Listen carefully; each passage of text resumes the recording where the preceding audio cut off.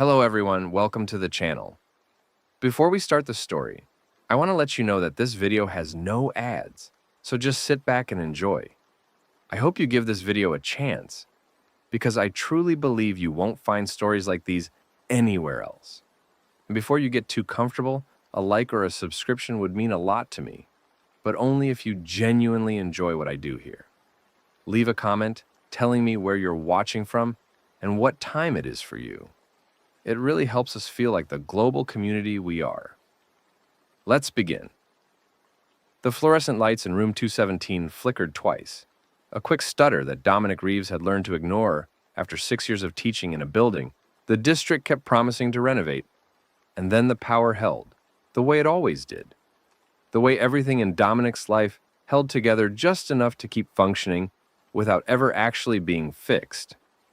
So, when we talk about the fall of Rome, he said, leaning against the edge of his desk, because standing straight for 5 periods made his lower back ache in a way that 34 felt too young for. We're not talking about a single event. There's no one day where somebody flipped a switch and Rome stopped being Rome. 23 faces looked back at him. Some attentive, some glazed, some buried in phones held just below desk level, where they thought he couldn't see. 5th period, Wednesday afternoon, late January, the deadest slot in the weekly schedule, when the lunch coma was settling in and the weekend was still too far away to generate any anticipatory energy. It was erosion, Dominic continued. He picked up a piece of chalk. Westfield High still had chalkboards, another relic the renovation budget never reached, and drew a long, slow, declining line. Economic pressure, military overextension, political corruption, pandemic disease, immigration crises the government couldn't manage. Any of those sound familiar? A hand went up. Marcus Webb, front row, varsity baseball cap, perpetually backward. The kind of student who performed disinterest but always did the reading. You saying America's falling, Mr. Reeves? I'm saying empires have patterns. Dominic set the chalk down and wiped his fingers on his slacks, leaving pale streaks he'd forget about until Lucia pointed them out tonight. If she was home tonight, the emergency vet hospital in Pearland had been running her ragged since October, back-to-back overnight shifts that left them communicating mostly through sticky notes on the refrigerator and texts that arrived hours after they were sent. And patterns are the only thing history actually teaches us, the class recited in ragged unison, some of them grinning, some groaning. He'd said it enough times that even the phone watchers had absorbed it through osmosis. See, you do listen. Dominic allowed himself a small smile.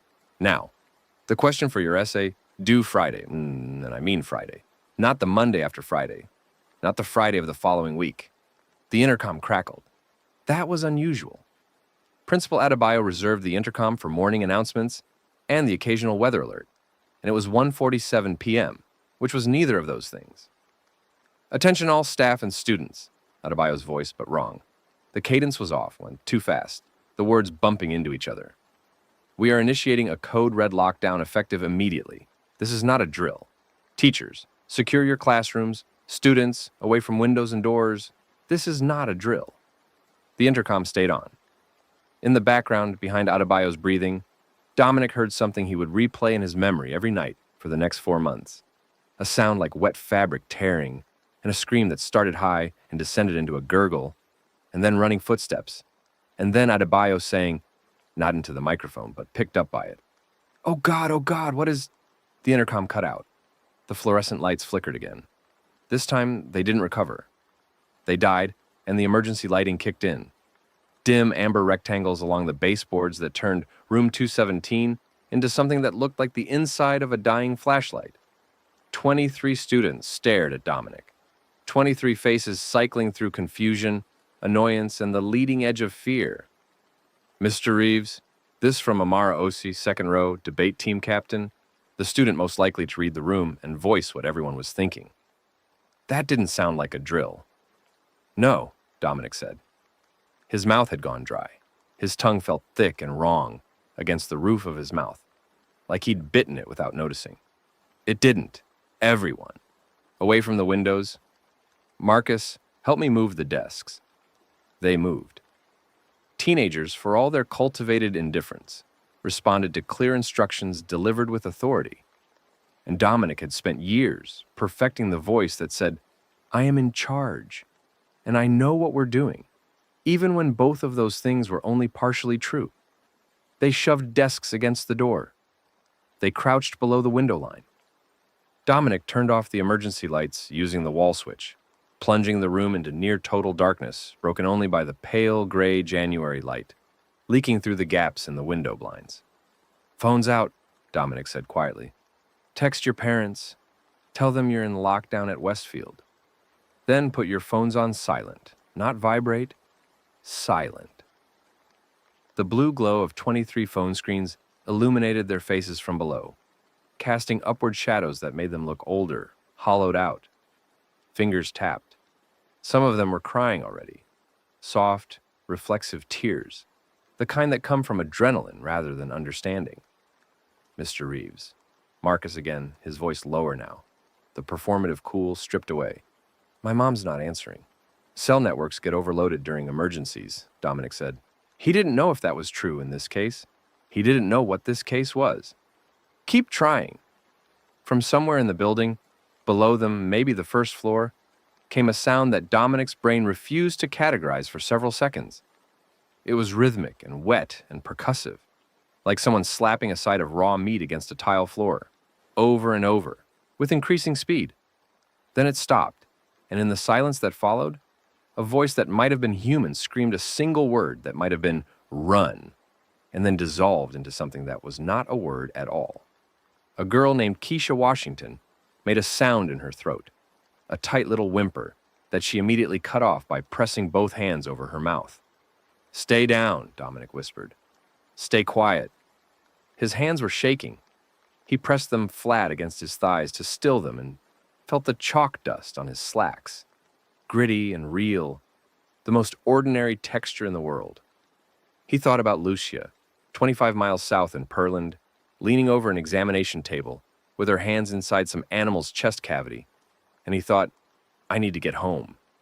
And then he thought, "I need to keep these kids alive."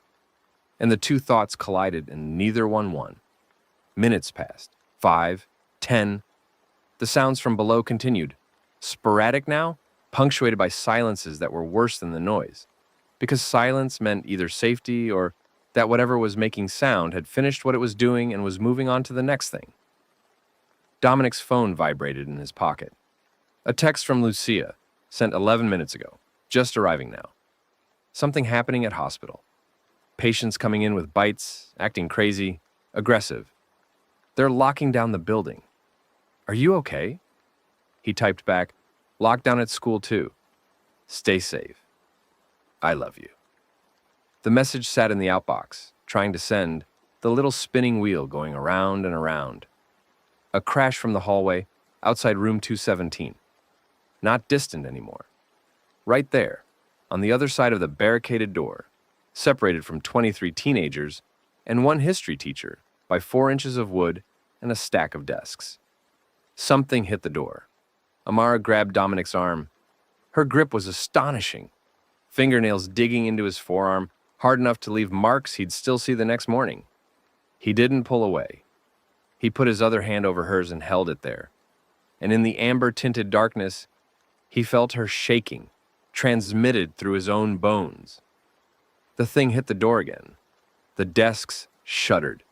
A sound came through the wood, breathing but wrong.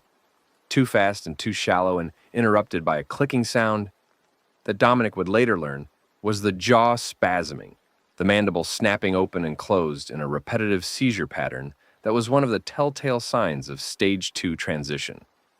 "Mr. Reeves." A whisper from the back of the room. Tommy Chen, small for his age, glasses too big for his face, the kind of student who disappeared into the margins of the classroom. "Mr. Reeves, Amara's coughing." Dominic looked at Amara. She wasn't coughing. She was holding her breath, her face tight with effort. "Not Amara," Tommy whispered. "The other one. Behind me." Dominic turned. In the far corner of the room, pressed against the wall, behind the last row of relocated desks, a shape was hunched over, shoulders heaving.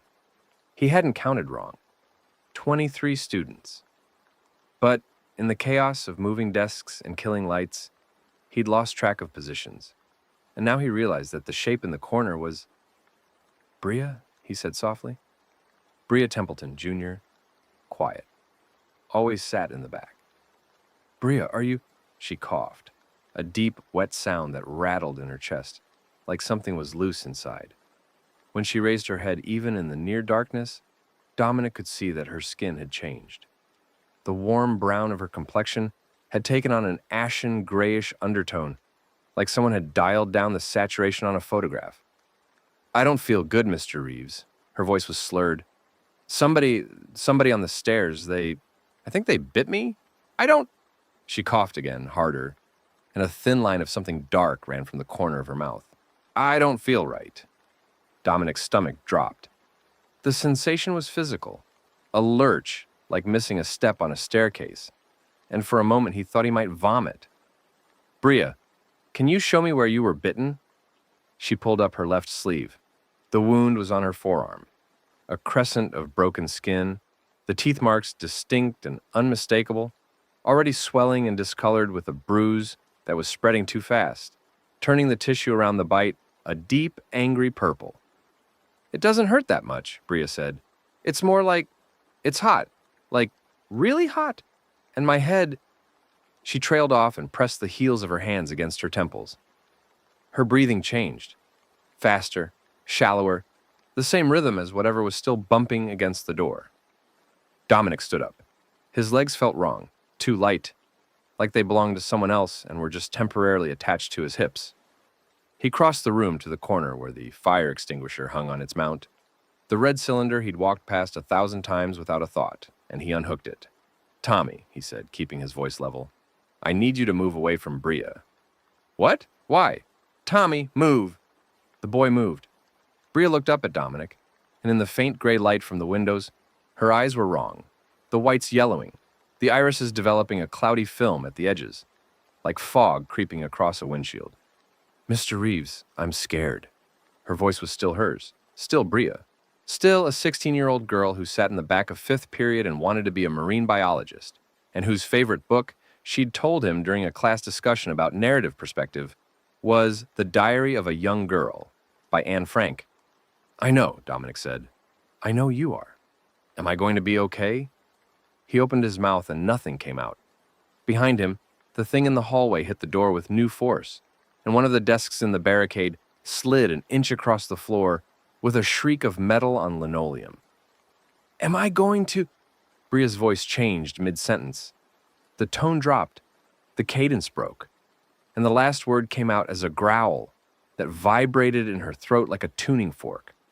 Her hands, which had been pressed against her temples, dropped to her sides. Her fingers twitched, curled, straightened, curled again. A rapid, insectile motion that looked like nothing a voluntary nervous system would produce. She lunged. Not at Dominic, at the nearest body, which was Tommy Chen, who had moved 5 feet away and was now 5 feet too close. Bria covered the distance in a scrambling rush, her movements jerky and uncoordinated but horrifyingly fast, like a marionette being operated by someone who didn't understand joints. She hit Tommy at chest level, and he went down, and her teeth were in his face before Dominic could process what was happening. Tommy screamed. The sound was inhuman in its own way, a child's scream, high and thin and absolute, the scream of someone who has never experienced real pain and is experiencing it all at once. Dominic swung the fire extinguisher. The impact was solid, a heavy, dull crack that traveled up his arms and into his shoulders. Bria fell sideways, off Tommy, but she was already getting up again, already turning toward the nearest movement. Dominic hit her again, and again. The third time, something gave way beneath the metal cylinder, something structural, something that was supposed to be hard. And Bria stopped moving. He stood over her in the dark room, holding the fire extinguisher that was now slick and warm. And he couldn't hear anything except his own breathing and Tommy Chen crying on the floor, and very distantly the sound of the thing in the hallway losing interest in the door and moving away down the corridor. Nobody spoke. 22 students, 21 now, 21 alive, stared at their history teacher who was standing over the body of their classmate, holding a weapon that dripped in the silence. Dominic set the fire extinguisher down. His hands were shaking so badly, he almost couldn't release the handle. "Tommy," his voice was hoarse. "Tommy, are you, let me see." The bite was on Tommy's cheek. A half moon of torn skin bleeding freely, the flesh beneath already starting to swell. Tommy looked up at Dominic with eyes that were still clear, still human, still terrified.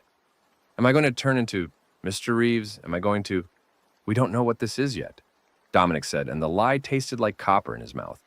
"We need to—" "He's bitten." Marcus, standing now, his voice flat. "She was bitten, and she turned—" "He's bitten." "Marcus, are we just going to sit here and wait for him to—" "Marcus, sit down." "I'm not sitting down while—" "Sit down." The room went silent. Dominic had never raised his voice to a student before, not once in 6 years. The sound of it, his own voice amplified by fear and adrenaline, into something he didn't recognize, shocked even him. Marcus sat. Dominic looked at Tommy, at the bite on his face, at the blood running down his chin and soaking into the collar of his shirt. He thought about Rome, about how the city didn't fall in a day, about how the citizens went about their routines even as the foundations crumbled, because the alternative was admitting that the world they knew was ending, and that admission was more terrifying than any barbarian at the gate. "Okay," Dominic said quietly. "Here's what we're going to do." The boiler room was in the basement. Dominic knew this because he'd been down there once 2 years ago, when a burst pipe had flooded the janitor's closet on the first floor, and he'd helped carry supplies to dry ground. The room was accessible through a service stairwell at the end of the east wing, a concrete shaft with a heavy metal door at the top and another at the bottom, both of which locked from the inside. Getting there required crossing 40 feet of hallway. Dominic cracked the door of room 217. The hallway was lit by emergency strips along the floor, casting a dim orange glow that turned the scuffed linoleum into something that looked like the surface of a dying planet. Posters on the walls, prom tickets on sale, spring blood drive, go Mustangs, were torn and scattered. Lockers hung open. Something dark was smeared along the wall at knee height, a long horizontal streak that glistened in the emergency light. No movement. No sound except the building itself, the tick of cooling ductwork, the hum of a generator somewhere, the creak of a structure designed for Texas heat, adjusting to the cold front that had pushed through that morning. "Single file," Dominic whispered. "Stay against the wall. No talking. If I stop, you stop. If I run, you run. Understood?" Nods in the darkness. 11 faces. He'd lost Bria, and Tommy was bitten but still lucid, still ambulatory, still himself for now.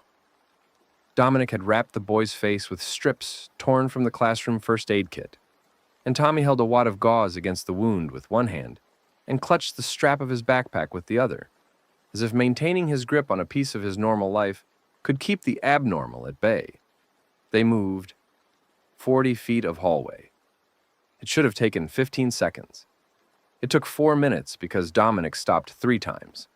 Once when a sound like furniture being dragged came from behind a classroom door. Once when a shadow moved at the far end of the corridor that might have been a person or might have been nothing. And once when Marcus, who was near the back of the line, whispered, "Oh shit, oh shit, oh shit," with increasing volume until Keisha elbowed him hard in the ribs. They reached the service stairwell. The heavy door was ajar. Dominic pulled it open slowly. The hinges groaned, and the sound seemed to fill the universe. And the stairwell beyond was dark. Completely dark. The emergency lighting didn't extend here. "Phones," Dominic breathed. "One flashlight at the front." "Me." He turned on his phone's flashlight and pointed it down the stairs. Concrete steps, metal railings, walls painted institutional beige, decades ago. Empty. He went first, one step at a time, the fire extinguisher in his right hand, the phone in his left, the beam wobbling with the tremor he couldn't control. The boiler room door was at the bottom. It was steel with a horizontal push bar, and it was unlocked. Dominic pushed it open and swept the flashlight across the interior, Massive industrial boilers, a web of pipes along the ceiling, a concrete floor with drain grates, and, mercifully, no windows and no other doors. In! Everyone in! They filed past him. 11 students, ages 15 to 17, their sneakers scuffing on concrete, their breathing too fast, the whites of their eyes catching his phone light as they passed. When the last one was through, Dominic pulled the door shut and engaged the deadbolt from the inside. The click of the lock was the best sound he'd ever heard. He found the light switch. A single industrial fixture on the ceiling buzzed to life, connected to the building's emergency generator, apparently. And the room was suddenly real in a way it hadn't been in the dark. Pipes and valves and the two boiler units, squat and cylindrical and warm to the touch, because the heating system was still circulating whatever heat remained in the lines. The space was maybe 30 by 40 feet. Enough room for 12 people if nobody expected comfort. Okay, Dominic said. He set the fire extinguisher down and leaned against the wall, and his legs finally gave way. And he slid down until he was sitting on the concrete floor, and he pressed his palms against his eyes and breathed, just breathed, while his students arranged themselves around him and waited for someone to tell them what to do. Nobody told them what to do. Dominic pressed his palms harder against his eyes until he saw colors, and he thought about Lucia, and he thought about Terrence, and he thought about the sound the fire extinguisher had made when it connected with Bria Templeton's skull, and he thought, I am not the person for this. I teach history. I grade papers. I coach teenagers to argue about trade policy. I am not the person for this. Mr. Reeves? Amara crouching beside him. Her voice was steady, steadier than his would have been. What's happening? I don't know. You always know. You always have an answer. Not this time. She sat down beside him, not touching but close enough that he could feel the heat of her body, the aliveness of her, and it steadied something in his chest. Okay, she said. Then we wait and figure it out. Dominic lowered his hands from his eyes and looked at her. Amara Osi, 16, debate captain. The student who argued with him more than any other because she actually cared about being right. There was blood on her shirt, not hers, Bria's, transferred during the chaos. She didn't seem to have noticed. Yeah, he said. We wait and figure it out. Hour 4. The generator was still running, which meant the light held, which meant they weren't in darkness, which was the only mercy the universe seemed inclined to offer. Dominic had organized the space as best he could. Students against the far wall, away from the door. Tommy Chen, the bitten boy, separated from the group by 10 feet of open floor. Not restrained because Dominic couldn't bring himself to do that yet, but isolated, watched. Tommy sat with his back against a boiler, holding the gauze against his face, his eyes tracking the room with a nervous, darting attention that might have been fear or might have been the first signs of the fever. The sounds from above had changed. In the first hours, there had been screaming, running, the crash of bodies against barriers. Now, there was mostly silence, broken by occasional footsteps that didn't sound like walking. They sounded like dragging, like someone moving who had forgotten the mechanics of bipedal locomotion and was relearning it badly. Marcus had rigged his phone to pick up a radio signal. Most channels were dead static, but on one, an AM frequency he'd stumbled across, a voice was speaking. Dominic gathered the group around the phone, the volume low, and they listened. Repeat. This is KPRC Houston, broadcasting emergency information on behalf of FEMA and the Harris County Office of Emergency Management. A biological incident has been declared in the greater Houston metropolitan area. Residents are advised to shelter in place and avoid contact with any individuals displaying aggressive behavior, fever, or disorientation. Do not approach emergency medical facilities. Do not attempt to drive on major highways. National Guard units are being deployed to the following evacuation points.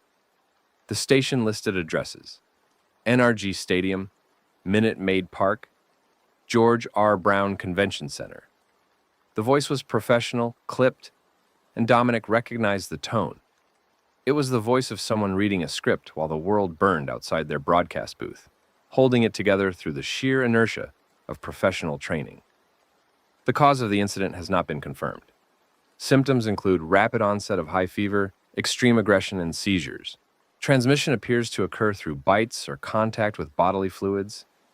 If you or someone near you is displaying symptoms, isolate them immediately, and the broadcast looped back to the beginning. Dominic turned the volume down. Bites, Marcus said. He was looking at Tommy. Everyone was looking at Tommy. We heard, Dominic said. So what are we doing about it? Tommy's part of this group. He stays. He got bitten 3 hours ago. You saw what happened to Bria. How long before? We don't know the timeline. Everyone's different. That's a guess, Mr. Reeves. You're guessing. Yes, I am, because guessing is all we have right now. Marcus stared at him. The baseball cap was gone, knocked off at some point during the hallway crossing and abandoned. Without it, Marcus looked younger, his face round and unfinished, and Dominic remembered that this was a boy, 16 years old, who had been thinking about prom and batting averages 4 hours ago. If he turns, Marcus said, and he gets one of us, he won't.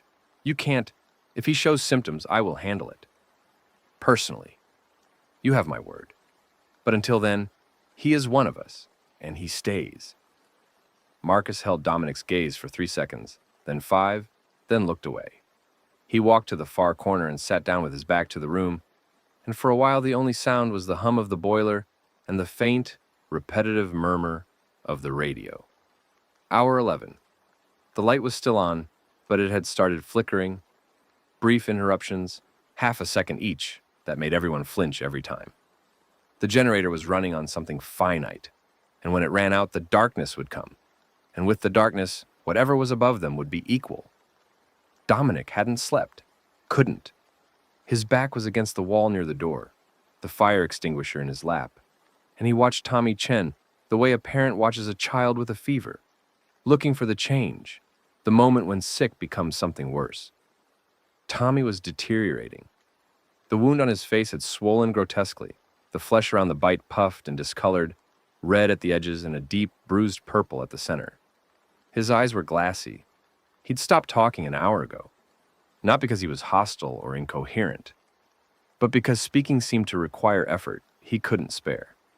He sat with his arms wrapped around his knees, rocking slightly, his breath coming in short, shallow pulls. His skin, Amara whispered. She'd moved to sit beside Dominic without being asked, taking the role of second in command through sheer force of personality. It's changing color. She was right. The warm brown of Tommy's complexion was fading, the same ashen gray that had overtaken Bria. It was subtle, like watching a sunset in reverse, the color draining out of the sky so slowly you couldn't pinpoint the moment it left, only that it was gone. I see it, Dominic said. What are you going to do? What I said I'd do. Can you? He looked at her. In the flickering light, her face was older than 16. A day can do that. An afternoon can do that. I don't have a choice. That's not what I asked. No, it wasn't. What she'd asked was whether Dominic Reeves, a man who had frozen behind the wheel of a car and watched his brother die because his body had refused to act when action was the only thing that mattered, whether that man could swing a fire extinguisher at a 15-year-old boy's head before the boy's teeth found someone else's flesh. Yes, Dominic said, I can. It wasn't true. He didn't know if it was true. But the 17-year-old girl sitting next to him in a basement needed it to be true. And so he said it, and she nodded, and they sat together in the flickering light and waited. Hour 19. Tommy turned. It happened fast and slow at the same time, the way car accidents happen, the way Terrence's death had happened. A compression of time that stretched certain seconds into hours and collapsed minutes into nothing. Tommy had been sleeping, or what passed for sleep, a fitful, shivering rest that came with low moans and occasional jerks of his limbs. The other students were scattered around the boiler room, some sleeping, some sitting in tight clusters with their phones out, reading texts that wouldn't send, looking at photos of people they'd never see again. The radio had gone silent an hour ago. Whether the broadcaster had been overrun or the power had simply failed, Dominic didn't know. The first sign was the sound. Tommy stopped moaning and started making a clicking noise, his jaw snapping open and shut in a rapid mechanical rhythm that echoed off the concrete walls. Dominic was on his feet instantly, the fire extinguisher in both hands, his muscles already wound tight. Everyone against the back wall. Now! They moved. They'd learned. The luxury of questioning instructions had been ground out of them by 19 hours of darkness and overhead sounds, and the memory of Bria Templeton's body cooling on the floor of room 217. Tommy's eyes opened. They were milky, not fully clouded, but the edges of the irises had turned the color of old dishwater, and the whites were shot through with burst capillaries that gave them a pinkish, infected look. He looked at Dominic. For one horrible second, there was recognition there. The boy seeing his teacher, the student seeing the adult who was supposed to keep him safe, and his mouth opened and a sound came out that might have been "Mister?" before it dissolved into a snarl. He lunged. Dominic swung. The fire extinguisher connected with the side of Tommy's head with a crack that Dominic felt in his wrists, his elbows, his shoulders. Tommy went down sideways, hit the concrete floor, and was already getting up. Dominic swung again. The boy's hand caught Dominic's ankle and he stumbled, almost going down, and the mouth with its broken teeth was inches from his calf. Dominic kicked free and brought the extinguisher down vertically, two-handed, like a man splitting wood, and the sound it made was the worst thing he would ever hear until the night of the paper lanterns 4 months later. Tommy stopped moving. Dominic dropped the fire extinguisher. It clanged against the floor and rolled, leaving a wet trail on the concrete. He took 2 steps back and bent double, hands on his knees, and his stomach heaved. Nothing came up. He hadn't eaten in 19 hours. The heaving was dry and convulsive, and it felt like his body was trying to turn itself inside out, to reject not the contents of his stomach, but the reality of what his hands had just done. Behind him, 11 students, 10 now, 10 alive, were pressed against the wall. Some were crying, some were silent. A girl named Lisa Chung had her face buried in Amara's shoulder. Marcus was standing rigidly, his arms at his sides, staring at Tommy's body with an expression that Dominic couldn't read and didn't want to. Is anyone else bitten? Dominic's voice was a rasp. He straightened up. Does anyone have any injuries they haven't told me about? Now is the time. Silence, heads shaking. I need words. I need every person in this room to tell me out loud that they are not injured. They did.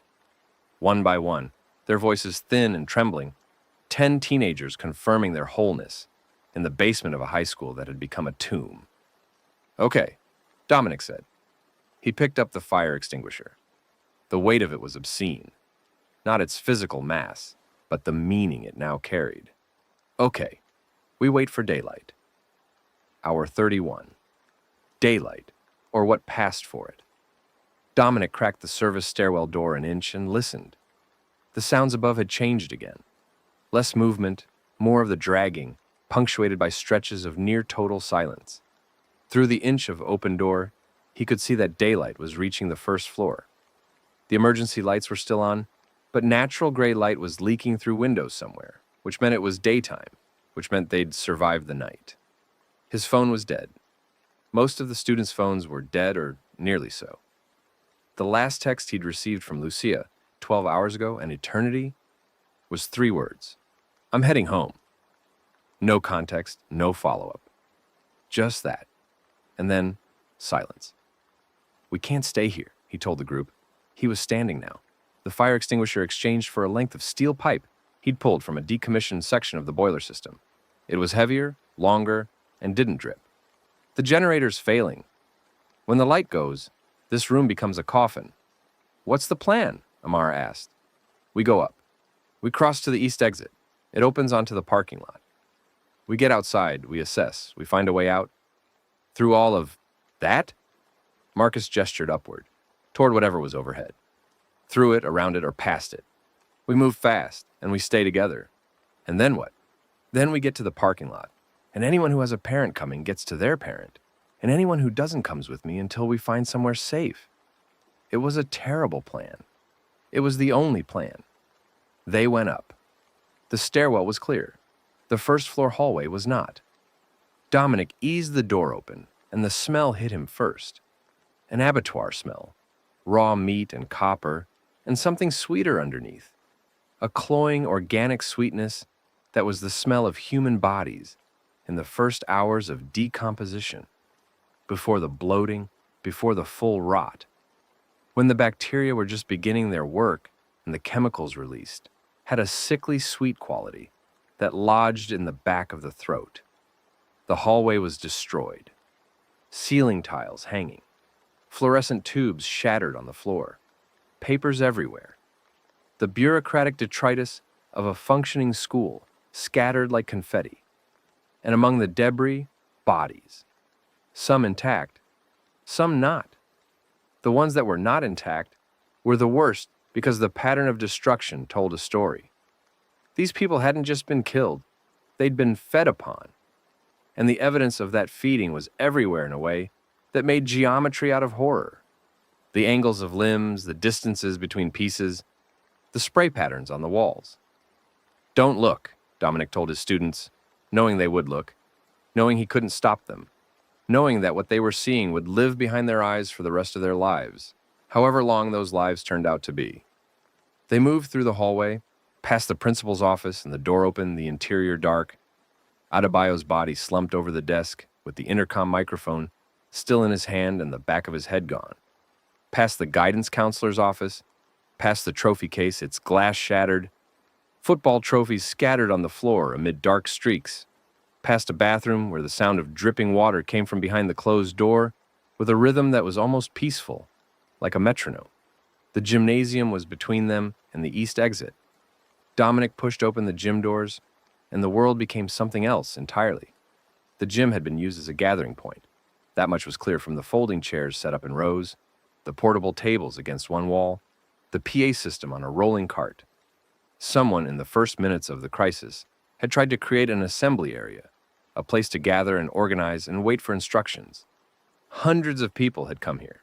Students, teachers, staff. They were still here. Some of them were lying on the floor, motionless, in the stillness that meant finished. Others were standing, or what passed for standing, a swaying, unsteady posture, weight shifting from foot to foot, heads hanging or lolling or tilted at angles that suggested the neck muscles had partially failed. There were dozens. Dominic tried to count and stopped at 30, because counting them meant looking at them individually, and looking at them individually meant recognizing faces. Mrs. Patterson from the English department, Coach Rivera, the cafeteria worker whose name Dominic had never learned, but who always gave him an extra scoop of mashed potatoes. They were gray, all of them. That ashen pallor that the emergency light turned into something stone-like, statuesque. They breathed irregularly, long pauses between gasps, the kind of breathing that looked like it hurt. Their eyes were milky. Their mouths moved even when no sound came out, an endless chewing motion, as if their jaws had forgotten how to stop. They hadn't noticed the doors opening. They stood or swayed in the dim gymnasium, surrounded by the wreckage of folding chairs and the bodies of the people they'd been before. And for a moment, Dominic looked at them and felt nothing but sadness. A vast, incapacitating wave of grief for the ordinariness of what had been destroyed. These were teachers and students, colleagues, kids. They'd had lesson plans and homecoming dates and retirement accounts and braces and lunch preferences and all the trivial, beautiful machinery of a human life. And now they were this. "Can we go around?" Amara breathed. Dominic assessed. The east exit was across the gym. The double doors on the far side, maybe 80 feet away, with natural light glowing through the narrow windows. Between here and there, 30-plus Stage 3 infected, standing in a loose cluster near the center of the court. "Along the wall," he whispered.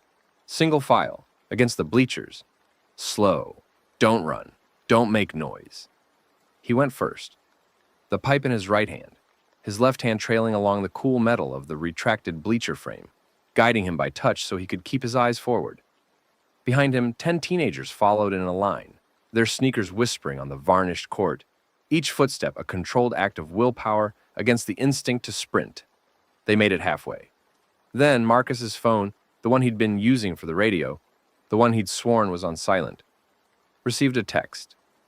The notification sound was a chime, a bright digital tone that in normal circumstances was as ignorable as a bird singing. In the gymnasium of the dead, it was a thunderclap. 30 heads turned. The infected didn't rush, not at first. There was a collective moment of assessment. Heads tilting, milky eyes focusing, bodies orienting toward the source of the sound. That lasted perhaps 2 seconds and felt like 2 centuries. Then the nearest one, a figure in a Westfield High janitor's uniform, took a step. And then another. And then it was moving. Not running, but walking fast. Faster than the swaying posture had suggested was possible. And behind it, the others were moving too. A wave that spread outward from the center of the gym like ripples from a stone. "Run!" Dominic shouted. The gymnasium exploded into chaos.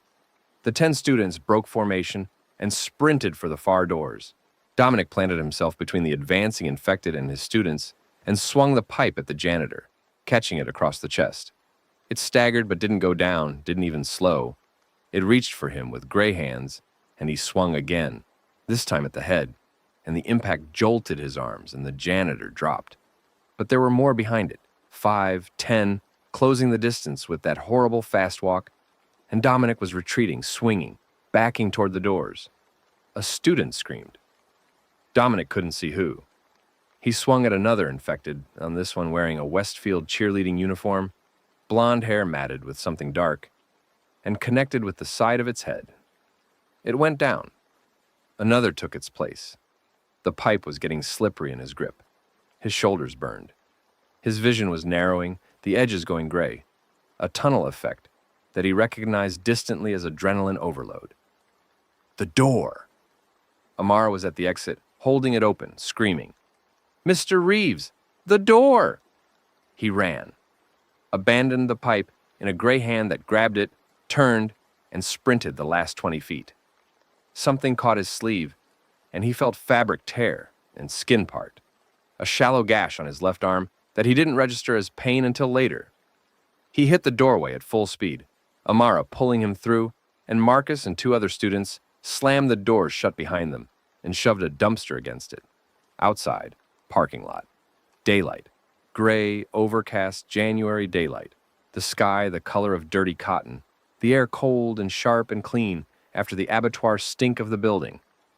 Dominic bent double, hands on his knees, lungs heaving, and looked at his students. 7. He'd gone in with 10. 7 had come out. He didn't know which 3 he'd lost. In the chaos of the gym, in the narrowing tunnel of his vision, he'd been unable to track individuals. And now 3 of them were back inside, and the doors were barricaded, and the sounds coming from behind them were the sounds of things ending. Amara was there. Marcus, Keisha, Lisa Chung, 2 boys, Devin and Santiago, and a girl, small and quiet, whose name Dominic realized with a stab of shame he couldn't remember, though he'd taught her for a semester and knew her face. 7 students, 3 lost. 3 added to the body count of Dominic's hesitations and failures. 3 more ghosts to sit beside Terrence in the gallery of people he hadn't been fast enough, decisive enough, brave enough to save. "We need to move," he said, "away from the building." They moved. The parking lot was a wasteland of abandoned cars, some with doors open, some with engines still running, idling on the last dregs of their fuel. A few bodies in the lot, people who'd made it outside but not to their vehicles. The street beyond the lot, a 4-lane road that connected to Interstate 45, was clogged with stopped traffic as far as Dominic could see in both directions. Cars, trucks, an HEB grocery delivery van turned sideways across 2 lanes. No movement among the vehicles except the occasional zombie wandering between them like a confused shopper in a parking garage. Sirens far away. More than one. A helicopter somewhere to the south. The thrum of rotors. And gunfire. Not close, but steady. A pop, pop, pop that echoed off the flat suburban landscape. "Where are we going?" Devin asked. Dominic looked south. Lucia was south. His apartment in Spring was 3 miles south, and Lucia's hospital was 25 miles past that. "Mr. Reeves?" Amar again, her hand on his arm. "Are you with us?" He was with them. He couldn't not be with them. 7 children, his students, his responsibility, standing in a parking lot at the end of the world, looking at him with the expectation that he would know what to do next. In the distance, movement. A cluster of adults, 20 or more, coming up the road from the south. As they got closer, Dominic could see that they were armed, baseball bats, golf clubs, one man with a shotgun, and that several of them were calling out names. Parents. Parents who had driven as far as the traffic allowed and then walked the rest, fighting through whatever they encountered to get to their children. "Mom!" Keisha broke away from the group and sprinted toward a woman in a nurse's scrubs who was running with a tire iron in one hand. Others recognized parents in the group. Marcus, Santiago, the girl whose name Dominic didn't know. Within 5 minutes, 4 of his 7 students had been claimed by their families. The parents asked him frantic questions. What happened? Is it safe? Where should we go? And Dominic answered what he could and admitted what he couldn't, and watched them leave in groups of 2 and 3, heading north, away from the city, toward what they hoped was safety. 3 students remained. Amara, whose mother worked in downtown Houston, and whose father lived in Dallas. Devin, whose parents hadn't answered any calls. Lisa, whose grandparents were her guardians and who lived 8 miles away with no car to reach them. "I have to go south," Dominic told them. "My wife, I have to get home." "We're coming with you," Amara said. It wasn't a question. "I can't be responsible." "Then don't be. We're coming with you because we don't have anywhere else to go." "That's not your responsibility. That's just geography." Dominic looked at her. At Devin, who was 15 and trying very hard not to cry and almost succeeding. At Lisa, who hadn't spoken since the gymnasium, and whose eyes had a flat, distant quality that Dominic recognized as the beginning of shock. "Okay," he said. "Stay close." They walked south. The apartment complex in Spring was 3 miles from the school, and the walk took 4 hours. Not because of the distance, because of the world. Interstate 45 was a parking lot, literally. A miles-long stretch of stationary vehicles, bumper to bumper, a monument to the moments when 7 million people tried to leave a city simultaneously, and the city said no. Some cars were empty, doors open, keys still in the ignition, as if their occupants had simply evaporated. Others were occupied by people who were alive and terrified, sealed in their vehicles with the doors locked and the windows up, watching Dominic and his students pass with wide eyes and making no move to help or be helped. A few were occupied by people who were neither alive nor terrified. Gray figures in the driver's seat, seatbelts still fastened, hands on the steering wheel, heads turning slowly to track the movement of the living as they passed. Dominic learned things during that walk.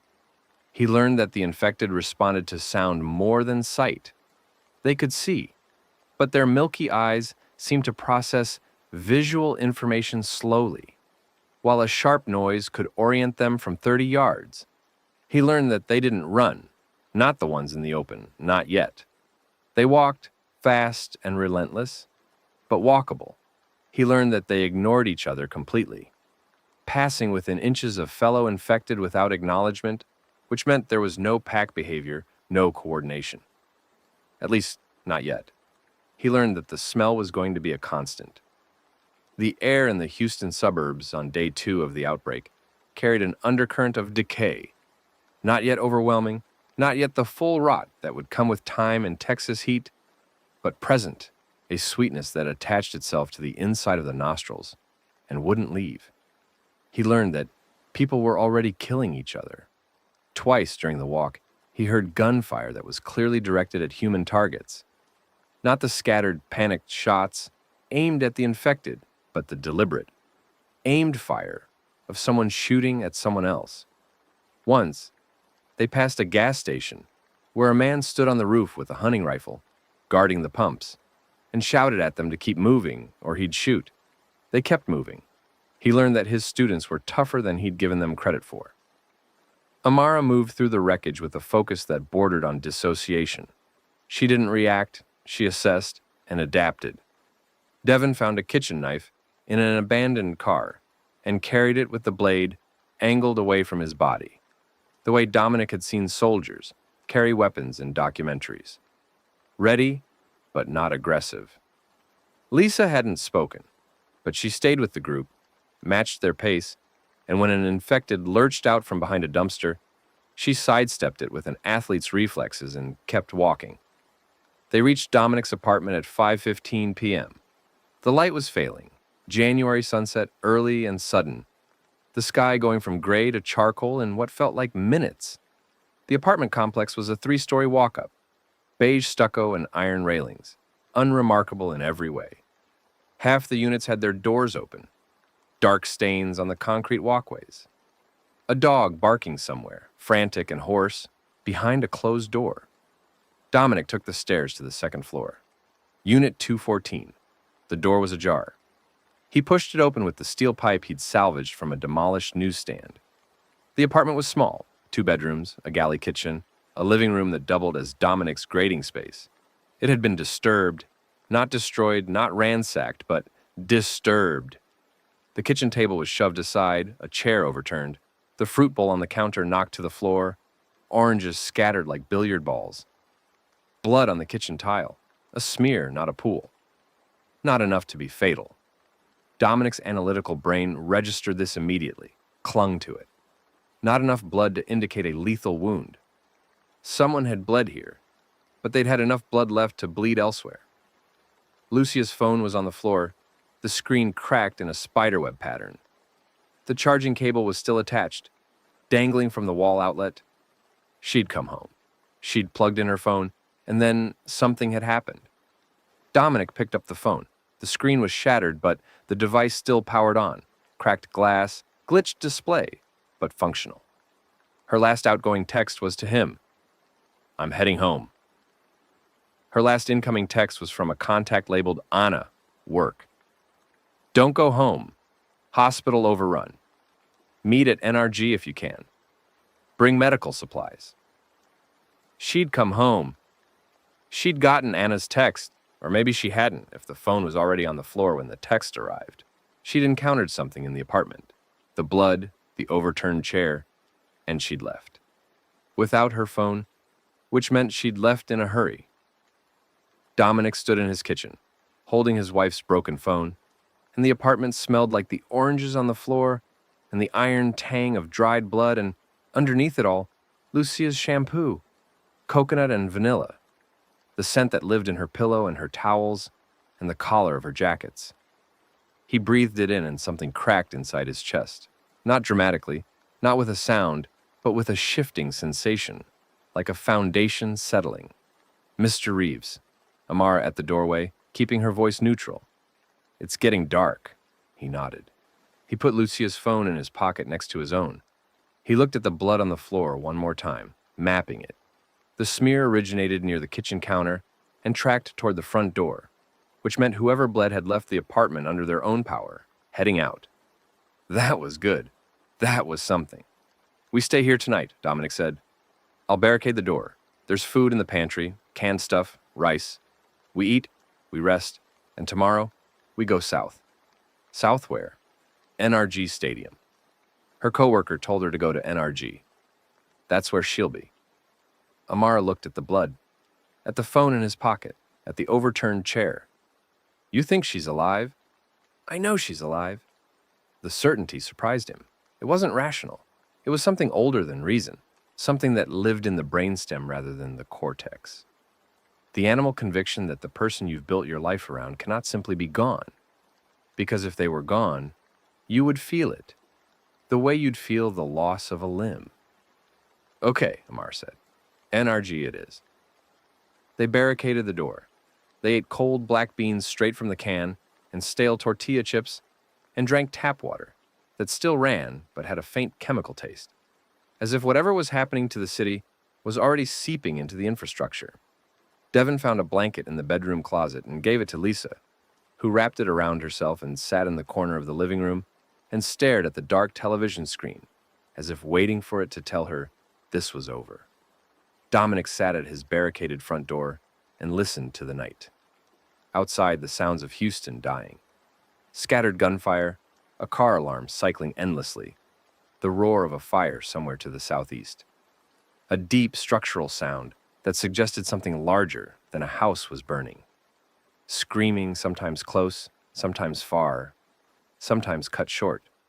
And underneath it all, the new sound, the one that would become the soundtrack of their existence, the low, continuous moan of the infected, a sound that wasn't loud enough to be individual, but was pervasive in its aggregate, a wall of vocalization that came from every direction, as if the city itself were in pain.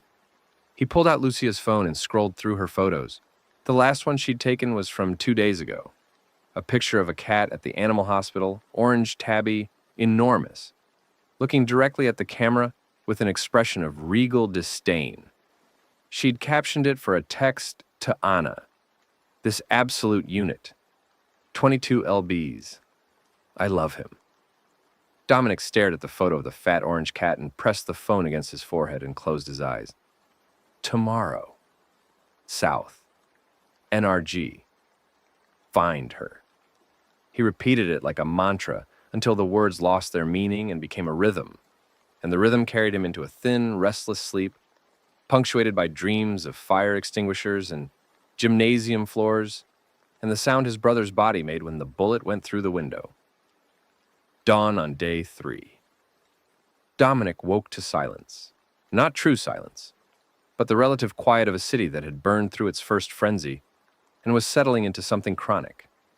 The gunfire was sporadic now, distant. The fires had died or moved. The moaning was still there, constant as wind, but the human screaming had mostly stopped. The people who were going to scream had already screamed. What was left was the silence of the exhausted, the hiding, the dead. He woke the students. They ate the last of the canned food. Corn, peaches and syrup that Devin drank straight from the can, a tin of smoked oysters that nobody wanted but Dominic made them share because calories were calories. He filled 2 plastic water bottles from the tap and put them in a backpack along with the remaining food. 3 cans of soup, a box of crackers, a jar of peanut butter. He strapped the steel pipe to the outside of the pack. NRG is about 12 miles south, he told them. If the roads were clear, that's a 4-hour walk. The roads aren't clear, so it's going to be longer. We stay off the main highways. Too many cars, too many choke points. We take side streets and cut through neighborhoods. What about the infected? Lisa spoke for the first time since the gymnasium.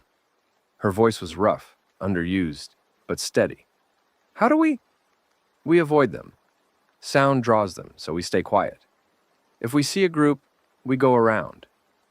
If one comes at us, we deal with it. But the goal is to not deal with it. The goal is to be invisible. They left the apartment. The parking lot was different in daylight. Dominic could see details he'd missed in the dusk. A child's shoe near the stairwell, a shopping bag from Target spilling its contents across the asphalt, a car with its windshield broken from the inside, cracks radiating outward from a central impact point that was head-shaped. The streets of Spring, Texas, were a landscape from a painting by someone who hated humanity. Trash everywhere. Not old trash, but fresh. The detritus of panic. Suitcases, clothing, toys, a wheelchair on its side. Cars at odd angles, some up on sidewalks, one embedded in the front of a Walgreens. A school bus, yellow and ordinary, with all its windows intact but no one inside. Power lines down in one intersection, the wires lying across the road like dead snakes. No electricity anywhere. The grid was gone. The world was running on daylight now. They saw their first infected of the day at an intersection 3 blocks from the apartment. A man in a business suit, gray-skinned, standing in the middle of the road with his head tilted back, mouth open, not moving. Just standing, facing the sky, as if waiting for instructions. Dominic steered the group to the opposite sidewalk, putting a row of parked cars between them and the figure. They passed within 30 feet. The infected man didn't react. His eyes were closed. "Are they sleeping?" Devin whispered. "I don't think they sleep," Dominic whispered back. "I think I don't know, go dormant, like a program running in the background. What wakes them up? Sound, movement. I'm not sure what else." They kept walking. The suburbs gave way to a more commercial stretch. Strip malls, fast food restaurants, car dealerships, and the density of abandoned vehicles increased. They saw more infected, always at a distance, always avoided. The pattern was consistent. The infected stood or wandered slowly, reacting sharply to noise, but seeming almost inert in silence. Dominic filed this away. Patterns. The only thing history teaches us. By noon, they'd covered 5 miles and reached the edge of a residential neighborhood that bordered the Hardy Toll Road. The toll road was a concrete river of stopped traffic that stretched to the horizon in both directions. 3 lanes in each direction, every lane full. Some of the cars had people in them, alive. Dominic could see movement, faces behind glass. But none of them opened their doors. They watched the group pass from behind their windows like spectators at a parade that had turned into a funeral procession. The sound reached them before they reached the toll road overpass. It wasn't the moaning, it was something else. A rhythmic, bass-heavy thudding, like a massive drum being struck at irregular intervals. It came from the south, from the direction they were headed, and it was getting louder. Or they were getting closer. Dominic stopped the group under the overpass in the shadow of the concrete and listened. The thudding resolved into something he could identify. The impact of thousands of feet on pavement. Not walking, not running. Something in between. A relentless, steady movement that was more than any individual footstep, but amassed into a collective tremor that he could feel through the soles of his shoes. He climbed the embankment beside the overpass, using the concrete guardrail for handholds, and looked south. The horde was on Interstate 45. It was moving north toward them, a mass of gray figures that filled the highway from shoulder to shoulder, a river of the dead flowing in the wrong direction. Dominic couldn't count them. His mind tried, 1,000? 5,000? More? And gave up, because the scale defeated enumeration. They moved in a loose, shambling mass, not organized, not in formation, but unified by direction, all heading north, with the same relentless, mechanical stride. Dominic's hands gripped the guardrail so tight his knuckles ached. His vision narrowed again, the tunnel effect from the gym, and he forced it back by focusing on details. The color of the concrete under his hands, the texture of the rust on the guardrail, the smell of exhaust from the cars below that had been stewing in January air for 3 days. Mr. Reeves? Amara had climbed up behind him. She looked south. She didn't speak for a long time. We go east, Dominic said finally. We can't go south on 45. We go east, find an alternate route. That's a lot of them. Yes. Where are they going? Dominic didn't know. North. Away from the city center. Following some stimulus he couldn't identify. Sound, smell, the electromagnetic pull of the living, the migratory instinct of a brain reduced to its most primitive functions. It didn't matter. What mattered was that Interstate 45, the most direct route to NRG Stadium, was impassable. They went east. Side streets, neighborhood roads, a strip mall parking lot where the H-E-B grocery store had been looted so thoroughly that the shelves were bare and the floors were littered with packaging. Dominic grabbed what he could. A dented can of chili, a bag of rice that had split and was half empty, 2 bottles of water from a case that had been overlooked behind a display stand. Devin found a first aid kit in the pharmacy section, and Amara found a flashlight with batteries. They camped that night in a 2-story house on a cul-de-sac in a subdivision called Willow Creek Estates. The house was empty, doors locked, no signs of violence, the family either evacuated or simply gone. And Dominic broke a back window to get in. The house was intact, frozen in the ordinary. Family photos on the mantel, a kitchen with dishes in the drying rack, a child's drawing on the refrigerator held by a magnet shaped like a turtle. They ate cold chili and rice in the dark. No lights, no candles, nothing that might attract attention. Dominic assigned watches. 2-hour shifts, 2 people per shift, 1 at the front window and 1 at the back. He took the first shift with Amara, sitting in the living room with the curtains open, just enough to see the street. "Can I ask you something?" Amara said, her voice barely above a breath. "Go ahead." "In the gym, when that phone went off and you stayed. You stood between us and them. You didn't run. I did what anyone would do." No. Her voice was firm. You didn't.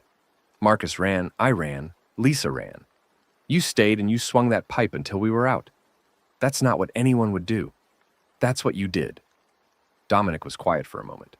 Outside, the street was empty. A cat crossed the road, an actual cat, alive, unhurried. The most normal thing they'd seen in 3 days. It vanished into a hedge. 3 years ago, Dominic said, my brother was shot. We were in a car, I was driving, I saw the gun, and I froze. I didn't swerve, I didn't duck, I didn't do anything.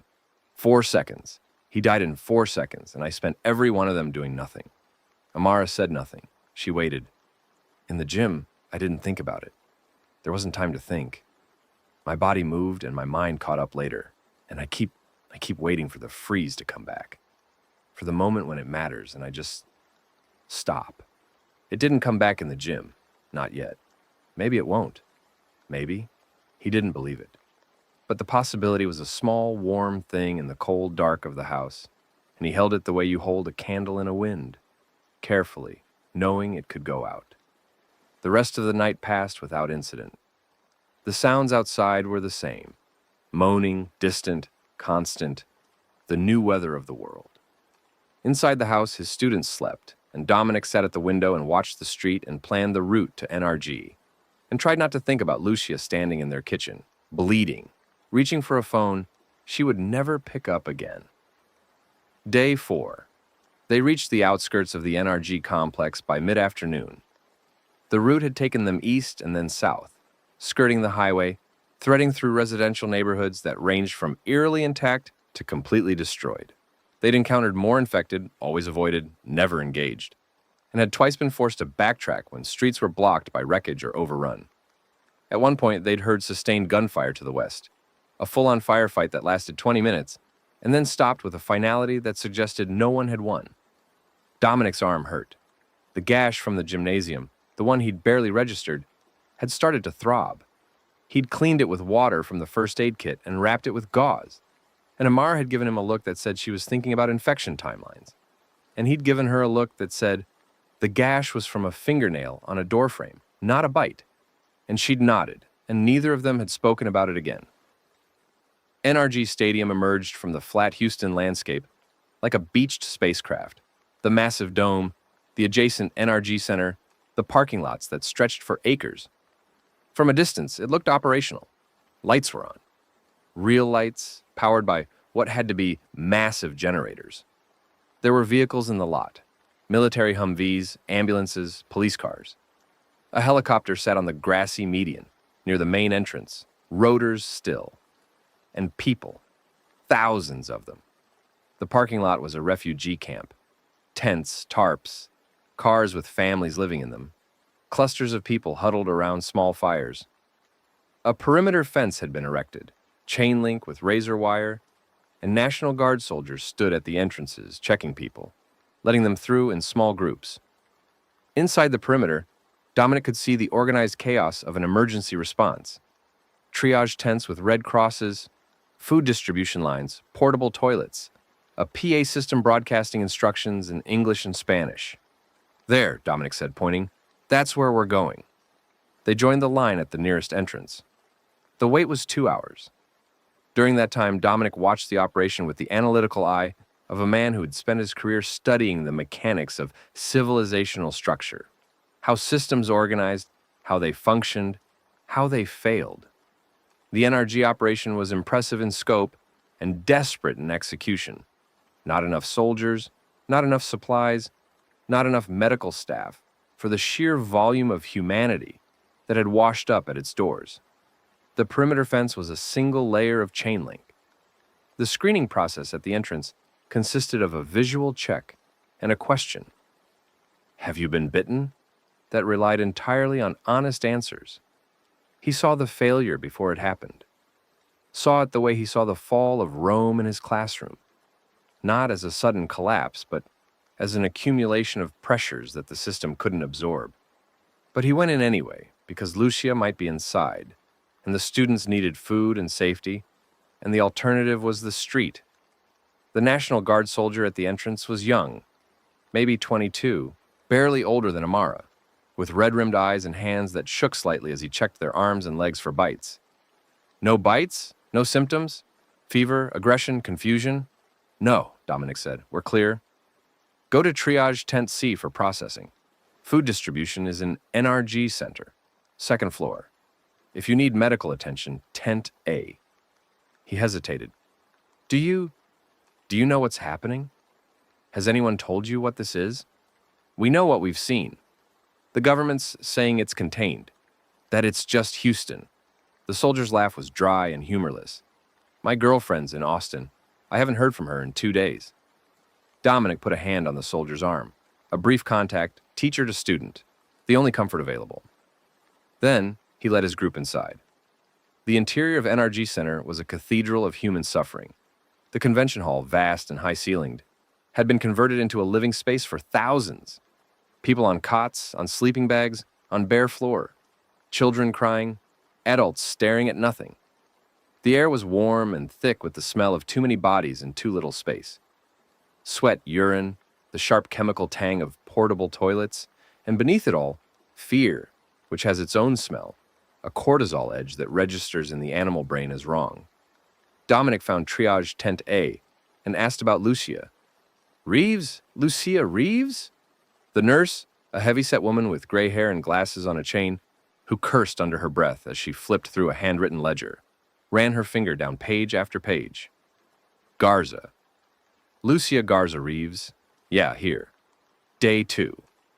Came in with a group of medical volunteers from Pearland. Treated about 40 patients in 12 hours, more than any other volunteer we had. Left heading south on day 2 evening with a medical evacuation team. That's all I got. South. She went south? That's what it says? South toward the coast. Some of the medical teams were setting up secondary triage points at... Hang on! The nurse flipped to another page. At the University of Houston Clear Lake campus, about 20 miles south. Thank you. Dominic felt something in his chest shift. Not hope exactly, but the absence of despair. She'd been here. She'd been alive. She'd gone south. The trail was thin and cold, but it existed. Honey, the nurse said. She looked at him over her glasses, and her eyes were the eyes of someone who had been triaging casualties for 3 days without sleep, and had seen every possible configuration of human damage. The Clear Lake campus fell on day 3. We lost contact with the medical team. But you don't know, I don't know anything, nobody knows anything. That's the world we're in now. She pushed the ledger aside and rubbed her eyes with the backs of her hands. You look like you need food. Go to the second floor and get that arm looked at. Dominic found his students in the convention hall and got them settled on cots near a wall, a territory claimed by proximity and eye contact with the neighboring group, a family of 4 who were eating MREs in silence. Devin fell asleep within minutes. Lisa sat on her cot, wrapped in a foil emergency blanket, and stared at the ceiling with the same flat affect she'd had since the gymnasium. Amara sat beside Dominic and ate a granola bar that a volunteer had pressed into her hand. Did you find anything about your wife? She asked. She was here. She left. Went south. So we keep going south. No. You stay here. This is an evacuation point. They have soldiers, food, shelter. This is where you're supposed to be. Amara looked at him for a long moment. In the harsh fluorescent light of the convention center, her face was drawn, shadows under her eyes, her lips cracked from dehydration.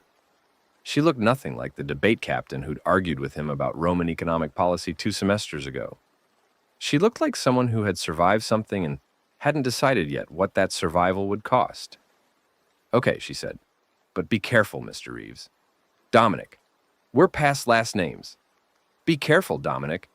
He spent the night in NRG Center. He didn't sleep. He sat on a cot and listened to the sounds of 40,000 people trying to survive in a building designed for football and livestock shows. And he planned. South, Clear Lake, follow the trail. Find the next sign of her. The GPS of love, he thought bitterly.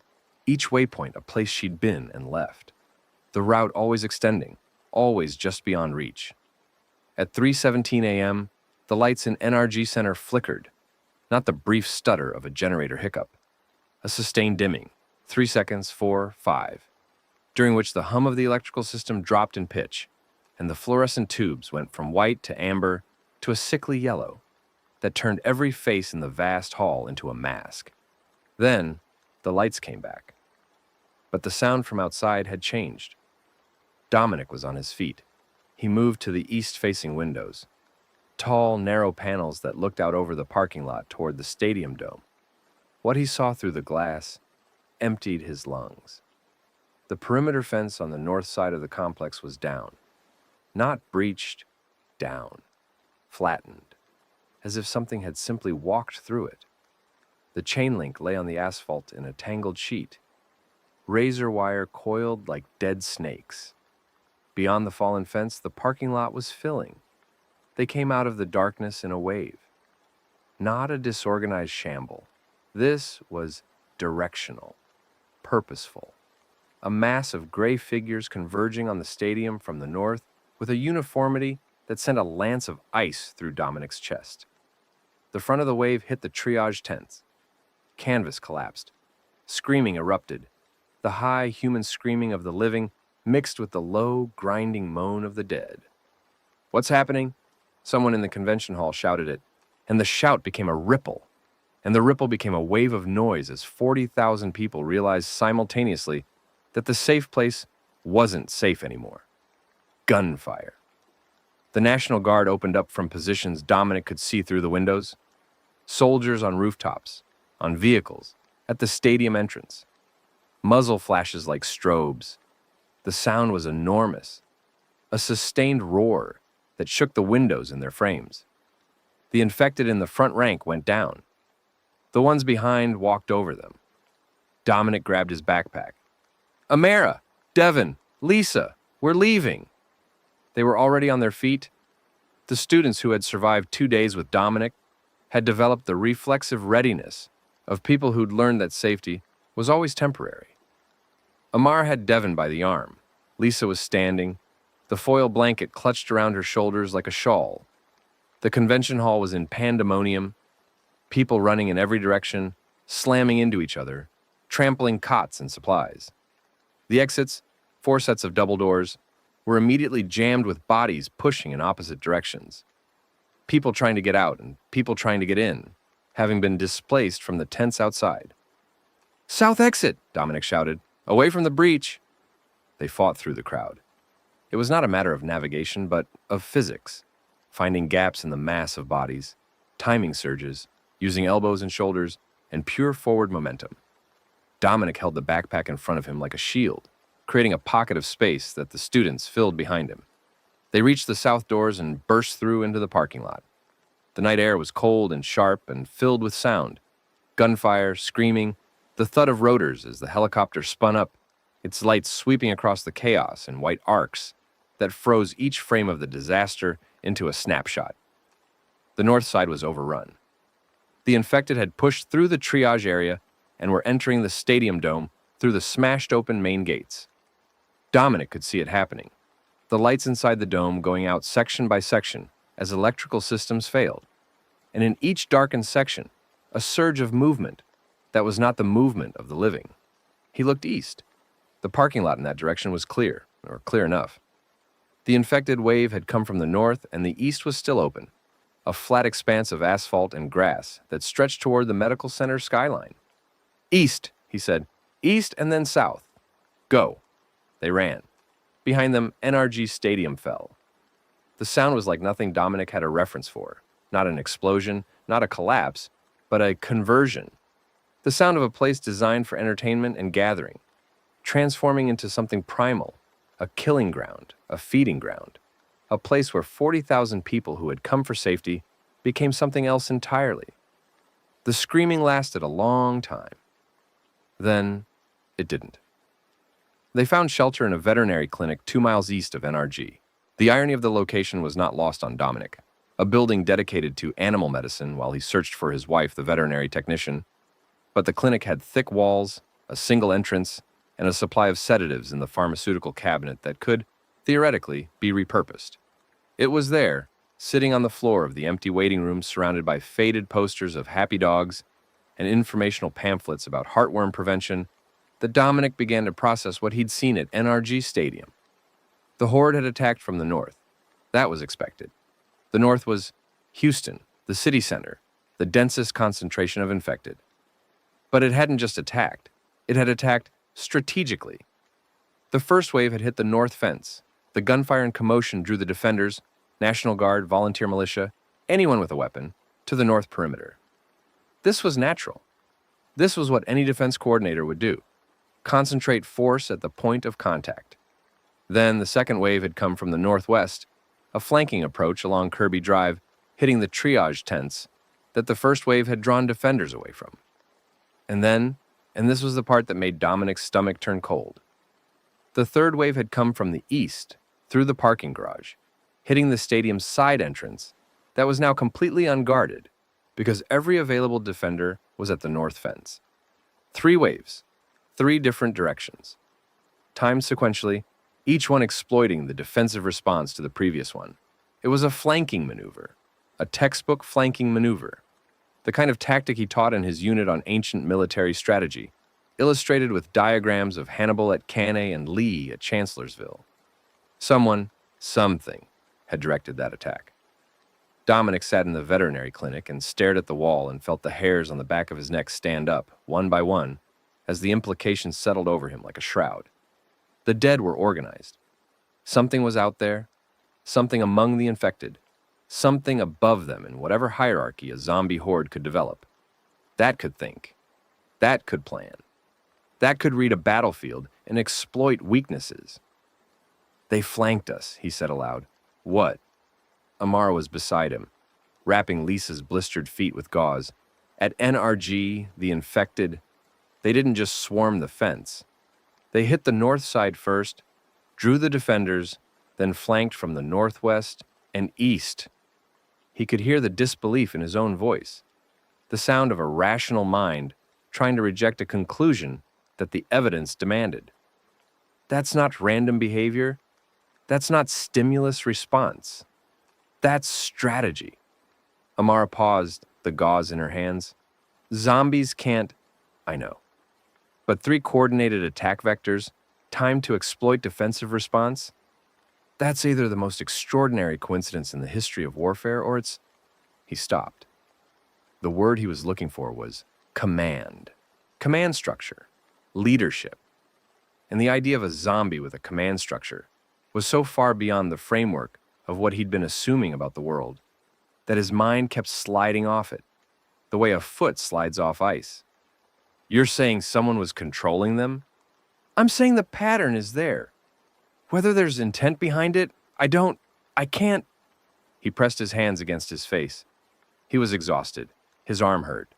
He'd killed a student with a fire extinguisher, crossed a city on foot, and watched an evacuation center fall in a single night. His analytical capacity was running on fumes. Okay, Amar said. She finished wrapping Lisa's feet and sat back. You're the pattern guy. You see patterns. So what's the pattern telling you? Dominic lowered his hands. It's telling me that the rules are different than what we thought. The infected they're not just bodies running on brainstem impulse. Or at least, not all of them are. There's something else, something directing them. What? I don't know. But I know that if I can see it, if I can identify it, then maybe we can predict it. And if we can predict it, we can survive it.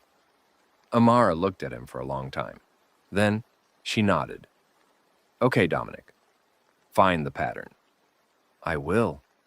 He said it with a certainty he didn't feel, and the certainty in his voice surprised him. It was the voice of a teacher, the voice that said, I know what we're doing, the voice that had never been entirely true and had never been more necessary. He would head south, follow Lucia's trail. But now there was a second imperative, layered onto the first. Understand what he'd seen. The organized attack. The intelligence behind the dead. Because if he was right, if something out there was thinking, planning, directing, then every assumption about survival was wrong, and the pattern needed to be rewritten. Dominic leaned his head back against the wall.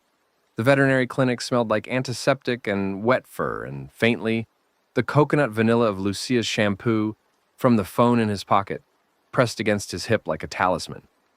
Tomorrow. South. Find the pattern. Find her. The night outside was quiet. Not peaceful. The moaning was always there, the baseline hum of the dead city, but quieter than the night before, as if the successful attack on NRG had sated something, had given the horde what it wanted and allowed it to rest, or regroup.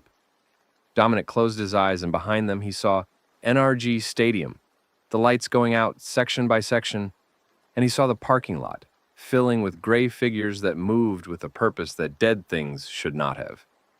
And he saw, in the flash of the helicopter's searchlight for one frame, one instant, a figure standing on the overpass of South Main Street, perfectly still while thousands of infected surged past it, standing the way a general stands on a hill overlooking a battlefield, watching the movement of forces beneath him with an attention that was colder and more focused than anything the dead should possess.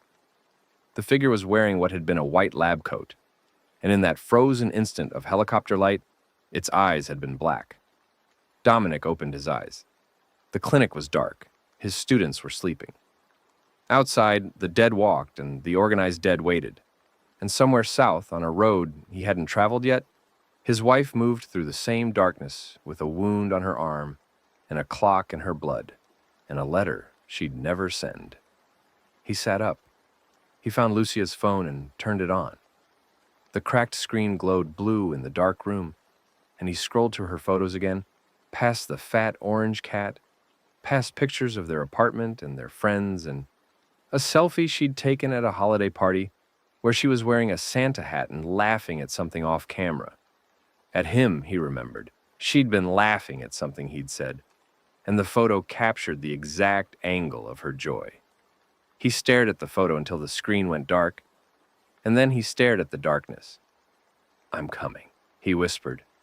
The dead moaned. The night stretched. Somewhere south, the Gulf of Mexico rolled its dark waves against a coast that no longer belonged to the living. And in a veterinary clinic that smelled like somebody else's dog, a history teacher who had failed to save his brother, who had failed to save all his students, who had failed to save 40,000 people at a stadium, pressed his wife's broken phone against his chest and made a promise he was not qualified to keep. He would find her. He would understand the dead. He would survive long enough for both. The pattern was there. He just had to live long enough to read it. The morning came in shades of gray that bled through the veterinary clinic's frosted windows like watercolor on wet paper.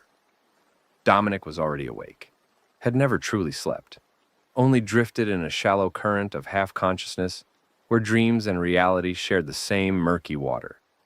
His back was stiff from the linoleum floor. His left arm throbbed beneath the gauze, a dull pulse that matched his heartbeat and reminded him with every beat that he was alive, that his body was still repairing itself, that the biological machinery of survival hadn't given up even if the rest of the world had. He checked on the students. Devin was curled on a bench in the waiting room, his mouth open, his hand still gripping the kitchen knife even in sleep. Lisa was sitting upright in the corner, eyes open, and Dominic couldn't tell if she'd slept at all. Amara was at the window, keeping watch, the flashlight they'd taken from HEB in her hand. "Anything?" Dominic asked.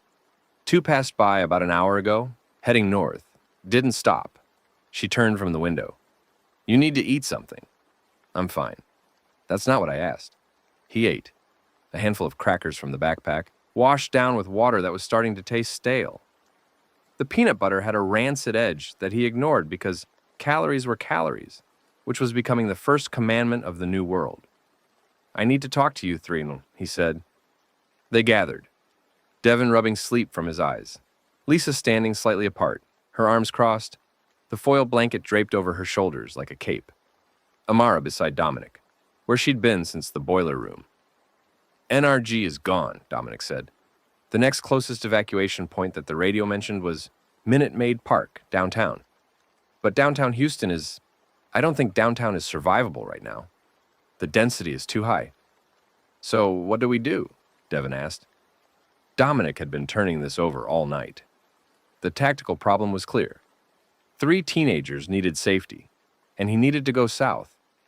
These were not compatible objectives. Every mile south was a mile deeper into unknown territory, farther from any organized response, and closer to whatever had directed that horde at NRG. "I'm going to find you somewhere safe," he said, "and then I need to keep going south." The silence that followed was heavy with things none of them wanted to say. "You're leaving us," Lisa said. First full sentence in a day. Her voice was flat, but her eyes had sharpened, and Dominic saw anger there. Anger was better than the blank nothing she'd been carrying. "I'm going to find my wife. I can't take you where I'm going. It's going to be dangerous." "More dangerous than NRG?" Amara asked. "Yes." "How do you know?" "Because the organized dead were between him and Lucia. Because whatever had directed that horde was out there, and his path went straight through its territory. Because taking 3 teenagers into that was not a rescue mission. It was a death sentence." He didn't say any of that. "I know." Amara looked at him for a long moment. Then she nodded. "Okay, find us somewhere safe and go. But you have to promise me something." "What?" "If you find her, when you find us too. After, you come back." Dominic's throat tightened. He swallowed against it. "I promise." It was the kind of promise that the old world had been built on. Future-facing, conditional, dependent on survival that was no longer guaranteed. But Amara accepted it the way she'd accepted his authority in the boiler room. Not because she believed it was certain, but because the act of believing made the present endurable. They spent the morning searching the surrounding blocks. 2 streets east, Dominic found what he was looking for. A community church, Faith Tabernacle, a squat brick building with narrow windows and a heavy front door, where a group of about 30 survivors had established a defensible position. The church had thick walls, limited entry points, and a congregation elder named Harold, who had organized his flock with the calm efficiency of a man who'd been preparing for revelation his entire life, and wasn't particularly surprised that it had arrived. Harold was in his 70s, black, with a voice like a cello and hands that moved through the air as he spoke, as if conducting an invisible orchestra. He listened to Dominic's situation, the students, the need for shelter, the journey south, and nodded slowly. "We have room. We have food for another week, maybe 10 days if we're careful. Water's still running. We've been praying for guidance, and the Lord has been sending us survivors instead, which I take to be the same thing." Dominic left the students at Faith Tabernacle at noon. The goodbye was harder than he'd prepared for. Devin shook his hand, then pulled him into a hug that was all elbows and desperation. Lisa looked at him and said, "Thank you for the gym," which was more words than she'd spoken in aggregate since the outbreak, and each one landed like a stone. Amara walked him to the church door.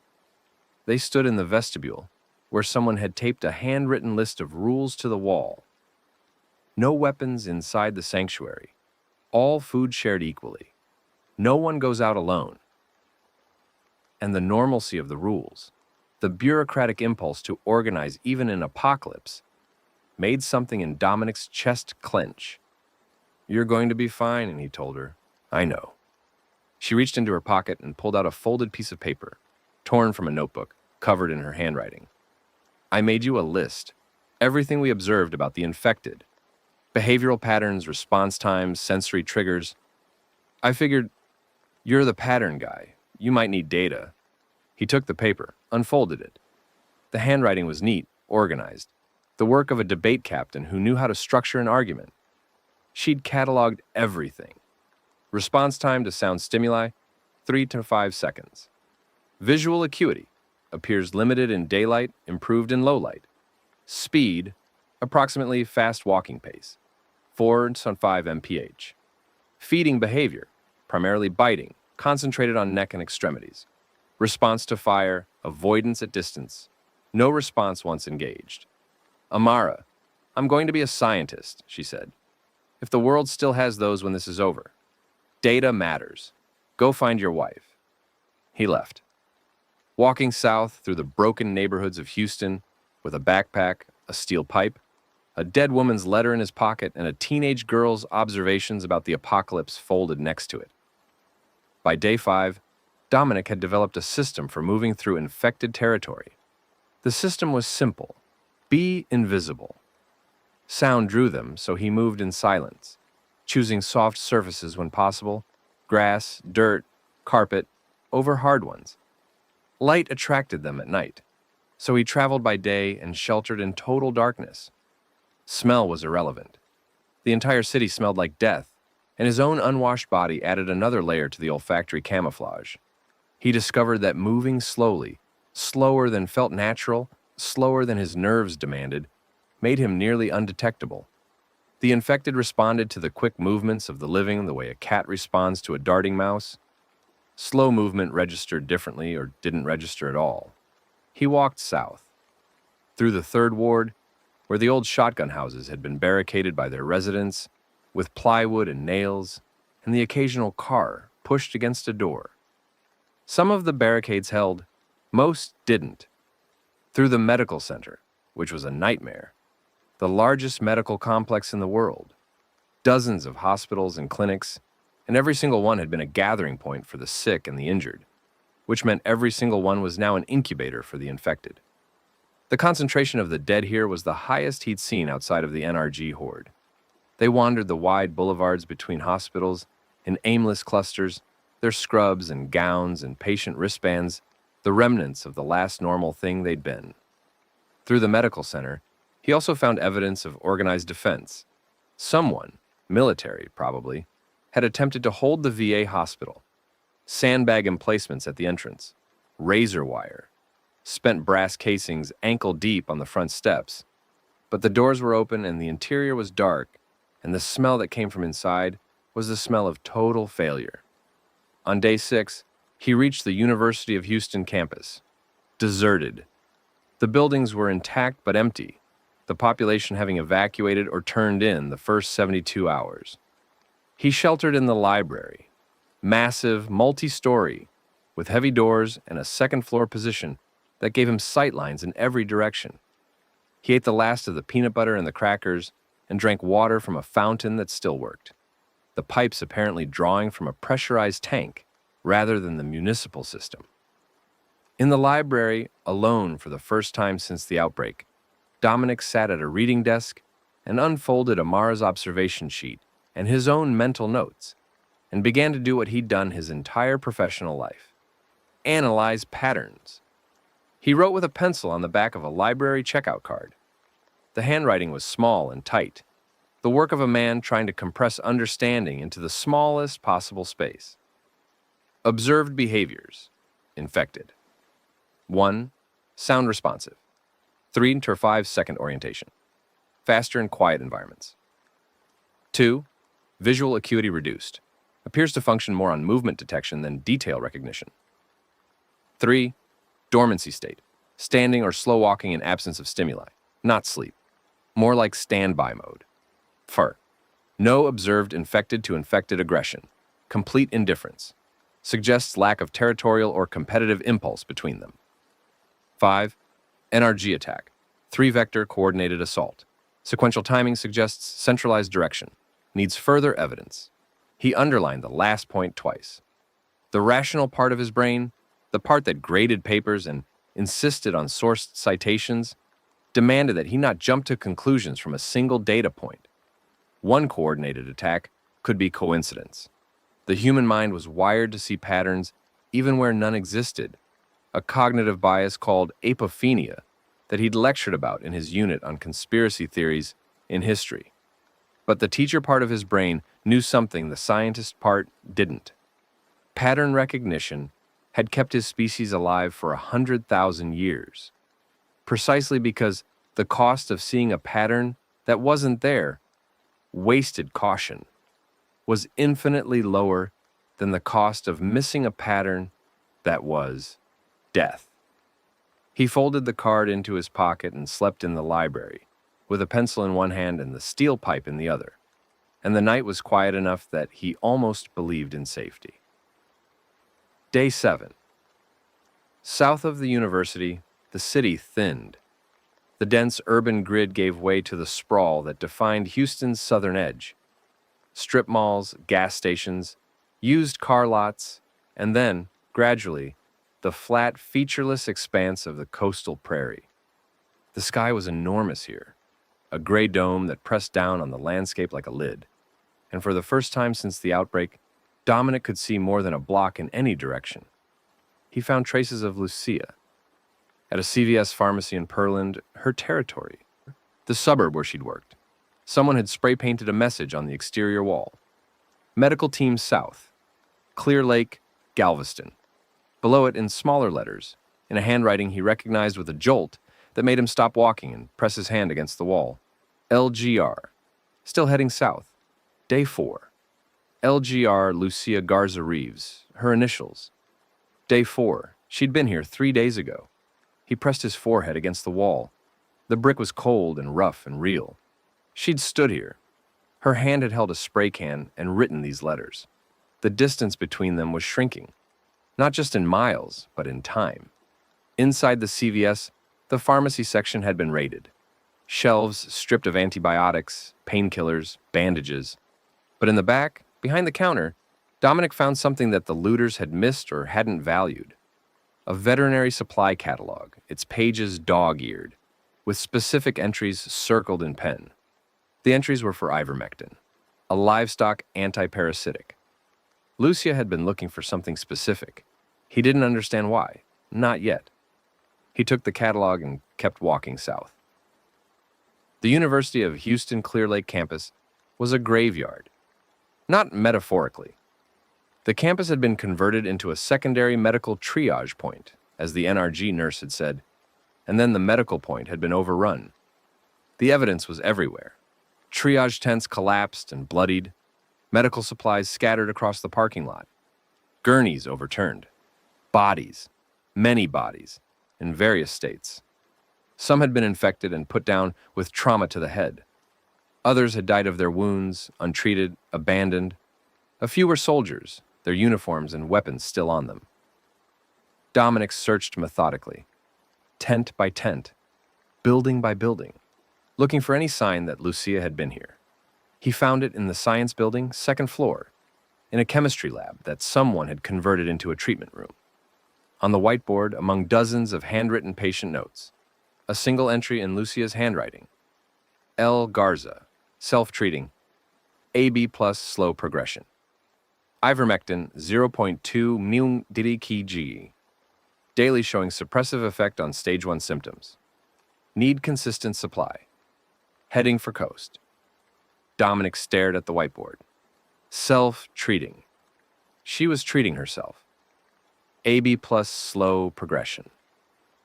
AB blood type. Slow progression. The radio broadcasts he'd caught in fragments over the past week had mentioned blood type affecting transformation time, but he'd only half-registered it among the other survival data. AB blood type meant, his mind raced, a slower infection timeline, days instead of hours, and she was using ivermectin to suppress it further. She was bitten. Lucia was bitten and she was managing the infection with veterinary medicine. The laboratory smelled like chemicals and dust and, faintly underneath, the sweet rot smell of the dead that had invaded the building at some point and been dealt with. He could see the evidence, drag marks on the floor, a broken fire axe propped against a desk. Dominic sat on a lab stool and held the edges of the counter and breathed through the sensation that the floor was tilting beneath him. She was alive. She was bitten. She was fighting the infection with a drug she knew from her veterinary training. She was heading south toward the coast, for reasons he didn't yet understand. And she was running out of time. He left the campus at a run, not the careful, silent movement he'd perfected over 6 days of urban traversal. An actual run, reckless and fast, his boots hitting pavement hard enough to send jolts up his shins, the backpack bouncing against his spine, the steel pipe clutched in one hand like a relay baton. 2 infected in the parking lot turned at the sound and began to follow, but he was faster, much faster, and within minutes, they were behind him, receding in the flat landscape like figures in a rearview mirror. He ran until his lungs burned and his vision spotted, and his legs simply refused to continue. And then he walked, gasping, bent over, with his hands on his knees, and then he ran again. South, toward the coast, toward her. Day 8 found him at the edge of the industrial corridor that separated Pearland from the coast, the beginning of the Houston Ship Channel's southern reach, where refineries and chemical plants lined the highway like the set pieces of an industrial opera. The air here was different, heavy with petroleum, a chemical tang that coated the inside of his nose and throat and made everything taste like gasoline. The sky to the east was stained with brown haze, emissions from unattended plants whose automated systems were still running, or whose containment had failed, or whose volatile contents were simply off-gassing into an atmosphere that no one was monitoring anymore. It was here that Dominic met the woman who would become the first member of his group. He heard her before he saw her, a voice, carrying across the flat terrain with a clarity that only silence could enable, singing, not loudly, a humming that resolved into words as he crept closer. Ain't Too Proud to Beg, by the Temptations. The melody slightly off-key, but delivered with the confidence of someone who'd been singing it for decades. The voice came from behind a concrete barrier on the access road to a Valero refinery. Dominic approached with the pipe raised, every muscle tight, because singing in infected territory was either the act of someone who didn't know the rules or someone who didn't care about them, and both were dangerous. He came around the barrier and found a woman in her late 50s sitting on an overturned bucket, her feet planted wide, her hands deep in the abdominal cavity of a man, lying on a portable table made from a car hood balanced on cinder blocks. The man was alive, barely, his face white, his lips blue, a tourniquet on his right leg above the knee, where the leg was simply gone below the tourniquet, the stump wrapped in what looked like a bedsheet soaked through with blood. The woman looked up. Gray hair, reading glasses on a chain around her neck, stocky and solid in a way that suggested decades of hard physical work. She had blood up to her elbows, and an expression of total, focused calm. "Hold this," she said to Dominic, as if they'd been in the middle of a conversation, as if they'd known each other for years. She gestured to a clamp she'd fashioned from a pair of vice grips. "Right there. Don't let it slip." Dominic dropped the pipe and held the clamp. The woman worked. Her hands were steady. No, not quite steady. There was a tremor in her left hand, subtle, visible only when she paused between movements. But when she was cutting, suturing, cauterizing with a heated knife blade, the tremor disappeared, absorbed into the precision of practiced motion. "You a doctor?" Dominic asked. "Nurse. 30 years. Houston Methodist ER. Name's Willa Dunaway. You?" "Dominic Reeves. I was a teacher." "Teach, huh?" She didn't look up from her work. A length of fishing line served as suture material, threaded through a sewing needle. "Well, teach, you got good hands. Steady. You hold that clamp like you know what you're doing." "I don't." "That's fine. Just keep holding it." The man on the table, the man without a leg, groaned. His eyelids fluttered. Willa leaned close to him and said quietly, firmly, "Earl, you stay with me, baby. You don't get to die in a goddamn parking lot. Not today." Earl didn't die. Not then. Willa worked on him for another 40 minutes, tying off bleeders, cleaning the wound with bottled water, and what Dominic recognized from the CVS pharmacy raid as betadine, and applying a real dressing that she'd been carrying in a nurse's kit slung across her back.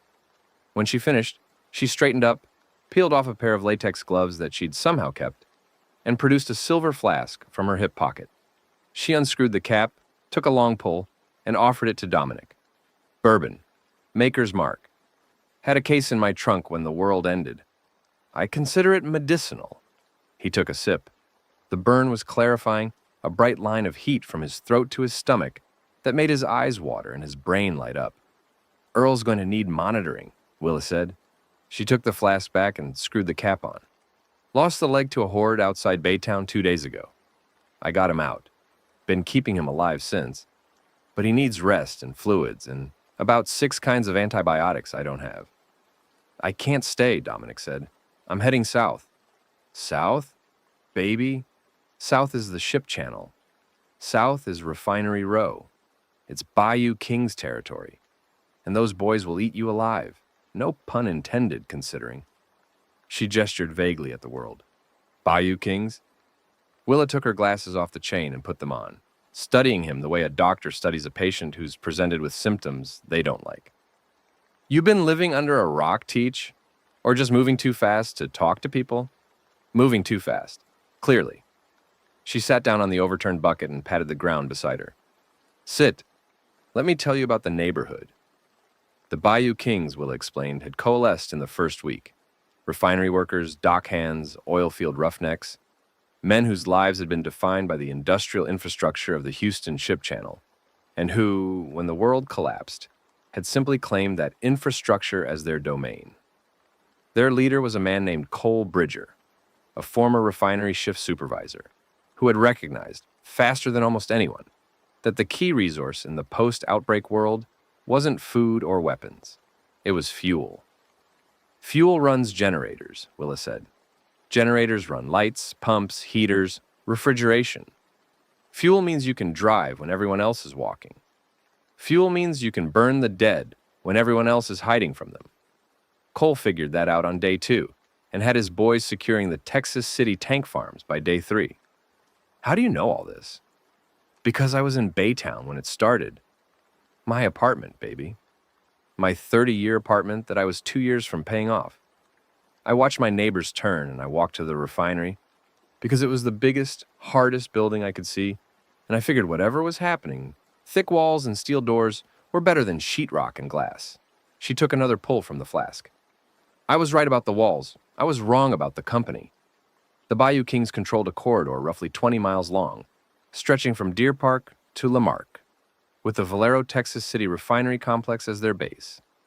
They numbered around 200, mostly men, though there were women and families in the camp as well, either voluntary members or increasingly, people who'd been absorbed through coercion.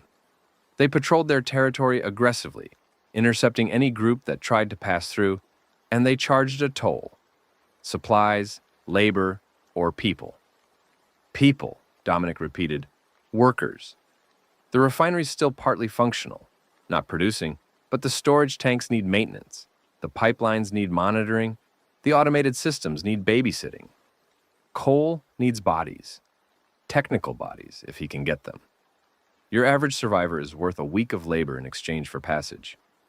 An engineer or a mechanic is worth more. And if you don't pay, Willa's expression hardened. Then you don't pass. And you don't go back either because they don't want you telling other groups what's down here. So you stay indefinitely. That's how you ended up here? That's how I ended up everywhere. I was in the camp for 10 days. Treated their wounded, delivered a baby, reattached 2 fingers. That bought me some goodwill. But Cole's second in command, big son of a bitch named Rick Thornton, he started pushing for, well, let's say his ideas about what women in the camp were for didn't align with mine. She lifted her shirt to reveal a bruise on her ribs, mottled purple and green, the kind that came from a boot or a fist. I took Earl and we ran. That was 2 days ago. Dominic processed this. The ship channel corridor was directly between him and the coast. To go around it, north or east, would add days to his journey. Days Lucia might not have. Is there a way through without going through their territory? Baby, their territory is the way through. The ship channel, the refinery row, the Texas City Industrial Zone. It's a wall of pipe and steel and chemical storage that runs from the bay to the prairie. You can't go under it, you can't go over it, and you can't go around it without hiking 20 miles into open grassland where you'll be visible for a mile in every direction. Then I go through. Willa looked at him. The reading glasses magnified her eyes, and what he saw in them was not the dismissal he'd expected, but something more complex. A calculation, a measurement of the man in front of her against the task he'd set himself. Why south, she asked.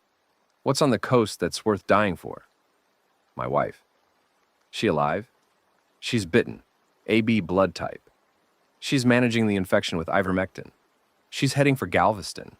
Willa's eyebrows rose. Ivermectin, smart girl. We used to use that for scabies in the ER. Off-label, but it worked.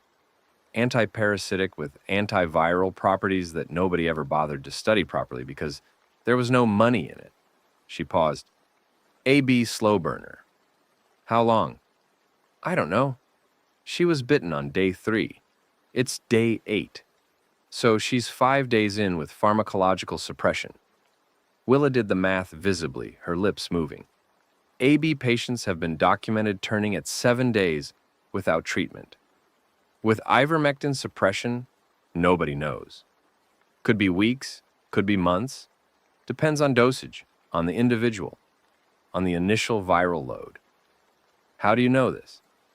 Because I was a nurse in a triage center for 3 days, baby. I watched every blood type turn. I documented it because that's what nurses do. We track data so the doctors can make decisions. O types went in hours. A types in half a day. B types took a full day sometimes. And the ABs, she shook her head. The ABs were the worst because they stayed themselves the longest. You'd see them deteriorating, skin changing, eyes clouding, and they'd still be talking to you, still be them. And you'd have to sit with them knowing it was coming, and they knew it was coming, and everybody knew, and nobody could stop it. The silence between them was heavy, with the weight of witnessed suffering. Earl groaned on the car hood table, and Willa checked his pulse without looking. 2 fingers on the wrist, an automatic gesture refined by 3 decades of repetition. I can't come with you, she said. Earl needs me. I'm not asking, but I can tell you how to get through the ship channel. There's a service road along the south side of the turning basin. It runs through the Dow chemical plant. The plant's automated fire suppression system is still active, which means the sprinklers go off at random, which means the area's wet and loud, and the infected avoid it. The Bayou Kings avoid it too, because the chemical runoff is toxic. You'd have about 4 hours of exposure before the fumes become a real problem. She drew a map on the asphalt with a piece of charcoal. Streets, landmarks, the outline of the industrial complex. Her hands were precise despite the tremor. The same tremor Dominic had noticed during the surgery, subtle but present. The left hand's betrayal of a nervous system that was beginning to fail. There, she said, pointing to a section of the map. This is the gap. 6 blocks of abandoned chemical plant, with a service road running straight through to the Texas City Dike. Once you're past the dike, you're out of Bayou Kings territory and on open coast. 8 miles to the causeway. Then, Galveston. Dominic studied the map. The route was narrow, dangerous, and dependent on conditions he couldn't verify in advance. It was also the only option that didn't require either a weeks-long detour or a direct confrontation with 200 armed men. Thank you, Willa. Don't thank me, baby. Thank me by not dying in a chemical plant. Now go. And if you find your wife, she hesitated. Something shifted in her expression. The clinical detachment softening, the nurse giving way to the woman. If you find her, you tell her she's got the right idea with the ivermectin. Tell her to keep the dosage consistent and not to increase it no matter how bad the symptoms get. The compound breaks down at high concentrations and becomes hepatotoxic. Consistent low dose, that's the key. How did you... Baby, I watched a doctor in the NRG triage tent try high-dose ivermectin on an AB patient and blow out his liver in 6 hours. I've been thinking about it ever since. If I ever meet your wife, her and me are going to have a very long conversation about anti-parasitic pharmacology. Now get, Dominic got. He shouldered the backpack, gripped the pipe, and headed south toward the chemical reek of the ship channel. Behind him, Willa Dunaway bent over her patient and resumed singing. My girl this time, the melody drifting across the dead industrial landscape, like a signal fire for anyone human enough to hear it. He'd walked a quarter mile when footsteps behind him made him spin, pipe raised. Willa, jogging to catch up, her nurse's kit bouncing against her hip, the flask in her hand. Earl died, she said. Her voice was flat, professional. Hemorrhage. Reopened while I was talking to you. Nothing I could have done. The femoral was too far gone. Willa, Don't! She screwed the cap on the flask and tucked it away. Don't be sorry, be moving. South, you said? Let's go south. You don't have to. I know I don't have to. I want to. I've been keeping strangers alive for 30 years, Teach. It's the only thing I know how to do, and I'm damn good at it. Your wife is bitten and suppressing with ivermectin and heading for the coast, and that sounds like exactly the kind of patient I can't walk away from. So, which way? Dominic looked at her, at the blood on her forearms, drying in the January air, at the tremor in her left hand that she hid by clenching her fist, at the reading glasses on the chain, and the bourbon flask on her hip, and the absolute, unshakable competence in her eyes. South, he said, through the chemical plant. Lord, have mercy. Willa fell into step beside him. Let's go poison ourselves for love. The Dow chemical plant was exactly as Willa had described, a labyrinth of pipes, tanks, catwalks, and processing towers that rose from the flat train like the bones of a mechanical giant. The air was thick with fumes, a cocktail of volatile organic compounds that Dominic could taste on his tongue, metallic and sharp, with a sweetness underneath that was nothing like flowers and everything like danger. The fire suppression system was indeed active. At random intervals, sections of the plant erupted in cascading sprays of water and chemical foam that turned walkways into slick, treacherous streams and filled the air with a hissing roar that masked all other sound. They moved quickly. Willa had been right about the infected avoiding the area. The chemical saturation of the air seemed to overwhelm whatever olfactory sense the dead used to track the living, and the constant noise of the sprinklers created a wall of sound that concealed their footsteps. They saw only 3 infected in the entire plant, and all 3 were in advanced stages of decomposition. Their skin blistered and weeping from chemical exposure, their movements sluggish and directionless. Dominic and Willa gave them wide berth and moved on. The service road through the plant was narrow and littered with debris, fallen pipes, chemical drums, the personal effects of workers who had fled or died, hard hats, safety vests, a lunchbox with a name sticker that read, Jerry. Dominic's eyes watered from the fumes. His throat burned. After the first hour, a headache had settled behind his forehead, a tight band of pressure that pulsed with every heartbeat. Breathe through this, Willa said, handing him a piece of fabric torn from Earl's bandages. Clean fabric from the unused portion, dampened with water from his bottle. Makeshift respirator. Won't filter the volatiles, but it'll help with the particulates.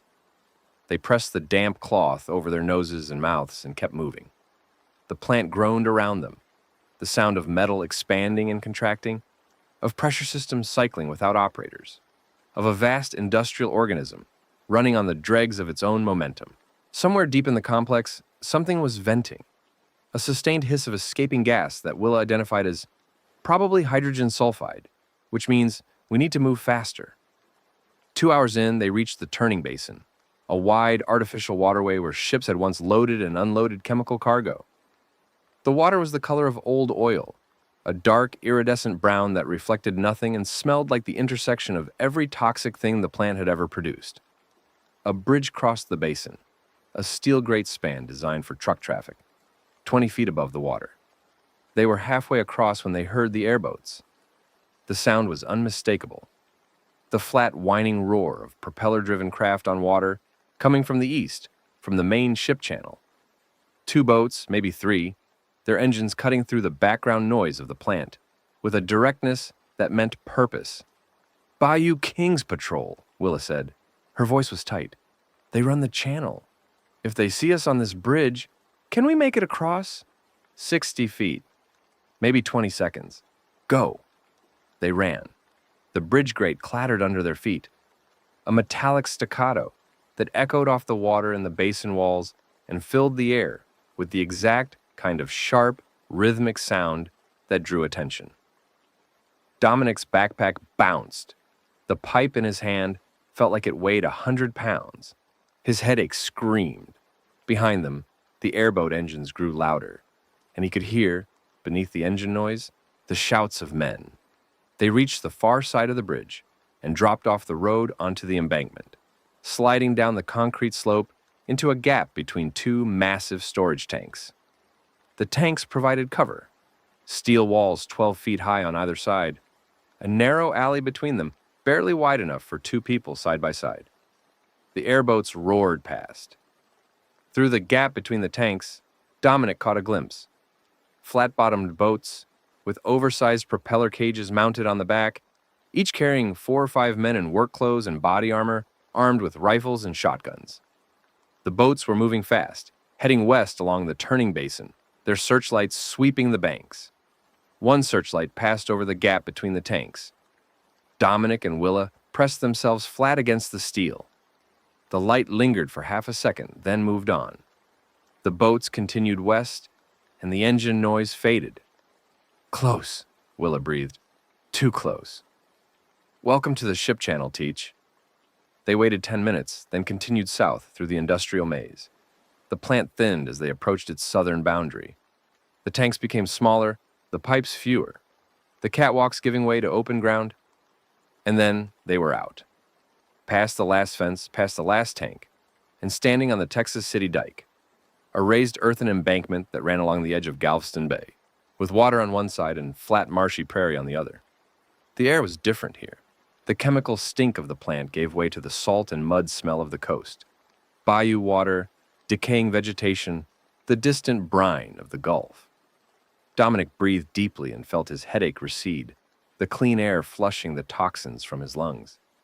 Galveston Bay stretched before them, wide and gray, its surface ruffled by the January wind into a million small waves that caught the failing afternoon light and turned it into scattered silver.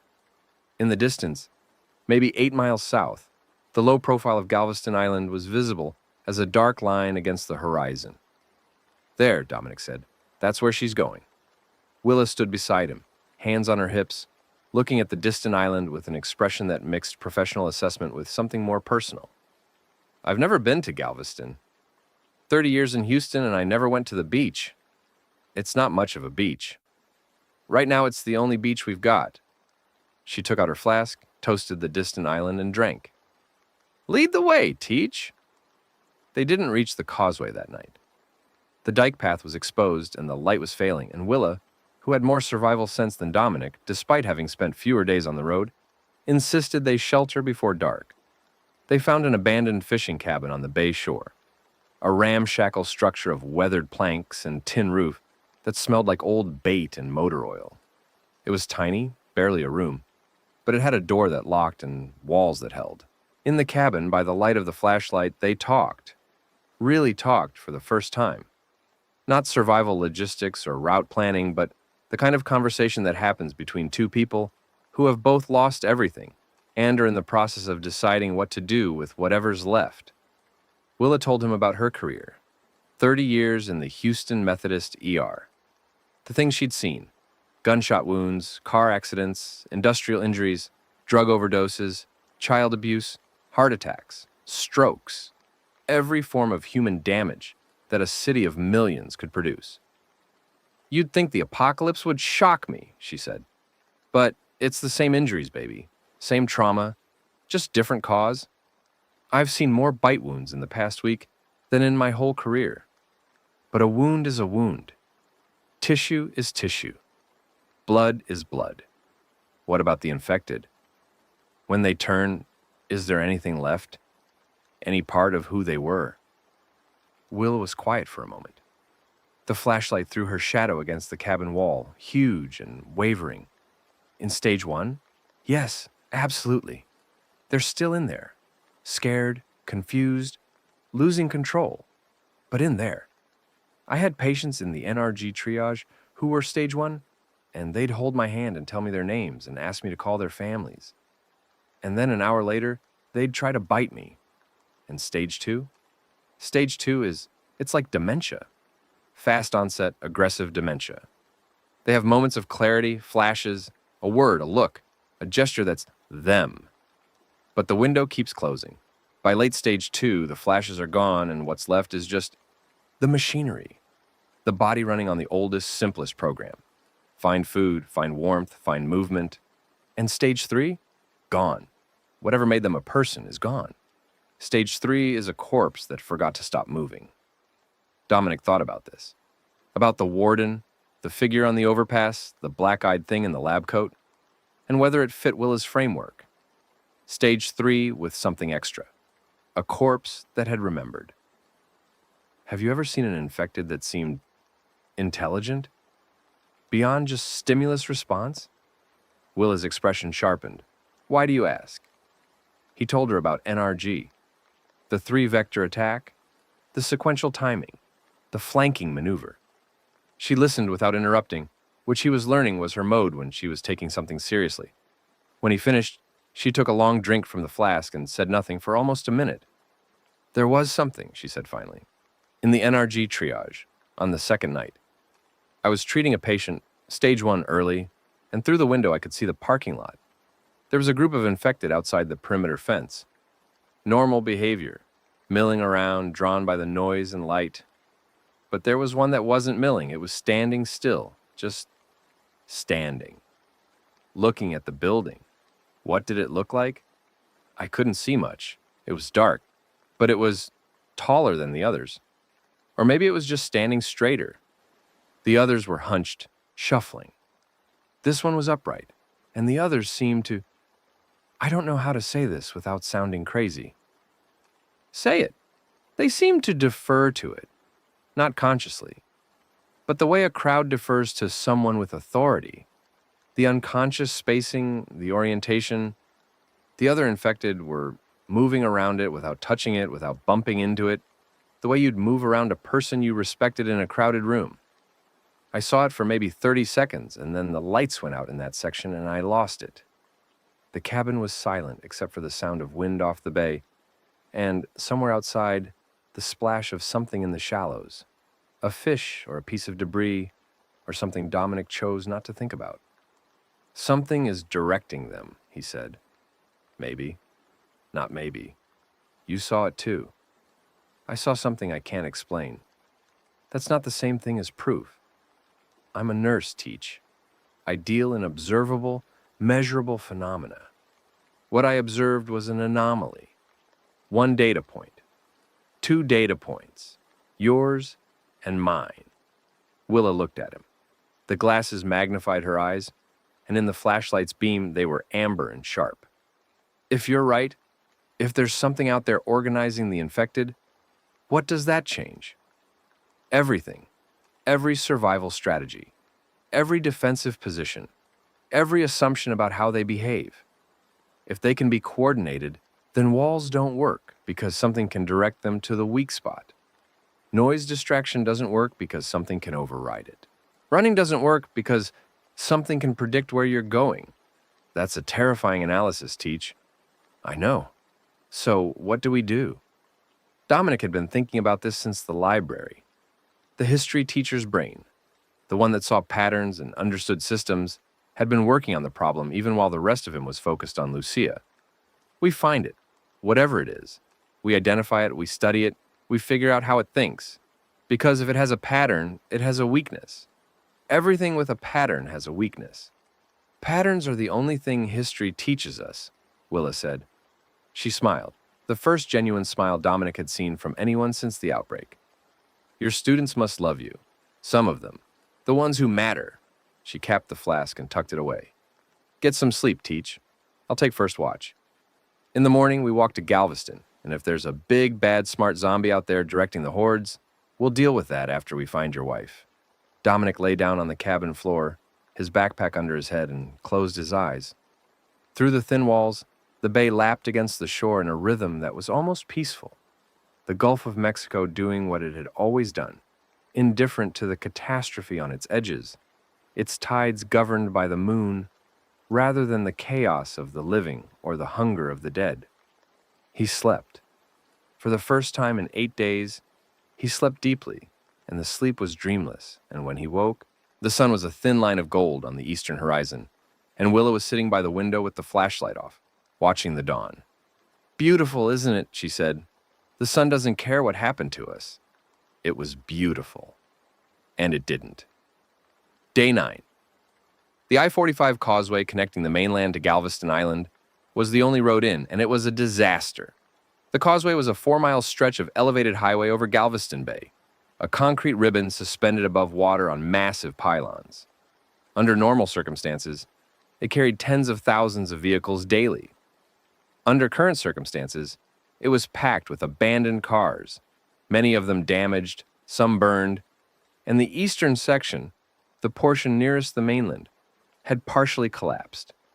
A 50-foot section of the roadway had dropped into the bay, leaving a gap that no vehicle could cross and no person could walk around. Dominic and Willa stood at the edge of the gap and looked at the water 30 feet below. The bay was gray-green, choppy, with a cross-current that ran west to east at a speed that suggested swimming was a gamble. "There's a maintenance walkway," Willa said, pointing. Below the roadway, attached to the underside of the causeway by steel brackets, a narrow metal grating ran along the pylons, a service path used by highway maintenance crews to access the structural supports. It was maybe 2 feet wide, it had no railing, and it bridged the gap, connecting the intact sections on either side. "That's insane," Dominic said. "That's the only way across, unless you want to swim in water that's probably 53 degrees and full of whatever the refineries have been dumping for the past week." They climbed down. The access ladder was on the bay side of the causeway, a series of metal rungs bolted to the pylon that descended from the roadway to the maintenance walkway. The rungs were slippery with salt spray, and the wind off the bay hit them broadside, a steady 15-knot breeze that tugged at clothing and backpacks and made every handhold feel temporary. Dominic went first. The walkway was as narrow as it looked. 2 feet of metal grating with nothing on either side but air and then water. He pressed himself against the underside of the causeway, his left hand gripping the steel brackets above, his feet finding the grating by feel, and moved. 1 step, 2, 3. The bay churned beneath him, close enough that the spray reached his face, and the wind tried to peel him off the walkway like a label off a bottle. Behind him, Willa moved with the steady determination of someone who had decided that fear was an indulgence she couldn't afford. Her breath was audible, controlled, deliberate, the breathing technique of a medical professional who knew that panic was physiological and could be managed. Halfway across the gap, Dominic looked down. Something was in the water, not floating, moving. Below the surface, a shadow that was roughly human-shaped, drifting with the current but not entirely subject to it. There was direction in its movement, a lateral component that went against the current, which meant it was generating its own propulsion. "Willa, don't look down." "Baby, I'm not looking anywhere but forward." Another shape, and another. Dominic counted 4, 5, 6 dark forms in the water below the causeway, moving slowly, not surfacing, drifting like drowned men who hadn't accepted their condition. The dead could go underwater. Willa had said they didn't breathe regularly, just occasional gasping reflexes, which meant they didn't need air in the way the living did, which meant the water was not the barrier everyone assumed it was. He moved faster. The grating bounced under his boots, the steel flexing with each step. The far side of the gap, the intact section of causeway, was 30 feet ahead. 20. 10. He reached the ladder, climbed up, hauled himself onto the roadway, and turned to help Willa. She was right behind him. Her face was pale, and her left hand was shaking openly, the tremor she couldn't control, amplified by cold and adrenaline. But she climbed the ladder with the same mechanical efficiency she brought to everything and collapsed on the roadway beside him. "I never want to do that again," she said. "Agreed." They lay on the concrete for a full minute, breathing, feeling the solid mass of the road beneath them like a promise. Then Dominic sat up and looked south, toward Galveston. The island was close now.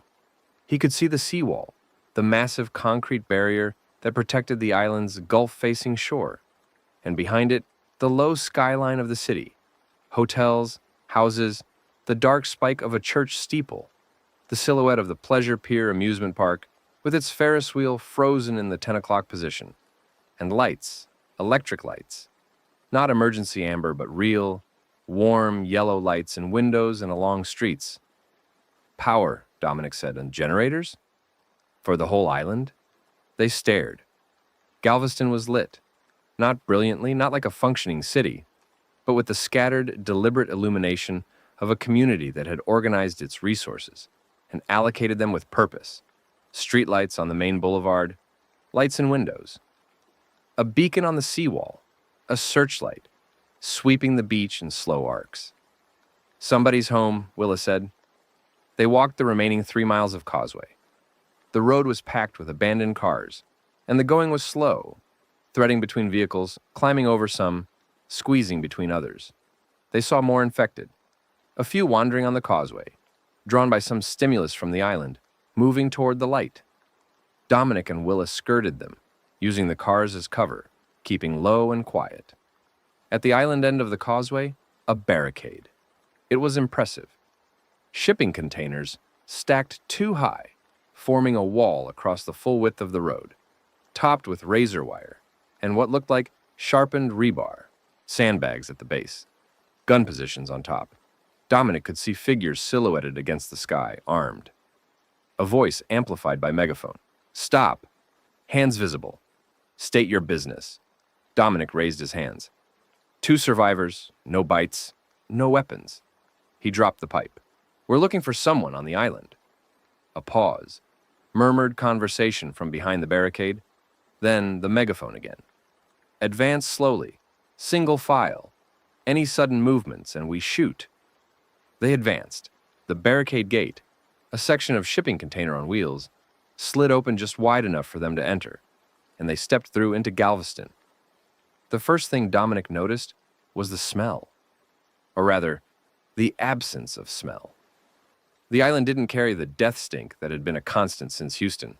The salt air was clean, the breeze off the Gulf, carrying away whatever remained. It smelled like the ocean, like brine and sand and the faintest edge of fish.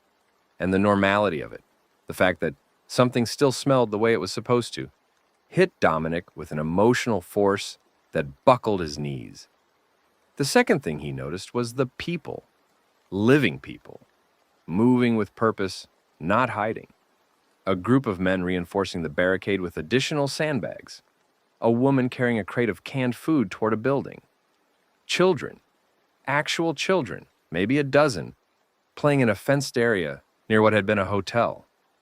The sight of children playing was so alien, so jarringly normal, that Dominic stopped and stared, and felt tears pressing against the backs of his eyes. Welcome to Galveston.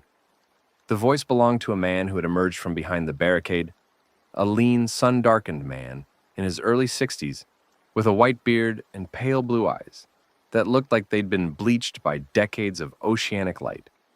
He wore a windbreaker over a flannel shirt and moved with the economical grace of someone who had spent his life on boats. I'm Emmett Walsh, Coast Guard, retired. I run what passes for security on this island. Dominic Reeves, this is Willa Dunaway. Emmett looked them over with eyes that missed nothing. The grime, the injuries, the exhaustion, the steel pipe that Dominic had dropped at the barricade. You came through the ship channel? Around it, through the Dow plant. A flicker of respect. That takes guts. Or desperation. Both, Willa said. Fair enough. Let me take you to the intake center. We've got food, water, medical supplies. You'll be checked for bites, full body exam, non-negotiable, and then assigned quarters. We have about 3,000 people on this island, and we plan to keep all of them alive. He led them through the streets of Galveston. The community was organized, more organized than NRG, more structured, with the visible signs of long-term planning rather than emergency response. Buildings had been repurposed, a hotel as residential housing, a restaurant as a communal kitchen, a hardware store as an armory. Streets were clean, swept even, and the barricade at the causeway was only the outermost layer of a defense that included secondary walls, observation posts, and roving patrols. How long have you been established here? Dominic asked. Since day 3. I was here when it started, live in a house on the seawall. When the mainland went dark, I organized the island residents. We blew the secondary causeway on day 4, the rail bridge, and barricaded the main causeway. The island's natural isolation does most of the work. One road in, water on 3 sides. The infected can't swim. He paused. Well, they can wade, and they sink and walk along the bottom. But the bay is deep enough, and the current's strong enough that most of them don't make it. Most? We get stragglers, washed up on the north shore mostly. The patrols handle them. Emmett's tone was matter-of-fact, the voice of a man for whom the management of undead incursion had become routine, a municipal problem like drainage or trash collection. The bigger threat is from the living. We've had 2 attempted raids by boat, desperate people from the mainland. We turn them away. Turn them away? Emmett's expression didn't change. We don't have the resources for open immigration, Mr. Reeves. We made the call early. Controlled intake, vetted individuals, sustainable population management. It's not kind, it might not be moral, but 3,000 people are alive because of it. The intake center was in the Galveston Arts Center, a municipal building near the seawall. Dominic and Willa were examined, fed, hot rice, canned vegetables, and real coffee. The taste of coffee after 9 days, without it was so vivid, so intensely present, that Dominic's hands shook as he held the cup, and assigned a room in the hotel.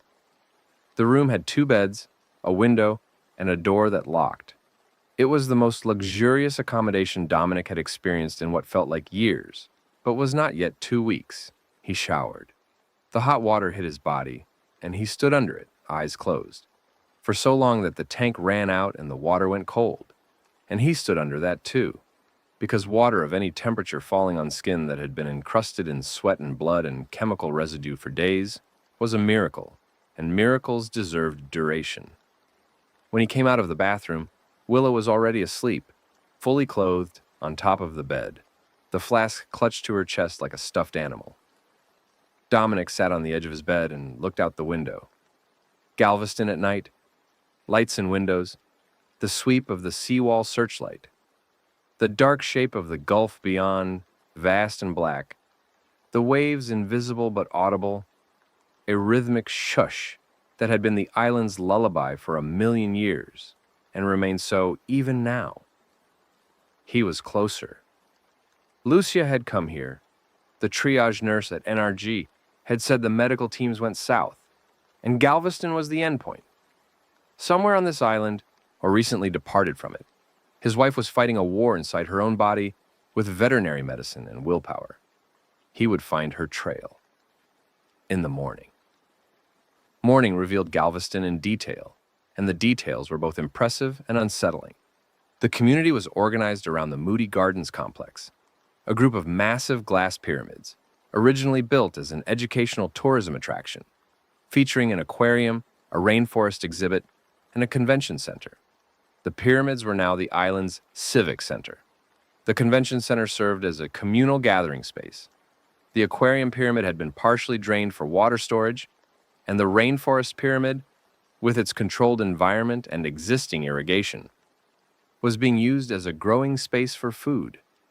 But the Moody Gardens complex was also the heart of something Dominic hadn't expected, a religious community. He noticed it at breakfast in the communal kitchen. A prayer before the meal, not unusual in Texas, not unusual in crisis. But this prayer was different. The man leading it stood at the front of the room, tall and skeletal, in a white suit that had once been expensive and was now stained with what Dominic's analytical eye identified immediately as dried blood. Not his own blood, and not the red-brown of human blood that had been exposed to air, but a darker, thicker stain that had the grayish tint of infected blood. "Brothers and sisters," the man said. His voice was extraordinary. A deep, resonant baritone that filled the room without amplification, the voice of a born preacher, calibrated by decades of practice to reach the back row and the doubting heart simultaneously. "We gather again in the light of a new dawn, blessed by the Lord's protection, sheltered by His grace. The risen walk among us, but they walk by God's design. Every trial is a test. Every test is an opportunity for faith. And faith, my family, is the currency of the kingdom." "Amen," said 300 voices. "Who is that?" Dominic whispered to the woman beside him. a middle-aged black woman with cornrows and calloused hands. "Pastor Vernon Kidd. Well, he's in charge." "I thought Emmett Walsh was in charge." The woman gave him a look that combined pity and caution. "Emmett runs security. Pastor Kidd runs everything else. And more, everything else includes security." Dominic watched Pastor Kidd move through the room after the prayer. He was magnetic. There was no other word. People oriented toward him the way sunflowers orient toward the sun, turning their faces, leaning in, seeking his attention and his touch. He laid hands on people, literally, placing his palms on foreheads and shoulders, and they closed their eyes and swayed, and the expression on their faces was not fear or grief, but relief. The desperate relief of people who had been given an explanation for the inexplicable. The explanation was this: the outbreak was the rapture. The infected were the risen faithful, purified by God's fire, transformed into vessels of divine purpose. The living who resisted were sinners who had not yet accepted their place in God's plan. And the path to salvation was submission, eventual, willing submission to the transformation, which Pastor Kidd called baptism. Dominic listened to this doctrine and felt something cold settle in his stomach. Not fear, exactly. Recognition. He'd taught the history of religious extremism in the classroom. The Münster Rebellion, the People's Temple, the Branch Davidians. He knew the architecture of charismatic cults, a leader who claimed divine authority, a community under existential threat, a doctrine that reframed suffering as purpose. The formula was ancient and effective, and it was running at full power in the Moody Gardens complex. "This is wrong," he told Willa, back in their hotel room. He was pacing. Willa was on her bed, changing the bandage on a cut she'd gotten on the causeway. "He's building a cult on an island, with 3,000 people who are scared and desperate." "I noticed," Willa said. "I also noticed that 3,000 people are alive and fed and sleeping behind walls instead of dying in a ditch. Whatever else he is, he's keeping them alive. For now, until the baptism part becomes mandatory instead of voluntary." "Is it voluntary now?" "I don't know." Dominic stopped pacing. "I need to find Lucia's trail. If she came here, someone will know." He spent the day searching. He visited the island's medical facilities, a clinic and a converted dentist's office, staffed by 2 nurses and a retired pediatrician who had more patients than they could handle and barely enough supplies to manage. He asked about Lucia. The pediatrician, a tiny woman named Dr. Koss, checked a handwritten registry. Garza Reeves, Lucia? Yes, she was here. Arrived approximately 2 weeks ago? She worked in our clinic for 11 days. Extraordinary. Treated more patients than all of us combined. She had veterinary training, unconventional, but in our circumstances, her surgical skills were invaluable. Where is she now? She left. 6, maybe 7 days ago.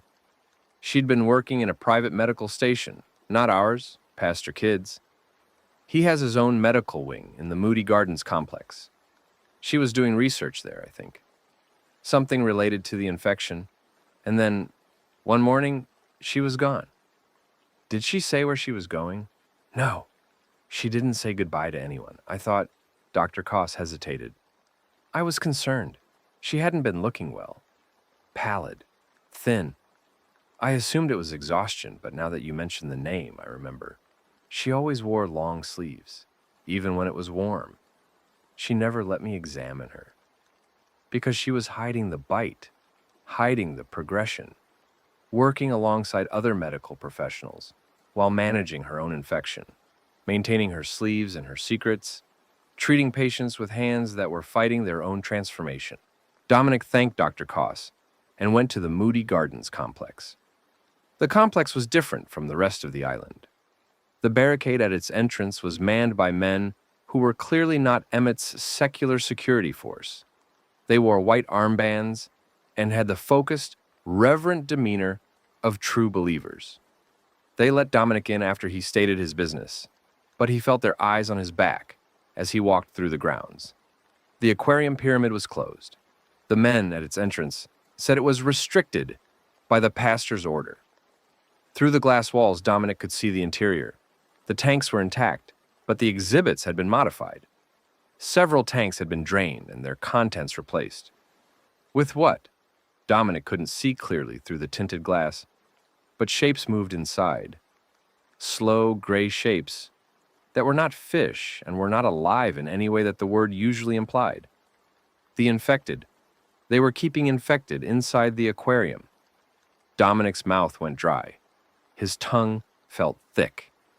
He moved past the aquarium pyramid toward the rainforest pyramid, which served as the residential center, and there he found what he'd been looking for: Lucia's medical station.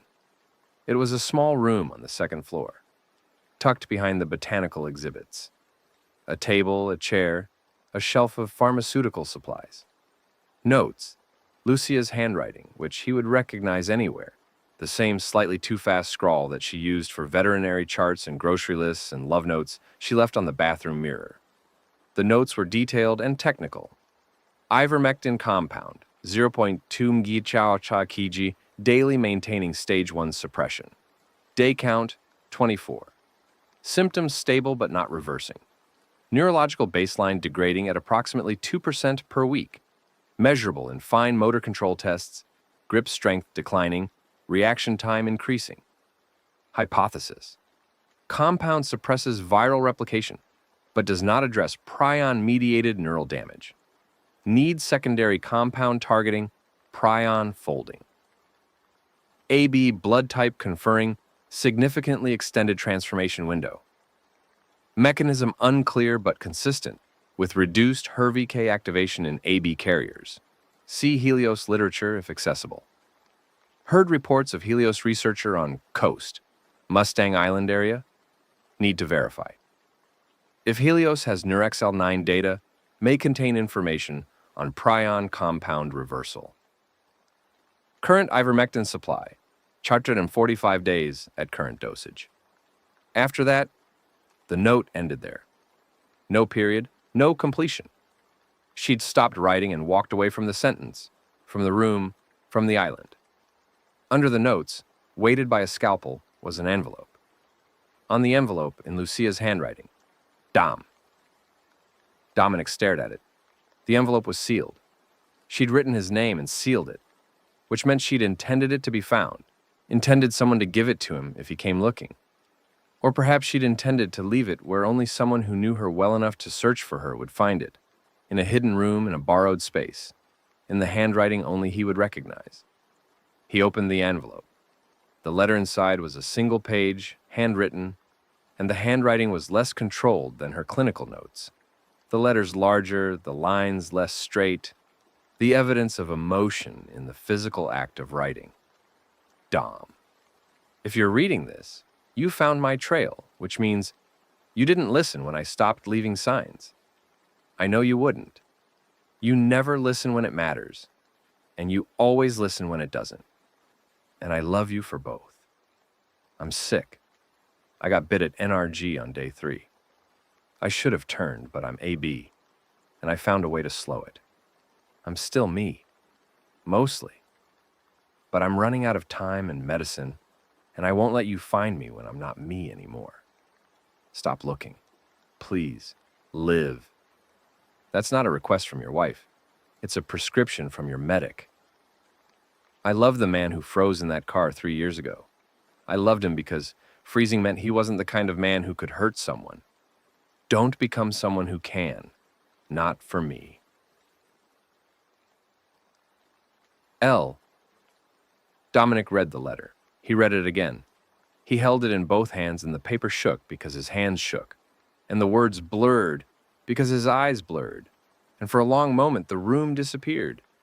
The medical station, the Moody Gardens complex, the island, the ocean, the dead, the living, all of it gone, all of it reduced to the white noise of a man standing in the wreckage of his wife's last message. She loved him. She was dying.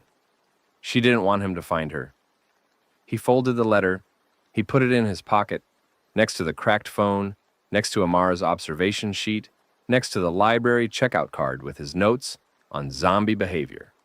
His pocket was becoming a museum of the apocalypse, each item a relic of loss, each one irreplaceable. He sat on the chair in Lucia's medical station, pressed his palms against his eyes and breathed, in and out, in and out. The room smelled like antiseptic and, very faintly, coconut and vanilla. He would not stop looking.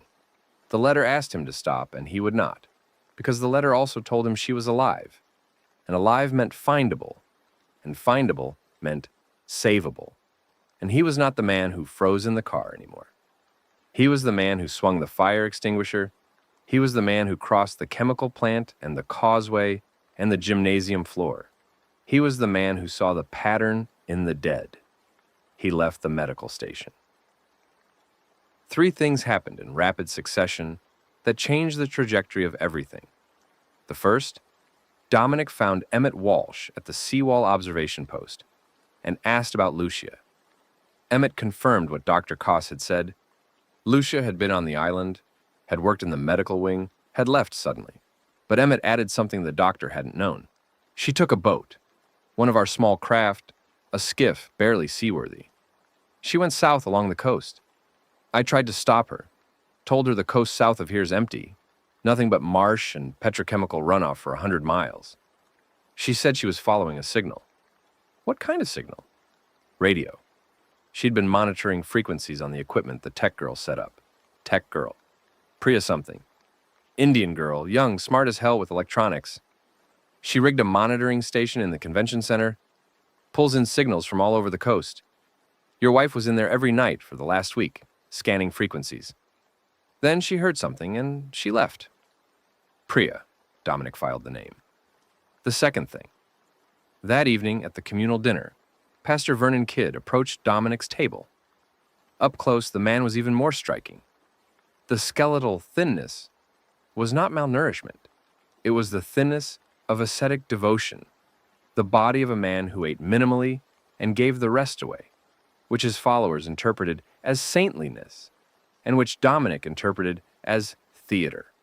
His eyes were remarkable, deep set, burning with an intensity that was either faith or madness, and the line between those two things was one of the questions that religion had never satisfactorily answered.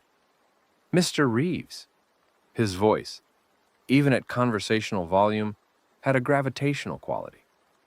I'm told you're looking for someone. My wife. She was working in your medical wing. Lucia, yes, a remarkable woman. Her medical skills saved several of my flock. She left. Do you know why? Kidd sat down uninvited. His white suit rustled as he moved. The fabric was silk, Dominic realized, a detail that seemed absurdly luxurious, and somehow perfectly appropriate for a man who had appointed himself God's representative on an island of the desperate. She left because she was called, Kidd said. Not by me. By a higher purpose. Your wife understood something that most of the living refused to accept. The transformation is not a curse. It's an evolution. And she was uniquely positioned to understand it because she was experiencing it firsthand. Dominic's blood went cold. You knew she was infected. She confided in me, as her pastor. She wasn't your... Every soul is my concern, Mr. Reeves. Kidd's voice didn't rise, but the quality of it changed, a sharpening, an edge beneath the velvet. Your wife was bitten, and she was managing the infection with a courage and intelligence that I found profoundly moving. I offered her sanctuary. I offered her the peace of acceptance. She chose to keep fighting. I respect that, even as I grieve the missed opportunity. Missed opportunity? To embrace God's plan, to accept the transformation as a gift rather than a disease. Your wife is type AB. She's one of the blessed, the slow burners, the prophets who walk between worlds. She could have been a bridge between the living and the risen. Instead, she runs. She fights. She denies the divine purpose written in her own biology. Dominic's hands formed fists under the table. His jaw clenched. The anger was physical, a heat in his chest, a pressure behind his eyes. And he controlled it the way he controlled everything, by compressing it, storing it, converting it into the cold fuel of analysis. Where is she heading, Pastor? Kidd smiled. The smile was beatific and empty. South, following whispers. There are those on the coast who claim they can reverse the transformation. False prophets offering false cures. She will not find what she's looking for, Mr. Reeves. No one can undo God's work. Thank you for your time. Of course. And Mr. Reeves, you're welcome to stay on our island. You seem like a man of intelligence and character. We could use you. Dominic stood up. He left the table without another word. And behind him, Pastor Kidd remained seated, smiling at the empty chair, and the candlelight in the communal kitchen caught the bloodstains on his white suit and made them shine. The third thing happened that night. Dominic couldn't sleep. He lay on the hotel bed staring at the ceiling, listening to the ocean and the wind and Willa's steady breathing from the other bed. His mind was running. Lucia's letter, Kidd's words, Emmett's information about the radio signal, and underneath it all, the persistent, nagging awareness of the aquarium pyramid and what it contained. At 2 a.m., he got up. He put on his shoes, took the flashlight, and left the room. The Moody Gardens complex was quiet at night. The white arm-banded guards patrolled in pairs, but their routes were predictable, Emmett's training probably. And Dominic, who had spent 9 days learning to be invisible, slipped between them with the patient precision of a man who had been hunted by things far more dangerous than ideologues. He reached the aquarium pyramid. The main entrance was locked and guarded, but the service entrance, a loading dock on the building's north side, used for deliveries of fish feed and maintenance supplies, was secured only by a padlock, and the padlock was old, and Dominic had a steel pipe. The lock broke on the third strike. The sound was sharp, metal on metal, and Dominic froze, listening. No response. The guards were on the south side of the complex, 200 yards away. He slipped inside. The aquarium was dark. His flashlight beam cut through the blackness, catching the edges of empty tanks and informational plaques and the scattered detritus of a tourist attraction that had been closed for weeks. The air was humid and warm. The building's climate control, powered by the island's generators, was still running, and it smelled like salt water and fish and, underneath, something else. Something that Dominic's brain categorized before his conscious mind could form the word decay. He moved deeper, past the shark tank, empty, drained, the concrete basin dry and cracked, past the penguin exhibit, empty, the birds presumably released or dead, past the tropical reef display, which still held water but no fish, just the colorful coral replicas and artificial seabed that had been the backdrop for 1 million tourist photographs. And then he found them. The large tank, the one that had housed the ocean ecosystem exhibit, a 1.5 million gallon tank that was the centerpiece of the aquarium, was intact, full of water and occupied. Dominic pressed his face against the glass and looked in. The infected were inside the tank. Dozens of them, perhaps 50. They stood on the bottom of the tank, 20 feet down, their feet in the artificial sand, their bodies swaying slightly in the water's ambient current. They didn't swim. They didn't float. They stood anchored by gravity in the blue-green water, their hair drifting around their heads like seaweed, their mouths opening and closing in the slow, rhythmic chewing motion that was their constant default. Their skin in the water had taken on a bloated fish belly quality, white-gray, swollen, the features softened and blurred as if they were dissolving. They were alive, or whatever the word was for what the infected were. Functional, present, standing in a tank in an aquarium like exhibits, which, Dominic realized with a sickening lurch, was exactly what they were. This was Pastor Kidd's flock, just the risen faithful. He was keeping them here, displaying them, preserving them, a sound behind him. Dominic spun. A young woman stood in the doorway he'd come through. Small, dark-haired, thick glasses that caught his flashlight beam and threw it back. She was holding something, a device, a box with dials and a wire antenna, and her expression was not fear or anger, but a kind of resigned recognition. as if she'd been expecting someone to find this place eventually, and was unsurprised that it was now. "You're the husband," she said. "Lucia's husband. Who are you?" "Priya Bhatt. I run the communications equipment. Lucia told me you might come." Dominic lowered the flashlight so it wasn't in her eyes. "What is this place?" Priya looked past him at the tank. Her face tightened. "This is Kid's collection. He calls them his garden. He feeds them, drops animal carcasses into the tank every few days. He comes here to pray. His people come here for what he calls communion. They sit in front of the glass and stare at the infected, and he tells them they're witnessing God's new creation. This is insane. This is Tuesday. You should see what happens on Sundays." Priya's voice was flat, exhausted, the voice of someone who had been carrying too many secrets for too long. "He does baptisms, not the metaphorical kind. He takes believers to the North Shore, where the infected wash up, and She stopped, swallowed. "He lets them get bitten. Volunteers.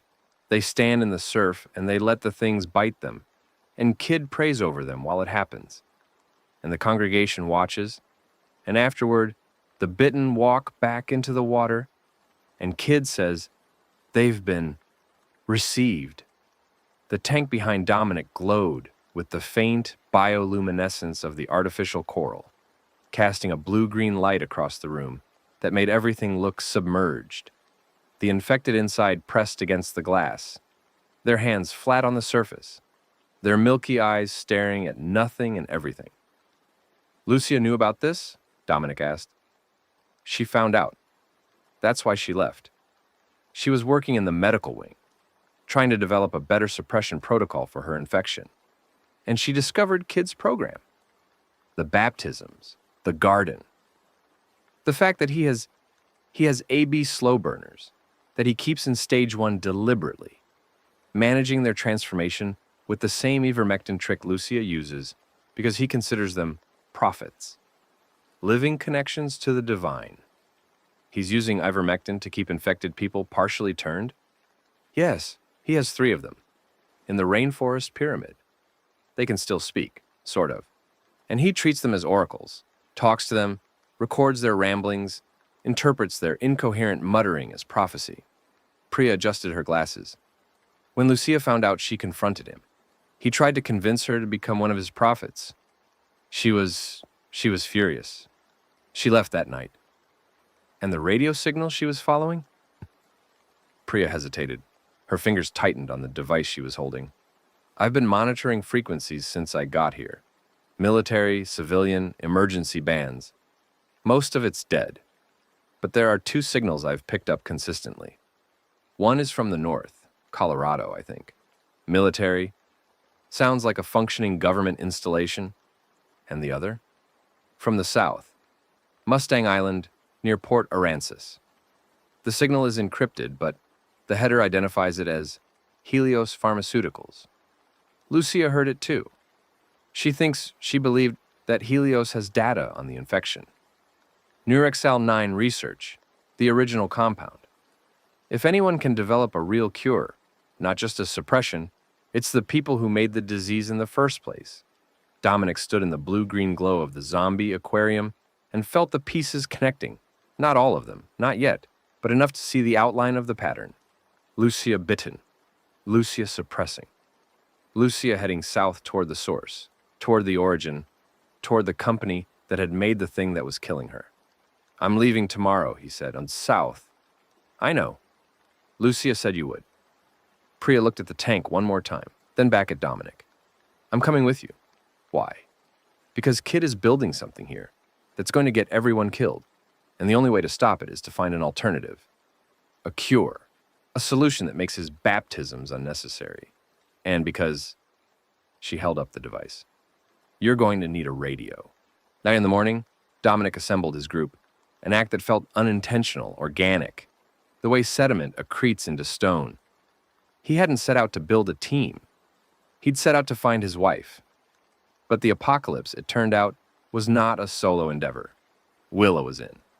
"Where you go, I go, teach. That's the deal now." Priya was in, carrying her radio equipment in a backpack that weighed more than she did, muttering a quiet tutorial to herself as she organized cables and batteries. Okay, so the HF transceiver pulls about 2 amps on receive, 4 on transmit. So we need to manage battery load. Emmett Walsh sought them out at the hotel. The old Coast Guard man stood in the doorway, his windburned face unreadable, and said, "You're leaving. This morning. I'd tell you to stay, but you've got the look. The one I used to see on my crew when a storm was coming, and they'd already decided they were going out anyway." He paused. "I can't come with you. The island needs me. Kids' influence is growing, and if I leave, there's no one to keep the security operations secular. I understand. But you should know something. The causeway, the infected are massing on the mainland side. More every day. I've been watching the pattern, and they're not just wandering, they're accumulating. Like something's drawing them." Dominic felt the chill again. The same chill he'd felt at NRG, in the library, in every quiet moment when his pattern recognition brain whispered its warning. How many? Hard to say. Hundreds, maybe more. We can't see deep into the mainland from here. But if they breach the causeway barricade, the island falls. The island falls. Emmett's face was grim, and I don't think they're accumulating by accident. The warden. Dominic didn't say it. Didn't have evidence, didn't have proof, had nothing but a pattern and a feeling and the memory of black eyes in a lab coat standing on an overpass while thousands moved at its direction. But the pattern was there. The dead were converging on Galveston the way they'd converged on NRG, with a purposefulness that defied the assumption of mindless hunger. "Emmett," Dominic said, "if they come, when they come, they won't hit the causeway. That's the obvious approach. They'll find another way. The North Shore, the bay. They'll come from a direction you're not watching." Emmett studied him. "How do you know that?" "Because that's what happened at NRG. 3 vectors, sequential timing, flanking the defenders. Someone, something, is directing them, and it doesn't use the front door." The silence between them was the silence of 2 men who understood something terrible and could not prove it. Emmett nodded slowly. "I'll adjust the patrols. Watch all approaches. Watch the water. They can walk on the bottom. Jesus. Yeah." They shook hands.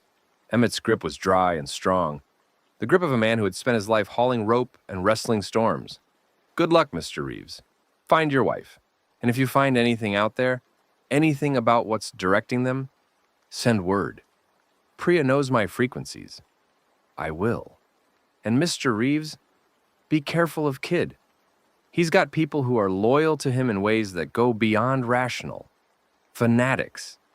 If he decides you're a threat to his flock, or if he thinks your wife's suppression technique undermines his doctrine, understood." Dominic, Willa, and Priya left Galveston at noon. They didn't use the causeway. Emmett arranged for them to leave by boat, a small motorized dinghy that carried them across the bay to the mainland shore east of the ship channel, bypassing the Bayou Kings territory entirely. The crossing took an hour, the little boat bouncing on the chop, Dominic gripping the gunwale and watching Galveston Island recede behind them. The lights, the walls, the pyramids of Moody Gardens, all of it shrinking until it was just a line on the horizon, a thin strip of human persistence against the indifferent vastness of the Gulf. Priya monitored her radio throughout the crossing. "I'm picking up the Helios signal again," she said. "Stronger from this position. Definitely originating from the south. Mustang Island area, consistent with previous triangulation." She adjusted dials, her fingers quick and precise. "And there's something else. A signal I haven't heard before. Weak, intermittent, not encrypted. It sounds like someone counting." "Counting?" "Numbers. Repeating. Like a number station." She held up the earpiece. Dominic leaned in and listened. Through the static, a voice. Male, flat, monotone. Counting. "Yo 7, 7, 2, 9, 4, 4, 7, 7, 2, 9, 4, 4, 7, 7. "What does that mean?" Willa asked. "I don't know yet," Priya said, "but it's coming from the same direction as the Helios signal. Same geographic origin, different frequency." The boat reached the mainland shore at a desolate stretch of coast, marsh grass, mud flats, a few rotting fishing piers. They pulled the dinghy onto the bank and hid it in the reeds. The mainland smelled different from the island. The salt air was corrupted by the ever-present undercurrent of decay that had become the default perfume of the Texas coast. South, along the coast, toward Mustang Island, toward Helios, toward Lucia. The journey was beginning in earnest. They walked south. The coastal terrain was flat, featureless, and hostile. Marsh grass taller than a person, mud that sucked at boots, tidal creeks that had to be forded or circumnavigated. The sky was huge, a dome of gray that pressed down on the landscape with the weight of indifference. There was no cover, no high ground, no defensible position anywhere in sight. If the infected came, there would be nowhere to run except into the marsh, which was a trap, or into the water, which was a gamble. Priya walked with the radio pressed to her ear, half in the physical world and half in the electromagnetic spectrum, tracking signals and mapping frequencies with the obsessive focus of someone for whom technology was both tool and comfort. She muttered constantly, "Signal degradation at this range suggests ground wave propagation, so the transmitter is probably low power, maybe 50 watts, could reach maybe 200 miles line of sight, but we're over water, so the saltwater conductivity would extend the range." Willa walked steadily, her nurse's kit on one hip, her flask on the other, her reading glasses swinging on their chain. She didn't complain about the train or the cold or the persistent ache in her joints that Dominic had noticed in the way she moved. Stiffly in the mornings, loosening as the day wore on. A pattern consistent with arthritis or something worse. The tremor in her left hand was more visible in the open air, without the distraction of medical procedures to suppress it. They made camp that night in an abandoned Coast Guard station on the shore of East Bay. The building was small and fortified. Concrete block walls, steel shutters on the windows, a heavy door. Inside, they found supplies the previous occupants had left. MREs, bottled water, a first aid kit, and, critically, a NOAA weather radio that still received automated marine forecasts. The forecast was not good. A cold front was pushing through, the kind of late January weather system that brought freezing rain and temperatures in the low 30s to the Texas coast. Not cold enough to freeze the infected, but cold enough to make outdoor travel dangerous for the living. "We waited out," Dominic said. "One day, maybe two. We let the front pass and then move." Willa agreed. Priya was already disassembling the Coast Guard station's radio equipment, salvaging parts to boost her own setup. In the enforced idleness of the Coast Guard station, Dominic did what he did best, he thought. He spread Amara's observation sheet and his own notes on a table, and began to build a model, not of how the infected behaved individually, which was by now well documented, but of how they behaved collectively, how they moved in groups, how they accumulated at certain locations, how the NRG attack had been coordinated, what Emmett had said about the massing on the Galveston Causeway. Willa watched him work, offering medical observations. The infection affects the brainstem primarily. That's the seat of autonomic function. Breathing, heart rate, basic motor control. Higher cognitive functions are destroyed in the conversion. But brainstem function is not just about individual bodies. It's about reception. Reception? The brainstem processes sensory input from the entire body. It's the relay station between the body and the brain. In a normal person, the brainstem receives signals, nerve impulses, and passes them upward for interpretation. In the infected, there's nothing upward to pass them to. The signals dead end. But what if they don't dead end? What if the rebuilding process, the prion compound, creates new pathways? Dominic looked at her. New pathways to where? Not where. What? The prion compound regenerates neural tissue indiscriminately. It doesn't know it's supposed to rebuild a human brain. It just builds connections. And if those connections extend outward, if the regenerated tissue becomes sensitive to external signals, you're saying the infected could be receiving signals from each other, from something else. I'm saying the hardware's there. The brainstem is a receiver. The prion compound is building new antennae. Whether anyone's broadcasting? She spread her hands. That's your department, Teach. I just know the biology. Dominic stared at his notes. The pattern was there, just below the surface, like a shape beneath ice. A receiver, a transmitter, a network. If the infected brainstem could receive signals, if the prion compound was creating a kind of biological receiver array, then a sufficiently strong transmitter could theoretically direct them, send impulses that the brainstem interpreted as commands. Move here, gather there, attack this point. And if one infected individual had a brain that was more rebuilt than the others, more neural tissue, more connections, more processing power, that individual could serve as the transmitter, the warden, not a general directing an army through orders, a transmitter directing receivers through signal. The dead didn't follow commands. They responded to impulses they couldn't distinguish from their own brainstem activity. The warden didn't tell them what to do. It became their brainstem's highest priority input. It overrode their individual impulses, hunger, wandering, dormancy, with its own. Dominic wrote on the back of a Coast Guard pamphlet about boating safety. The warden is a biological transmitter. The infected are biological receivers. The prion compound is the antenna. The horde is not an army. It's a network. He underlined the last word 3 times. If I'm right, he said slowly, then the high-frequency sound weakness isn't just disorientation. It's interference. The ultrasonic frequency disrupts the signal between the warden and the horde. It jams the network. Priya looked up from her radio equipment. Say that again. Ultrasonic frequency. Above 19 kilohertz. The infected react to it, disorientation, confusion, loss of coordination. I read about it in some military reports we found at a checkpoint. What if it's not a sensory overload? What if it's jamming the signal that the warden uses to coordinate them? Priya's eyes widened behind her thick glasses.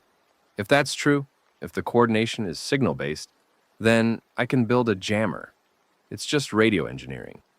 Different medium, biological instead of electronic, but the principle is identical. A transmitter broadcasting on the same frequency at sufficient power would create destructive interference. The warden's signal would be drowned out. The horde would revert to individual behavior. Can you build it? With the right equipment? Yes. I need a high-frequency transducer, an amplifier, and a power source. The transducer I can build from a piezoelectric element. Those are in alarm systems, motion detectors, even greeting cards. She was already rummaging through the Coast Guard station's equipment locker. An amplifier I can pull from any audio system. Power, batteries, lots of batteries. How effective would it be? Depends on the warden's signal strength. If it's broadcasting at biological power levels, which are low, then even a modest jammer should overpower it within a limited radius. Maybe 100 yards, 200? I'd need to test it. Dominic felt something shift inside him. Not hope, exactly, but the first glimmer of agency. They had a theory led to a tool led to a weapon, and a weapon, even a theoretical, untested, jury-rigged weapon, was the difference between prey and predator. Build it, he said. Priya grinned. It was the first time Dominic had seen her smile, and it transformed her face from drawn and exhausted to radiant with purpose. Okay, so we're going to need to find an electronics store or a car with an intact stereo system. The cold front hit that night. Freezing rain lashed the Coast Guard station, coating every surface in a thin layer of ice that reflected their flashlight beams back at them in prismatic splinters. The temperature dropped into the low 30s, not cold by northern standards, but brutal for a Texas coast that was accustomed to mild winters and whose inhabitants were equipped accordingly. They huddled in the station's main room. Willa had found a camp stove and heated water for coffee. Not real coffee, instant, from an MRE. But the warmth of it in Dominic's hands was a gift. They ate MREs, beef stew for Dominic, chicken fajita for Willa, vegetarian pasta for Priya. By choice. I haven't eaten meat since college, and the apocalypse isn't going to change that, thank you. The rain hammered the roof, the wind howled off the bay, and in the relative warmth and safety of the station, the three of them talked, the deep, unguarded conversation that only happens between people who have passed through extremity together and emerged on the other side with their pretenses stripped away. Priya told them about her family, parents in Sugarland, her father an electrical engineer, her mother a homemaker who cooked biryani that Priya had been convinced was the best in the world and was now terrified she would forget the taste of, a younger brother at UT Austin who she hadn't been able to reach since day one. I keep scanning his area. The Austin signals it's bad up there too. But I keep scanning, because stopping means admitting. Willa told them about her Parkinson's diagnosis. She said it plainly, without preamble, the way she delivered all medical information, as fact to be processed, not emotion to be indulged. Early stage, diagnosed 8 months ago. The tremor in my left hand, and that's the first thing. It'll get worse.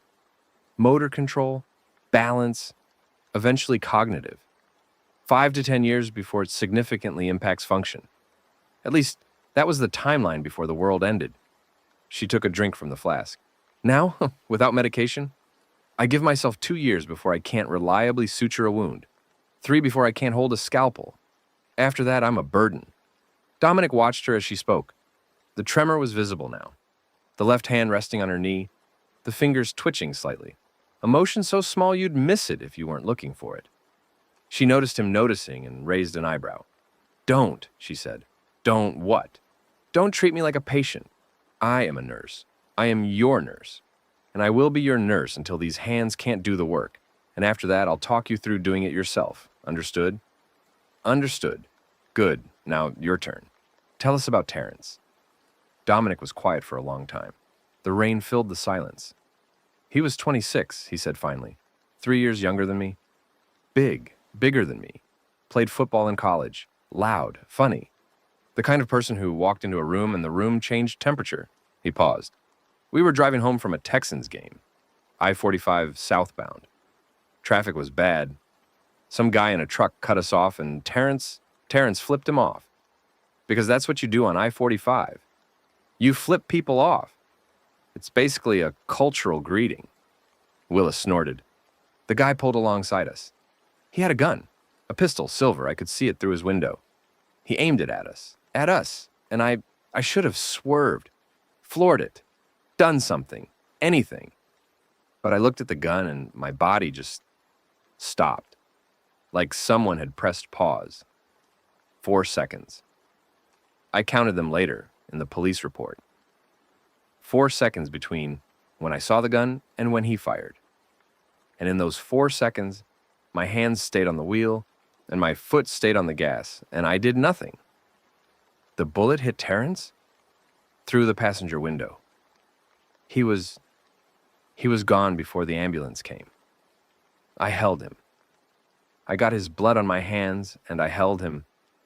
And I tried to remember what you're supposed to do when someone's been shot. And the only thing I could think was that I had 4 seconds and I used them to freeze. The station was quiet. The rain, the wind, the faint static of Priya's radio, scanning frequencies in the background. "Teach," Willa said. "Baby. You know that wasn't your fault. I know that in the part of my brain that grades papers.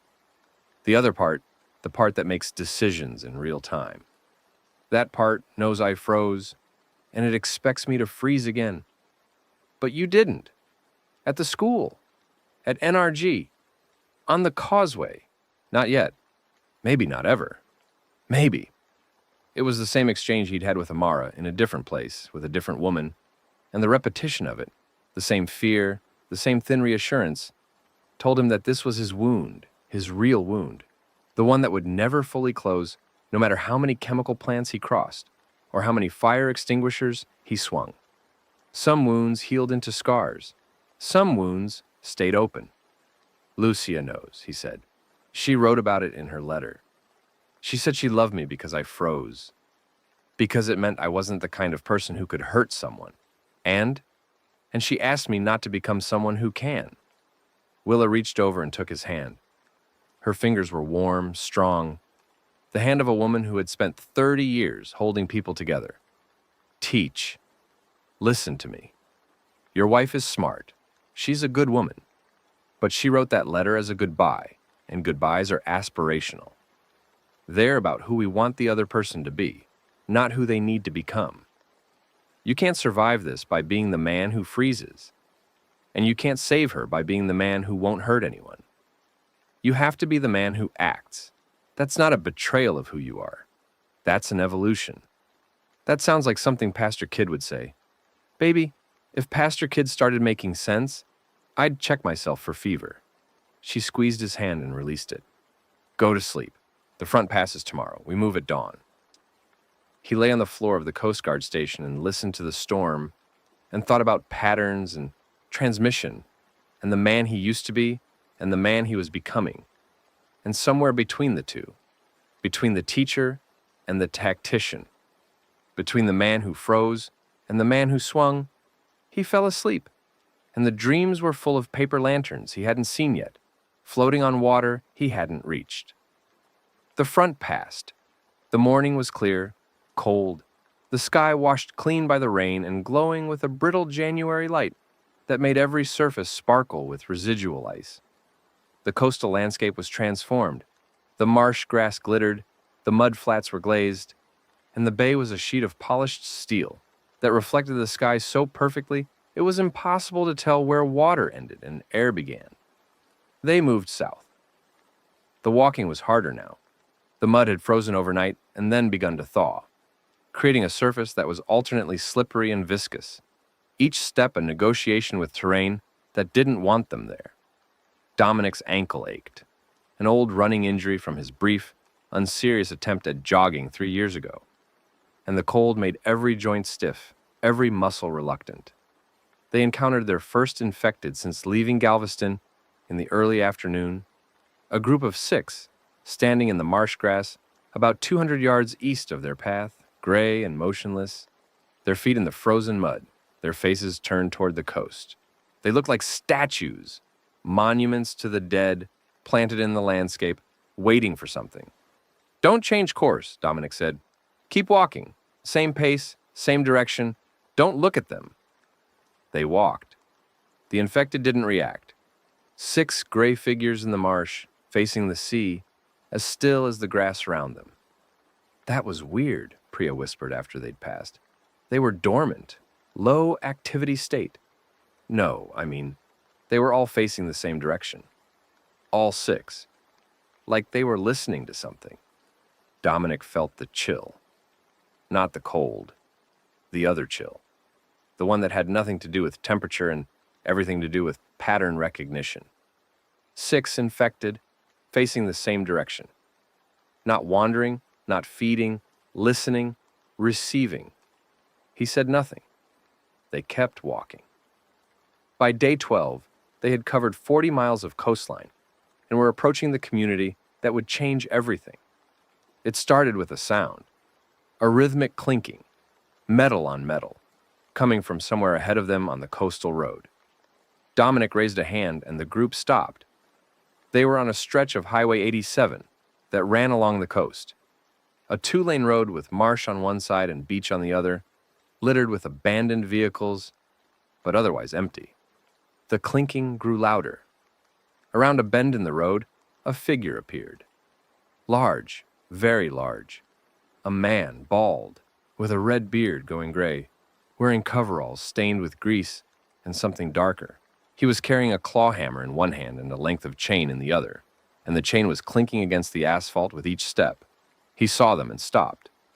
For a long moment, the 4 of them, Dominic, Willa, Priya, and the giant, regarded each other across 50 feet of cracked highway. You alive? The giant asked. His voice was deep and surprisingly gentle, the voice of a large man who was accustomed to speaking softly because his size spoke loudly enough. Last time I checked, Dominic said. Good. You alone? 3 of us. The giant nodded.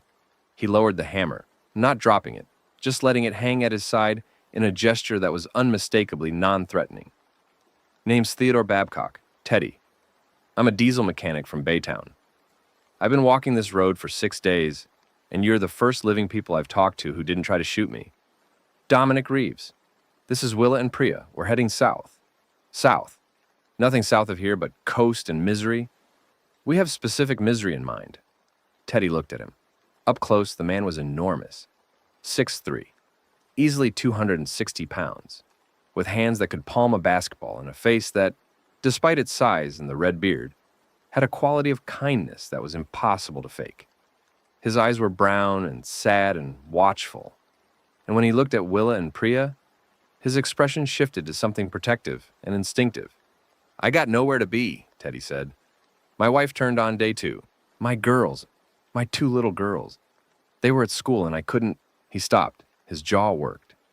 The hand holding the hammer came up and pressed against his eyes, and Dominic saw the knuckles whiten and heard the man's breathing change, a shudder passing through that massive frame like a tremor through bedrock. Nobody spoke. Willa took a step forward and put her hand on Teddy's arm, and the gesture was simple and enormous. The nurse's touch that said, I see you and you are not alone, and it is okay to be broken. Teddy lowered his hand. His eyes were red. Sorry. Don't be, Willa said. Come with us. We need someone who can carry the heavy things. Teddy looked at her. A smile, small and tentative, appeared under the red beard. Yes, ma'am. And don't call me ma'am. Call me Willa, or Bourbon if you want. That's what... She stopped, and for a moment her composure flickered. A crack in the granite, quickly sealed.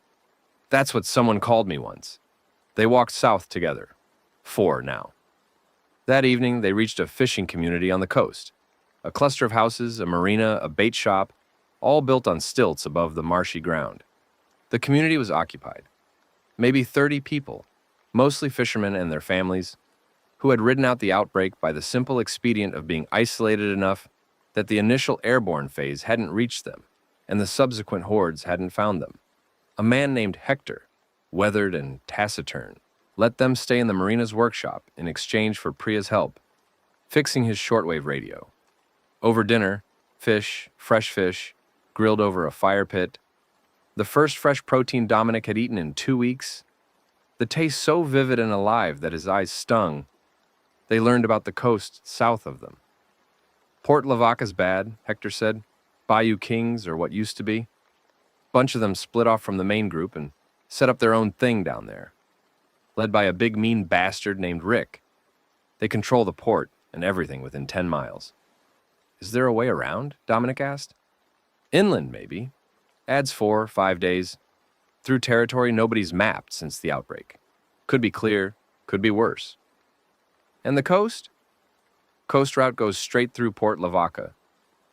No way around. Rick's boys have the road, the waterway, and the beach. You show up, you deal with them, or you don't go. Dominic looked at his group. Willa, steady and certain. Priya, already sketching circuit diagrams on the back of a napkin. Teddy, huge and quiet, eating his fish with a delicacy that seemed impossible for his hands, his eyes distant with a grief that would never fully lift. We'll figure it out when we get there, he said. Teach, Willa said. We always do. The fire crackled. The gulf rolled in the darkness beyond the marina, its waves invisible but constant, a rhythm as old as the planet, as indifferent as the sun. Somewhere out there, south, past Port Lavaca, past the barrier islands, past the territory of raiders and the domain of the dead, Lucia was moving, and the clock in her blood was counting down, and the distance between them was shrinking. But it wasn't shrinking fast enough. In his pocket, the letter. Stop looking, please. Live. He didn't stop. He couldn't. The pattern demanded completion. The teacher demanded understanding. The husband demanded her. South. Through whatever was coming. Through Bayou King's territory and raider strongholds and the flat, merciless coast that offered nothing but distance and danger and the thin, bright thread of her trail. South. Always south. Day 14 began with the sound that would define the middle passage of their journey. The low, sustained moan of a horde, carried on the wind from the north, growing louder. Dominic stood at the edge of the fishing community's dock and looked back the way they'd come. The coastal road, A gray ribbon on the flat landscape stretched north toward the horizon.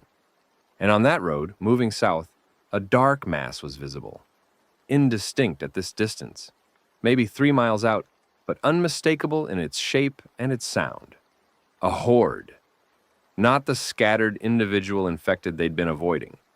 A horde, hundreds strong, moving with the same directional purpose that Dominic had observed at NRG and on the causeway. They were heading south, along the coast, following the same route. "Time to go," Dominic said. The fishing community scattered. Some headed inland, some took boats. Hector stood on his dock and watched the approaching horde with the resigned expression of a man who had known this was coming and had hoped, with the irrational hope of the exhausted, that it would come later rather than sooner. "Go," Hector said to Dominic. "Don't stop until you're past them. They'll slow down when they hit the community, buildings, obstacles, things to distract them. But don't stop." They didn't stop. They moved south at a pace that was almost a run, Dominic in the lead, Priya struggling with the weight of her equipment, Teddy effortlessly keeping pace despite his size, Willa bringing up the rear with the determination of someone who had decided that the tremor in her hand and the ache in her joints were problems for a future that might not arrive. Behind them, the horde reached the fishing community. The sounds of its arrival, crashing, breaking, the wet percussion of bodies against structures, carried across the flat landscape with a clarity that was almost musical. A symphony of destruction performed for an audience of 4 who were running for their lives. They ran. The coast blurred around them. Marsh, sand, road, sky, all of it reduced to motion, to the next step, to the next breath. Priya's glasses bounced on her nose. Teddy's hammer swung at his side. Willa's flask clinked against her hip. Dominic's boots hit the road in a rhythm that matched the moaning behind them. The heartbeat of the horde, the pulse of the dead, driving them forward, always south. And Dominic, running, thought, "They're following us. The horde isn't random. It's tracking us. The same way the warden tracked the NRG evacuation. The same way the infected massed on the Galveston Causeway. We are being followed." The pattern was clear now. The pattern was terrifying. The pattern said, "Whatever you do, wherever you go, it knows." He ran faster.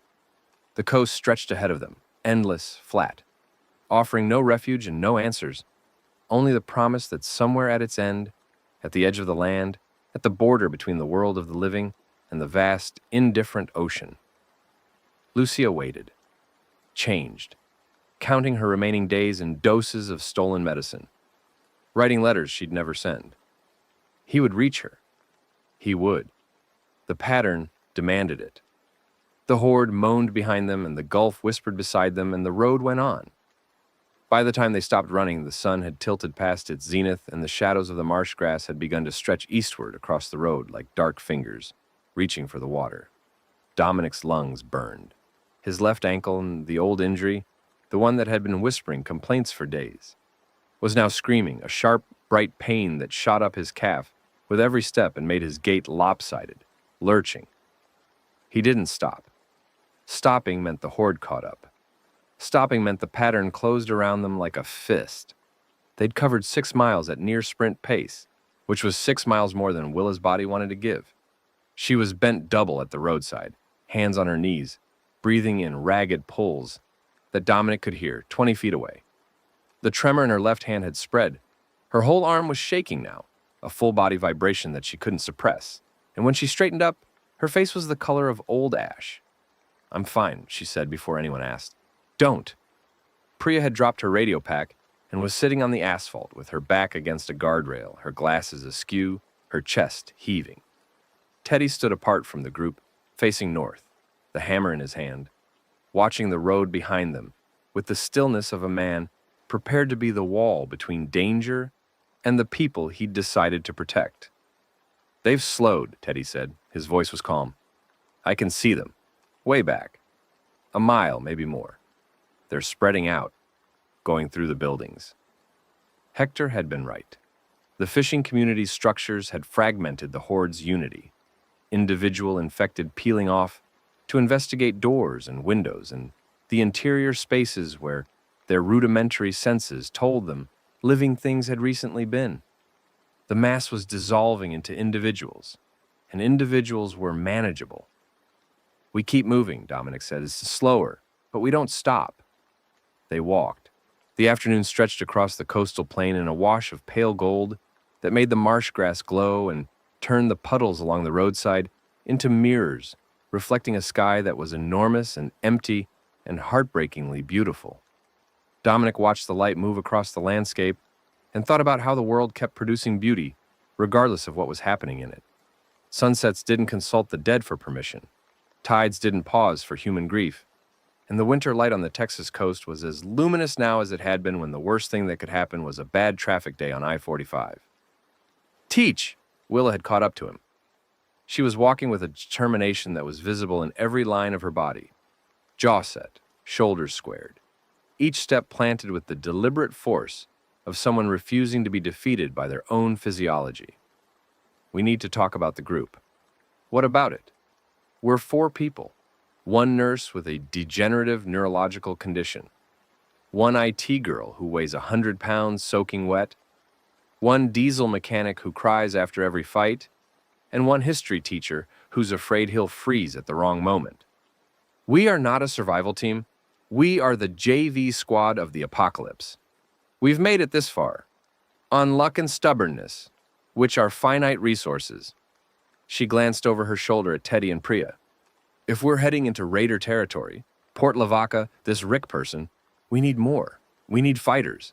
We need people who know the ground." "I know, but we work with what we have." "What we have is a man with a hammer, a woman with a radio, and me with a flask and a bad attitude. That's not enough for what's coming." She was right, and they both knew it, and the knowing sat between them like a stone. Day 15. They found the others the way you find most things in the apocalypse. Not by searching, but by colliding. The intercoastal waterway crossed their path like a wound in the landscape. The man-made shipping channel, 70 feet wide and 12 feet deep, cut through the coastal marsh from northeast to southwest, separating them from the road south with a barrier of brown, polluted water that moved sluggishly toward the Gulf. The nearest bridge was 2 miles east, and 2 miles east was the wrong direction. They were assessing options. Priya scanning for alternative crossings on a map she'd photographed on her phone before the battery died. Teddy eyeing the water with the distrust of a man who'd seen what walked on the bottom of Galveston Bay. When voices carried across the waterway from the south bank. 2 people, a woman and a teenage girl. The woman was tall, angular, with close-cropped natural hair and skin so dark it seemed to absorb the winter light rather than reflect it. She was sketching something on the flat concrete of the waterway's south embankment. Lines, angles, measurements. With a piece of charcoal, her movements precise and unhurried. The girl was younger, maybe 17, with a battered composition notebook clutched to her chest and a pen behind her ear. She was thin and wary, and her eyes moved constantly, scanning the terrain in a pattern that Dominic recognized because it was the same pattern his own eyes had developed over 2 weeks of survival. Doors, windows, shadows, movement, exits. "Hey," Dominic called across the water. "We're trying to get south. Is there a crossing?" The woman looked up from her sketching. Her expression was unreadable, neither hostile nor welcoming, simply assessing, the way an engineer assesses a structure before deciding whether it will hold. "There's a culvert pipe 50 yards east," she said. Her voice carried easily across the water, clear and direct. 48-inch diameter. Dry right now, and the tide's out. You've got about 2 hours before it floods." "Thank you. Don't thank me yet. The pipe's dark, and there were stalkers in this area yesterday." Dominic's blood went cold. "Stalkers?" The woman's eyebrows rose. "You don't know about stalkers?" "I don't know what that word means in this context. It means, don't go in the pipe without a light, a very bright light, and don't stop moving." The culvert pipe was exactly where she'd said, a corrugated metal tube set into the embankment, wide enough to crouch walk through, dark enough that the flashlight beam seemed to dissolve after 10 feet.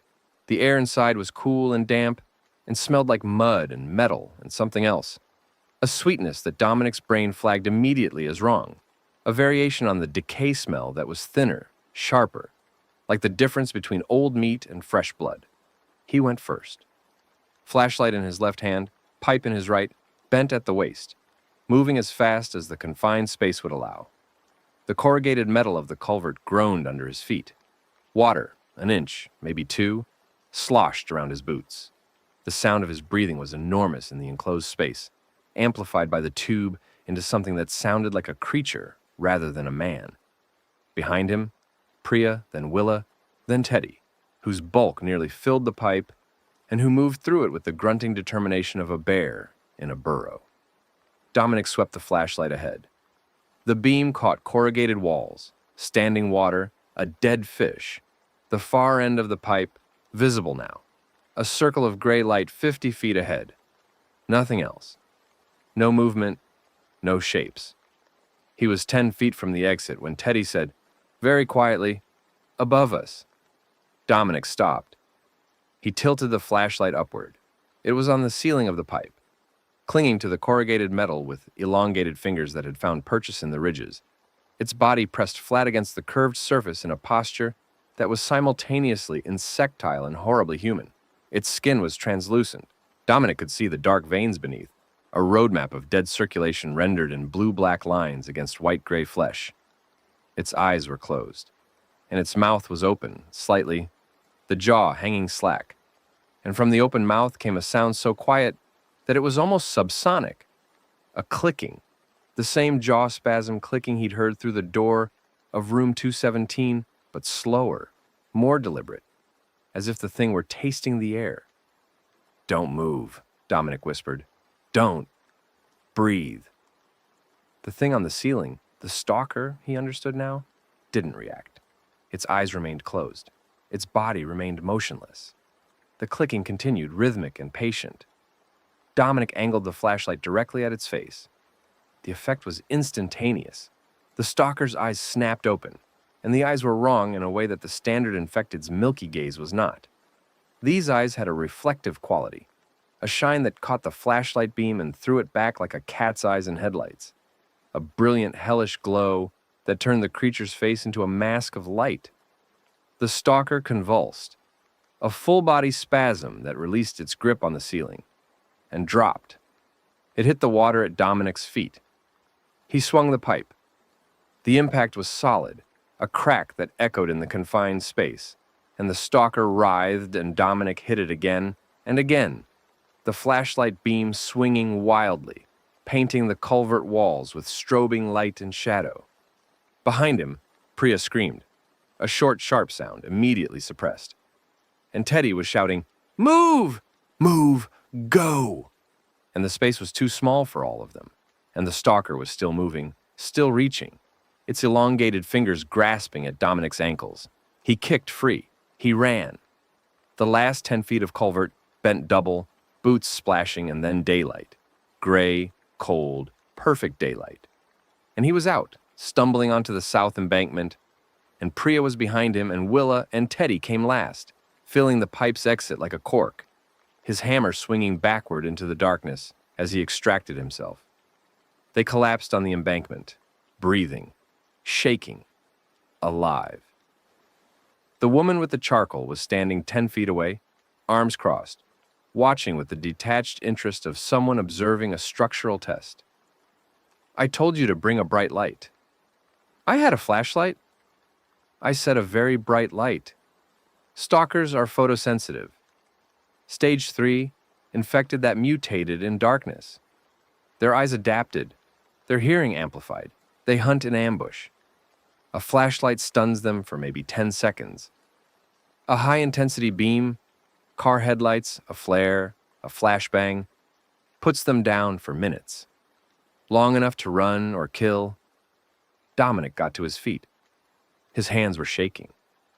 The pipe was slick with something he didn't want to identify. "You seem to know a lot about them."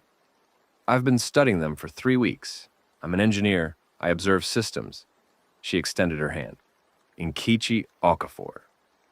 "Dominic Reeves?" Her handshake was firm, dry, businesslike. "And this is Rosa."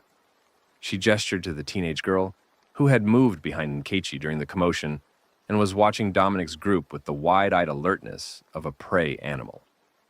Rosa Delgado, 17. Dominic recognized her before she recognized him. Rosa? Rosa from Alvin High? You were in the regional debate tournament last spring. You argued the negative on the infrastructure spending resolution. The girl's expression shifted from wariness to recognition to something that looked like the first crack in a dam. Mr. Reeves, you coached Westfield's team. I did. You're alive. So are you. She stared at him for 3 seconds. 4, 5. Then her face crumpled and she was crying. Not the controlled, adrenaline-driven tears of the first days, but the full, shuddering sobs of someone who had been holding themselves together through sheer force of will and had just found a reason to let go. Dominic caught her.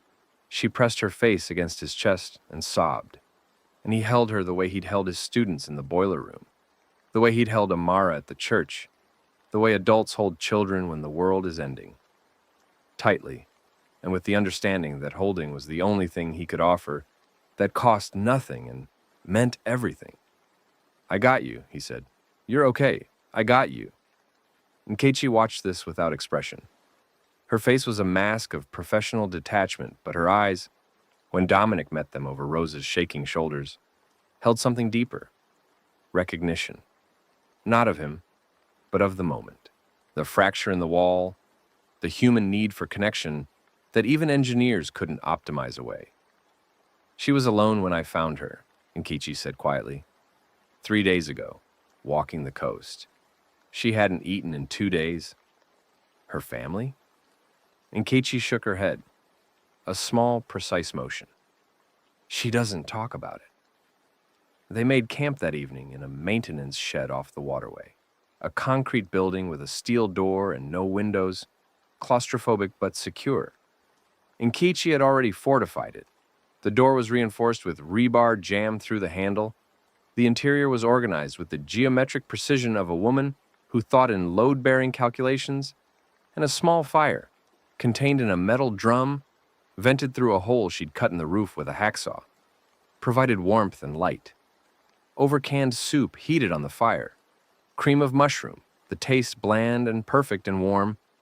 The group expanded from 4 to 6, and the dynamics shifted in ways Dominic could feel, but not yet articulate. Nkechi was a structural engineer, had been. Before the outbreak, she'd worked for a Houston construction firm, designing commercial buildings and reviewing plans for safety compliance. She was, in the most literal sense, someone who understood how things held together and how they fell apart. I've been mapping the infected's behavior around structures, she said, eating her soup with the same methodical precision she applied to everything. They don't approach engineered structures the same way they approach natural terrain.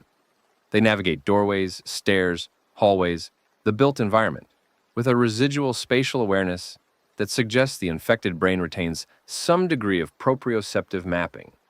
They know where walls are, they know where doors are. They don't walk into things. That's not surprising, Dominic said. The brainstem controls spatial orientation. It goes further than that. I've watched them open doors. Silence around the fire. The kind of silence that follows a statement that no one wants to be true. Standard interior doors, Nkechi continued. Lever handles, not knobs. They reach out, depress the handle, push. It's not conscious, it's motor memory. Deeply embedded procedural behavior. But it means locked doors are only as good as their deadbolts. A lever handle with a thumb turn? Useless. They'll open it and walk in. What about the stalkers? Priya asked. The thing in the pipe? That wasn't just motor memory. That was ambush behavior. Waiting. Concealment. Nkechi nodded. The stalkers are different. More developed. Whatever the mutation is that creates them, the darkness adaptation, the sensory enhancement, it's rebuilding more than just the brainstem. There's frontal lobe activity, problem solving, hunting strategy. I've seen a stalker follow a survivor for 2 hours, matching their pace, staying just out of sight, waiting for the target to sleep. You watch that happen? From a distance, through binoculars. The survivor didn't make it. The fire crackled in the metal drum. Shadows danced on the concrete walls. Rosa was writing in her notebook. Dominic had noticed the notebook immediately. The battered composition book with its black and white marbled cover, and the way she wrote in it constantly, recording everything with the compulsive diligence of a born documentarian. "Rosa," he said, what are you writing?" She looked up. Her eyes were red from earlier, but the tears had dried, and what remained was the sharp, argumentative intelligence that had impressed him at the debate tournament a year ago. A year, a lifetime, an epic. Everything. Dates, locations, what happened, who we met, what the infected do, what the living do. She held the notebook like it was something sacred. Somebody has to write it down. When this is over, if it's ever over, people will need to know what happened. Not the big picture, the details, the names. You're writing history. I'm writing what I see. Isn't that what history is? Dominic smiled. It felt unfamiliar on his face, like wearing clothes that no longer fit. Yeah, that's exactly what it is. Then I'm writing it, every day, every name. I wrote names, so they won't be forgotten. She didn't finish the sentence about her family. She didn't need to. The gap where the words should have been was louder than the words themselves, a silence that spoke the things she couldn't say, that she'd seen them turn, that she'd done something, or not done something, and that the notebook was her penance and her purpose simultaneously. Dominic let the silence stand. Some things didn't need to be spoken to be heard. Nkechi told her own story on the second night, after Rosa had fallen asleep and Priya was lost in her radio equipment, and Teddy was on watch at the door, his massive frame silhouetted against the faint glow of the fire. She told it to Dominic and Willa, quietly, in the tone of someone recounting a medical procedure. Clinical, precise, with the emotion contained in the facts rather than the telling. My husband's name was Amika. We'd been married 12 years. No children, by choice. He was a pharmacist. Rite Aid on Westheimer. She paused, drew something on the back of her hand with the charcoal she always carried. A line, an angle, the beginning of a structure that would never be built. He was type O, fast turn. Willa's hand found Nkechi's arm.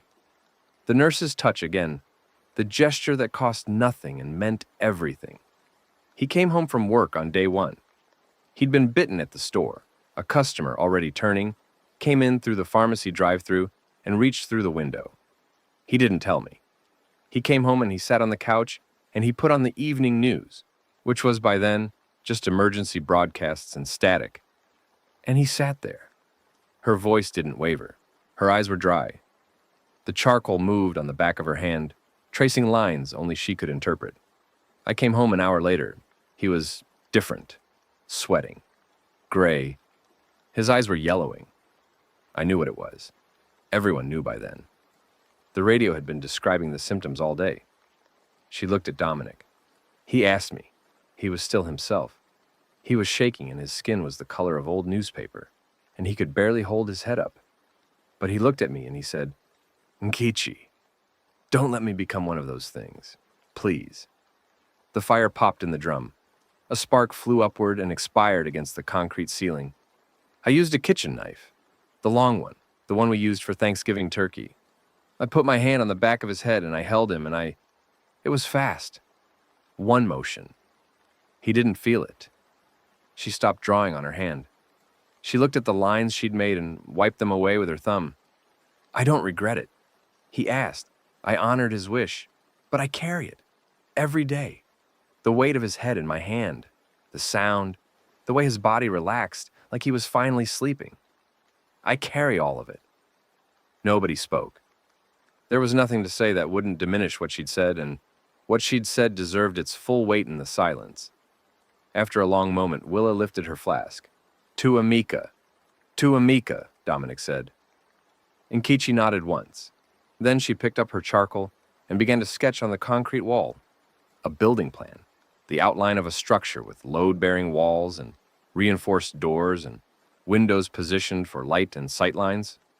She sketched for an hour while the fire burned down, and when she finished, the wall held the blueprint for a fortress that existed only in her mind and would never be built. Or maybe it would. Someday, when there was land to build on and time to build it, and a world that needed structures more than it needed survivors. Day 17. The group, now 6, moved south along the coast, and the coast revealed its horrors in increments. The first was the smell. The chemical plants along the upper Texas coast had been venting unchecked for over 2 weeks, and the atmospheric accumulation of volatile organic compounds was creating a persistent haze that hung over the landscape like a toxic fog. Dominic's eyes watered. Priya coughed constantly, a dry, hacking sound that made Willa glare at the sky as if she could intimidate the atmosphere into cleaning itself. The second was the bloaters. They encountered the first one on a stretch of road near an abandoned Dow chemical facility. The thing was standing in the middle of the highway, or rather, it was standing in the depression its own weight had created in the softened asphalt, because the thing was enormous. It had been a person once. The shreds of a work uniform were still visible, stretched to tearing across a body that had swollen to roughly 3 times its original mass. The skin was waxy, yellowish, stretched tight over the bloated tissue beneath, and blisters the size of fists covered its arms and torso. A faint shimmer surrounded it, the visible vapor of the industrial chemicals that had permeated its dead flesh and were slowly outgassing in the afternoon warmth. "Stop," Nkichi said. She held up a hand. "Don't approach. Don't shoot. Don't touch." "What the hell is that?" Teddy breathed. "They call them bloaters. I've seen 2 before. The infected that turned in or near the chemical plants absorb toxins through their skin. The tissue is permeable after death, and the chemicals bonded with the decomposition gases. They're walking chemical bombs. If the skin is ruptured, bullet blade, blunt force. The release of gas is toxic within a 15-foot radius. Chemical burns to the eyes, lungs, skin, and if there's an open flame nearby..." She didn't finish the sentence. She didn't need to. "So, how do we kill it?" Dominic asked. "We don't. We go around." They went around. 50 yards off the road, through the marsh, giving the bloater a wide berth. The thing turned its massive head to track them as they passed, the movement slow, ponderous, the neck struggling to support the weight of the swollen skull. And a sound came from its mouth that was less a moan and more a pressurized wheeze, the air in its chest pushing past vocal cords that barely functioned. When they were past, Dominic looked back. The bloater was still standing in the road, its face turned south, watching them go with eyes that were hidden beneath swollen lids. It didn't follow. It was too slow, too heavy, too compromised by its own transformation. But it was there, on the road, and anyone who came after them and didn't know the rules would walk right up to it. Rosa wrote in her notebook. Day 17. Encountered first bloater variant. Location, HBI 87 near Dow facility. Characteristics, extreme swelling, chemical vapor, toxic rupture risk.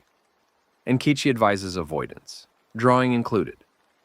She sketched the bloater's outline in the margin, precise and unsentimental. The work of a historian who understood that accuracy mattered more than aesthetics. Day 18 brought people.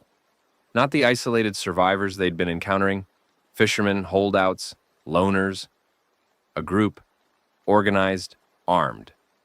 Coming up the road from the south in a convoy of 3 vehicles, a pickup truck, a sedan with no windshield, and an ancient school bus that had been painted matte black and fitted with welded steel plates over its windows like medieval armor. Dominic's group was on the road when the convoy appeared. No time to hide, no cover within running distance.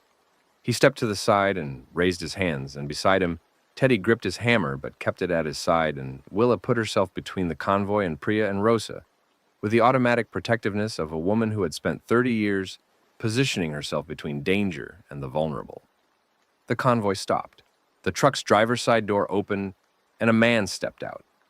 He was young, 22, maybe 23, lean and wired with a nervous energy that manifested in constant motion.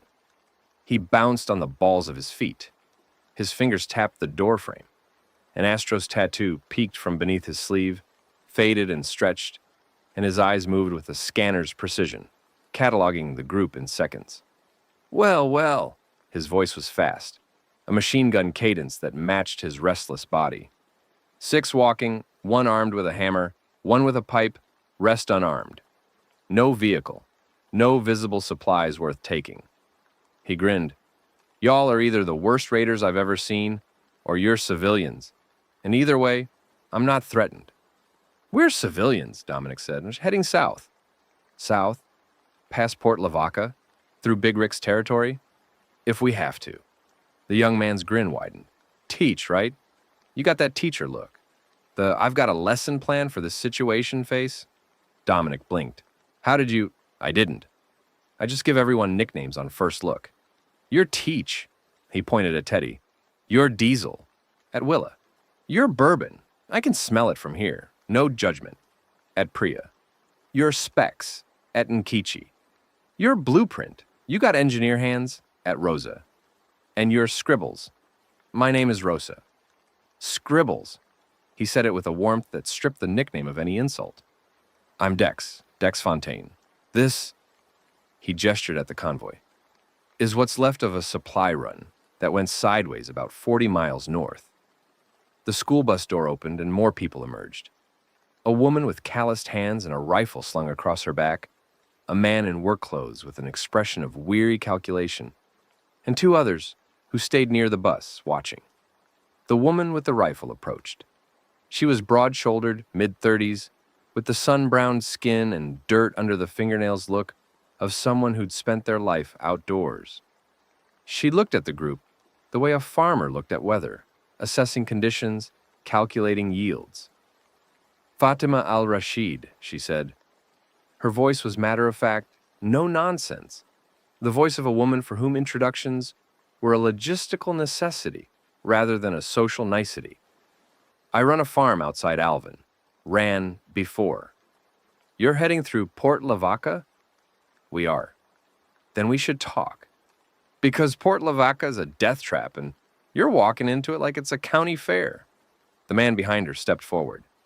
Older, early 50s, silver-haired, wearing a button-down shirt that was filthy but had clearly been expensive once. His shoes were polished, even now, even in the apocalypse.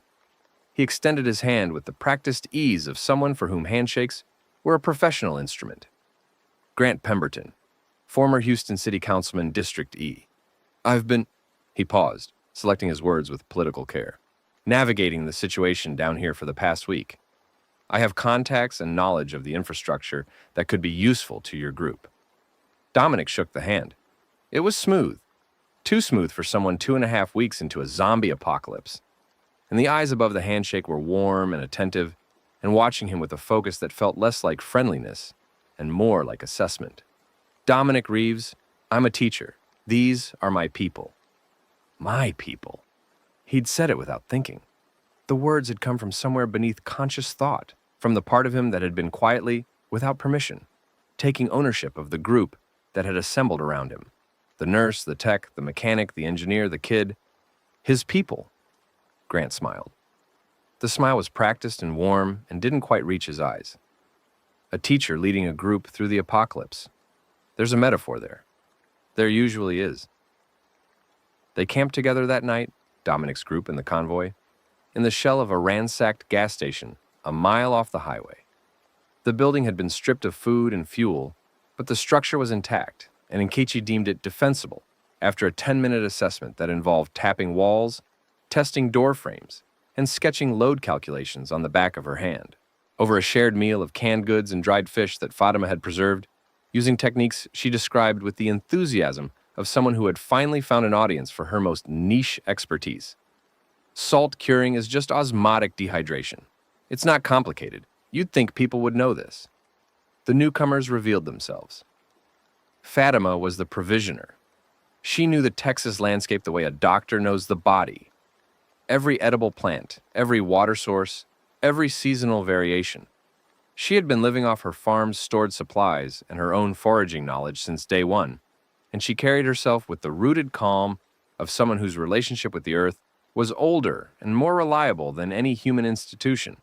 She was also, Dominic noticed, the best shot in any room she entered. The rifle, a scoped .308 Winchester, that she handled with the casual intimacy of a lifelong user, was not a survival acquisition. It was a farm tool, as familiar in her hands as a hoe or a shovel, and when she talked about shooting, she talked about it the way she talked about irrigation, as a practical matter stripped of drama. Predator control, she said, when Teddy asked about the rifle. Coyotes, feral hogs, the occasional rattlesnake that got too ambitious. I've been shooting since I was 12. My father had a farm outside Ramallah before we came here. Olive trees. He taught me to shoot to protect the trees from wild boar. Same principle, different continent. Dex was harder to read. He moved through conversation the way he moved through space, quickly, tangentially, never settling. He gave everyone nicknames and used no one's real name. He told jokes that were funny and deflective simultaneously, using humor the way a matador uses a cape, to redirect attention away from whatever was behind it. What was behind it, Dominic slowly gathered, was intelligence. Real intelligence, the kind that had nothing to do with education and everything to do with observation and adaptation. Dex noticed things. He counted exits. He tracked who was carrying what. He positioned himself with his back to the wall and his eyes on the door. And when he smiled, the smile reached his mouth, but not his eyes, and the eyes were always working. Fifth Ward, Dex said when Dominic asked where he was from. Born and raised. You know Fifth Ward? I know it's one of the oldest historically black neighborhoods in Houston. Historically broke is what it is. But we got resourceful down there, Teach. You learn to make something from nothing when nothing is all you got. Used to run, well, he waved a hand. Used to do things I don't do anymore. Point is, I know how to find supplies in places nobody else looks. I know how to move through territory that's been claimed by people who don't want you there. And I know how to read a room faster than anybody in it. Why are you heading south? Why not? North is Houston. Houston's a graveyard. East is the water. West is nothing. South is the only direction that's still a direction. He paused. Also, there's a rumor. People talking about a place on the coast. Military, government, something organized. I don't buy it, necessarily. But I buy that there's nothing better to do than look. Grant was the most forthcoming and the least revealing, a politician's paradox. He talked about his council days, about Houston's infrastructure, about the sewer systems and power grid and emergency management protocols, all of which was useful information delivered in a way that positioned him as indispensable. He name-dropped. He referenced relationships with military contacts, FEMA officials, industry executives. He painted himself as a connector, a man whose value was in who he knew rather than what he could do. What Dominic noticed was what Grant didn't say. He didn't talk about day one, didn't say where he'd been when the outbreak started, how he'd survived the initial chaos, who he'd been with.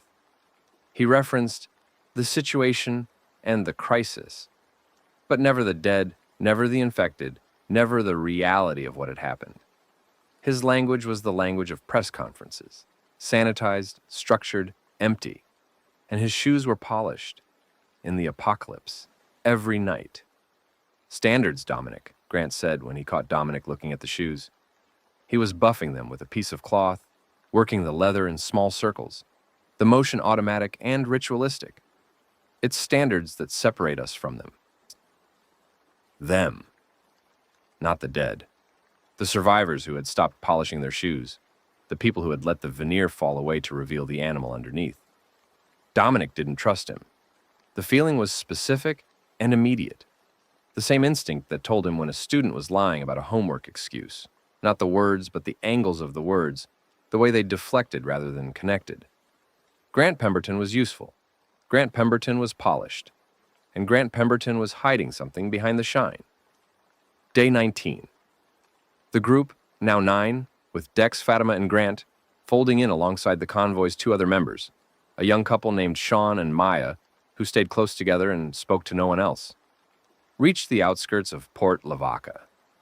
The town was visible from a rise in the road, a cluster of buildings on the shore of Lavaca Bay, with a port facility and a series of industrial structures along the waterfront. It looked intact from a distance. No fires, no obvious destruction. But the silence was wrong. A town of 12,000 should have produced sound even in its death. Dogs, wind through broken windows, the settling of empty structures. Port Lavaca was silent, the way a held breath is silent, expectant. And then, engines. The sound of motors, multiple, approaching from the south. Not the convoy's vehicles. Those were parked and hidden. New engines with the heavy, throaty sound of modified trucks. "Down!" Fatima hissed. She was already prone, the rifle up, the scope to her eye. The others dropped. Dominic pressed himself into the grass at the roadside, his face against the earth, the smell of wet soil filling his nostrils. 3 trucks came up the road from Port Lavaca. Modified, welded steel bumpers, mesh over the windshields, the beds loaded with armed men. They moved fast, in formation, and the men in the beds were scanning the road with the focused attention of a hunting party.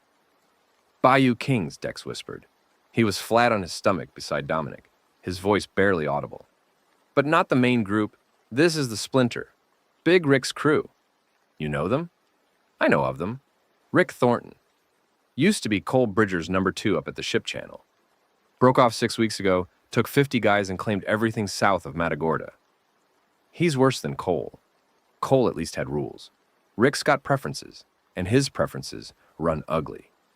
The trucks passed. The sound faded. Dominic raised his head and watched them disappear north along the road. "They're patrolling," Nkechi said. She'd risen to a crouch, her eyes narrowed, already calculating. "Organized, regular intervals. That suggests a fixed route and a fixed schedule." "Can we time it?" Dominic asked. "If we observe for a cycle, 12 hours of observation would give us the patrol frequency, route variations, and gap timing. We don't have 12 hours. The words came out harder than he intended. The clock in his head, Lucia's clock, the ivermectin clock, the countdown that ran beneath every other thought like a metronome, was always ticking. Every hour spent observing was an hour Lucia was metabolizing her dwindling supply, an hour closer to the moment when the drug ran out and the infection ran free. "We have what we have, Teach," Willa said. Her hand found his arm. The grip was firm despite the tremor. Rushing into that town without intelligence is not strategy. It's suicide. She was right. He knew she was right. But the rightness didn't quiet the clock. They camped off the road, concealed in an abandoned ranch house, a mile east of town. Nkechi organized a watch schedule and observation posts, and for 10 hours, they monitored the road. The patrol cycle was consistent. 3 trucks every 4 hours, circling the town perimeter before returning to the port facility. The gap between patrols was approximately 90 minutes, enough time to enter the town, but not enough to cross it on foot. "We need a vehicle," Dominic said. "We go in during a gap, drive straight through, and exit before the next patrol." "Drive straight through and what?" Grant asked. His politician's tone had an edge now, the first sign of stress Dominic had seen from him. "Our convoy won't make it. The school bus is too slow, the sedan has no windshield, and the truck is running on fumes. Then we find something in town."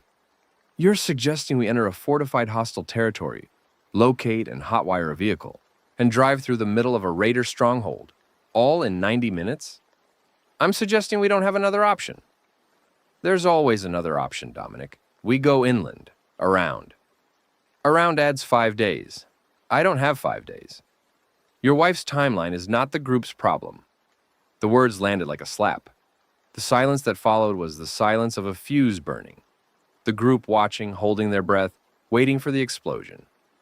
Dominic stood up from the table where they'd spread Nkechi's hand-drawn map. He walked to the window and looked out at the coastal darkness. His hands were in his pockets.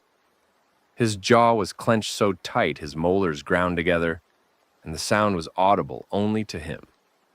A private percussion, the music of controlled anger. "You're right," he said. His voice was quiet and precise, each word placed like a brick. "Her timeline is my problem. So here's what I'm proposing. I go in alone. The rest of you go inland. We meet up south of Port Lavaca in 3 days. No, said multiple voices simultaneously. Willa and Ketchy, Teddy, even Dex, who added, Teach, I've done some dumb things in my life, but solo running a raider town isn't one of them. I appreciate the concern, but it's not concern, Nkichi said. It's engineering. One person has no redundancy. If you're caught, you're done. 2 people can cover each other. 3 can create a distraction while 2 accomplish the objective. A team is stronger than an individual. That's not sentiment. That's structural mechanics. Dominic turned from the window. The group was arrayed around the room, Will on a chair, flask in hand, Nkechi standing, arms crossed, Teddy by the door, enormous and solid, Priya cross-legged on the floor with her radio, Rosa in the corner, writing, Dex leaning against the wall, bouncing a leg, Fatima checking her rifle's action with practiced fingers, Grant sitting apart, polishing his shoes. They were looking at him. All of them. Looking at him the way his students had looked at him in the boiler room. Not for instructions, exactly, but for the signal that said, this is what we're doing, and we're doing it together. The signal that transformed a collection of individuals into a group into a unit into something that could survive what an individual could not. Okay, Dominic said, together. But I need a plan. You need my plan, Nkechi said, and for the first time, something that wasn't detachment appeared on her face. A glimmer of something sharp and fierce, the competitive fire of an engineer who had been presented with a problem worth solving. Give me an hour. Nkechi's plan was elegant in its simplicity and terrifying in its execution. The port facility where Big Rick's crew was based had one structural weakness. It was designed for maritime operations, which meant its security was oriented toward the landward approaches. The waterfront side, the docks, the piers, the loading areas, was lightly watched because the water was supposed to be the barrier. But the water isn't deep at the port's south end, Nkechi said, pointing to her map.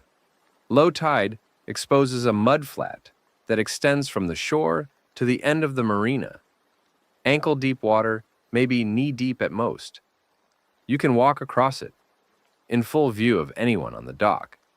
At night, during a patrol cycle, when the guards are oriented north, watching the road, the plan.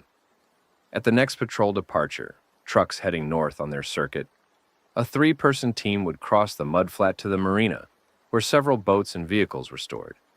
They'd hotwire a vehicle, drive it out the south gate while the patrol was still in the northern circuit, and rendezvous with the rest of the group on the highway south of town. The 3-person team, Dominic, for leadership, Dex, for his claimed expertise in moving through hostile territory, and Jay. Jay Ochoa appeared as if the plan had summoned him. He came out of the marsh to the east of the ranch house at midnight, alone, on foot, limping badly, his left knee wrapped in a makeshift brace fashioned from sticks and strips of cloth. He was young, 22, lean as a whippet, with the ropey muscles of a sprinter and the nervous energy of someone who had been running on adrenaline for so long that stillness had become impossible. An Astros tattoo on his forearm faded. His mouth was set in a line that couldn't decide if it was defiant or terrified. Teddy saw him first and nearly put the hammer through his head before Jay raised his hands and said, in a voice that cracked on every other syllable, Don't, please, I'm running from them. I'm running from Port Lavaca. Please. They brought him in. Willa examined the knee. Torn MCL. Old injury. Badly healed and re-aggravated. You need surgery that nobody on this planet is currently providing, baby. And wrapped it properly while Jay talked. He'd been with a group of survivors captured by Big Rick's patrol 10 days ago. Forced labor at the port, maintaining boats and vehicles. He'd escaped 3 hours ago by jumping off a dock and swimming for the mudflat. How many people does Rick have? Dominic asked. 50, maybe 60. Armed. They've got the port, the town center, and the highway, north and south. They run labor crews, captives like me, for dock work, vehicle repair, building reinforcement. They trade with the ship channel group sometimes. Fuel for food. But Rick's he's escalating. He killed 2 captives last week for no reason. Because he felt like it. Because they looked at him wrong. Jay's hands were shaking, not from cold, from the bone-deep tremor of someone who has been in proximity to casual violence for days and hasn't had the luxury of processing it. "I can get you into the port," Jay said. "I know the layout. I know the guard rotations. I know which vehicles have fuel." "You can barely walk," Willa said. "I'll walk. I'll crawl if I have to. Just, please, don't leave me here." Dominic looked at the kid. 22, blown knee, shaking hands, the eyes of someone who'd been in a cage and had gotten out and would do anything, not to go back. "You're with us," Dominic said, "but you stay behind the line. You guide us in, you show us what we need. And when the vehicle's moving, you ride. You don't fight. I can fight. Your knee says otherwise." Jay's jaw tightened, but he nodded. The team was set. Dominic, Dex, and Jay for the infiltration. Nkechi for the extraction plan. Fatima on overwatch with the rifle. Teddy, Willa, Priya, Rosa, Grant, Sean, and Maya holding at the rendezvous point with the convoy's remaining vehicles. They moved at 2 a.m. The mudflat was exactly as Nkechi had described. A stretch of tidal bottom exposed by the low tide. The bay water receded to shin depth. The surface a slick expanse of clay and shell fragments that sucked at their boots with every step. The night was moonless. The cloud cover from the past front had returned, blanketing the sky in a uniform gray that erased the stars and turned the world into shapes without depth. Dominic moved first. The water was cold, January cold, the bay holding the chill of the front in its shallows, and it hit his boots and immediately soaked through, filling his socks with a wetness that was ice against skin. Each step produced a squelching sound that he tried to minimize by placing his feet flat and lifting them straight. The way he'd read somewhere that soldiers moved through marshes, though the reading had been academic and the reality was a revelation in how different theory was from practice. Dex was behind him, moving with a liquidity that suggested the marsh was not unfamiliar territory. He placed each foot with precision, his weight distributed in a way that minimized splash and noise, and his breathing was controlled, almost inaudible. Whatever his past had included, it had given him this: the ability to move through hostile territory like water through a crack.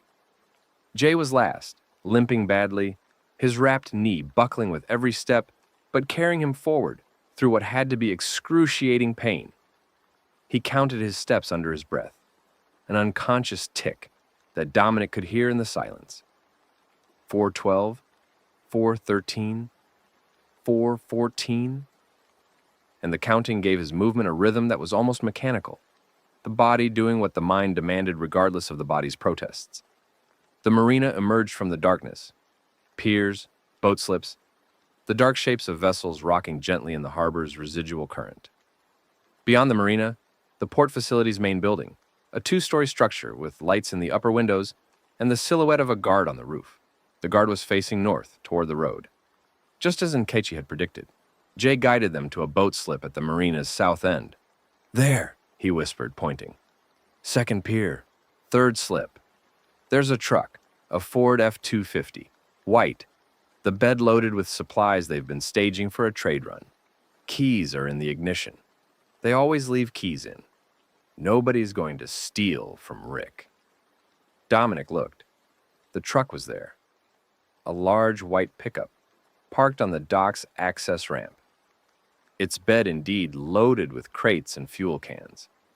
Between their position and the truck, 30 yards of open dock, lit by a single floodlight mounted on the port building's wall. "The light," Dominic said, "runs off a generator. The generator cycles every 40 minutes for a fuel save mode. 15 seconds of darkness while it restarts. Should be coming up in..." Jay checked a watch he wasn't wearing. "Old habit. About 10 minutes, based on the cycle I memorized." "You counted the generator cycles?" "I count everything." Jay's voice was flat, unapologetic. Steps, seconds, supplies. It's how I stay sane. They waited. 10 minutes in the shallows, crouched behind a pier, the bay water lapping at their thighs. Dominic's hands were numb. His ankle throbbed. His breathing was too loud. He could hear it in his own ears, amplified by adrenaline into a sound that he was certain must be audible for miles. Though rationally he knew that was the fear talking, the fear that made everything louder and everything closer. The floodlight died. 15 seconds of darkness. They moved. 30 yards across the open dock. Boots on wood, the planks creaking under their weight. Dominic reached the truck first. The driver's door was unlocked. The keys were in the ignition, just as Jay had said. He slid behind the wheel, turned the key, and the engine caught. A loud, beautiful, terrible roar that shattered the silence of the port. The floodlight came back on. A shout from the rooftop guard. Then another shout from somewhere inside the building. Then the sound of boots on metal stairs. Multiple boots running. Go! Dex was in the passenger seat. Jay threw himself into the truck bed, landing on the supply crates with a grunt that might have been agony. Dominic floored the accelerator. The truck lurched forward, tires spinning on the wet dock, then found purchase and launched down the access ramp toward the south gate. The gate was a chain link barrier. Locked, chained, but chain link against an F-250 at 40 miles an hour was no contest. The truck hit the gate and the gate exploded outward. Chain links flying, the truck barely decelerating, and then they were on the road, heading south, the engine screaming, the headlights cutting through the darkness. Behind them, shouts, engines starting. The high crack of a gunshot that punched a hole in the truck's tailgate 3 inches from where Jay was lying flat. "Stay down!" Dominic yelled. He pushed the truck to 60, then 70, the road unspooling ahead of them in the headlights. Potholes and debris and once a body. An infected standing in the road, which the truck struck at full speed, and the impact was a sound Dominic would add to his collection of sounds he wished he could forget. The pursuit lasted 4 miles. 2 trucks, lights blazing, closing the gap because the F-250 was loaded heavy, and the road was bad, and Dominic was driving in near total darkness on unfamiliar terrain. Dex leaned out the passenger window and fired a pistol he'd produced from somewhere. Dominic didn't ask where. The shots loud and probably inaccurate, but enough to make the pursuit vehicles swerve. The rendezvous point was a crossroads 5 miles south of town. Nkechi had chosen it because the eastbound road led to a bridge over a drainage canal, a natural choke point. When Dominic's truck reached the crossroads, he saw the convoy waiting. The black school bus, the truck. Fatima standing on the bus's roof with her rifle, and a flame, a literal flame, a line of fire across the road behind the crossroads. Fatima set a fuel line, Dex said, his voice awed and amused. She poured diesel across the road and lit it.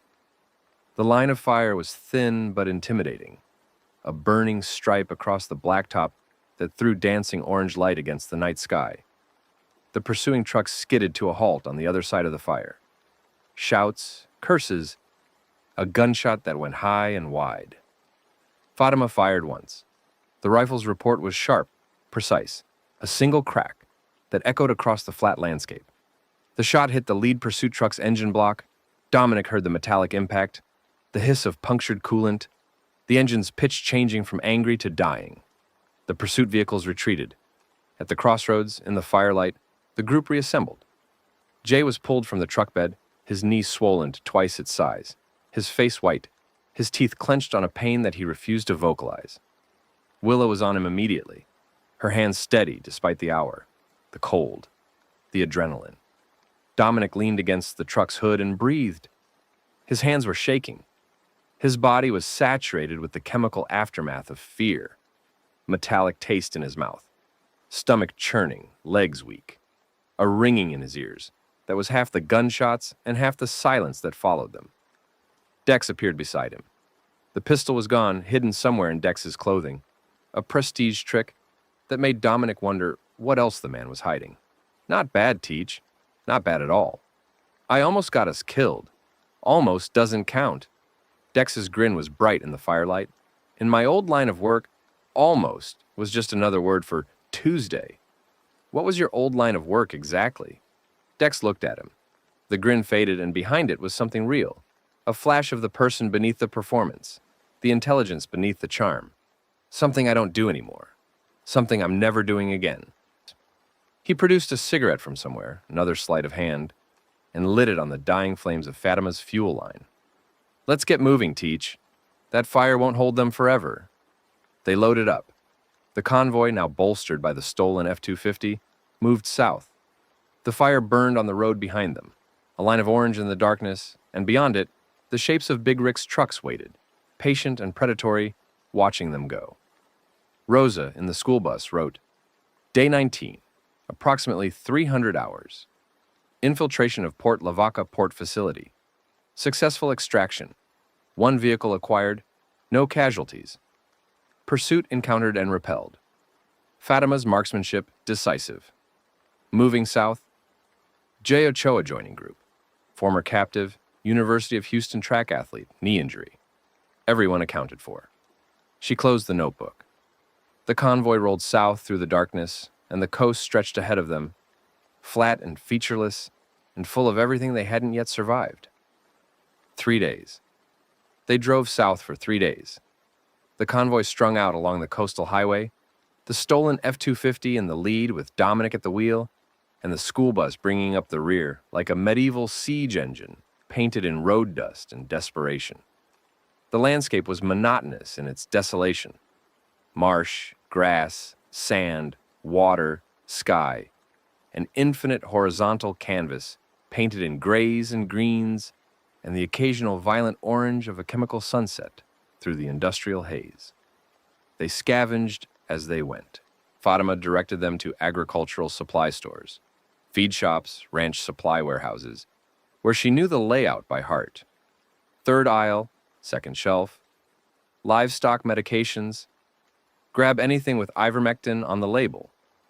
She was building Lucia's pharmacopoeia without being asked, stocking veterinary-grade antiparasitics, because she understood, without Dominic ever explaining it fully, that his wife's life depended on a drug designed for horses and cattle.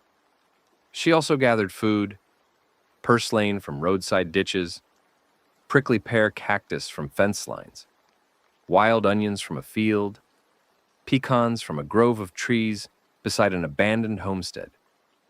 She processed these as they traveled, cleaning, drying, preserving with salt, from a container she carried like a talisman. This is purslane, she said to anyone who would listen, holding up a fleshy-leafed plant. High in omega-3s, grows everywhere. Most people walk right past it. Nobody walked past it after that. Priya worked her radio constantly. The helio signal from Mustang Island was growing stronger as they moved south. The encrypted transmission that she couldn't decode, but whose origin she could triangulate with increasing precision. Definitely Mustang Island, she confirmed on day 21.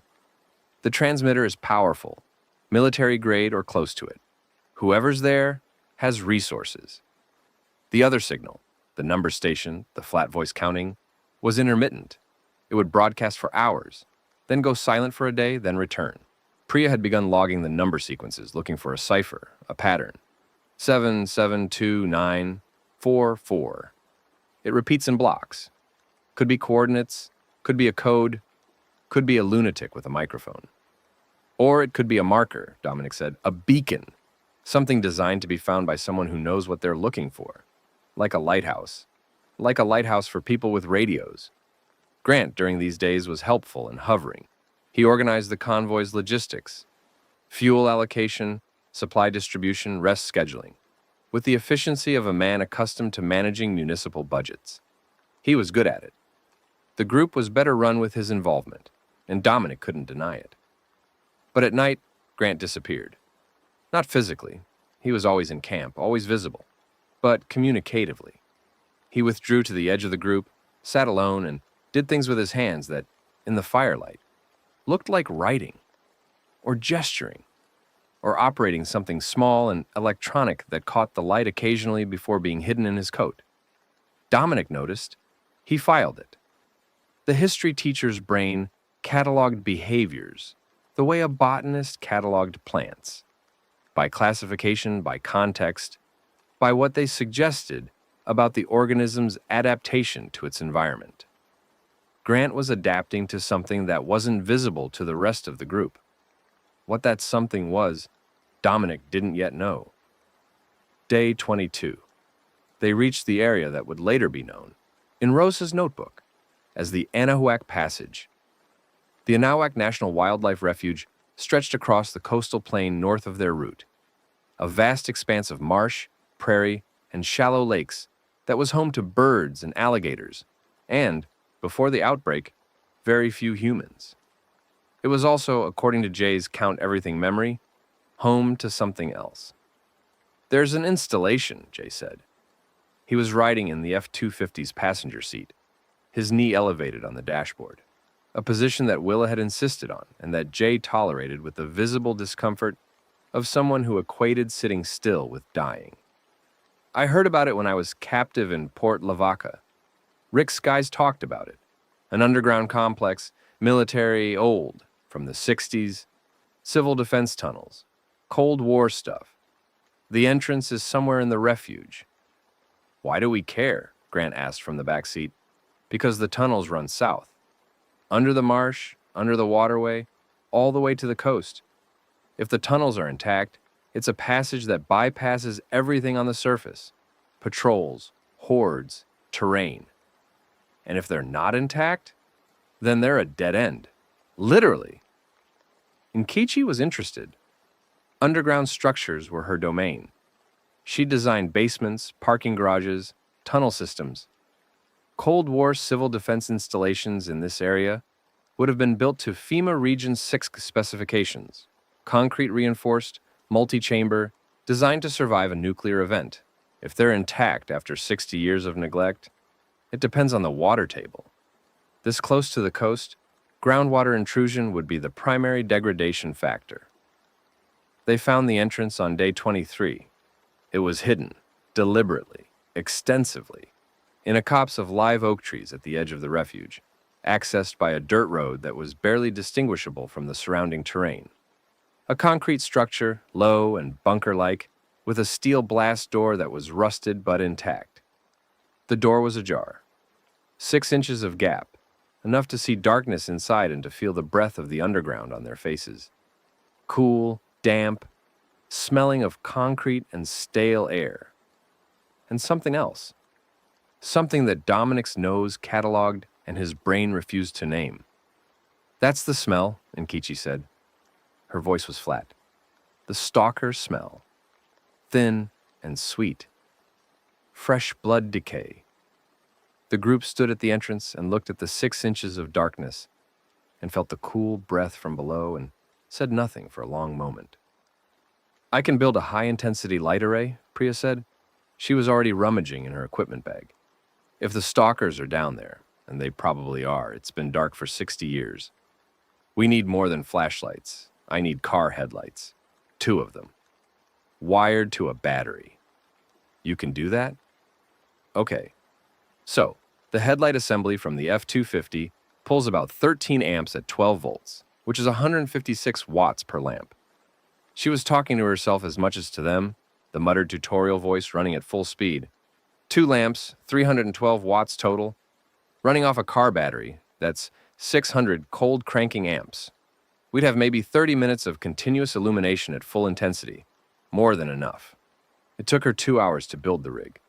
2 headlight assemblies stripped from the F-250 and the sedan, wired in parallel to a car battery that Teddy carried on his back, in a frame that Nkechi fashioned from metal shelving. The result was ungainly and heavy, and when Priya flipped the switch, blazingly bright, a wall of white light that turned the underground entrance into noon. "If there are stalkers," Priya said, "this will blind them for at least 15 seconds. Maybe longer if they've been in the dark for weeks." 15 seconds, Teddy said. He hefted the hammer. "That's plenty." They went in. Dominic first, holding one headlight assembly in front of him like a shield. Teddy beside him, hammer ready, the battery on his back humming with stored energy. Priya behind them with the switch. Nkechi and Dex flanking. Willa, Fatima, Jay, and Rosa in the middle. Grant at the rear, his polished shoes scraping on the concrete steps. Sean and Maya stayed with the vehicles. They'd been consulted and had declined to enter the underground. Nobody argued. The young couple's eyes, when they looked at the tunnel entrance, had the quality of animals scenting a trap. The tunnel was wider than Dominic expected, 8 feet across, 7 high, with curved concrete walls that were cracked but structurally sound. Nkechi ran her hand along the surface as they walked, reading the integrity through touch. Good pour, rebar reinforced. This was built to last. The cracks are surface level, settling, not failure. The air was cool and absolutely still, no wind, no current. The temperature dropped as they descended. The surface was in the 50s. Down here it was in the low 60s, the Earth's constant temperature asserting itself against the January cold above. The smell intensified, concrete, damp, and the sweet thin odor that Nkechi had identified. They were 200 yards in when the headlight array caught the first sign. Marks on the walls, scratches, long parallel gouges in the concrete, set in groups of 4 or 5, the spacing consistent with elongated fingers dragging across a surface. The gouges were deep, cutting into the concrete past the surface layer and into the aggregate beneath. Whatever had made them was strong and patient and had been here for a long time. Eyes up, Dominic said, and check the ceiling. They walked. The tunnel branched, a T-junction, with one branch continuing south and one heading east. Nkechi consulted an internal compass that seemed as reliable as any instrument. South, always south. The south branch narrowed slightly, and then opened into a chamber, a room, maybe 20 by 30 feet, that had once been a command center. Desks, metal chairs, a wall of radio equipment covered in dust, filing cabinets, a water stain on the floor where decades of slow seepage had created a shallow pool that reflected the headlight beam in a wavering mirror. On the wall, painted in Cold War-era stenciling, Emergency Operations Center, Civil Defense, authorized personnel only. Check the radio equipment, Dominic told Priya. She was already at the console, her hands moving over the dials and switches with the reverent attention of an archaeologist brushing sand from an artifact. Vacuum tube technology, ancient. But if the power supply is intact, she found a switch panel. Flipped something. A hum. Low, electrical. The sound of capacitors charging filled the room. A light on the console flickered. Went out. Flickered again. Held. There's a battery bank, Priya breathed. Sealed lead acid. Probably original 1960s installation. But someone's been maintaining it. The electrolyte levels are topped off. Someone's been down here. Recently? Within the last few months. These batteries would be dead after 60 years without maintenance. They searched the room. In a filing cabinet, Dominic found supplies that confirmed Priya's conclusion. MREs, modern military rations, not Cold War vintage. Bottled water, a medical kit with contemporary supplies. Someone had been using this bunker as a way station. And on the desk, weighted down with a field manual, a handwritten note. Priya. If you're receiving the automated broadcast on 724 MHz, this is the relay station. The signal originates from Mustang Island. Helios Pharmaceuticals is active and broadcasting. They have research data. They have resources. They are not friendly. Approach with extreme caution. The warden is tracking movement along the coast. It followed the Galveston evacuation south. Repeat, the warden is tracking coastal movement. Adjust routes to avoid coastal exposure where possible. E.W. Emmett Walsh, the retired Coast Guard officer. He'd been here. He'd set up this station. He'd known they would come. How? Priya stared at the note. How did he know I'd find this? Because he knows the route, Dominic said. He's Coast Guard. He knows every passage, every channel, every hidden infrastructure. Point along this coast. He set this up as a waypoint, a dead drop. Not for us specifically. For anyone heading south. But the automated broadcast, 7.724 MHz. That's the number station. The counting. He's the one broadcasting it. A beacon. For people with radios. Like a lighthouse. Priya sat down at the console and began scanning. The equipment, ancient as it was, hummed with the steady power of its maintained batteries.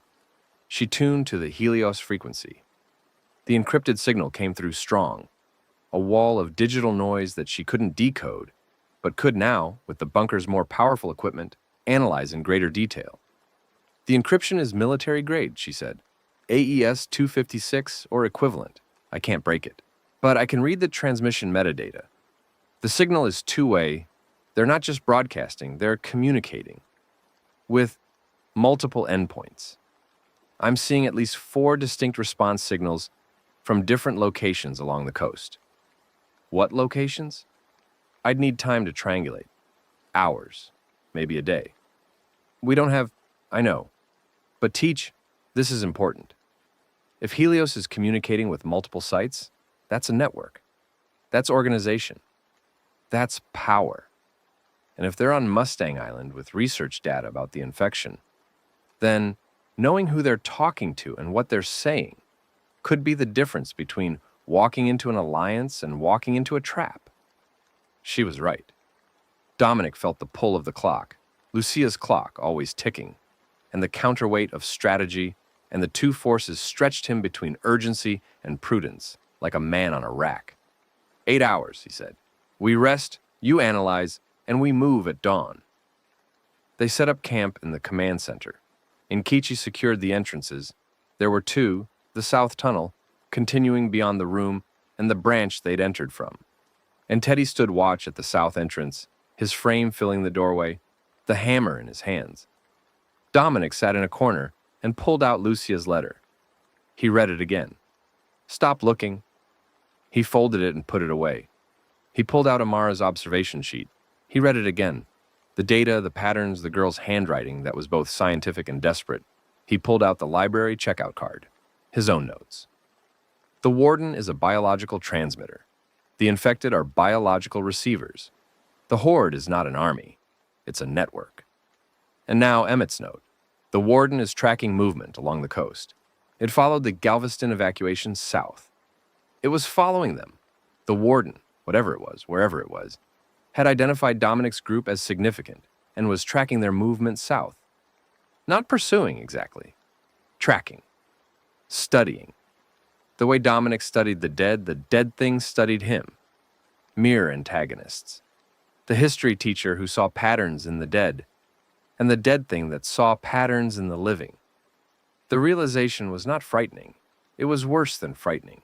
It was clarifying. It burned away the ambiguity and left a single, stark truth. They were not just surviving. They were in a contest. An intelligence on each side measuring the other, probing for weaknesses, adjusting strategies. The warden had tested Dominic at NRG, at Galveston, at the fishing community. Each time Dominic had survived. Each time the warden had learned. What had it learned? That Dominic's group moved south, that they were resourceful, that they could fight, that they could run, that they could find hidden passages. And what had it not yet learned? Priya's frequency jammer, the ultrasonic principle, the weapon they hadn't yet built. Build the jammer, Dominic told Priya, tonight, before we move. Priya looked up from the radio console. I don't have the parts. I need a piezoelectric transducer, an amplifier. Use what's here. The radio equipment, the speakers, whatever you can find. She blinked. Then her face shifted, the glasses catching the light, the eyes behind them going wide and then narrow. The look of a problem solver encountering a problem worthy of her skills. The radio equipment has a high-frequency oscillator. It's designed for upper sideband communication, which means it can generate frequencies above 15 kHz. If I repurpose the oscillator circuit and route it through an external speaker with a high enough frequency response, I'd need a tweeter, a high-frequency speaker driver. Where am I going to find the school bus? Dex said from across the room. He was lying on a desk, one arm behind his head, apparently asleep. But his eyes were open, and his mind was clearly running. The bus has a PA system, emergency announcement speakers. Those speakers are designed for high-frequency clarity, vocal range. But the drivers can probably be pushed above 19 kHz with the right signal. Priya stared at him. How do you know that? Specs, I spent a lot of time riding school buses. You notice things. Priya turned to Dominic. If I can get the bus speakers, the radio oscillator, and the battery bank in this bunker, I can build a prototype. It won't be pretty. It won't be portable. We're talking a device that weighs 50 pounds and needs a car battery to run. But if your theory is right about the ultrasonic disruption, build it, she grinned again. That transformative grin, the one that made her look like the person she'd been before all of this. The IT administrator who loved elegant solutions, who narrated tutorials to empty rooms, who believed that every problem was just an engineering challenge, waiting for the right approach. Okay, so first I need to strip the oscillator circuit from the transceiver. She worked through the night. Dominic stayed awake with her, holding components, handing tools, listening to her muttered instructions. The bunker hummed with the sound of solder and wire and the steady breathing of the sleeping group. At 4 a.m., she tested it. The device was hideous. A tangled mass of wires, circuit boards, and salvaged speakers bolted to a plywood base, connected to the car battery by alligator clips. It looked like the science project of a brilliant and deranged high schooler. But when Priya flipped the switch, the air changed. The sound was beyond hearing, above 19 kHz, in the ultrasonic range that dogs could detect but humans could not. Dominic felt it, though, a pressure in his sinuses, a buzzing in his teeth, a sensation like standing too close to a live electrical line, a vibration that registered not in the ears, but in the bones. Is it working? Willa asked. She'd woken, roused by the not-quite sound. Her hand was on her head, her expression confused. I feel strange. 22 kilohertz at approximately 110 decibels, Priya said. In an enclosed space, the reflections off the concrete walls are creating standing waves that even humans can perceive as pressure. In open air, the effect would be less noticeable for us. But for the infected, if the theory holds, it should disrupt whatever signal the warden uses to coordinate them. We need to test it, Dominic said. We need an infected subject. There are stalkers in these tunnels. The silence that followed was the silence of 6 people simultaneously realizing that the logical next step in their survival strategy was to walk deeper into an underground tunnel system to find a creature that hunted in darkness, and then blast it with an untested device to see if it stumbled. I hate this plan, Teddy said from the doorway. So do I, Dominic said. Let's go. They went south through the tunnel. Dominic, Teddy, and Priya, the smallest team possible, with the headlight array for protection and the jammer on Teddy's back. The tunnel stretched ahead of them in a straight line that the headlights illuminated for 50 feet before the darkness reclaimed it, absolute and patient. The scratches on the walls increased as they moved south. More gouges, closer together, and now accompanied by other marks, stains on the concrete that were not water damage, drag marks on the floor, and, in one section, a patch of the ceiling where the concrete was scored with hundreds of overlapping scrapes, as if something, multiple somethings, had clung there repeatedly, their fingers wearing grooves into the surface over weeks. The smell was intense now. That thin, sweet decay, concentrated by the enclosed space, thick enough to taste on the tongue, metallic underneath, organic on top. The smell of things that should be dead but weren't. Teddy stopped. He raised the hammer and pointed. Ahead at the limit of the headlight's reach, shapes on the ceiling. 3 of them, clinging to the curved concrete with their elongated fingers, their translucent skin reflecting the light in a way that made them look wet, amphibian. Their eyes were closed. The jaw-clicking sound came from all 3 simultaneously. A chorus of clicks that overlapped and syncopated and created a rhythm that was almost musical and entirely inhuman. Ready? Dominic whispered. Priya's hand was on the jammer's switch. Her fingers were shaking. Okay, so, yes, ready.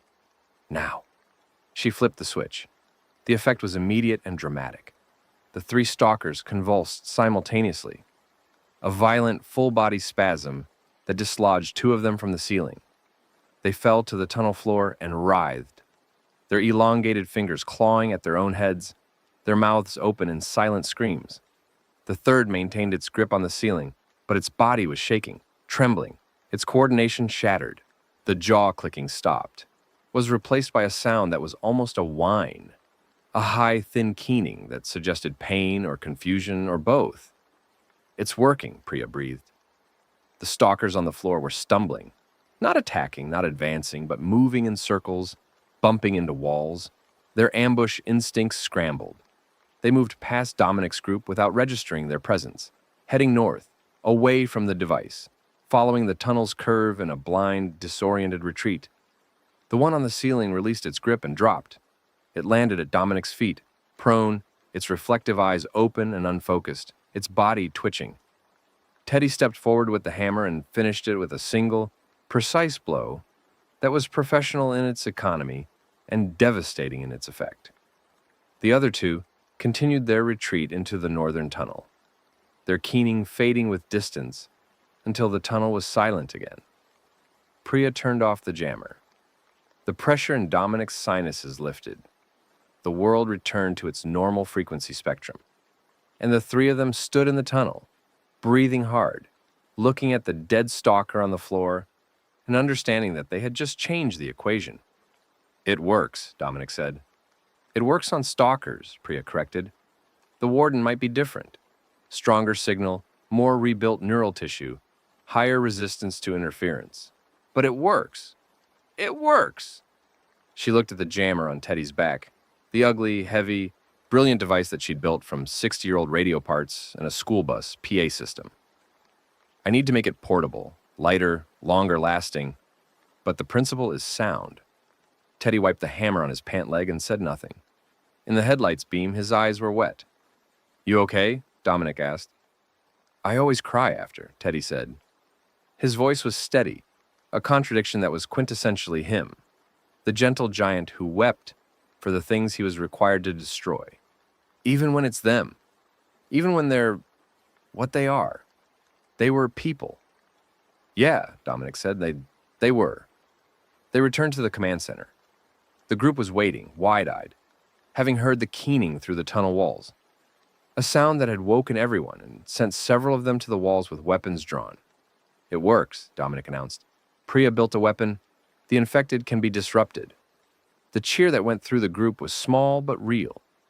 The sound of people who had been prey for 3 weeks hearing, for the first time, that they could be something else, not quite predators, but no longer helpless.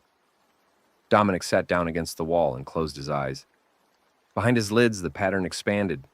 The warden, the network, the signal, the jammer, pieces on a board, moves and counter-moves. The dead thinking, the living adapting, the contest continuing, and somewhere south Lucia, counting doses, running out of time, out, moving toward Mustang Island and the people who had made the disease that was killing her and the whole world. He would reach her. The jammer changed things. The jammer meant they weren't just running anymore. They were advancing. He held Lucia's phone in his pocket and pressed his thumb against the cracked screen and thought, I'm coming. I know you told me to stop. I'm not stopping. I'm bringing the fight to the thing between us. And I'm winning. And I'm coming. Outside, above the bunker, above the earth, the Texas night spread across the coastal plain like a blanket made of stars and silence and the distant, directionless moan of the dead.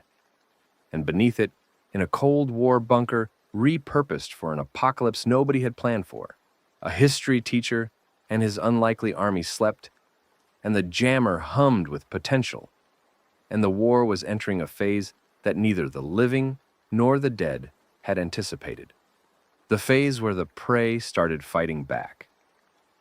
Day 24. They emerged from the Anahuac tunnels at the southern exit, a concrete hatch concealed in a drainage ditch near the coast, half covered in silt, that Nkechi identified and excavated with the matter-of-fact efficiency of someone uncovering a foundation. Daylight hit them like a revelation. Blinding, warm, the January sun having found a gap in the clouds and turned the coastal plain into a field of diamonds. Ice crystals on the marsh grass, catching light, throwing it back, a million tiny mirrors, reflecting a world that was still, in its way, beautiful. The convoy vehicles were gone. Sean and Maya, left to guard the surface camp, had vanished with the school bus and the sedan. The F-250 remained apparently too valuable or too difficult to steal, and beside it, left on the driver's seat like a confession, a note in Maya's handwriting, "We're going north, Colorado. There's a government zone. I'm sorry. We took our share of supplies. Nothing more." Priya's Colorado signal. The military transmission she'd been picking up and hadn't told the group about. Someone had told Sean and Maya. Who else knew about the Colorado signal? Dominic asked. His voice was calm. Too calm. The kind of calm that everyone recognized as the surface of a deep anger. Priya looked stricken. I only told, I mentioned it, Grant said. He was leaning against the F-250, arms crossed, his expression a careful mixture of contrition and defensiveness. In conversation, to Maya, she asked if I'd heard any radio chatter about safe zones, and it came up. You told them about a signal Priya hadn't shared with the group. I didn't realize it was classified information, Dominic. We're not a military unit. People have a right to know their options. Their options? You told 2 people about a signal 1,000 miles away that we have no way to verify, and they took our vehicles and half our supplies and left. Grant's jaw tightened. I'm not responsible for their decisions. No, you're responsible for yours. The confrontation hovered at the edge of escalation. Dominic's hands were at his sides, fists clenched. Grant's posture had shifted from casual to defensive, his weight on his back foot, his chin lifted, the body language of a politician who had been challenged in a public forum and was deciding whether to concede or counterpunch. Nkechi stepped between them. Not physically, and she was 10 feet away, but her voice cut the tension like a blade. The vehicles are gone, the supplies are reduced. We have 1 truck with limited fuel. The math has changed. Can we focus on the math? The math. Nkechi's language, engineering language, the language of systems and structures that didn't care about blame or anger, or the simmering distrust between a teacher and a politician. The math said, fewer resources, more miles, same timeline. Dominic unclenched his fists. You're right. Nkechi, what's our fuel situation?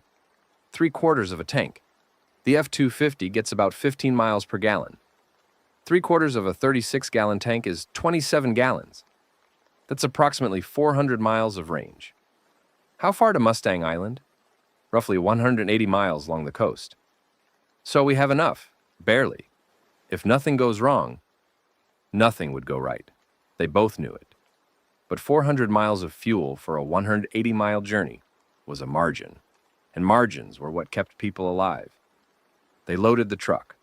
9 people, Dominic, Willa, Nkechi, Priya, Teddy, Dex, Fatima, Rosa, Jay, and Grant, in and on a single vehicle.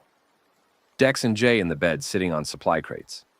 Rosa wedged between Nkechi and Fatima in the back seat. Grant in the front passenger seat because Dominic wanted him where he could see him. Willa, Teddy, and Priya in the back with the jammer and Priya's radio equipment stacked around them like a fortress of salvaged technology. They drove south. The coastal highway was in poor condition, cracked, potholed, littered with debris and occasional vehicles, but passable. The F-250 handled the terrain with the indifferent competence of a machine designed for Texas ranch work, and Dominic drove at a steady 40 miles per hour, fast enough to cover ground, slow enough to see obstacles before they became crises. The landscape changed as they moved south. The industrial corridor gave way to agricultural land, flat, fenced, planted with crops that had gone to seed in the absence of human tending. Cotton fields, unharvested, the bowls bursting open and scattering white fluff across the road like dirty snow. Cattle pastures where cows still grazed, unconcerned by the apocalypse. Their bovine indifference to human catastrophe both comforting and absurd. A farmhouse with smoke rising from the chimney, someone alive, someone staying, someone who had decided that the world's ending didn't exempt them from heating their home. They didn't stop. The clock ticked. Lucia moved south, and they moved south, and between them, the miles shrank. Day 25 brought the information that reframed everything. Priya had been working the radio continuously since leaving the bunker, using a portable rig powered by the truck's battery through an inverter. She'd been logging the Helios transmissions, cataloging the metadata, building a picture of the network from its edges inward. And on the morning of day 25, sitting in the truck bed with her headphones on and her notebook filling with numbers, she broke through. "Teach!" Her voice was tight, controlled. The voice of someone holding a live wire. "I need you to stop the truck." He stopped. The convoy, such as it was, one truck on an empty highway, pulled to the shoulder. Everyone looked at Priya. "I decoded one of the response signals," she said. "Not the Helios main channel. That's still encrypted. But one of the auxiliary channels, the response signals I told you about. It's using a simpler cipher, a modified Visionaire that I could crack, because the key is, it's Nurexal 9. The product name, that's the cipher key." "What does the message say?" Priya looked at her notebook. Her hands were shaking. "It's a report from a field operative reporting to the Helios main station on Mustang Island. The report includes..." She swallowed. "The report includes the location and heading of our group, as of 2 days ago." Silence. The wind off the coast moved through the truck's open windows. "They're tracking us," Dominic said. Yes. The report says, and I'm quoting, "Subject L. Garza Reeves confirmed heading south toward primary compound. AB-type slow burn. Pharmacologically suppressed. Estimated 30 to 45 days remaining on current supply. High research value. Escort group of 9 to 10 individuals led by spouse D. Reeves, heading same direction via coastal route. Recommend non-intervention. Allow natural approach. Acquire subject upon arrival." Dominic's vision narrowed. The tunnel effect, the one from the gym, from the overpass, the edges of the world going gray, the center becoming painfully sharp. Acquire subject. They were going to acquire Lucia, like a specimen, like a sample. Who sent the report? His voice was someone else's, flat, cold, unrecognizable. Priya looked at him. The signal originated from within our group. The wind blew. The marsh grass whispered. 9 people stood around a truck on a coastal highway, and one of them was a traitor. And the silence that followed Priya's words was the silence of a group discovering that the walls they'd built around themselves had a door they hadn't known about. Dominic looked at Grant. Grant looked at the ground, his polished shoes, his hands in his pockets, his jaw working, the muscles bunching and releasing, the tell of a man who was calculating options and finding them insufficient. "Grant," Dominic said, "I can explain." "Then explain." Grant raised his head. His politician's composure was intact, barely visibly strained at the edges, but holding. "I've been in contact with Helios for approximately 2 weeks, since before I joined your group. I established communication through a handheld radio I acquired in Bayou King's territory." "Why?" "Because Helios has resources, medicine, shelter, security. They have a functioning compound with power, water, food, and armed protection. They can cure the infection, or at least manage it. They offered me a place, a guaranteed place, in exchange for information about the coastal survivor groups, and specifically about any AB-type slow burners I encountered." "You sold us out." Dex's voice was quiet, which was more alarming than shouting. He'd moved to the edge of the truck bed, his body coiled, his eyes on Grant with an intensity that was not rage, but something colder. "I secured my survival, and I didn't sell anyone out. They already knew Lucia was heading south. I just confirmed details, timelines, group composition." "You told them about Lucia," Dominic said. His hands were fists again. His nails were digging into his palms hard enough to draw blood, and he couldn't feel it. "You told them she was infected. You told them we were coming. They were going to find out anyway. Helios has scouts, drones, equipment we can't match. All I did was..." I streamlined the process, and in exchange, they guaranteed passage for me. For me and anyone I brought. Anyone you brought. I was going to negotiate for all of us, Dominic. Not just me, the whole group. That was always the plan. Was it? Or was the plan to deliver Lucia to them and collect your reward? Grant's composure cracked. A flicker of something. Not shame, Dominic thought, but the adjacent emotion. The recognition that one's actions, when spoken aloud, sounded different than they had in the privacy of one's own justification. She's dying anyway, Dominic. Without Helios, she has weeks, maybe less. They can save her. They have the resources. I know you don't trust them, but you don't get to decide what happens to my wife. Dominic's voice was barely above a whisper now.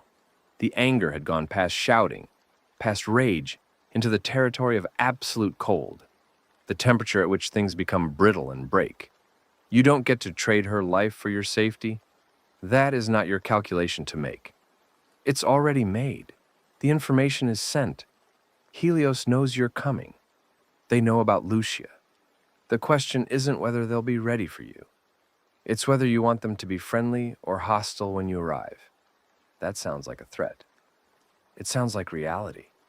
I'm the one with the radio codes. I'm the one who can contact Helios and frame your arrival however I choose. Hostile force approaching. They'll shoot on sight. Friendly group with a valuable medical subject seeking alliance. They'll roll out the red carpet. The group watched. Teddy's hand was on the hammer. Dex had gone very still.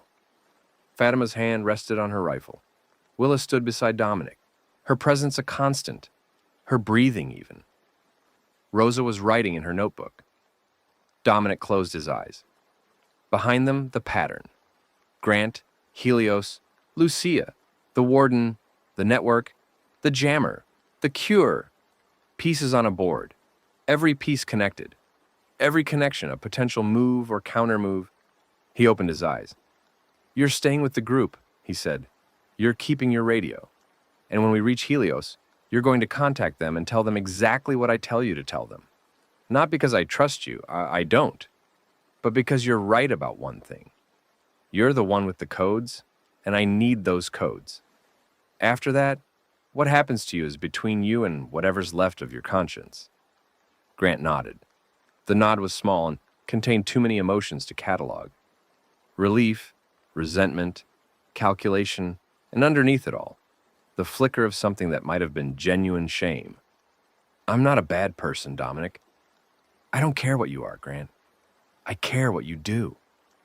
He turned away. The group loaded back into the truck. They drove south, and the silence in the cab was the silence of 9 people who had learned that the walls could have doors, and the doors could open, and the thing that came through them could have a familiar face and polished shoes and a practiced handshake. Day 26. The coast opened before them like a wound. Matagorda Bay, the Gulf, the vast water stretching to the horizon, blue-gray and endless, the same water that Lucia was moving along, somewhere ahead, countable in miles now rather than in the abstract distances that had characterized the early journey. The F-250 was running low. The fuel gauge had passed the halfway mark and was descending with the steady inevitability of a setting sun. They had maybe 150 miles of range left. Mustang Island was roughly 100 miles south. The margin was thinner than a prayer, and the horde was behind them. Dex spotted it first, from the truck bed, looking north through a pair of binoculars he'd acquired from the bunker. Teach, we've got company. Dominic stopped the truck and took the binoculars. The road behind them, stretching north in a straight line across the flat coastal plain, was dark. Not with shadow, with bodies. The horde he'd seen pursuing them from the fishing community had grown. It was no longer hundreds, it was thousands. A mass of gray that filled the road and spilled into the fields on either side, moving south with the same directional purpose, the same relentless pace, the same unified intent that had characterized every coordinated zombie movement he'd observed. The warden was behind them, driving the horde south, following. How far? Nkechi asked. 5 miles, maybe 6. Speed? Walking speed, 3, maybe 4 miles an hour. So we have roughly 90 minutes before they reach this position. 90 minutes. The number sat in the air like a sentence. We drive, Dominic said. We drive and we don't stop. They drove. The F-250 ate the miles with the hungry indifference of a machine designed for distance. But the fuel gauge continued its descent, and the horde behind them continued its advance. And the math, Nkechi's implacable math, said that they had enough fuel to reach Mustang Island, but not enough margin for detours, for breakdowns, for the unexpected. The unexpected came at mile 87, the bridge over the Aransas Pass, the causeway connecting the mainland to the barrier islands. The last bridge between them and Mustang Island was blocked, not by the dead, by the living. A barricade of vehicles, concrete barriers, and razor wire stretched across the bridge's full width, and behind it, armed figures stood in positions that were unambiguously military. Helios, the advanced checkpoint, the outer perimeter of Dr. Vivian Brask's island fortress. Dominic stopped the truck 100 yards from the barricade. The engine idled. The fuel gauge hovered above empty. Behind them, invisible now but approaching at 3 miles per hour, the warden's horde. "Grant," Dominic said. "Radio." Grant produced the handheld from his coat. His fingers were steady, the politician in crisis mode, performing competence. He keyed the transmit button. "Helios, Mustang Island. This is Grant Pemberton, field contact. I am at the Aransas Pass checkpoint with a party of 9. We are requesting entry and medical assistance for an AB-type slow burn subject. Codes are November X-ray 9. Please acknowledge." Static. Then a voice, female, clipped, professional. "Pemberton, this is Helios Control. Acknowledged. Your approach has been tracked. The AB subject, is she with your party?" Grant looked at Dominic. Dominic shook his head. "Negative.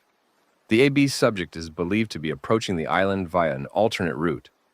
Her spouse is with my party and is requesting coordination to locate and treat her." Another pause, then, "Stand by." Transferring to Dr. Brask. The static stretched. The sun was low on the horizon now, the afternoon light turning golden, casting long shadows across the bridge. The armed figures at the barricade hadn't moved. Their weapons were pointed at the truck. A new voice on the radio, different from the first, older, deeper, with a precision of diction that suggested a scientific mind speaking through a military apparatus. "Mr. Pemberton, this is Dr. Brask. We've been expecting you. Your party may approach the checkpoint. Weapons will be surrendered at the barrier. Medical evaluation is mandatory for all entrants." "Understood," Grant said. He lowered the radio and looked at Dominic. The look was complex. Part relief, part triumph, part something darker. "Welcome to Helios, Dominic." Dominic looked at the barricade, at the armed guards, at the bridge stretching over the water toward an island where the people who had made the thing that was killing his wife were offering to save her, for a price he didn't yet know. Behind them, the horde. Ahead of them, the compound. And somewhere on the island or approaching it from another direction, Lucia changed, counting doses, running out of time. He put the truck in gear. "Nobody surrenders anything until I say so," he told the group. "Priya, the jammer stays hidden. Nkechi, I need you to memorize everything you see. Structural weaknesses, escape routes, anything that can be exploited. Teddy, stay close to Rosa and Fatima. Willa, you're with me. Always teach. Dex, watch Grant.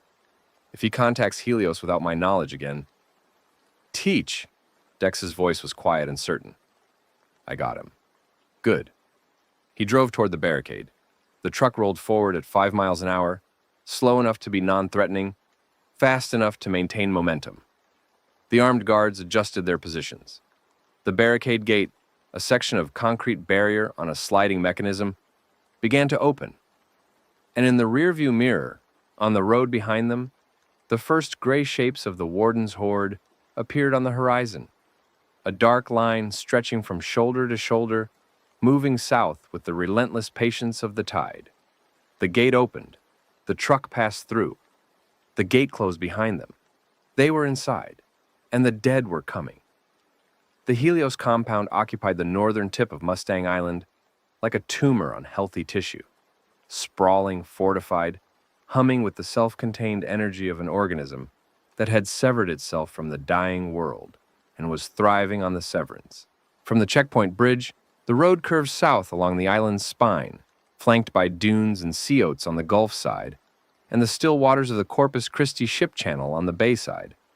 And the compound revealed itself in stages. First, the outer fence, chain link topped with concertina wire, then a cleared kill zone of 50 yards, the vegetation stripped to bare sand. Then the inner wall, concrete blocks 8 feet high, with guard towers at each corner manned by figures in tactical gear who tracked the truck through rifle scopes as it approached. The gate was steel. It opened automatically on someone watching on a camera, someone pressing a button, and the truck rolled through into a world that was so jarringly functional, it made Dominic's chest ache with something that was not relief and was not hope, but was adjacent to both. Paved roads. Actual paved roads, clean, maintained, with painted lines. Buildings, prefabricated structures, modular, arranged in a grid pattern that suggested military planning. A solar panel array covering half an acre, its dark surfaces angled toward the southern sky, drinking light. Wind turbines on the dunes, 3 of them, their blades turning in the Gulf breeze with a steady whoomp-whoomp that sounded like a mechanical heartbeat. A desalination plant on the bayside, pipes running to a water tower that stood above the compound like a lighthouse. Armed personnel moving between buildings with the unhurried purpose of people in a functioning institution. It looked like civilization. It smelled like civilization. Diesel exhaust and fresh paint, and underneath, the salt, clean smell of the Gulf, uncontaminated by the rot that had defined every mile of the journey. Dominic's group stared through the truck's windows with expressions that ranged from awe to suspicion to naked hunger for the normalcy that this place represented. "Don't trust it," Nkichi murmured. She was already cataloging, her eyes moving in the systematic pattern of structural assessment, measuring walls, noting load points, identifying the weaknesses that existed in every built environment, because perfection was a theoretical construct and concrete was a practical material. Her fingers twitched, wanting charcoal, wanting a surface to sketch on. A woman was waiting at the end of the main road, where it terminated in a circular drive before the compound's central building, a 2-story structure larger than the others, with communications antennae on the roof and the Helios Pharmaceuticals logo still visible on the front wall, blue and gold, the corporate branding of a company that had ended the world and was now offering to rebuild it. Dr. Vivian Brask was not what Dominic had expected. He'd imagined, without realizing he'd imagined anything, a villain, a face that matched the monstrosity of the actions. But Brask was ordinary in the way that the most dangerous people often are. Medium height, medium build, dark hair pulled back in a functional bun, wire-rimmed glasses, a face that was sharp-featured and intelligent, and contained no particular cruelty. She wore a lab coat over khaki pants and a button-down shirt, and the lab coat was clean, spotlessly, impossibly clean, as if the apocalypse had not reached her laundry. She was flanked by 2 armed guards, but her posture suggested she didn't need them. The authority she carried was not physical, but institutional. The authority of expertise, of knowledge, of being the smartest person in any room she entered, and knowing it with the quiet certainty of someone for whom intelligence was not an achievement, but a baseline condition. "Mr. Reeves," her voice matched her face, precise, controlled, with the faint musicality of someone who chose words the way a surgeon chose instruments. "Welcome to Helios Station. I'm Dr. Vivian Brask. I understand you're looking for your wife." Dominic stepped out of the truck. His boots hit the pavement, the smooth, clean pavement, and the texture was so different from the mud and gravel and broken road of the past month that his body registered it as alien. Behind him, the group dismounted, arranging themselves in the unconscious defensive formation they'd developed over weeks of travel. Teddy and Dex on the flanks, Fatima slightly back with her rifle, Willa beside Dominic. the others in the middle. Lucia Reeves, Dominic said. AB type. She's heading here. She may already be here. She's not yet. Brask's expression didn't change. But we've been tracking her approach. She's approximately 40 miles north of this position, moving along the coast. At her current pace, she'll arrive within 3 days. You've been tracking her. We've been tracking all AB-type survivors in the region. They represent an invaluable research population. The slow burn phenomenon is the key to understanding the Neurexal-9 infection mechanism and, potentially, developing a reversal protocol. A cure. I don't use that word carelessly, Mr. Reeves. What we've developed is a stage 1 arrest compound. It halts the infection's progression and, in controlled trials, has shown evidence of partial neural tissue recovery. It's not a cure in the sense of restoring the subject to pre-infection baseline, but it's the difference between a managed condition and a death sentence. Dominic felt the words land in his chest like stones dropped into still water, each one sending ripples outward through his body. A compound, a treatment. The thing Lucia had been searching for, the thing she'd been running toward, the reason she'd left Galveston and the letter and the life they'd shared. It existed.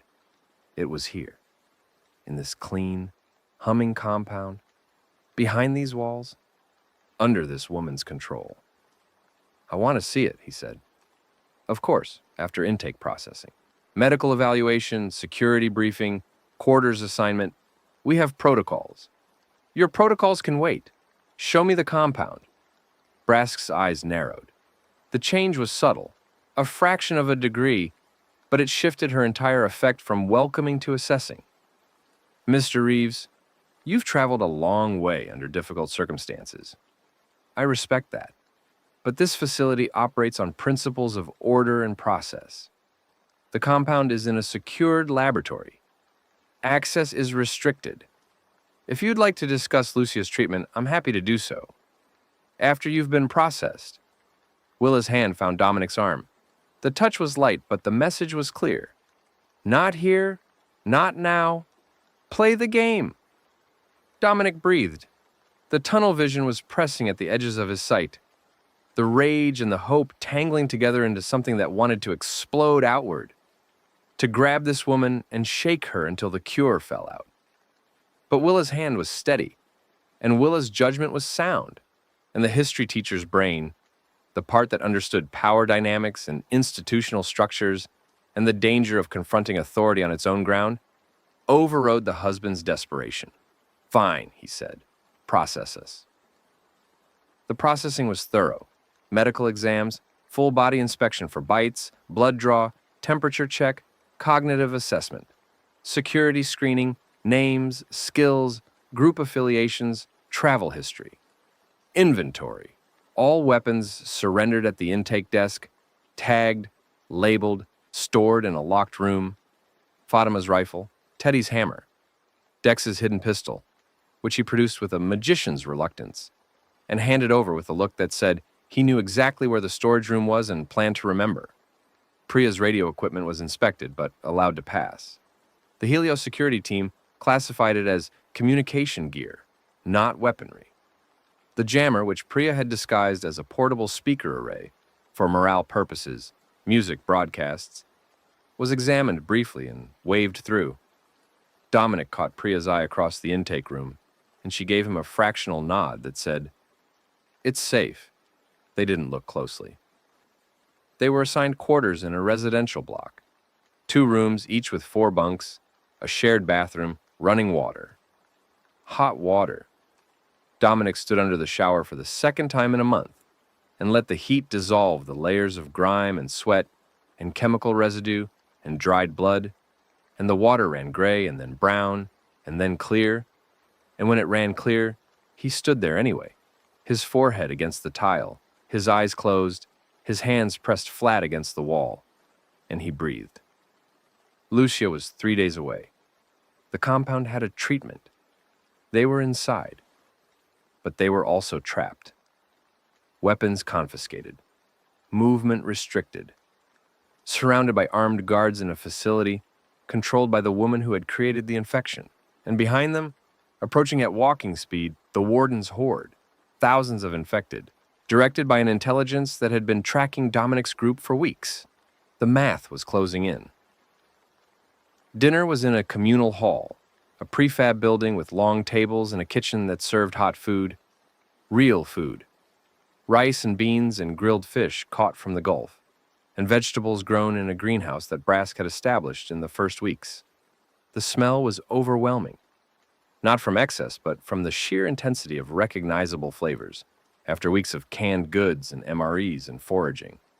Dominic ate, and the food was in his mouth and on his tongue, and the taste was alive in a way that made his eyes water. And he realized he was crying, and he didn't stop eating. The group ate together. Around them, Helios personnel, researchers, soldiers, support staff, approximately 60 people in total, ate at other tables. The atmosphere was controlled and functional and slightly eerie, like a cafeteria in a company that happened to be located at the end of the world. Grant sat apart from the group. Dex sat near him, not close enough to be obvious, close enough to see. The dynamic between them was a low-frequency tension that hadn't resolved. Dex watched Grant the way a cat watches a bird, and Grant performed indifference with the practiced ease of a lifetime politician. After dinner, Brask invited Dominic to her office. Just Dominic. He went with Willa, who refused to be excluded, and whose glare was sufficient to override any security protocol. The office was in the central building's upper floor. It was, there was no other word, luxurious. Not ostentatiously, but in the way that functional comfort becomes luxury in a world that has forgotten what comfort means. A desk, bookshelves, a window overlooking the compound and the Gulf beyond, papers, data printouts, a laptop connected to an actual functioning network. And on the desk, in a secured case with a digital lock, a row of vials containing a clear liquid that caught the light and held it. The arrest compound, Brask said. She sat behind the desk and folded her hands. Designation N9 arrest.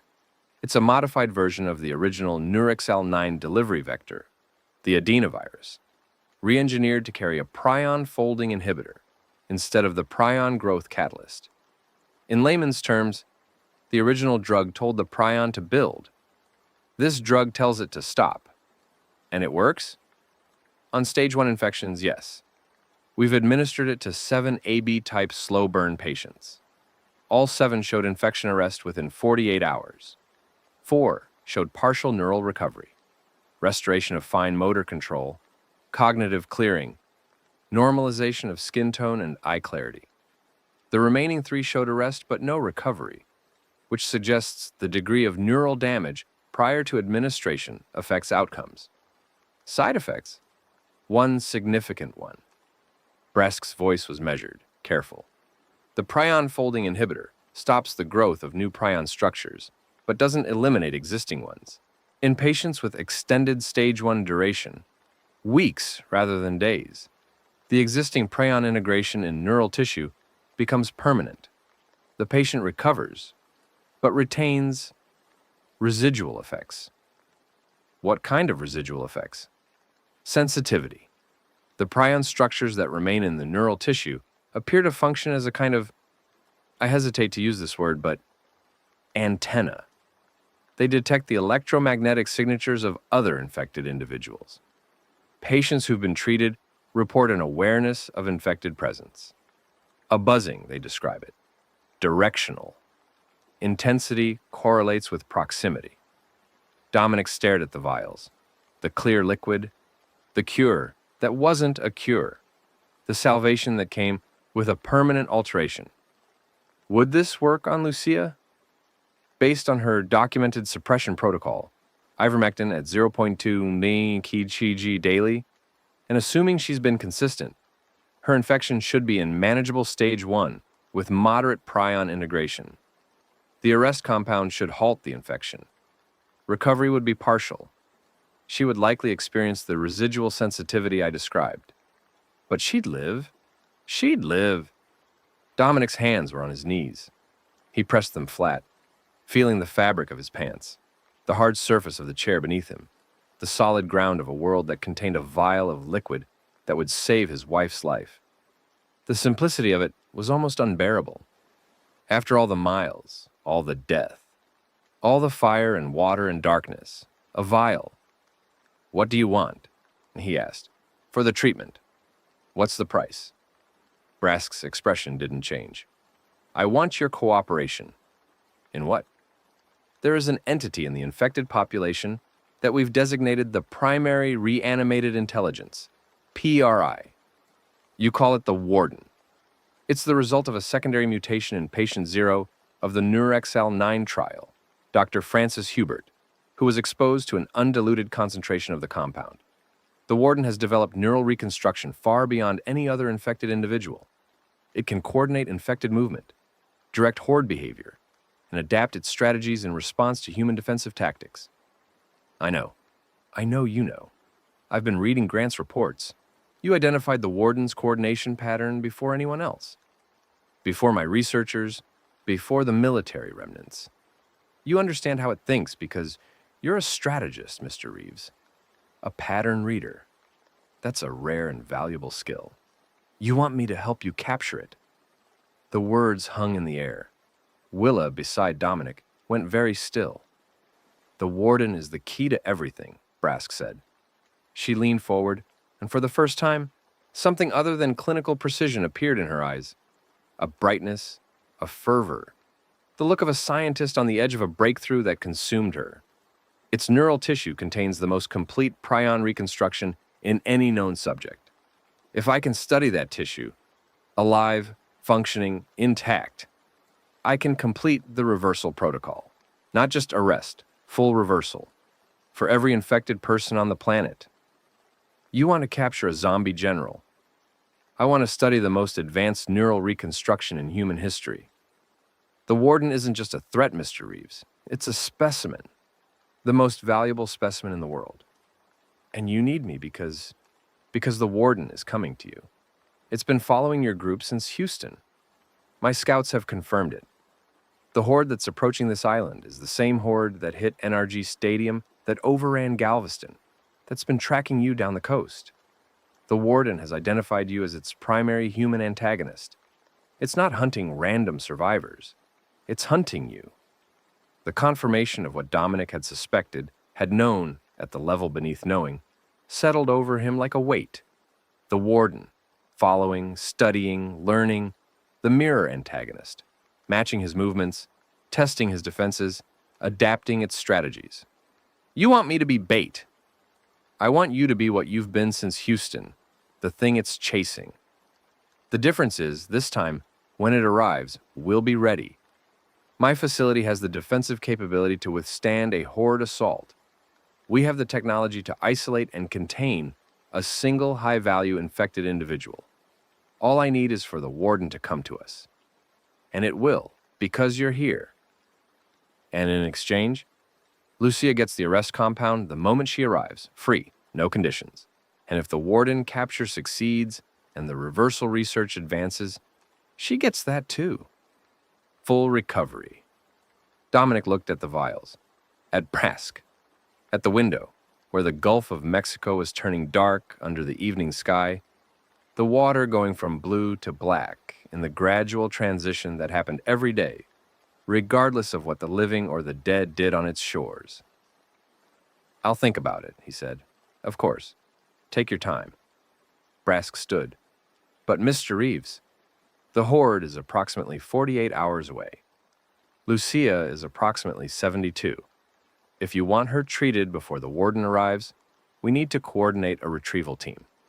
A retrieval team? To bring Lucia in safely. I'll send my people north to intercept her, escort her to the compound, and administer the arrest compound immediately. I'll go myself. I'd advise against that. You leaving the compound means the Warden may redirect. It's tracking you, not the facility. If you leave, the horde follows you, and Lucia's position is compromised." She was right. The logic was impeccable. If Dominic left to find Lucia, the Warden would follow him, and Lucia would be caught between Dominic and the horde, approaching from behind. If he stayed, the Warden came to the compound, where Brask's defenses could contain it, and Lucia arrived separately, safely. The logic was impeccable, and it kept Dominic exactly where Brask wanted him, inside the compound, cooperating, dependent. "I'll think about it," he said again. He left the office. In the hallway, Willa was waiting. Her face was grim. "She's smart," Willa said. "Very. She's also wrong." "About what?" "About everything being under control.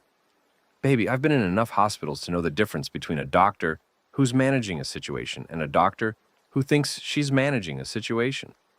Brask thinks she's running this show. She's not. The warden is. She has walls, weapons, technology. She has a compound on an island that's about to be hit by thousands of infected directed by an intelligence that's been outsmarting human defenses since day one. Walls don't work when the enemy can find the weak point. You told Emmett that. Don't forget it because someone offered you a vial." Dominic looked at her, at the reading glasses on the chain, at the tremor in her left hand that she was holding still by pressing it against her hip, at the eyes that had seen 30 years of human damage and were not impressed by the clean hallways and the hot food and the promise of salvation. "I haven't forgotten," he said. "Good. Now let's go find Nkechi. If we're going to be inside these walls when the storm hits, I want to know where the exits are." Nkechi had already found the exits. Or rather, she'd found the structural truth of the compound, which was more useful than any exit sign. She'd spent the processing and dinner hours doing what she always did, observing, measuring, calculating. While the others ate and showered and marveled at the functional normalcy of the compound, Nkechi had walked every accessible corridor, touched every wall, tapped every support beam, and sketched the compound's structural layout on the backs of her hands, her forearms, and, when she ran out of skin, the wall of their quarters. "The compound has 3 structural weaknesses," she said, standing before her wall sketch like a professor at a blackboard. The group was assembled in their quarters. All 9 of them, including Grant, who sat in the corner and polished his shoes and listened. First, the outer wall is concrete block, but it's single course, not double. In a military installation, you'd want a double-course wall with a rubble fill for blast resistance.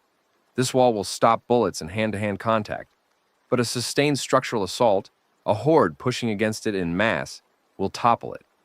"How long?" Dominic asked. "Depends on the horde size and the duration of pressure. 1,000 bodies pushing against a single-course concrete block wall? The mortar joints will fail within 4 to 6 hours. More bodies, less time. There are thousands in the horde behind us. Then, the wall fails in 2 to 3 hours. Maybe less if they find a section with existing cracks or drainage penetrations. Second weakness? The gate. It's steel, it's solid. But the hinges are mounted externally. I could see the bolt heads from the outside. That means the gate can be dismounted from the outside if the bolts are compromised. Standard zombie behavior doesn't include tool use, but you've described the warden as capable of problem-solving, tool manipulation, and strategic planning. If it identifies the hinges, it will. Nkechi nodded. No argument. The fact was accepted and integrated into the model. Third weakness. The compound is on a barrier island. Barrier islands are sand formations over limestone. The water table is shallow, maybe 4 feet below the surface, which means the foundations of these buildings are shallow too. A sustained water event, a storm surge, an unusually high tide, even a strategic flooding would undermine the foundations and destabilize the structures. Can you use these weaknesses? I can use anything with a structural principle. She looked at her sketch. The lines were precise, the angles exact, the notation a mix of engineering, shorthand, and personal code that nobody else could read. If we need to bring this compound down, I can tell you exactly where to hit it. And if we need to reinforce it, I can tell you exactly where to shore it up. Both, Dominic said. Plan for both. Nkechi's expression didn't change, but something in her eyes, the engineer's fire, the competitive glint, flared brighter. Give me 24 hours. Night in the Helios compound. Dominic lay on a bunk in the assigned quarters, surrounded by the sounds of his people sleeping. Teddy's deep, regular breathing, Priya's occasional murmur as she dreamed of frequencies, Willa's flask clinking softly as she shifted, Rosa's pen scratching in her notebook by the blue light of a small LED she'd fashioned from a salvaged bulb. He couldn't sleep. The ceiling above him was clean, uncracked, painted a neutral gray. The sheets were cotton. The pillow was soft. The room was warm. Everything was functional and comfortable and wrong in a way he couldn't articulate. Or rather, he could articulate it but didn't want to, because the articulation would sound like paranoia, and the paranoia would sound like ingratitude. He got up, moved through the dark room, past sleeping bodies, to the door, opened it, stepped into the hallway. The compound at night was quiet but not dark. Security lighting along the corridors, spotlights on the perimeter walls, the steady glow of the solar-charged emergency systems. Guards patrolled in pairs, their footsteps regular, their routes predictable. Dominic had already memorized the patrol timing from observation. 6-minute circuits, 2 pairs, staggered by 3 minutes. A 30-second gap between patrols at any given point. He used the gap to move through the compound, not to any particular destination, but to think. Walking had always been his thinking mode. The history teacher who paced his classroom during lectures, who walked the neighborhood in Spring, Texas, late at night when the essays were graded and the silence of the house reminded him of everything he was failing to fix with Lucia. Lucia, 72 hours, 40 miles north, moving toward him while he waited.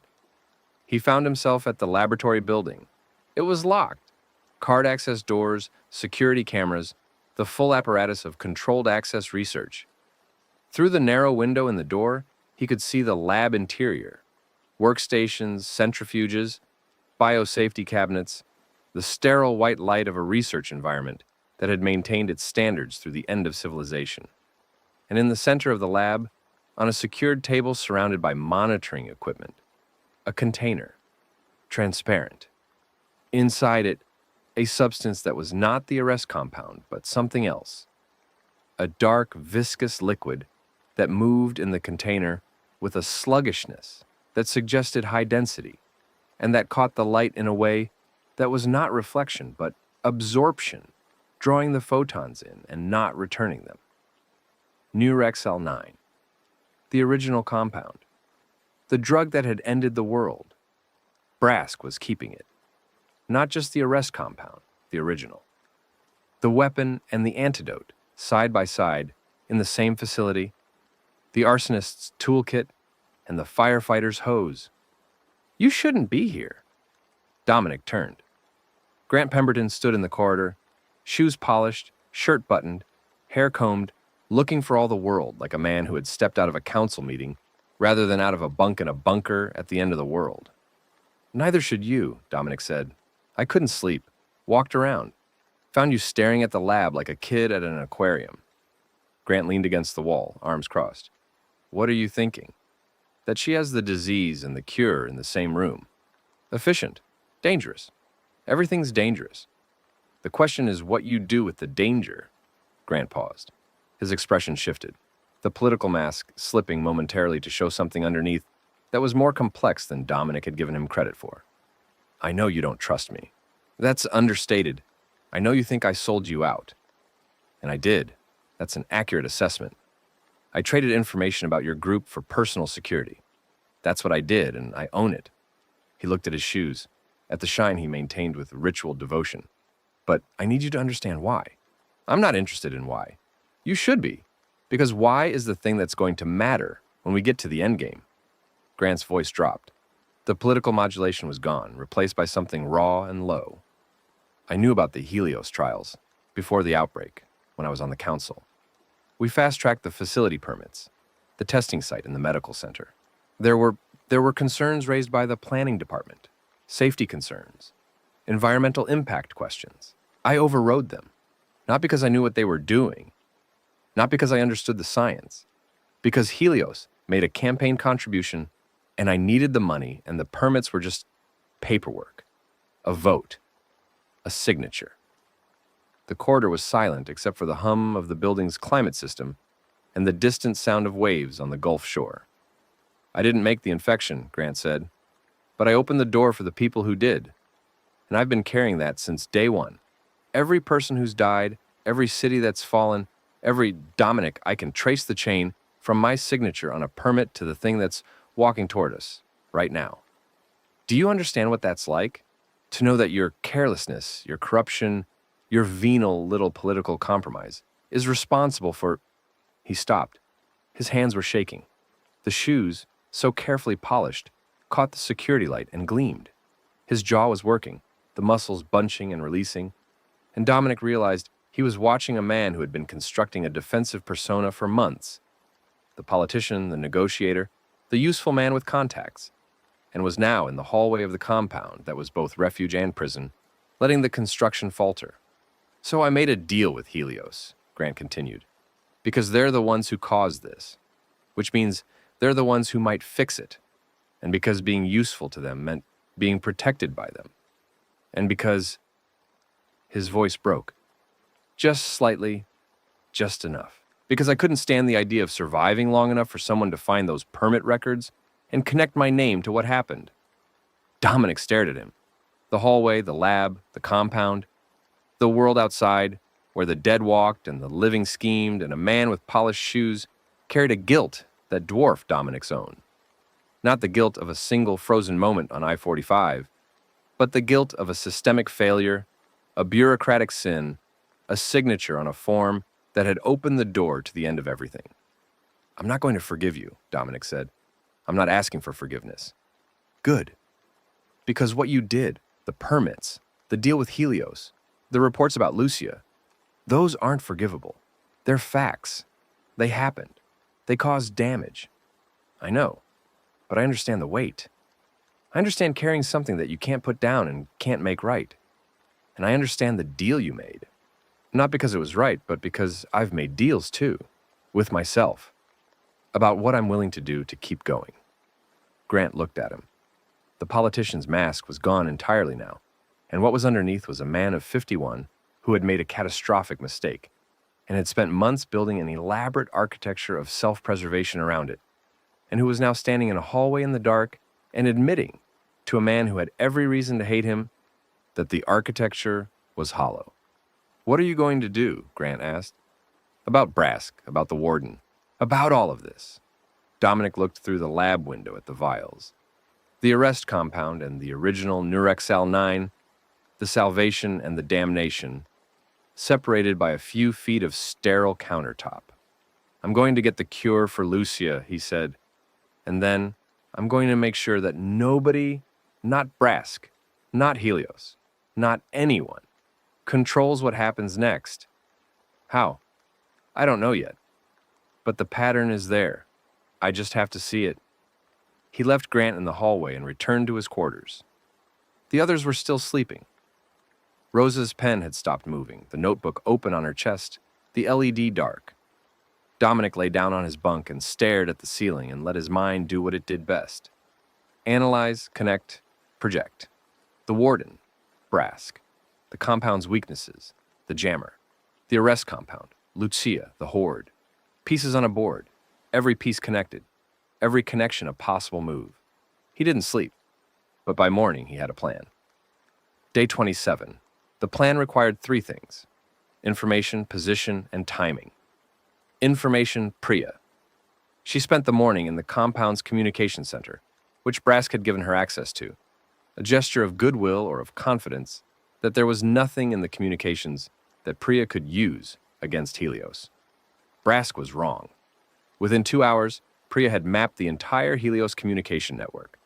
4 auxiliary stations along the coast, each reporting to the main compound, each staffed by 2-person teams who monitored local conditions and relayed survivor intelligence. She'd also intercepted an internal transmission between Brask and her head of security, a former private military contractor named Harding, that detailed the compound's defensive plan for the approaching horde. "They're planning to let the horde hit the outer wall," Priya told Dominic in their quarters, speaking in a whisper beneath the hum of the ventilation system. "The outer wall is sacrificial. They expect it to fall. Their real defense is the inner perimeter. which is reinforced with steel plating and backed by a series of automated defense positions.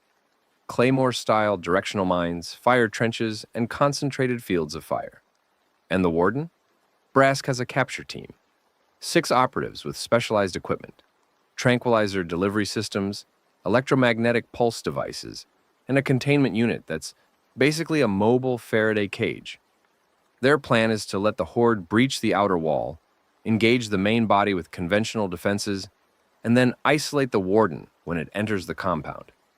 They believe the Warden will come to the lab, specifically to the Neurexel 9 samples.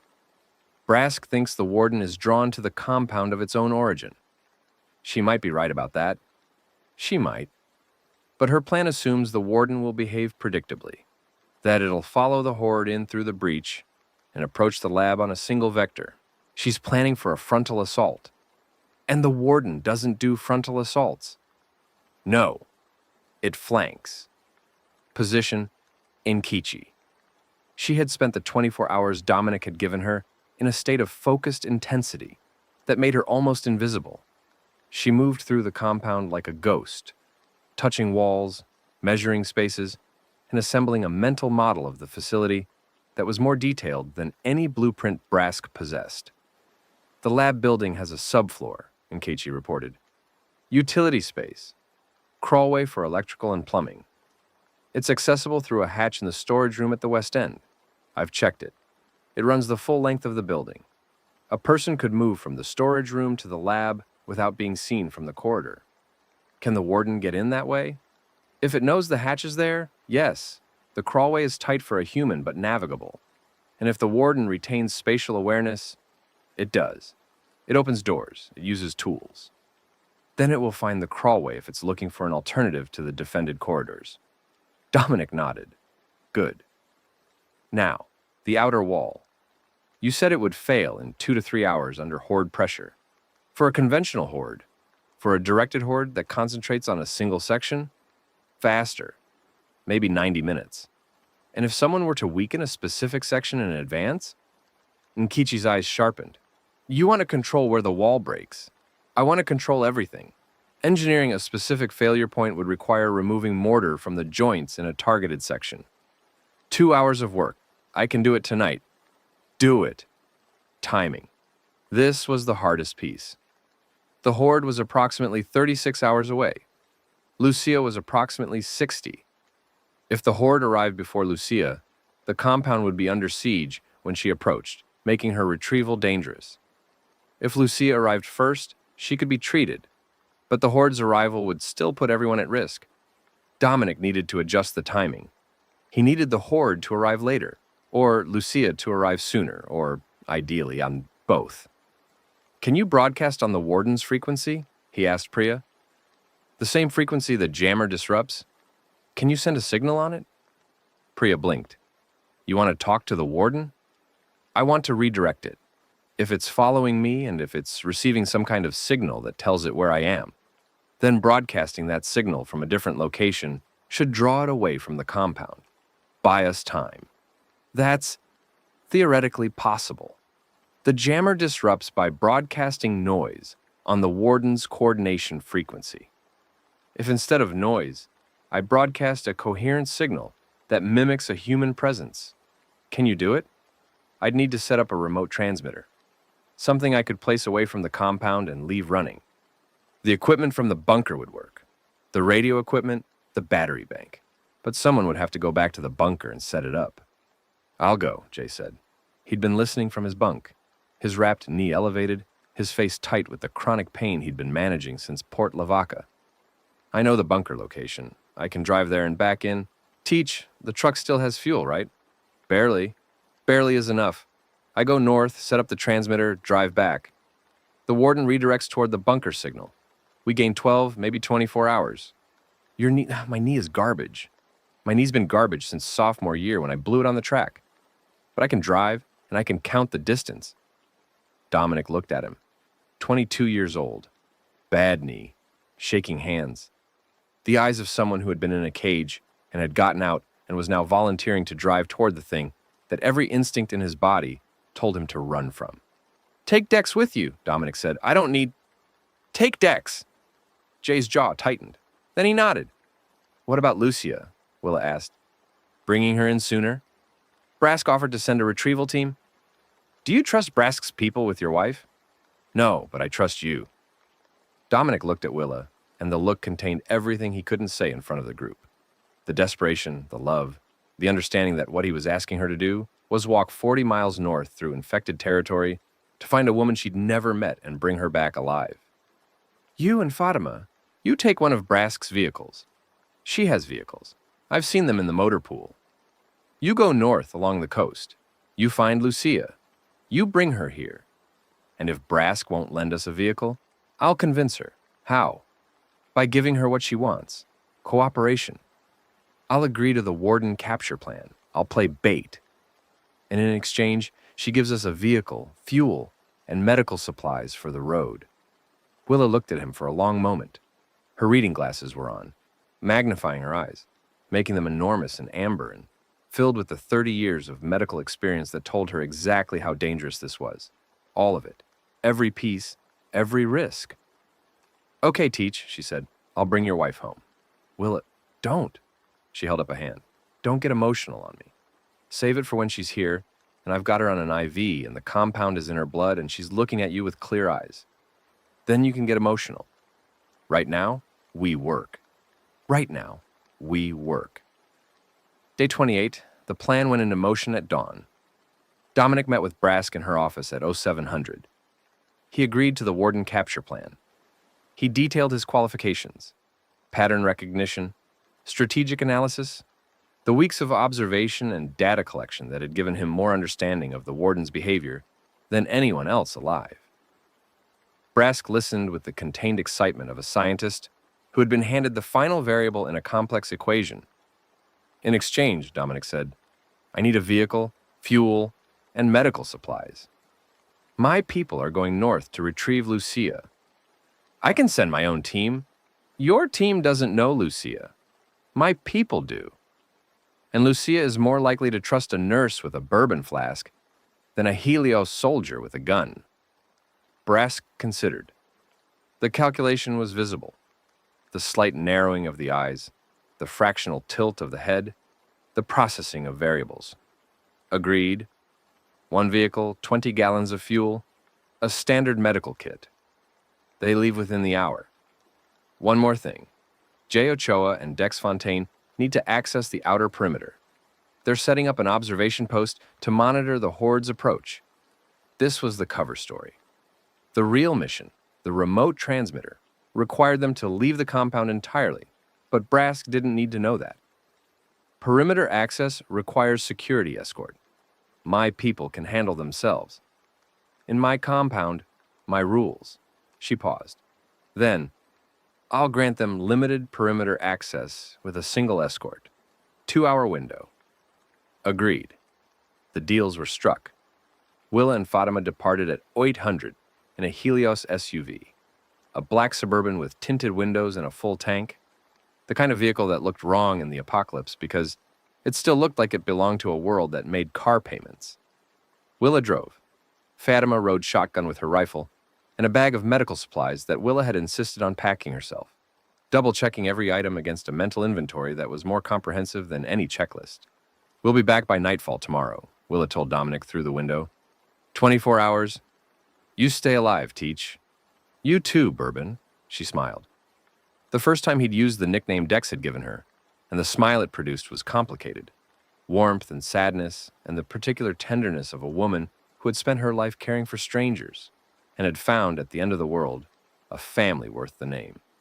Jay and Dex left an hour later. Their cover, the observation post, held long enough for them to reach the perimeter gate and convince the escort, a young Helios soldier who was more bored than suspicious, that they needed to inspect the northern approach road. Once outside the gate, Dex produced a set of wire cutters from somewhere on his person. The man was a walking supply closet, and they cut through the outer fence at a point hidden from the guard towers by a dune. The truck was where they'd left it, outside the compound, running on the dregs of its fuel. They drove north.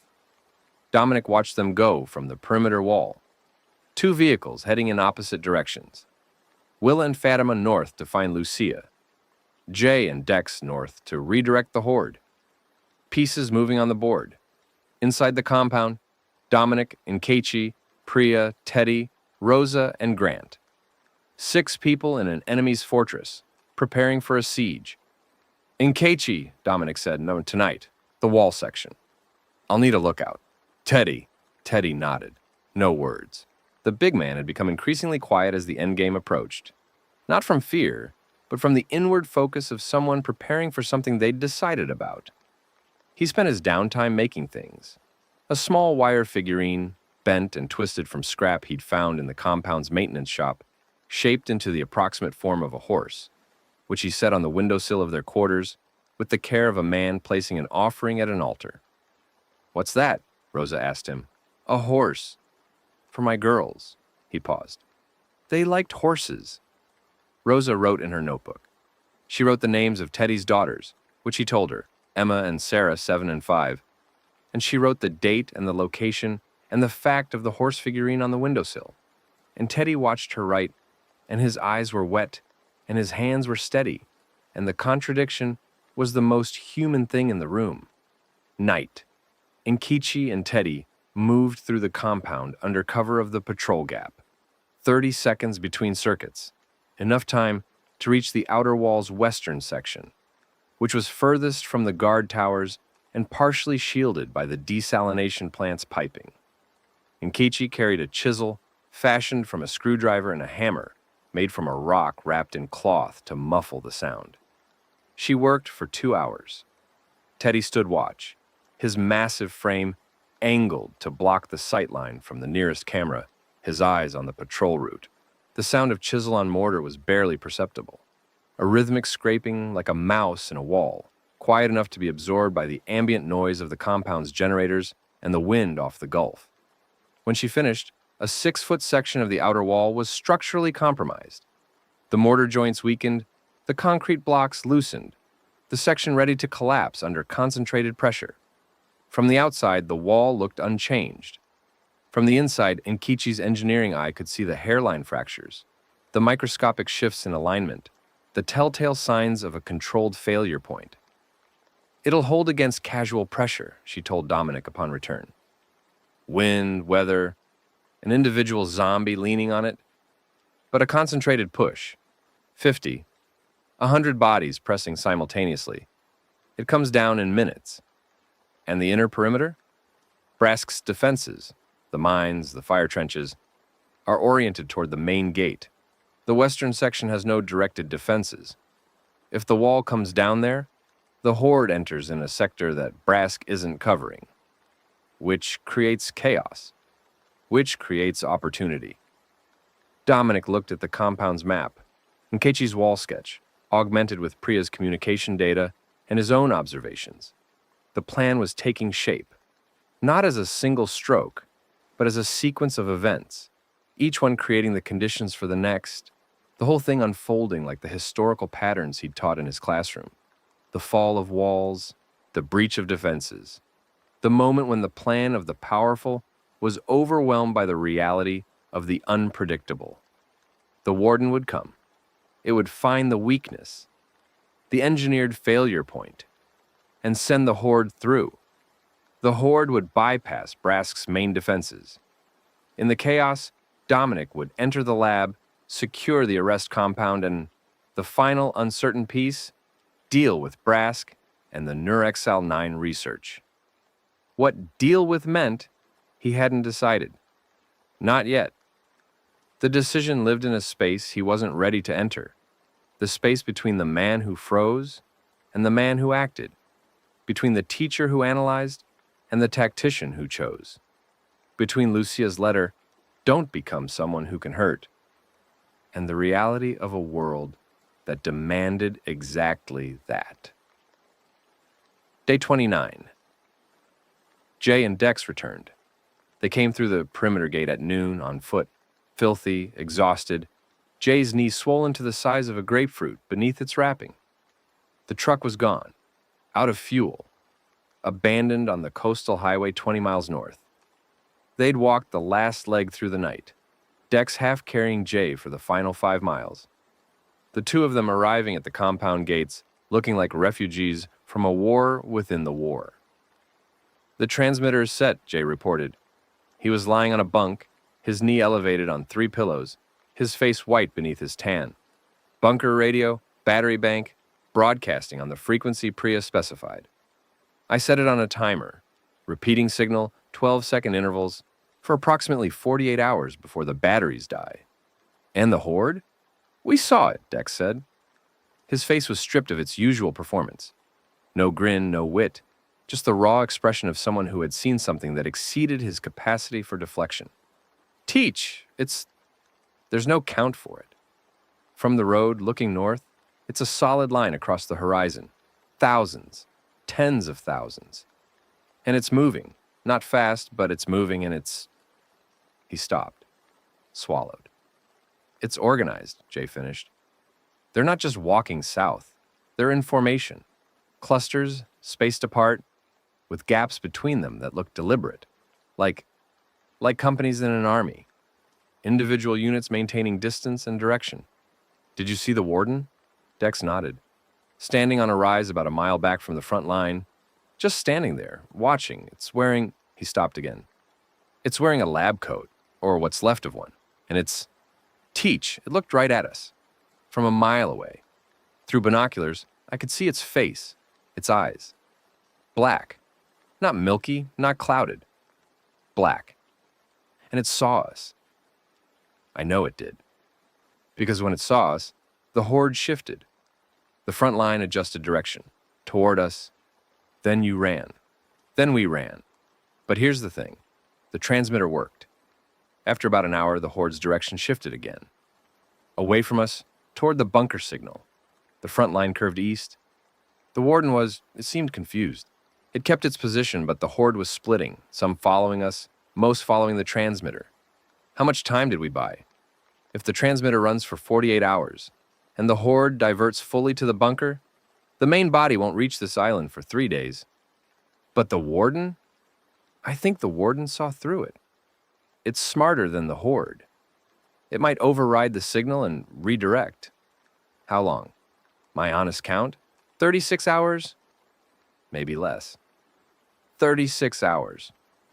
Lucia was still north, with Willa and Fatima. The arrest compound was in the lab. The warden was coming. And the clock? Lucia's clock. The horde's clock, the compound's structural clock, was ticking toward a convergence that Dominic could see in the pattern, but couldn't control. Day 29th, evening. Willa's voice on the radio. Priya had rigged a secure channel, a frequency that she'd identified as unused by both Helios and the coastal groups, tucked into a dead band that nobody was monitoring. Willa's transmission came through at 1847 hours, scratchy with distance but intelligible. "Teach, come in. This is Bourbon." Dominic grabbed the microphone. "I'm here.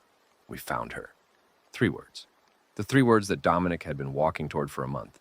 Through a gymnasium floor of the dead and a chemical plant and a culvert with stalkers and a raider town and a tunnel and a false sanctuary and a bridge and a compound. 3 words that hit him with the force of every mile, every loss, every decision compressed into a single moment of transmission. "Is she..." "She's alive. Teach. She's here. She's conscious. She's talking. She's..." Willa's voice broke. The unflappable nurse, the 30-year ER veteran, the woman who sang Motown while performing field surgery. Her voice cracked like ice under pressure, and for 3 seconds, there was only the sound of her breathing. "She's beautiful, baby. She's thin and she's gray, and her eyes are going, and she's the most beautiful thing I've ever seen because she's still her. She asked about you. First thing, before I even finished introducing myself. She said, 'Is Dom alive?' And I said yes. And the transmission cut to static, then returned. She cried. She cried, and I cried. And Fatima cried, and we're 3 women crying on the side of a Texas highway. And it's the best thing that's happened since the world ended." Dominic was holding the microphone in both hands. His eyes were closed. Tears ran down his face, and he didn't wipe them, because wiping them would require releasing the microphone, and the microphone was the closest thing to Lucia he'd had in a month. "How is she?" His voice was steady. "A miracle. Medically." Willa's professional mode kicked in. The nurse overriding the human, the training overriding the emotion. Stage 1. Advanced.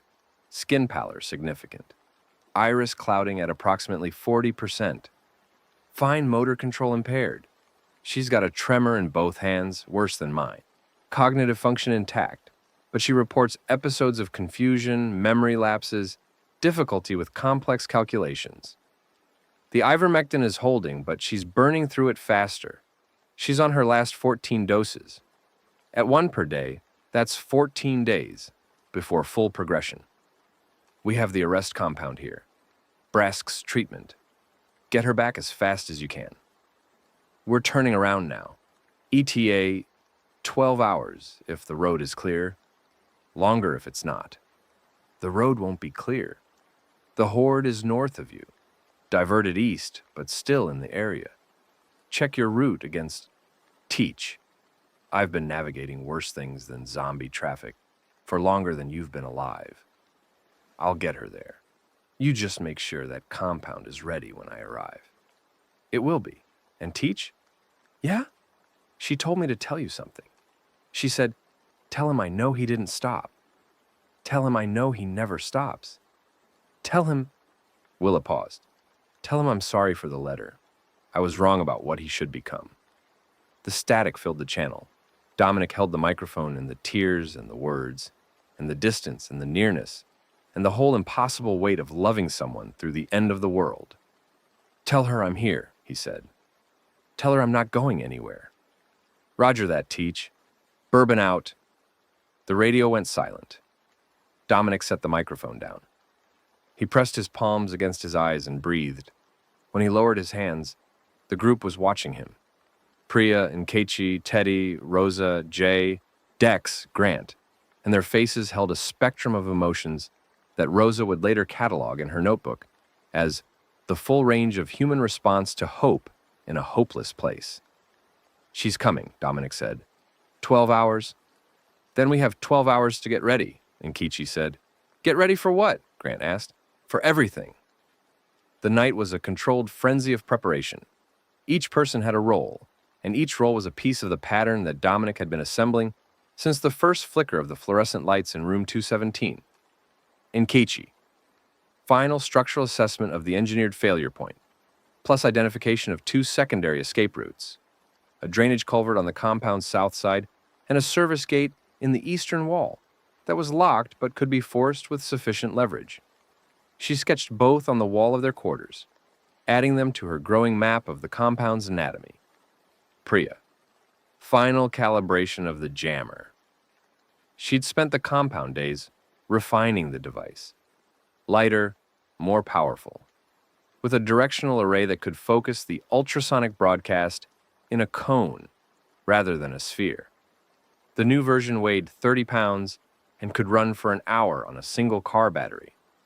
She also set up a secondary radio relay on the compound's roof, giving them an independent communication system that didn't rely on Helios infrastructure. Teddy. He spent the evening making things, not the wire figurines and something else, weapons. From the compound's maintenance shop, using tools he'd been surreptitiously accessing for 2 days, he fabricated 3 improvised polearms from steel pipe and sharpened rebar, a reinforced door brace from angle iron, and a set of handheld barricade spikes designed to be driven into the ground as zombie obstacles. He worked quietly, methodically, the big hands that made tiny horse figurines now making instruments of violence. And when he was done, he sat among his creations and wept, quietly, the way he always did, and then wiped his face and carried the weapons to the rendezvous point. Rosa, she wrote. She wrote everything. The plan, the preparations, the names, the dates, the details.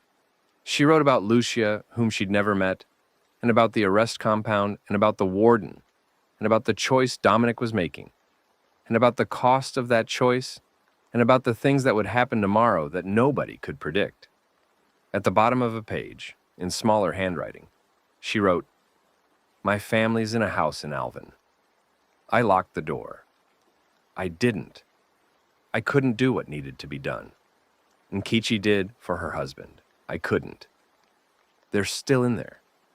Mama, Papa, Sonia, little Marcos. Still in the house. Still walking. I locked them in and I walked away. And every night I hear them, and every morning I write another page. Because if I stop writing, I have to go back to that door. And this time, I have to open it and I can't. She closed the notebook. She turned off the LED. She lay in the dark and breathed, and the breathing was the same rhythm as the waves on the Gulf shore outside, the same rhythm as the footsteps of the horde advancing from the north, the same rhythm as the heartbeat of a world that was dying and being born simultaneously. Dex watched Grant, sat across from him in the quarters, his back against the wall, his legs crossed, his eyes never leaving the politician's face. Grant, to his credit, bore the scrutiny with the practiced patience of a man who had spent decades being watched by media, by constituents, by opponents, and had learned to function under observation. You going to stare at me all night, Fontaine? I might. What are you going to do, Councilman?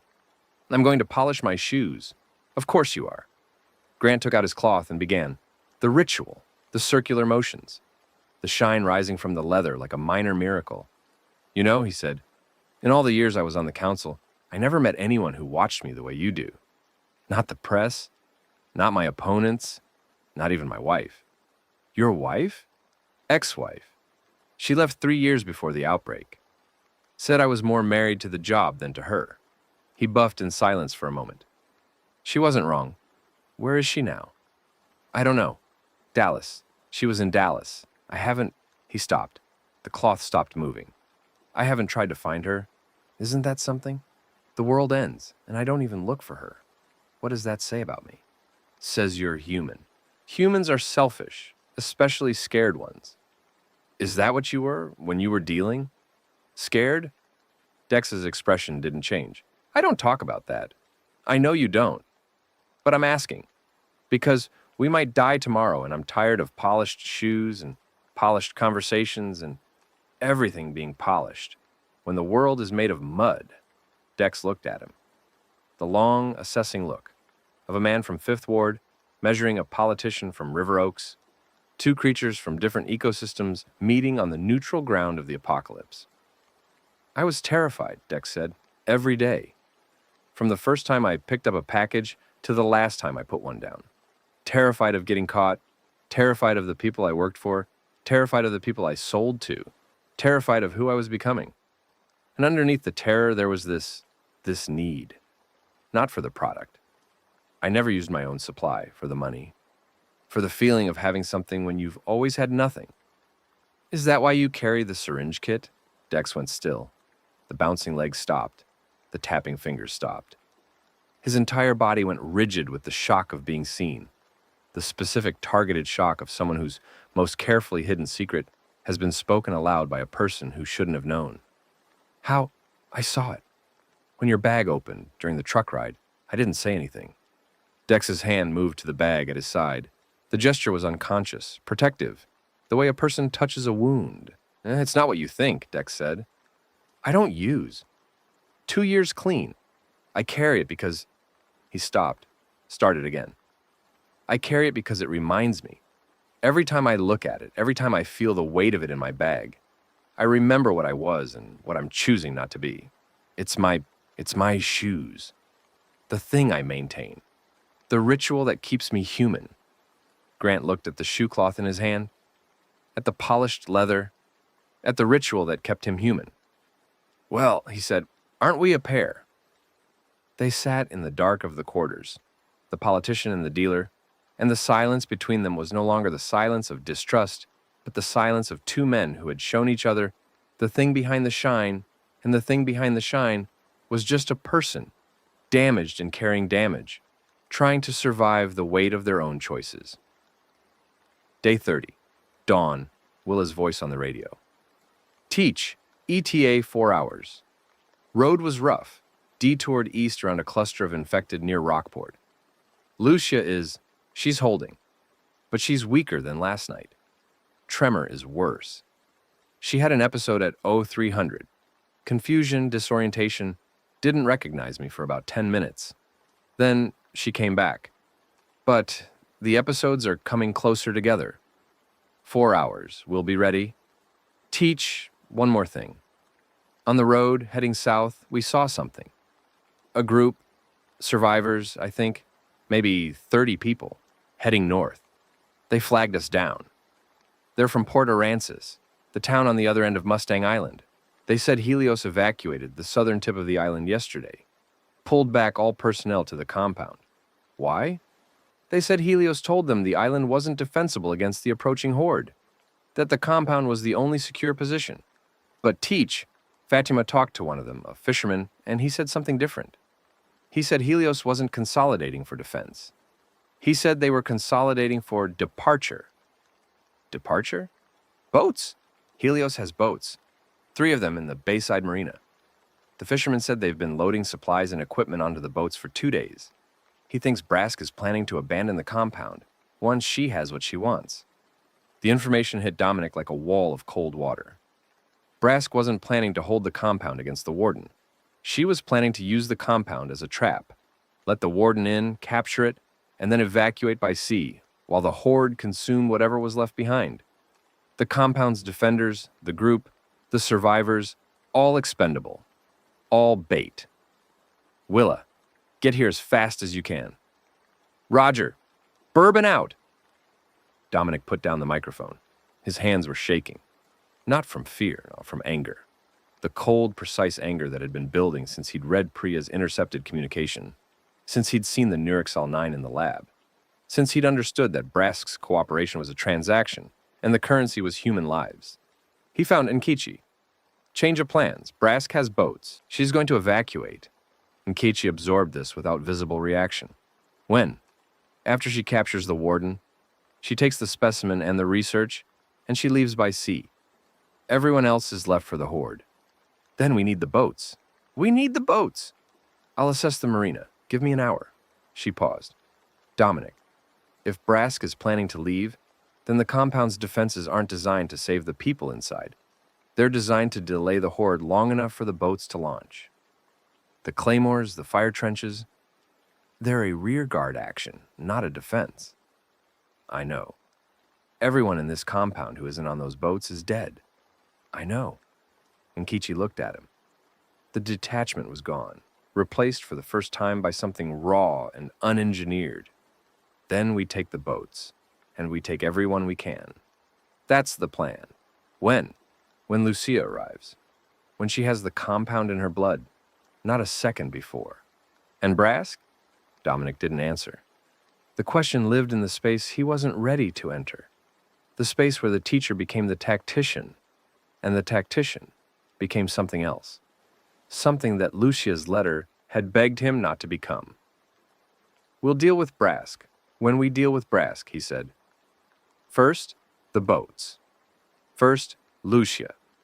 Everything else follows. Nkechi nodded. She left to assess the marina. Dominic stood in the communication room and looked out the window at the Gulf, where the morning light was turning the water into a sheet of hammered gold. And somewhere on the road to the north, a black Suburban was carrying his wife toward him at the maximum speed a potholed highway would allow. And somewhere beyond that, a horde of tens of thousands was approaching with an intelligence at its center that had been studying Dominic Reeves for a month and was preparing for their final meeting. The pattern was almost complete. The pieces were almost in position. The convergence was coming. The horde, the compound, the cure, the warden, Lucia, Brask, the boats, the choice. Dominic Reeves, who had been a history teacher and was now something else, stood at the window and watched the water and felt the clock ticking and the pattern forming and the world narrowing toward a point of decision that he couldn't see past, a horizon beyond which the future was not dark or light, but simply unknown. He would reach the horizon. He would make the choice. He would deal with what came after. That was the only pattern left. 1400 hours. The black Suburban appeared on the approach road. Dominic saw it from the compound's perimeter wall, where he'd been standing for 3 hours, not moving, not speaking, watching the road with the fixed intensity of a man whose entire life had been compressed into a single point of convergence. The SUV grew from a speck to a shape to a vehicle, and when it passed through the outer gate, he was already at ground level, running across the compound's paved interior, his boots hitting the clean pavement, his heart in his throat. The SUV stopped. Willa got out of the driver's side, Fatima from the passenger side, and from the back seat, slowly, with the careful movements of someone whose body was no longer fully trustworthy, a woman emerged. Lucia. She was thin, thinner than he'd ever seen her, the cheekbones prominent, the collarbones visible above the neckline of the shirt she was wearing, her frame whittled by weeks of infection and insufficient nutrition into something fragile and fierce simultaneously. Her skin was wrong, the warm brown that he knew, that he'd traced with his fingers in bed on Sunday mornings, had been overlaid with a grayish pallor that made her look like a photograph of herself, a copy with the saturation dialed down. Her hair was pulled back, unwashed, and her hands, her beautiful, capable hands, the hands that had held scalpels and puppies and his face in the dark, trembled with a constant fine tremor that was visible from 10 feet away. But her eyes were still hers. The irises were clouding, a milky film at the edges, creeping inward, maybe 40% coverage. But the center was still brown, still warm, still Lucia. And when they found him across the 10 feet of pavement that separated them, they widened and her mouth opened, and she said his name. Dom. One syllable, the smallest unit of speech. It hit him with the force of every mile, every dead body, every gymnasium floor and chemical plant and tunnel and bridge and barricade. He crossed the distance in 3 steps, and she was in his arms, and she was real, solid, present, alive, trembling against his chest, with a tremor that was both the infection and the emotion and the sheer physical reality of being held by the person you'd been running from and towards simultaneously for a month. He held her, and she held him, and they stood in the compound's courtyard while Willa wiped her eyes and Fatima looked away, and the guards on the perimeter wall pretended not to watch, and the Gulf wind blew across them carrying salt and light, and the distant sound of waves. "I told you to stop looking," Lucia whispered against his chest. "I know. You never listen. I know. I'm glad." Her voice cracked. "God, Dom, I'm so glad." He pulled back to look at her face. Close up, the changes were more visible. The skin's pallor, the iris clouding, the fine lines of gray veins visible at her temples where the skin was thin. But underneath the changes, underneath the infection's slow renovation of her body, she was there. Lucia, his wife. The woman who laughed at his terrible jokes and commanded rooms without raising her voice, and had spent the apocalypse fighting her own biology with stolen veterinary medicine and sheer, furious refusal to die. "I have the treatment," he said. "Here, now. Brask has a compound that stops the infection."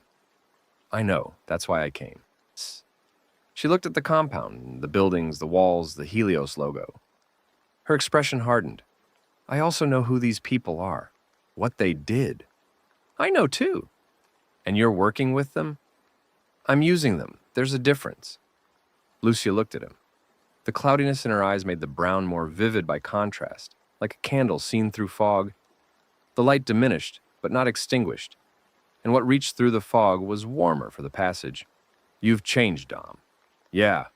You're not the man who froze." "No. Are you the man who can hurt?" The question from the letter. The question she'd asked from a distance, in ink, on paper, from the far side of the infection and the miles in the world.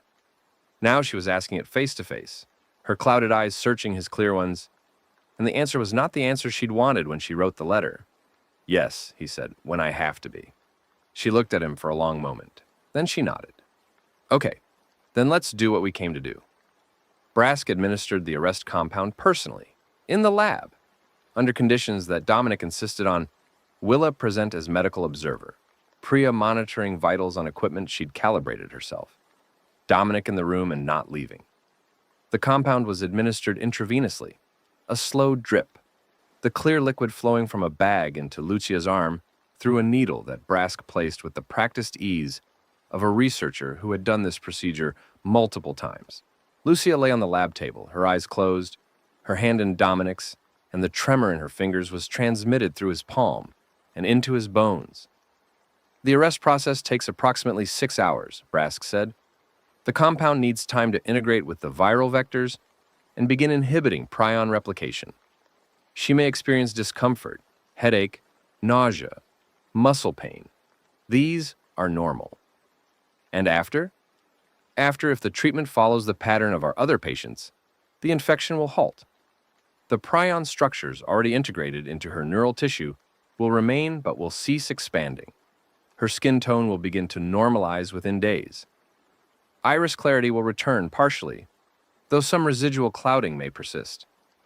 And the sensitivity? The antenna effect? Brask glanced at him. You've been thorough in your research. I had a good teacher. Several, actually. The sensitivity will manifest within hours of the arrest. She'll be able to detect infected presence at distances ranging from 50 meters to several hundred meters, depending on concentration. Some patients describe it as a hum, others as pressure. It varies. Lucia's eyes opened. The cloudiness was the same. The treatment would take hours, but the expression behind it was sharp, present, fully her. I'll be a zombie compass. That's a dramatic way to put it, Brask said. I'm a dramatic person. Lucia looked at Dominic. I can live with it. The alternative is not living. The alternative is not an option. The drip continued, Lucia's hand in his. The lab humming with equipment. Willa standing sentinel, her reading glasses on, watching the IV with the critical eye of a nurse who trusted no one else's medical judgment, not even a Helios researcher's. 2 hours in, Lucia's tremor decreased, not gone, but reduced. The amplitude of the shaking dropping by half, then more, the fingers in Dominic's hand steadying the way a candle flame steadies when the wind stops. 3 hours in, her skin began to change. Subtle. A flush of warmth, a return of depth to the brown that had been fading. Willa noticed first. Colors improving. Check her nail beds. Brask checked. The nail beds, which had been grayish, were pinking up. 4 hours in, Lucia sat up. She looked at her hands. They were still. Not perfectly still. A residual tremor remained, finer than before, but the gross shaking was gone. She flexed her fingers, made a fist, released it, picked up a pen from the lab table, and wrote her name on a notepad.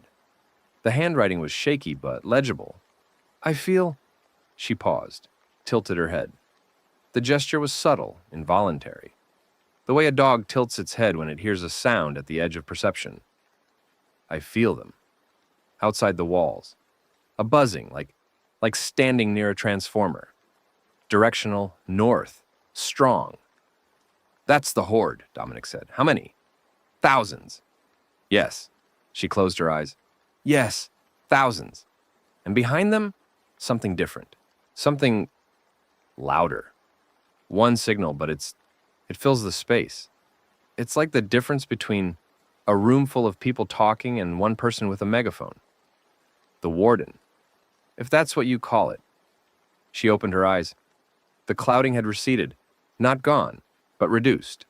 The brown of her irises clearer, warmer, more Lucia. Dom, it's coming here, and it knows. It knows about this place. About the lab, about...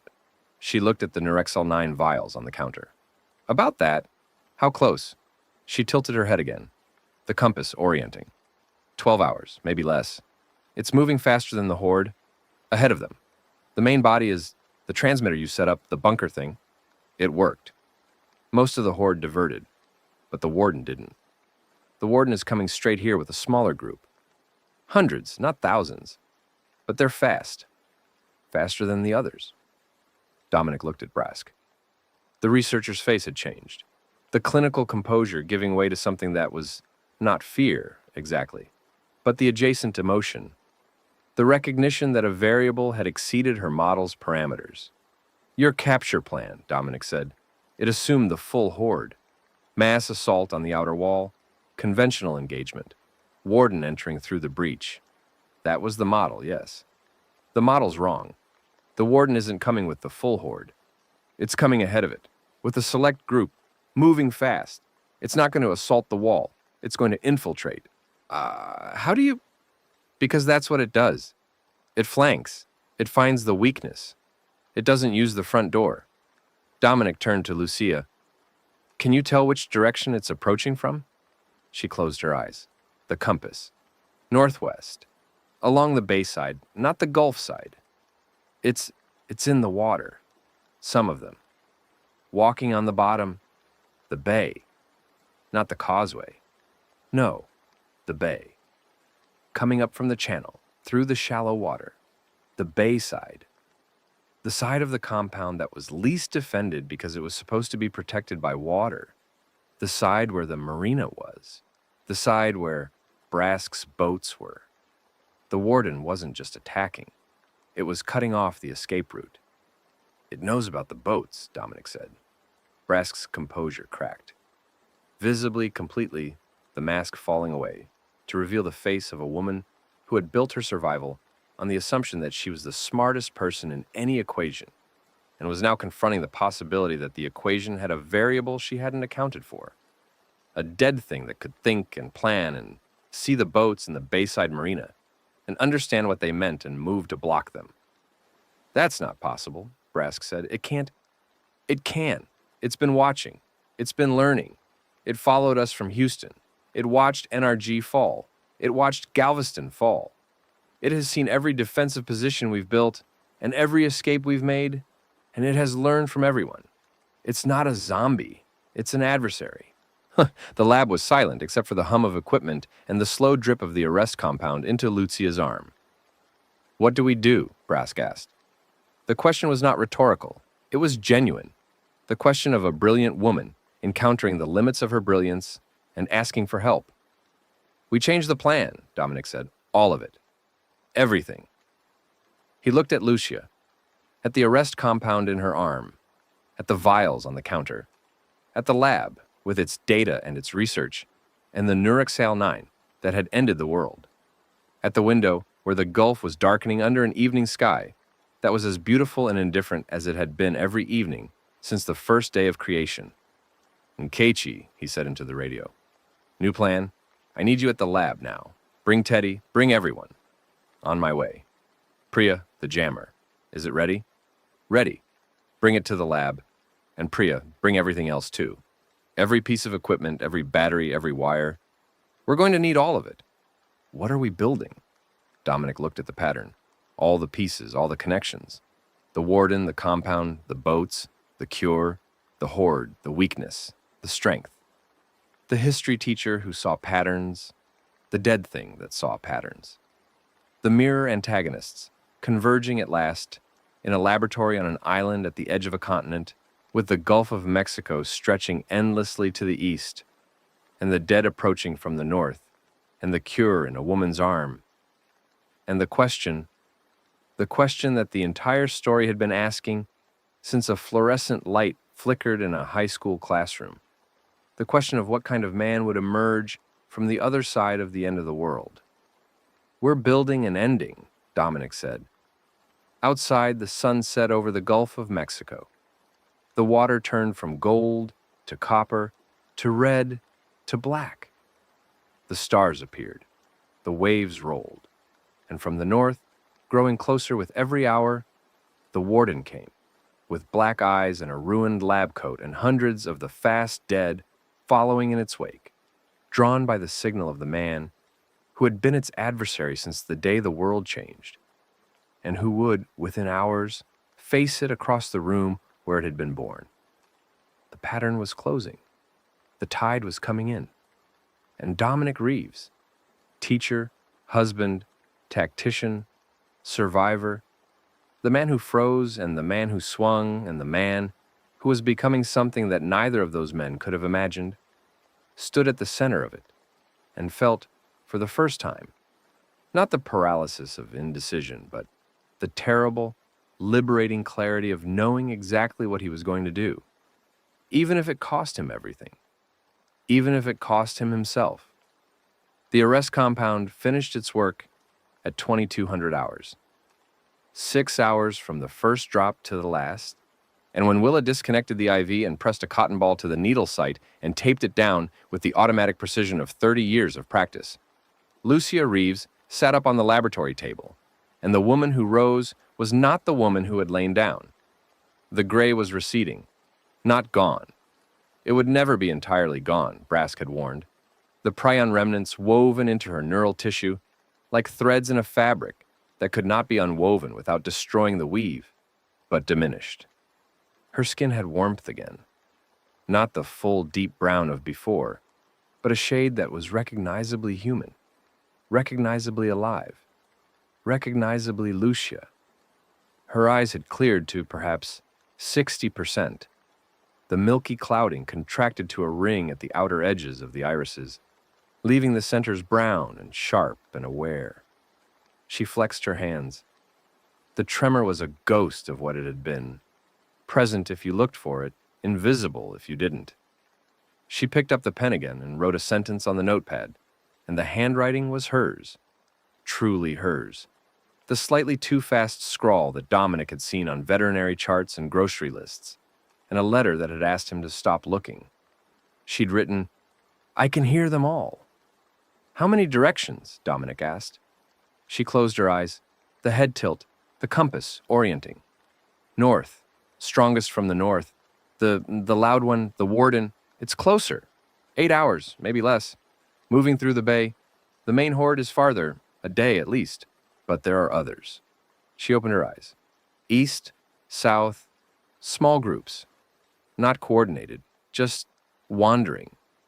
Individual infected drawn to the island by proximity. Maybe 50, scattered. Can you tell what the warden is doing?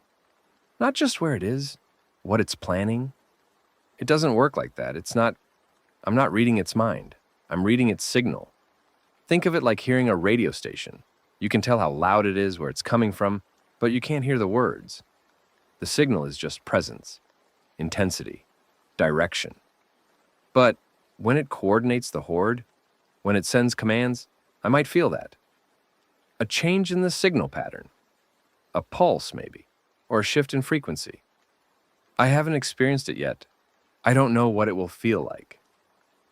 Brask had been listening from across the lab, her arms folded, her face composed, into the expression of a scientist observing data that confirmed her hypotheses. The sensitivity will sharpen over the next 48 hours as the prion structures stabilize in their arrested state. Right now, she's calibrating, learning to interpret the signals.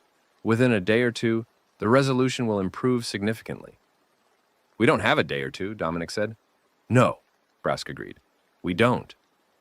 The War Council convened at 2300 hours in the compound's central building.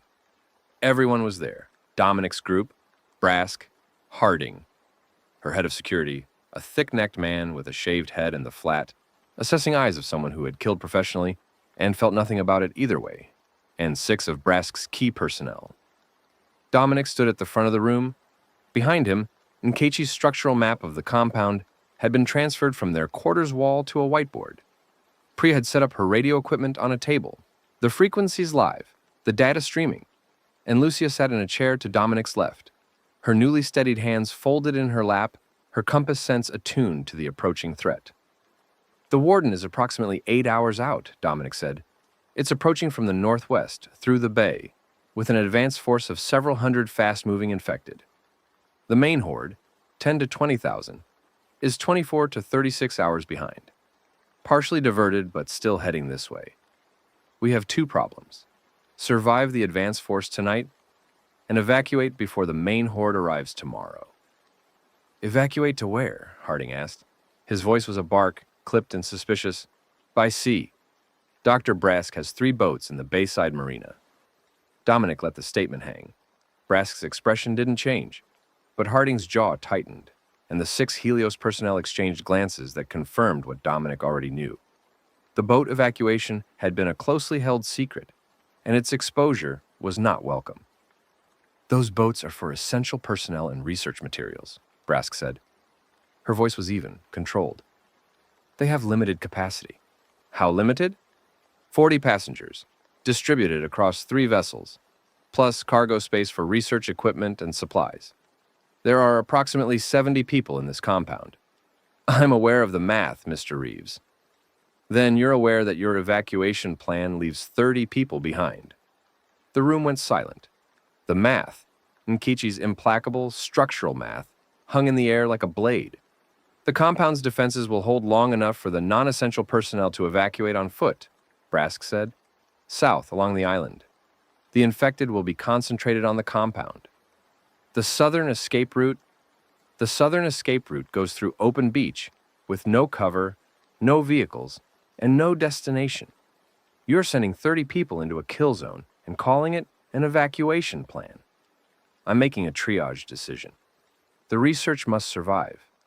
The arrest compound, the data, the samples. If those are lost, there is no cure.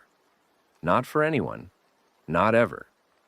40 people on 3 boats carrying the only hope of reversing this pandemic is more valuable than the alternative.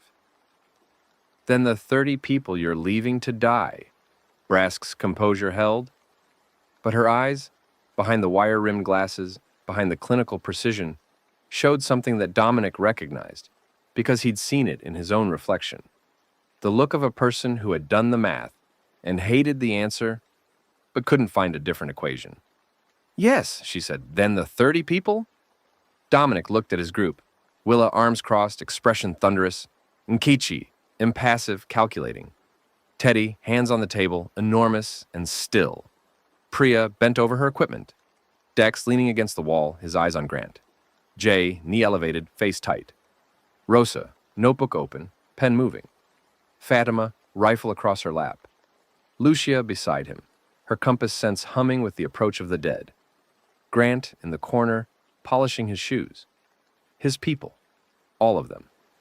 And the 30 Helios personnel who were not on Brask's evacuation list. The support staff, the laborers, the people who maintained the generators and cleaned the labs and cooked the food and were considered in Brask's triage calculus non-essential. No one gets left behind, Dominic said. Mr. Reeves, no one. We modify the plan. We use all 3 boats and we fill them. 40 passengers become 70 if we strip the cargo space. The research goes too. In portable form, Priya can transfer the critical data to hard drives. Lucia has the arrest compound in her blood. She is the research now, a living proof of concept. The samples, the equipment, the lab, those are means, not ends. The ends are the people. All the people. Brask's hands were flat on the table. Her knuckles were white. The conflict playing across her face was not the conflict of a villain being confronted, but the conflict of a person whose value system, research over individuals, the many over the few, the future over the present, was being challenged by an alternative calculus that said every life had equal weight and no equation could change that. If we strip the cargo space, she said slowly, we lose the Nurexel 9 samples, the original compound. Without those samples, I can't replicate the arrest compound at scale. I can produce small batches from memory, but mass production requires a functioning civilization, which requires people, living people. You can't rebuild the world with a vial and a boat if there's no one left to inject. The argument was the argument of empires. Dominic had taught it for 6 years. The tension between the architects and the workers, between the planners who saw the future in blueprints, and the people who built the future with their hands. Rome fell, not because its engineers failed, but because its people did. Because the human infrastructure of trust and cooperation and mutual obligation collapsed under the weight of a ruling class that had decided some lives were more valuable than others. Brask looked at him. The glasses, the lab coat, the clean, precise hands that had administered the cure to his wife, the mind that had cracked the infection's code and built a compound of survival in the middle of an apocalypse. She was brilliant. She was, in her way, heroic. And she was wrong. 70 people, she said. 3 boats, That's 23 per boat, plus whatever supplies we can manage. It's overloaded. It's dangerous. Everything is dangerous. We do it anyway. And the warden, the advance force, we hold them, long enough for the boats to load and launch. My people handle the defense. Your people handle the evacuation. Your people. 9 civilians, one of whom has a bad knee, one of whom is a 17-year-old girl, and one of whom just received experimental medical treatment. My people have gotten this far. Don't underestimate them. Brask studied him, the long, measuring look of a scientist evaluating a variable that has proven more complex than her initial assessment. Very well, she said. We do it your way. But if the defense fails, before the boats launch, it won't. If it does, Mr. Reeves, I want you to know that I will prioritize the research. If it comes to a choice between the data and the people, I will choose the data. Because the data saves millions, and the people on those boats save only themselves. Noted. Don't mistake my pragmatism for cruelty. I take no pleasure in this calculus. I believe you. I also believe the calculus is wrong. But we don't have time to debate ethics. We have 8 hours. They spent them. Hour 1. Nkichi directed the fortification of the Bayside Marina. The 3 boats, 2 40-foot cabin cruisers, and a converted commercial fishing vessel were fueled and prepared for launch. The marina's dock was the evacuation point. All 70 compound inhabitants would need to reach the dock, board the vessels, and launch before the warden's advance force reached the water. The problem was the bay approach. The warden was coming from the northwest, through the bay, which meant the infected would emerge from the water directly at the marina. The evacuation point was also the attack vector. We need a delay, Nkichi said. She was sketching on the dock's concrete surface, charcoal on gray, the structural engineer designing in real time. Something that keeps the waterborne infected away from the dock long enough for the boats to load. The jammer, Priya said. She'd brought the device to the marina and was recalibrating it. If I position it at the water's edge, the ultrasonic field should create a dead zone, a corridor of disruption that the infected can't cross. It won't stop them permanently, but it'll create a buffer. How wide a buffer? At current power, maybe 30 meters. A semicircle around the dock. How long? Battery life is 60 to 90 minutes. After that, the buffer drops. 60 minutes, Dominic said. That's our window. 60 minutes to load 70 people onto 3 boats and launch. That's tight. It's all we have. Hour 2. Teddy and Harding, an unlikely alliance of the gentle mechanic and the professional soldier, set up the defensive perimeter. The compound's inner wall, reinforced with steel plating, would serve as the primary barrier. Brask's automated defenses, the claymores, the fire trenches, were repositioned to cover the bayside approach rather than the main gate. Harding's security team manned the wall positions with rifles and the grim professionalism of people who understood that they were buying time, not winning a battle. Teddy moved among the positions, distributing the improvised weapons he'd made, the polearms, the barricade spikes, to the compound inhabitants, who weren't trained soldiers, but were willing to fight. He showed them how to hold the polearms, how to brace, how to strike. His voice was quiet and patient and gentle, the voice of a man teaching children to ride bicycles, and the people he was teaching, cooks, janitors, lab technicians, held the weapons with the clumsy grip of the untrained and tried to look like they believed they could use them. Teddy knew they couldn't. Dominic knew he knew. But the weapons gave them something to hold, and holding something was better than holding nothing. And in the algebra of survival, better than nothing was sometimes the highest grade available. Hour 3. Priya completed the data transfer. Brask's research, the arrest compound formula, the infection mechanism data, the Nurexal-9 molecular structure, the documentation of every trial and every patient and every breakthrough, was copied to 3 portable hard drives, 1 for each boat. Triple redundancy, the knowledge that could save the world in 3 palm-sized devices that Priya wrapped in waterproof bags and distributed to Dominic, Willa, and Nkichi. If one boat goes down, Priya said, the other 2 have the data. If 2 boats go down, the last one still has everything. No boats are going down, Dominic said. Priya looked at him, the thick glasses, the dark eyes behind them. The face of a 29-year-old woman who had built a zombie jammer from Cold War radio parts and was now distributing the last hope of human civilization in Ziploc bags. Teach, I need to tell you something. Now? Now! She took off her glasses and cleaned them on her shirt.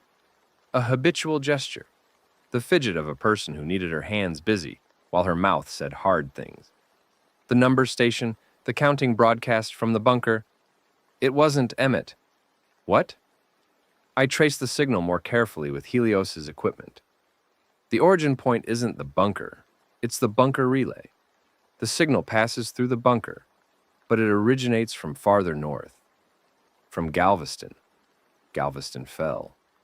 Yes, but the broadcast equipment I set up in the Moody Gardens Convention Center is still running on its battery backup. Someone is using it. Someone on the island, and the counting, I decoded it. It's not random. It's coordinates. Latitude and longitude repeated. The coordinates point to this compound. Someone on Galveston is broadcasting the location of the Helios compound. Yes, and the broadcast is on a frequency that the infected are sensitive to. The same frequency spectrum the warden uses. Teach. Someone is calling the horde here. Deliberately. Pastor Vernon Kidd, the man who believed the infected were God's risen faithful, the man who kept zombies in an aquarium and baptized believers in bitten water, the man who had smiled at Dominic across a candlelit dinner and said, "Every trial is a test." Kidd was broadcasting the compound's location on the warden's frequency. He was calling the dead to Helios, the way he'd called them to Galveston, deliberately, as divine judgment, as the instrument of his God's wrath against the false prophets who claimed they could cure what God had wrought. Can you jam his broadcast? Dominic asked. Not from here, not without another transmitter at his location. And even if I could, the horde is already redirected. The main body heard the signal before the bunker transmitter diverted them. They'll come back to the original heading. How long? The diverted horde will course correct within 12 to 18 hours. They'll arrive at this island approximately 24 hours after the advance force. 24 hours. The window was closing from both sides. The advance force in 8 hours. The main horde in 24. Between those two numbers, they had to survive, evacuate, and disappear. Thank you, Priya, for telling you the world is more screwed than we thought. You're welcome. She put her glasses back on. Teach when this is over. If we get on those boats, if we make it somewhere, I want to build a real communications network. Not just radios, a system, something that connects the survivors. So we're not just islands, separate, alone. I want to build the thing that connects us. You will. Promise? I promise. She nodded. She went back to her equipment, and Dominic stood in the marina and felt the promises accumulating. To Amara, to Willa, to Priya, to himself, and wondered if any of them could survive what was coming. Hour 5. Lucia found Dominic on the compound's perimeter wall, looking north across the bay. The water was black under the midnight sky, featureless except for the reflected stars and the distant lights of the mainland, faint and sporadic, the last electrical signals of a civilization that was guttering out like a candle in wind. She stood beside him. Her presence was different now, the same essential Lucia, but altered in ways that went beyond the visible.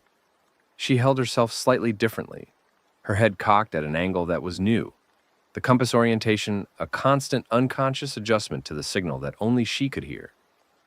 They're in the water, she said. Closer. 5 hours, maybe less.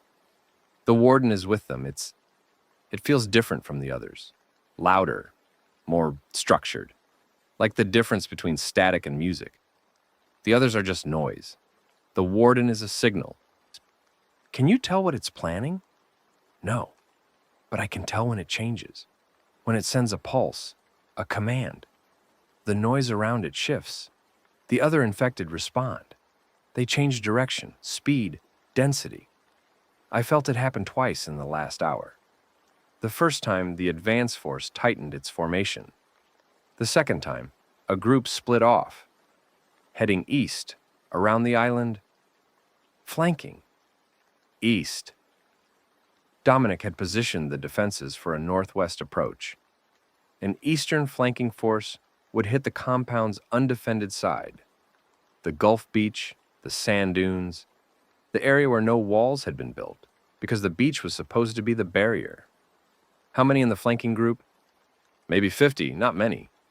But they're moving faster than the main body. They'll reach the eastern shore first. How long? 3 hours. 3 hours for the flanking force, 5 hours for the main advance from the bay. The warden was doing what it always did, testing the defenses with a probe, drawing the defenders to the contact point, then hitting the weak side. "I need Nkechi," Dominic said. He keyed the radio. "Nkechi, come to the north wall." She was there in 3 minutes, having been asleep for the first time in 2 days and waking with the instant alertness of someone whose nervous system had adjusted to crisis as its default state. "Eastern approach," Dominic said. 50 infected coming up the beach in 3 hours. No defenses on that side. Nkechi assessed. The beach approach funnels through the dune gap, south of the solar array. It's 30 feet wide, the only break in the dune line on the east side. If we block that gap, we bottle them on the beach. Block it with what? Vehicles. The compound has a motor pool with 4 trucks and the Suburban. We drive them into the dune gap and create a barricade. Won't stop them forever, but it'll channel them into a kill zone. Do it. Take Teddy and Jay. Jay can't walk. Jay can drive. Nkechi nodded and disappeared. Within 30 minutes, the sound of engines broke the pre-dawn quiet as vehicles were repositioned. A wall of metal and rubber plugging the dune gap, angled to create a V-shaped funnel that would compress any approaching force into a narrow corridor where defenders could concentrate fire. Fatima took position on the solar array's maintenance platform, a raised structure 15 feet above ground level that gave her a clear field of fire across the beach approach. She lay prone, the rifle settled into her shoulder with the organic precision of a lifelong shooter, the scope covering the kill zone. The night wind ruffled her hair. Her breathing was slow and regular. "How far can you shoot in this light?" Dominic asked her. "Moonlight? 200 yards maybe for a headshot. Closer is better." "They'll be closer." "Good." She adjusted the scope. "Teach, I need to tell you something." He waited. "I'm pregnant." The word landed in the space between them like a stone in still water. Dominic stared at her. In the moonlight, her face was calm, the same no-nonsense calm that she'd maintained through every mile of the journey, through Port Lavaca and the tunnel and the compound. The calm of a woman whose relationship with the earth was old enough to encompass both planting and harvest, birth and death. "How far along?" 12 weeks, give or take. Conception was, before the outbreak. My husband, we were trying. She paused. He turned on day 3. I buried him on the farm. And then I started walking. "Fatima, don't treat me differently. I can shoot, I can work, I can travel. The pregnancy's not a disability, it's a condition, and women have been fighting and working and surviving with this condition for all of human history. I'm telling you because you need to know. For planning purposes, not for pity. I'm not pitying you, you should be on the boat, not up here. I'll be on the boat when it's time. Right now, this is where I'm needed. That rifle doesn't shoot itself." Dominic looked at her. At the rifle. At the slight curve of her belly that was, until this moment, invisible under the loose clothing she wore, and was now, in his awareness, the most important shape in the world. The shape of the future. Literal and biological. A life forming inside the apocalypse with the same stubborn, irrational persistence that characterized everything good in the human species. "Okay," he said, "but when I say go, you go. No argument. When you say go, I go. After I empty this magazine." She turned back to the scope. Dominic left her on the platform and returned to the marina, where the preparations continued, and the hours burned, and the dead approached from two directions, like the arms of a closing vice. Hour 7, 2 hours before the flanking force, 1 hour before the advance guard. Lucia's compass went haywire. She was in the marina, helping Willa organize medical supplies for the boats, when she gasped and pressed both hands against her temples. The gesture was sudden, violent, and she stumbled. Willa caught her, hands under her arms, the nurse's reflexes overriding everything else. "What is it?" Willa asked. "What's happening?" "The signal. It changed. The warden it pulsed. A massive pulse. I felt it through my whole body, like being hit by a wave. The infected around the island, the scattered ones, the wanderers, they all just changed direction. They're converging, all of them. On the compound, from every direction." "All of them?" "Everything within range. The 50 on the beach, the advance force in the bay, the stragglers on the south shore, everything. The warden just called them all, like ringing a dinner bell." Dominic was beside her in seconds. "Show me. On the map. Where are they coming from?" Lucia leaned over Nkichi's whiteboard map. Her hands, still trembling, but now, from the aftershock of the pulse rather than the infection, traced lines on the board. North, northwest, east, south, southeast, all converging. ETA, the closest are maybe 40 minutes. The farthest, maybe 90. But they'll all arrive within an hour of each other. Total numbers? I can't count them. The signal is too dense. Hundreds. Maybe more. The warden had accelerated the timeline. Instead of a staggered assault, flanking force first, then the advance guard, it was pulling everything together for a simultaneous, multi-vector attack. No probes, no tests, a single overwhelming strike from every direction at once. Dominic closed his eyes. The pattern. Always the pattern. The warden was adapting. It had watched Dominic adapt to its flanking strategies and had counter-adapted. No more sequential attacks, no more predictable vectors, everything at once. Overwhelm the defender's ability to prioritize, flood every approach simultaneously, and dare the living to choose which direction to die from. "Change the timeline," Dominic said. He opened his eyes. "We're not waiting for dawn. We evacuate now. Boats launch in 30 minutes. 30 minutes? Harding started. Now! Get everyone to the marina. Everyone. 30 minutes. The compound erupted. Brask's organized, controlled environment dissolved into controlled chaos as 70 people received the order to move. The compound's PA system, unused until this moment because noise attracted the dead, blared a single announcement. "All personnel to Bayside Marina. Evacuation immediate. This is not a drill." People ran. Through corridors, downstairs, across courtyards. Some carried bags. Some carried nothing. Some carried children. There were 3 children in the compound, Dominic realized with a start. Children of Helios support staff. Kids he'd never seen because they'd been kept in the residential block, hidden and safe and now running through the dark, with adults who were running just as fast. The marina dock was chaos. 3 boats, 70 people, 30 minutes. Harding organized the boarding with military efficiency. 3 lines, 1 per boat, 23 per vessel. Move, move, move. The boats rocked on the bay water, their engines idling, the diesel exhaust mixing with the salt air, and the distant moan that was getting closer, closer, always closer. "Priya," Dominic said. "Jammer, now!" Priya activated the device at the water's edge. The ultrasonic field expanded in a semicircle around the dock, invisible, inaudible to most, but Lucia flinched as if struck, the prying antennae in her neural tissue responding to the disruption. "It hurts," she said. Her hand found Dominic's. "The jammer. I can feel it. Like a headache, but directional. It's disrupting the warden's signal. I can feel the coordination falling apart. The infected nearest the dock they're confused. Scattered. Individual. Good. That's the point." The boats loaded. Line by line, person by person. Harding counted heads. Willa directed the injured and the children to the cabin cruisers, where the enclosed spaces offered protection. Nkichi supervised the weight distribution, ensuring each vessel was balanced for the open water crossing. 20 minutes. The first boat was loaded. 23 people, supplies, 1 hard drive. Its engine revved. The captain and the Helios marine operator looked to Harding for the signal. "Hold," Dominic said. "All 3 launched together. We don't give the warden a single target to track."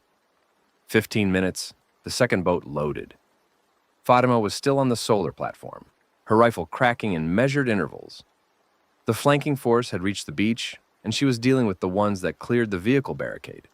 Each shot was precise, each interval calculated, each report echoing across the compound like a metronome of survival. Between shots, she counted her magazine, her remaining rounds, the distance between herself and the boat. "Fatima!" Dominic shouted. "Time to go." "2 more!"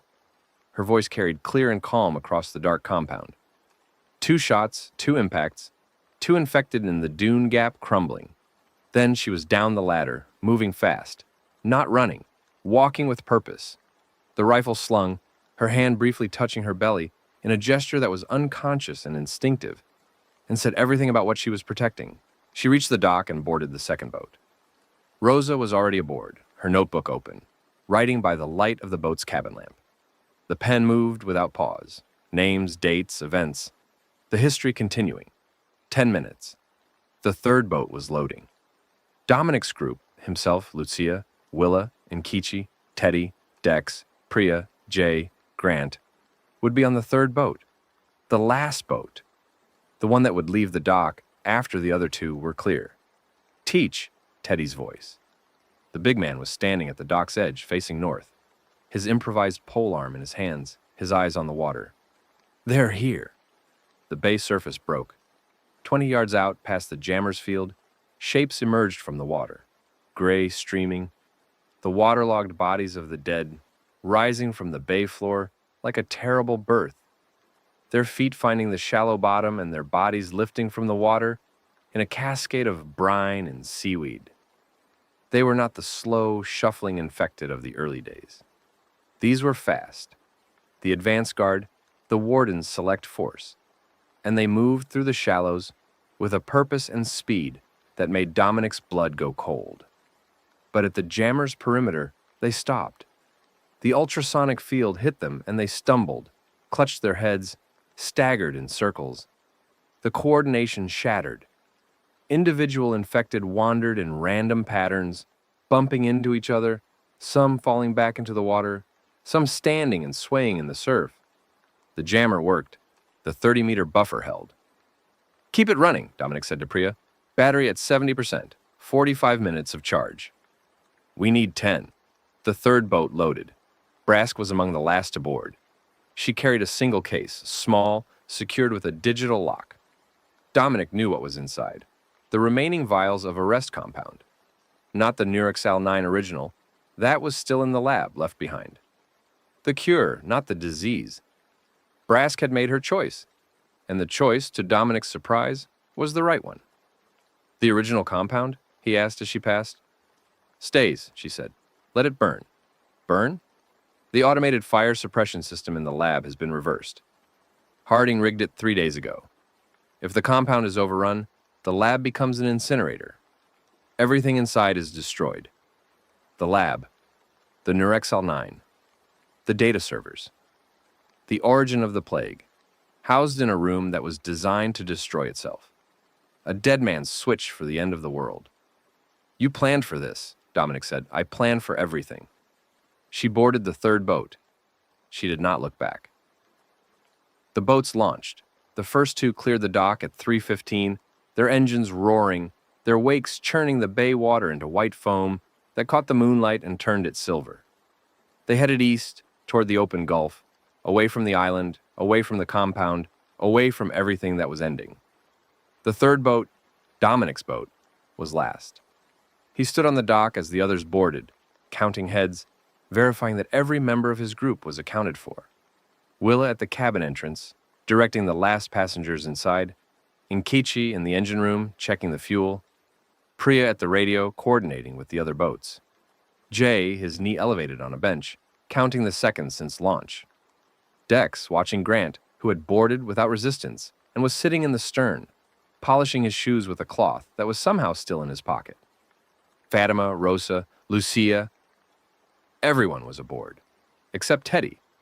Teddy was standing on the dock, facing the water, his polearm in his hands, watching the infected mass beyond the jammer's perimeter. The creatures were pressing closer now. The jammer's disruption was preventing coordination, but the sheer number of individual infected, each driven by its own brainstem hunger, was creating a pressure that was slowly, by accumulation rather than command, pushing against the invisible wall. "Teddy," Dominic said, "get on the boat." Teddy didn't move.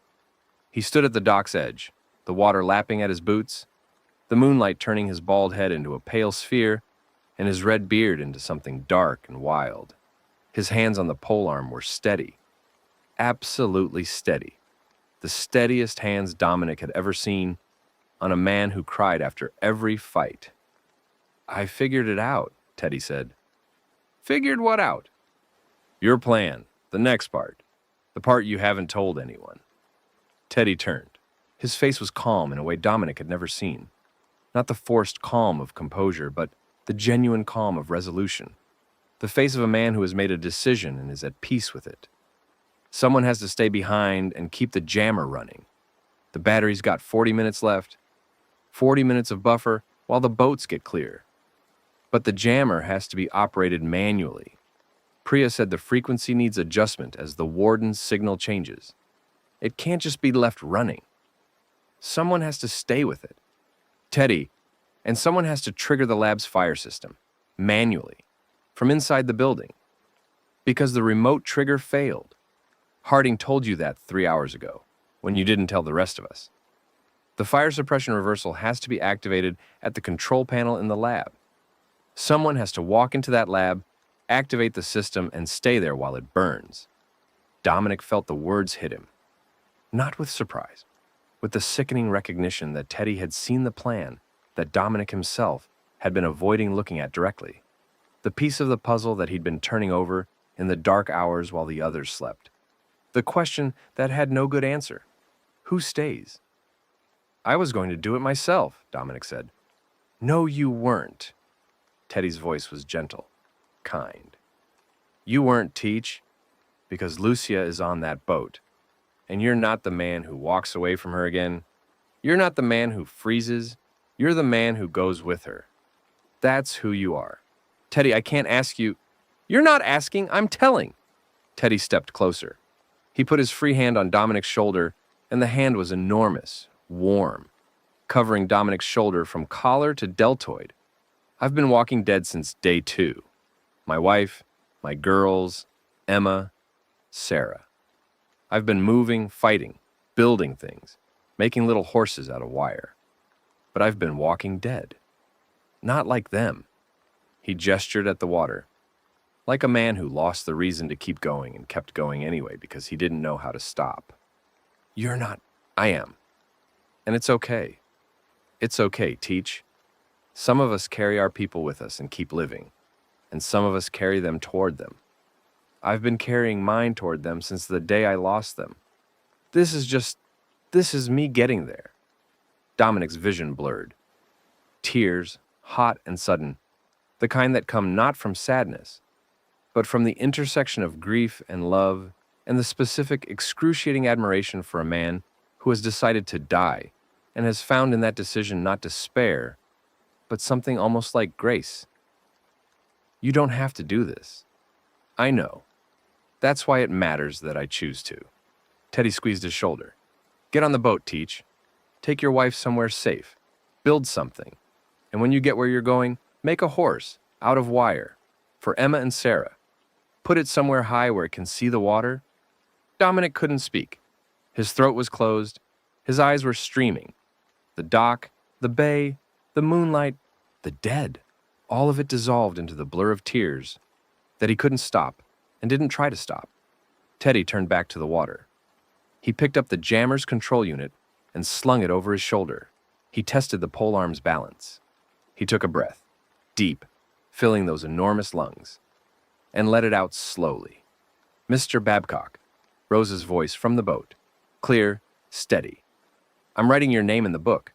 Emma and Sarah, too. You'll be remembered." "Thank you, Scribbles. My name is Rosa." Teddy smiled.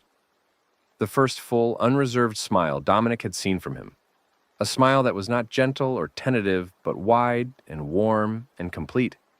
The smile of a man who had found, in his last hours, the thing that had been missing since day 2, a reason for the ending. "Rosa," he said, "that's a beautiful name." Dominic boarded the boat. The engine caught. The mooring lines were cast. The third boat pulled away from the dock, its wake mixing with the churning water of the infected mass beyond the jammer's field, and on the dock, growing smaller with every yard of distance, Theodore Teddy Babcock stood with a pole arm in one hand and a jury-rigged ultrasonic jammer on his shoulder and the moonlight on his face. And he didn't wave, because both hands were full, and waving was for people who expected to see each other again. The boat cleared the marina. The bay opened before them. Wide, dark, the gulf beyond it, the other 2 boats visible as running lights in the distance. Dominic stood at the stern and watched the compound recede.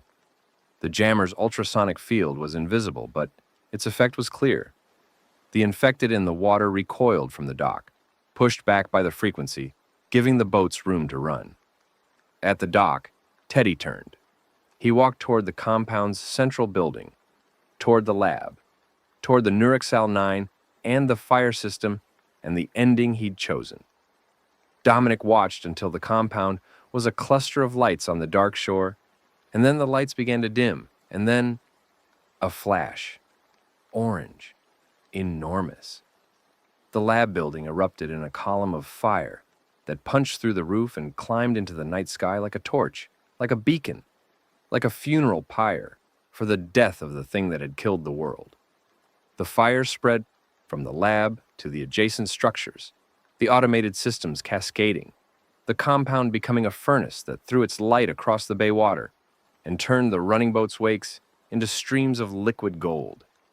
In the fire's light, the infected were visible, hundreds of them, emerging from the bay, climbing the shore, converging on the burning compound with the mindless hunger that fire should have deterred but didn't, because fire was pain and they didn't feel pain, and the signal that had driven them here was stronger than any instinct of self-preservation.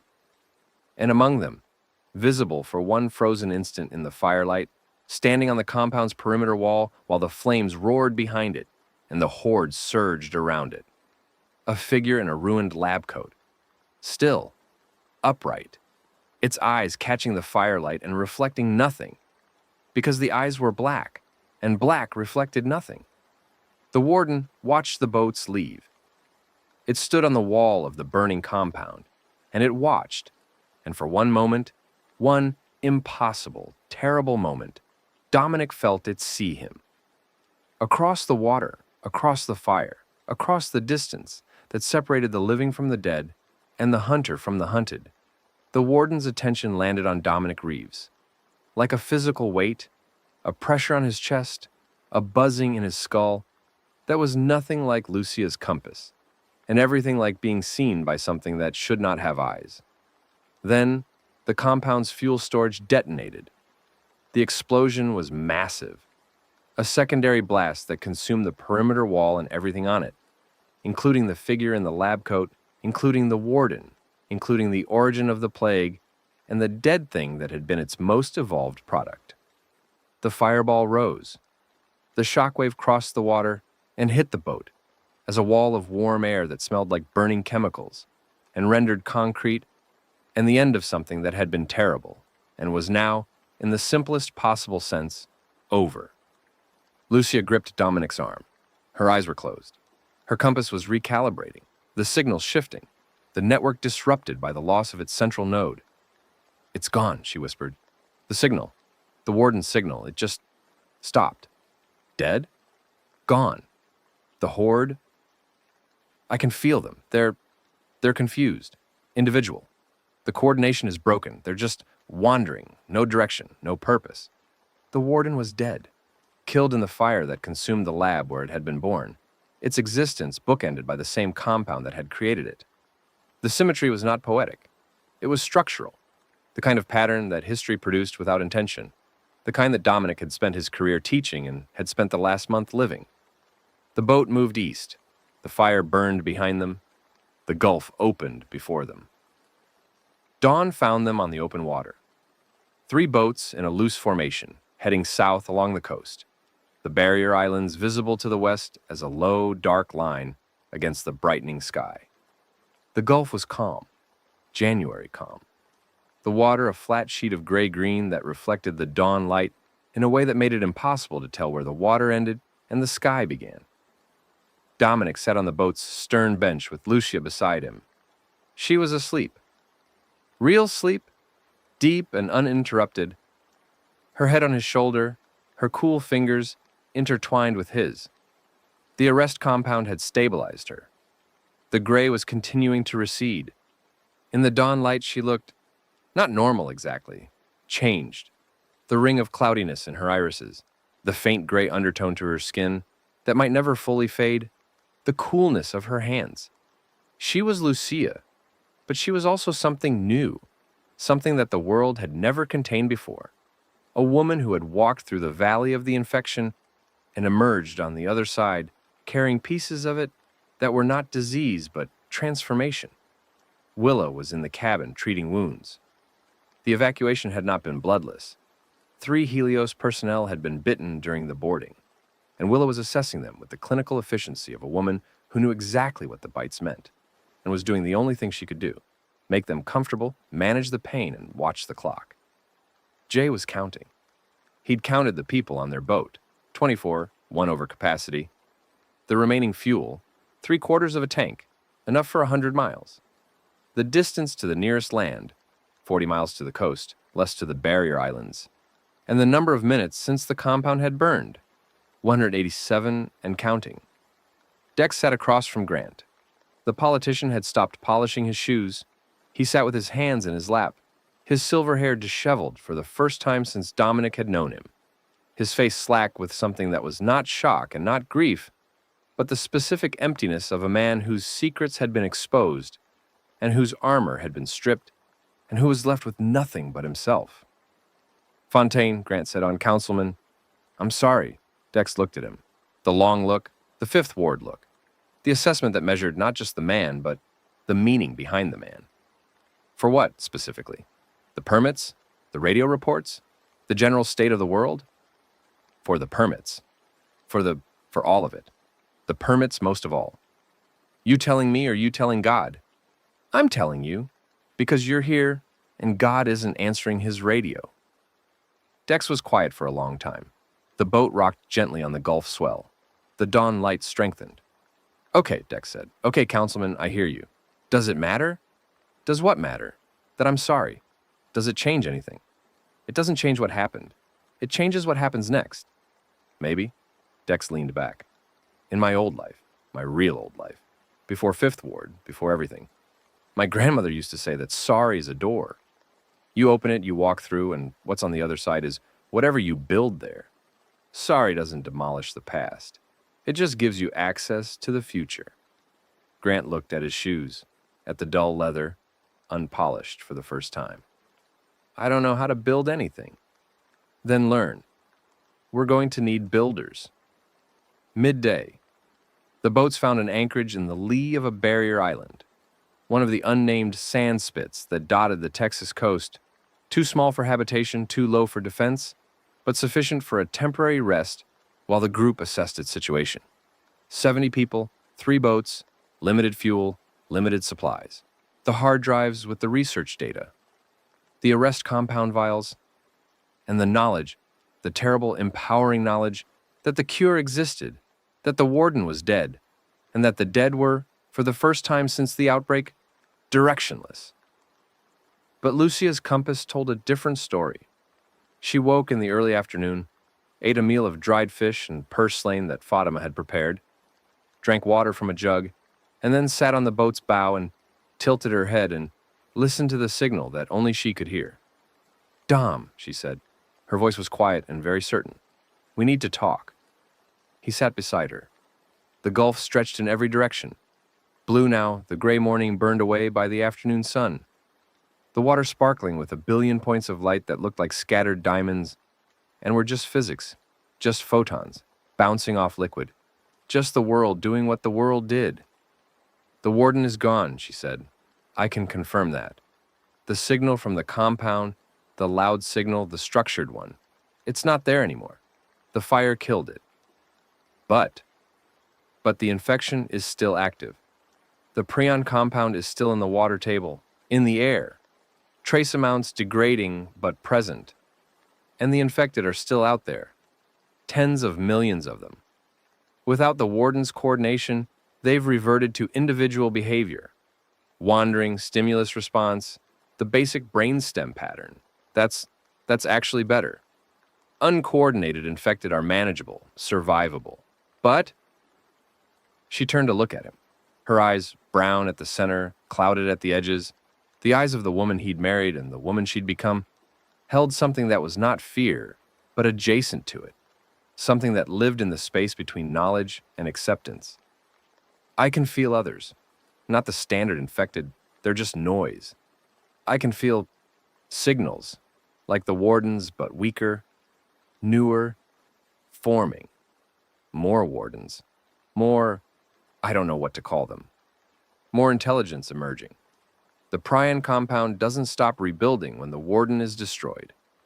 It's still in every infected brain, still making connections, still growing neural tissue. Given enough time, weeks, months, other infected will reach the same threshold. Other signals will emerge. Other coordinators. How many? She closed her eyes. The compass. The head tilt. The terrible gift of the prion remnants in her neural tissue, turning her into a receiver for the evolving dead. Dozens, she said. Maybe more. Scattered. Across the continent, maybe the world. Most are still embryonic, just hints, barely distinguishable from the background noise. But they're growing, getting stronger. And they're not all the same. The warden was a specific mutation in a specific individual. These new signals are variations, different patterns, different structures. Some are faster, some are stronger, some are, I don't know. I can't read them yet. I just feel them forming. The gulf sparkled, the boats rocked. 70 people rested on the water. Survivors of the first battle, in a war that Lucia was telling him had not ended, but merely changed. How long before they're fully formed? Weeks, months, I don't know. The warden took 6 weeks from initial infection to emergence. These could be faster or slower. Can the arrest compound stop them? If we could produce enough, the arrest compound stops individual infections. It doesn't affect the prion compound in the environment. And even if we could treat every infected person on the planet, which we can't, not with what we have, the emerging intelligences are already past the point where arrest would reverse the neural reconstruction. They're not stage 1, they're stage 3 with secondary mutation. The arrest compound is designed for stage 1. So the cure saves individuals, but not the species. The cure gives us time. Time to understand. Time to develop better tools. Time to build. She opened her eyes.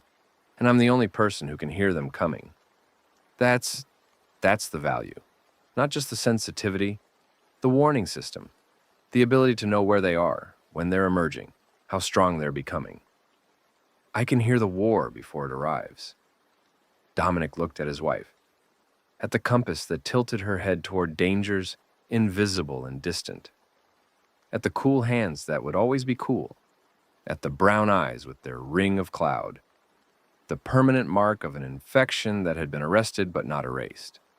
She was changed. The world was changed. Nothing would be what it was before. Then we build, he said. We find a place. We build it. We make the arrest compound. We set up communication networks. We train people. And when the new ones come, the new wardens, the new intelligences, we're ready. That could take years. We have years, if we're smart, if we're together. Dom. She took his hand. Her fingers were cool. They would always be cool. I heard Teddy on the dock, what he said about carrying people toward them. I don't want to talk about Teddy. I know, but I need to say this. What you did, coming after me, building the group, fighting through everything, you didn't just save me. You became someone, the person you needed to be. And I know, her voice wavered, steadied. I know it costs things. I know you carry things from the journey that you'll never put down.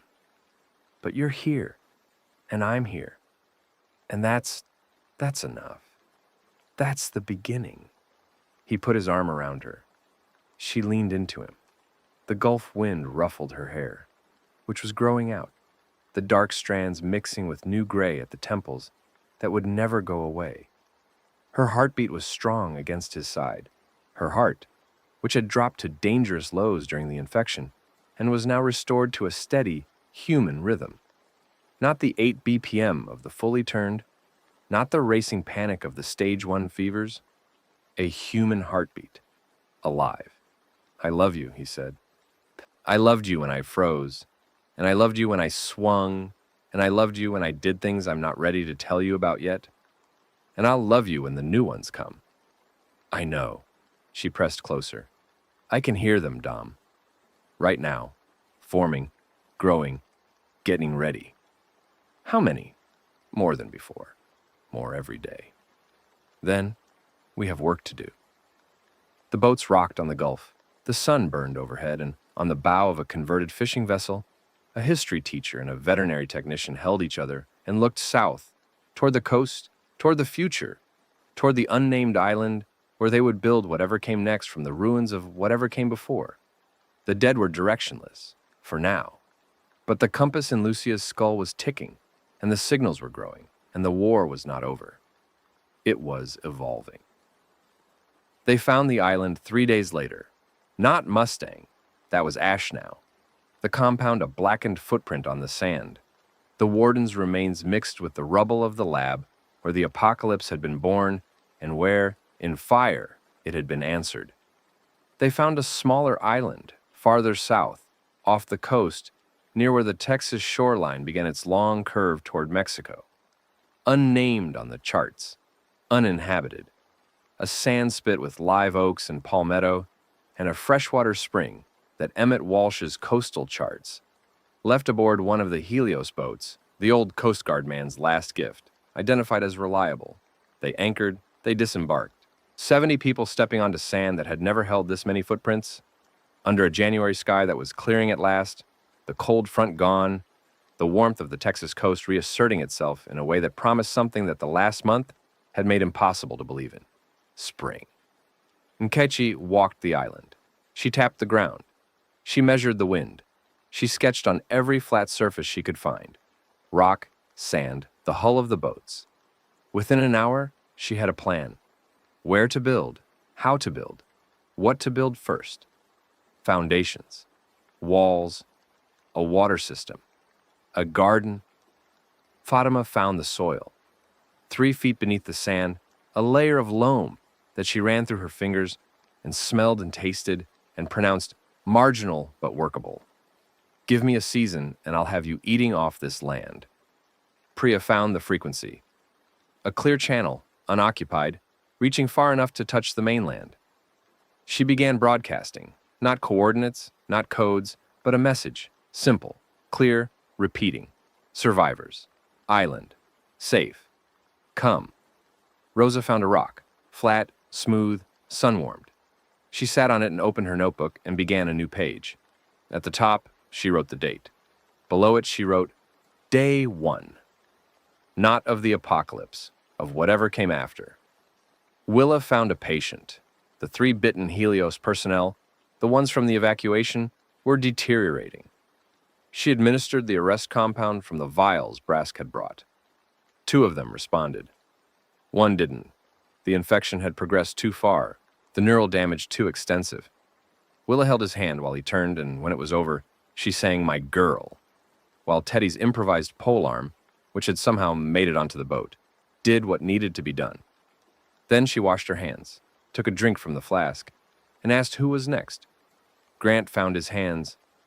Without the radio, without the contacts, without the political infrastructure that had defined his identity, he was, for the first time since Dominic had known him, just a man. A 51-year-old man with polished shoes and no skills that the New World valued. He stood on the beach and watched Nkechi direct the construction and Fatima test the soil and Priya build the antenna, and his face held the expression of someone who has realized that everything they were is no longer useful, and that the terrifying, liberating work of becoming something else is the only path forward. He picked up a shovel. He started digging, the foundation trench that Nkechi had mapped. The first line of the first building on the first day of the new world. His shoes got dirty. He didn't polish them. Dex found a name. He walked up to Grant at the trench and said, "Hey, dig." Grant looked up. Sweat on his forehead, dirt on his hands. "Dig? Your new nickname. You're digging, so you're Dig." "You've already given me too many nicknames. This one sticks. Trust me." Dex picked up a second shovel. "Scoot over, Dig. I'll take the other end." They dug together. The politician and the dealer, side by side, in a trench on an island at the edge of the world. The irony was not lost on either of them. Neither mentioned it. Jay found his count. He walked the island's perimeter, limping badly, his knee protesting every step, his face tight with pain he'd never admit. And when he returned, he reported 1,412 steps. The island is approximately 0.7 miles in circumference. "I'll verify tomorrow." He wouldn't. Jay had 12 days left. They built. For 2 weeks, in the growing warmth of late January, turning into February, they built. Nkechi directed, Fatima planted, Priya communicated, Willa healed, Rosa recorded, and Dominic led, not by command, but by example, by presence, by the simple act of being the first one working in the morning and the last one stopping at night, by the authority that comes not from position, but from trust, from the accumulated evidence of a man who had walked through fire and come out the other side and was now, for the first time, not running toward something or away from something, but standing still and building. It was during this period that Jay Ochoa died. Not from the dead, not from violence, from an infection, not the zombie kind, the old-fashioned kind, the kind that killed people before the world ended and would continue to kill them after. His knee, injured and re-injured and wrapped in improvised braces for weeks, developed a bacterial infection that traveled up his leg despite Willa's best efforts.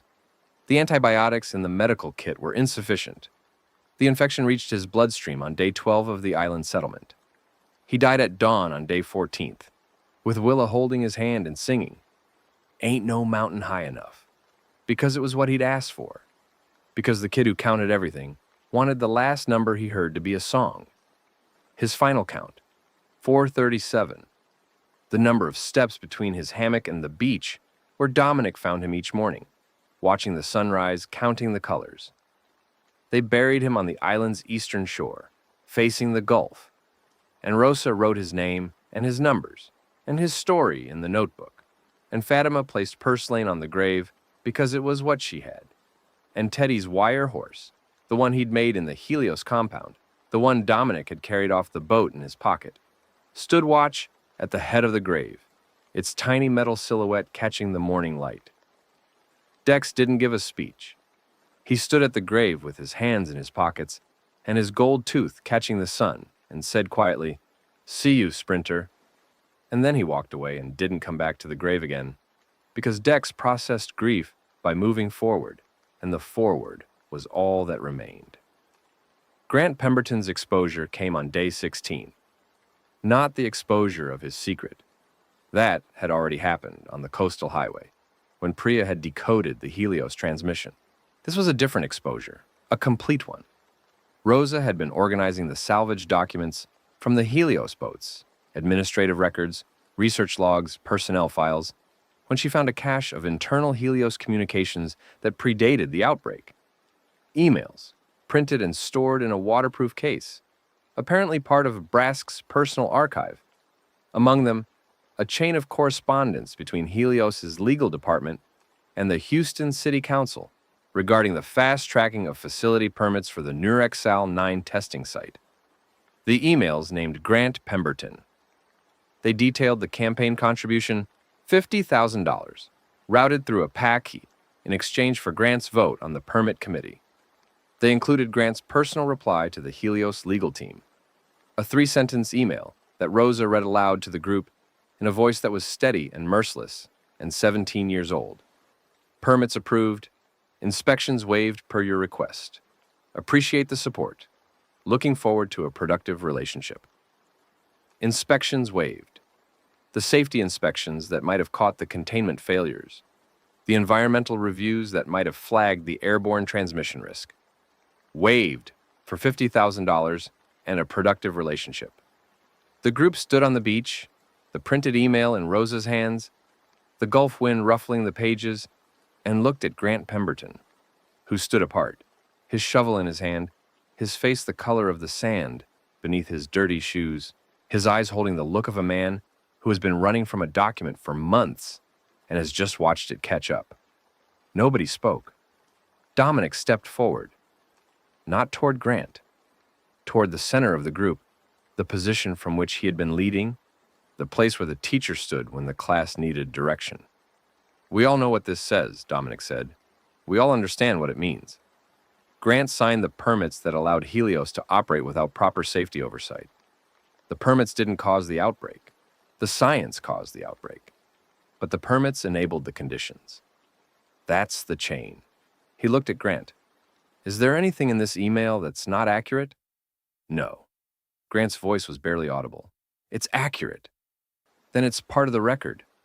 Rosa, write it down. Every word. This is history, and history includes the parts we're ashamed of." Rosa wrote. The pen moved across the notebook page, recording the email, the names, the dates, the chain of causation that linked a city councilman's corruption to the end of the world. She wrote it without commentary, without judgment, with the journalist's discipline that documented facts and left interpretation to the reader. "What happens to me?" Grant asked. The question was directed at Dominic, but it belonged to the group. 70 people on an island, building a community, discovering that one of their builders had laid the foundation for the catastrophe they were surviving. The question was not about punishment. There was no court, no law, no authority beyond the collective will of the living. The question was about belonging. Could a man who had contributed to the end of the world contribute to the beginning of the next one? "You keep digging," Dominic said. "You build, you work. You carry what you did and you carry it where everyone can see it, not as punishment, as accountability. The record exists. Rosa wrote it. Everyone knows. And you live with that knowledge the same way the rest of us live with ours." "What do you carry, Teach?"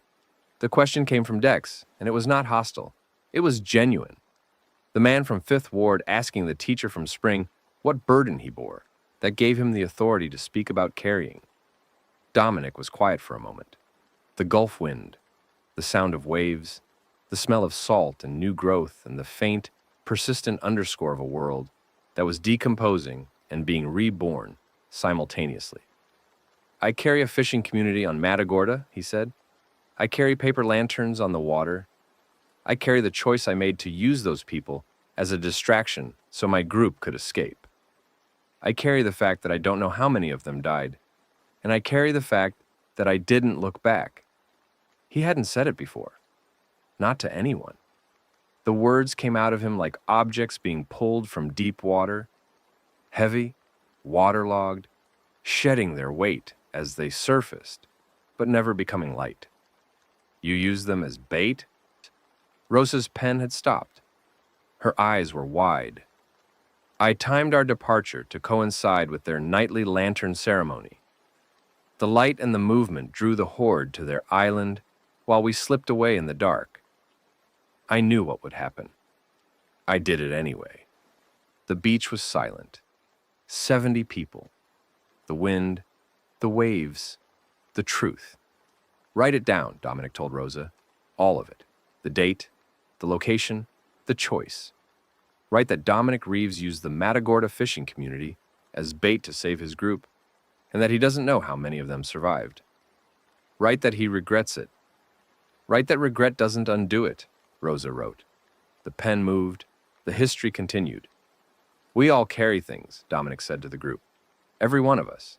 Things we did, things we didn't do, things we chose and things we failed to choose. That's the weight of survival. We don't put it down and we don't pretend it's not there. We carry it and we build with our hands full. The group absorbed this, not with forgiveness.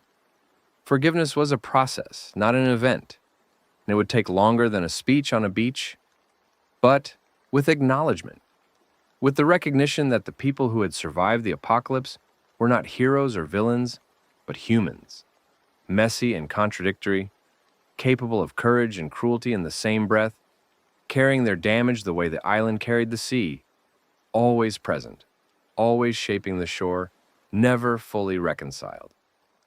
Grant picked up his shovel. He went back to the trench. He dug. Nobody stopped him. Nobody helped him. But nobody asked him to leave. The confrontation with Grant's past should have been the climax of his story on the island. It wasn't. 3 days later, Grant Pemberton was dead. He died reaching for redemption, which was the cruelest way to go.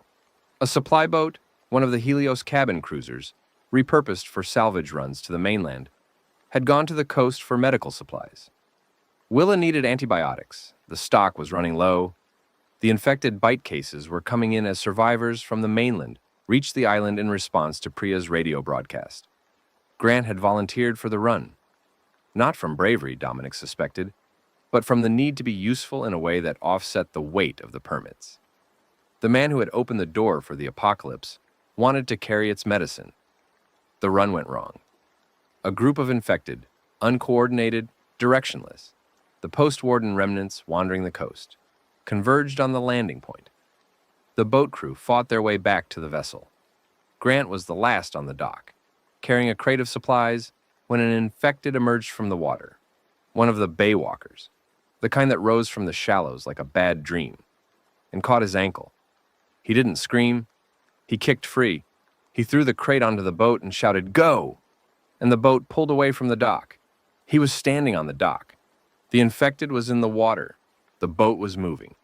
And Dominic, who had come on the run because he didn't trust anyone else to navigate the coast, Dominic was on the boat, 10 feet away, moving away, watching Grant on the dock with an infected in the water between them. Grant looked at Dominic. Dominic looked at Grant. The man on the dock, the man on the boat. 10 feet of water, an infected rising from the bay, gray and dripping, reaching for the living with the mindless hunger that was all it had left. Dominic could have jumped, could have reached the dock in a single leap, grabbed Grant, pulled him onto the boat, could have acted the way he should have acted in the car with Terrence, the way he'd learned to act through a month of fire extinguishers and chemical plants and burning compounds. He didn't jump. For 3 seconds. He would count them later, the way he'd counted the seconds with Terrence, the way the worst moments of his life were always measured in the same small unit. Dominic stood on the boat and watched Grant stand on the dock and did nothing. It wasn't freezing. It wasn't the paralysis of the car, the shutdown of the nervous system, the involuntary lockup of a body that couldn't process the speed of danger. It was something else, something worse, a choice. A flicker of a thought that lasted 3 seconds and said, "He signed the permits." 3 seconds. And then Dominic moved. He jumped. He landed on the dock. He grabbed Grant's arm and pulled, and the infected's hand closed on Grant's other arm. And Dominic pulled and the infected pulled and Grant was between them. His face white, his eyes wide, his mouth open in a sound that was not a scream but a question. A single shattering why that could have been directed at the infected or at God, or at the 3 seconds of hesitation that had allowed the dead thing to get a grip. Dominic pulled Grant free. The infected's hand tore away a strip of shirt sleeve and skin, but didn't find deep purchase. Dominic swung his pipe. He still carried it, always carried it. The steel pipe from the demolished newsstand in a suburb of Houston a lifetime ago. And the infected went down, and Grant was on the dock, bleeding but free, and Dominic grabbed him, and they jumped together for the boat. They made it. Barely. The boat crew pulled them aboard, and the vessel cleared the dock, and behind them more infected were emerging from the water, drawn by the sound and the movement, and the dock was overrun within minutes. Grant sat on the boat's deck, holding his arm where the skin had been torn. The wound was superficial, a scrape, not a bite. Willa would confirm it later. No tooth marks, no saliva contact, just a friction burn from the infected's grip. Not a transmission vector, not a death sentence. But Grant had seen the 3 seconds. He'd felt them. In the moment when Dominic had stood on the boat and not moved, Grant had looked into the face of the man he'd betrayed and had seen. Not rage, not revenge, but the flicker of a calculation. The same kind of calculation Grant himself had made with the permits. A weighing of values, a momentary suspension of the imperative to act, a choice measured in seconds that felt like hours. 3 seconds, Grant said. He was sitting on the deck, his back against the gunwale, his bleeding arm cradled in his lap. His voice was flat. You waited 3 seconds. I know. Was it the permits? Dominic closed his eyes. The boat rocked, the sea air, the salt. The weight of what he'd done and what he'd almost done, and the razor-thin line between the two. For 1 second, he said. For one of those 3 seconds, yes. And the other 2? Fear. Old fear. The kind I've been carrying since before any of this. Grant looked at the sky. The blue, open, indifferent sky. 1 second of revenge, 2 seconds of paralysis. That's a hell of a ratio, Dominic. I know. You saved me. Eventually. 3 seconds late. 3 seconds late. The silence between them was not the silence of forgiveness or condemnation. It was the silence of 2 men who had seen each other clearly. The corrupt politician and the hesitating teacher. The man who signed permits and the man who counted seconds, and who understood that the distance between their sins was smaller than either of them had believed. I'm going back to the island, Grant said, and I'm going to keep digging, and I'm not going to mention the 3 seconds. Because you saved me, and because we're both carrying things that we can't put down. Okay. And Dominic? Yeah? The next time someone's on a dock and you're on a boat, don't count. Just jump. Grant's death came 3 weeks later, not from the incident on the dock, not from the infected. He died in a collapse, a structural failure in one of the buildings they were constructing, a wall that Nkichi had not designed because Grant had taken it upon himself to build an additional storage shed using his own rudimentary understanding of construction. The wall wasn't load-bearing in Nkichi's design. Grant made it load-bearing by accident, stacking heavy supplies against it. And when the wind came up on a February afternoon, a sharp Gulf squall, the kind that hit without warning and left as quickly, the wall buckled. Grant was inside. The wall fell on him. By the time Teddy's polearm, which had become the island's primary tool for heavy lifting, was used to lever the debris away, Grant Pemberton was gone. Not dramatically, not poetically, crushed by a wall he'd built wrong, in a building nobody had asked him to build, because he was trying to be useful in a world where usefulness was measured in physical competence, and his physical competence was that of a man who had spent 51 years in offices and council chambers. They buried him next to Jay on the eastern shore, facing the Gulf. Rosa wrote his name and his story, all of it, the permits, the radio reports, the digging, the 3 seconds, the wall. She wrote it complete and unflinching because that was what history required. The full truth, not the comfortable version. Dominic stood at the grave and felt the weight of the 3 seconds settle onto his shoulders, alongside all the other weights. The boiler room, the gymnasium, the lanterns, the fishing community, the things he'd done and the things he'd failed to do, and the thin, agonizing line between action and inaction that had defined his life since a bullet came through a car window 3 years ago. I waited too long, he told the grave. I know. I knew it then, and I know it now, and I'll know it forever. The grave said nothing. Graves never do. That's what the living are for. By late February, the island had a name. Anchor. Rosa named it. She wrote it on the first page of a new notebook, The old one was full, every page covered in the history of the outbreak, the journey, the compound, the fire, and the new notebook began with Anchor Island. Day 1. Population 73, 3 new arrivals by boat from mainland. The community was growing. Priya's broadcast, survivors, island, safe, come, was reaching the coast, and the coast was sending people. Trickles at first. A family of 4 in a fishing boat, a woman alone in a kayak, a group of 8 who had walked the coast from Corpus Christi and flagged a passing vessel. Each arrival was screened, treated, integrated.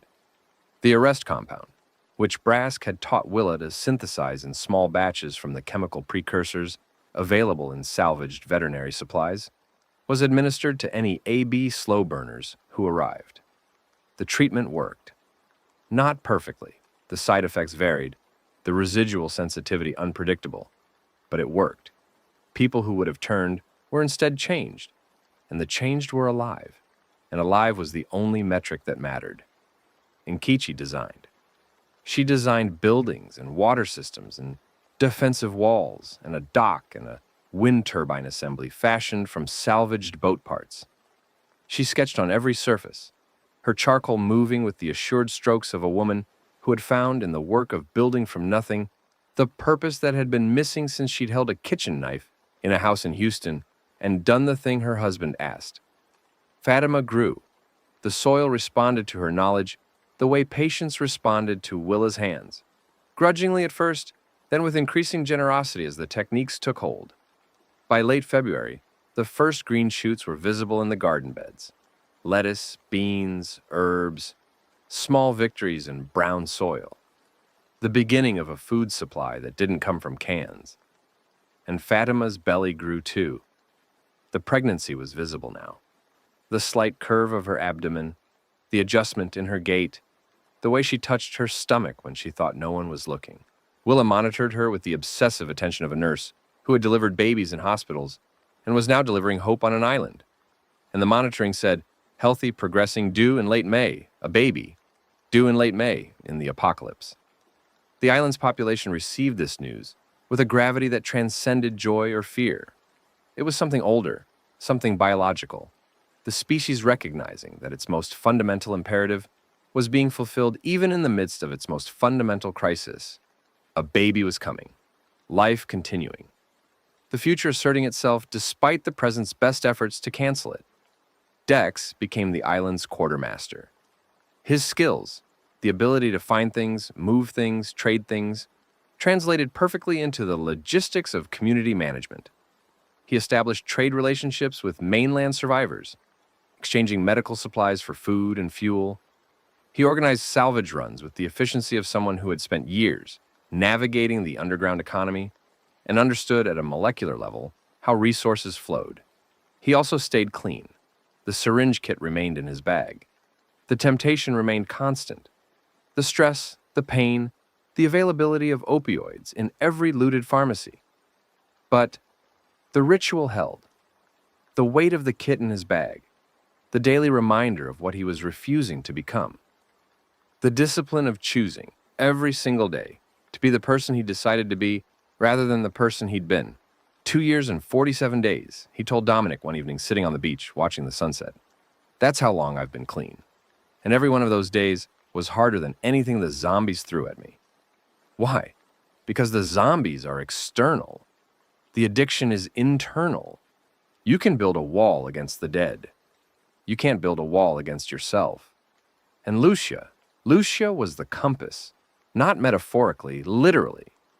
Her sensitivity to the infected expanded and refined as the weeks passed, the prion remnants in her neural tissue stabilizing and sharpening, turning her into a living early warning system that could detect infected presence at distances of up to half a mile and could distinguish between individual wanderers and emergent intelligences. She reported to Dominic every morning. The ritual, coffee, real coffee, salvaged from a mainland grocery store, brewed over a camp stove, the taste vivid and grounding and a daily reminder that some pleasures survive the end of the world. And then the compass report, where the infected were, how many, whether any new signals were forming. The signals were forming. Slowly in the distance, in the continental interior, in the vast, zombie-infested heartland of America. Lucia could feel them, the first stirrings of new intelligences, new coordinators, new wardens emerging from the prion compound's relentless neural reconstruction. They were weeks away from full emergence, maybe months.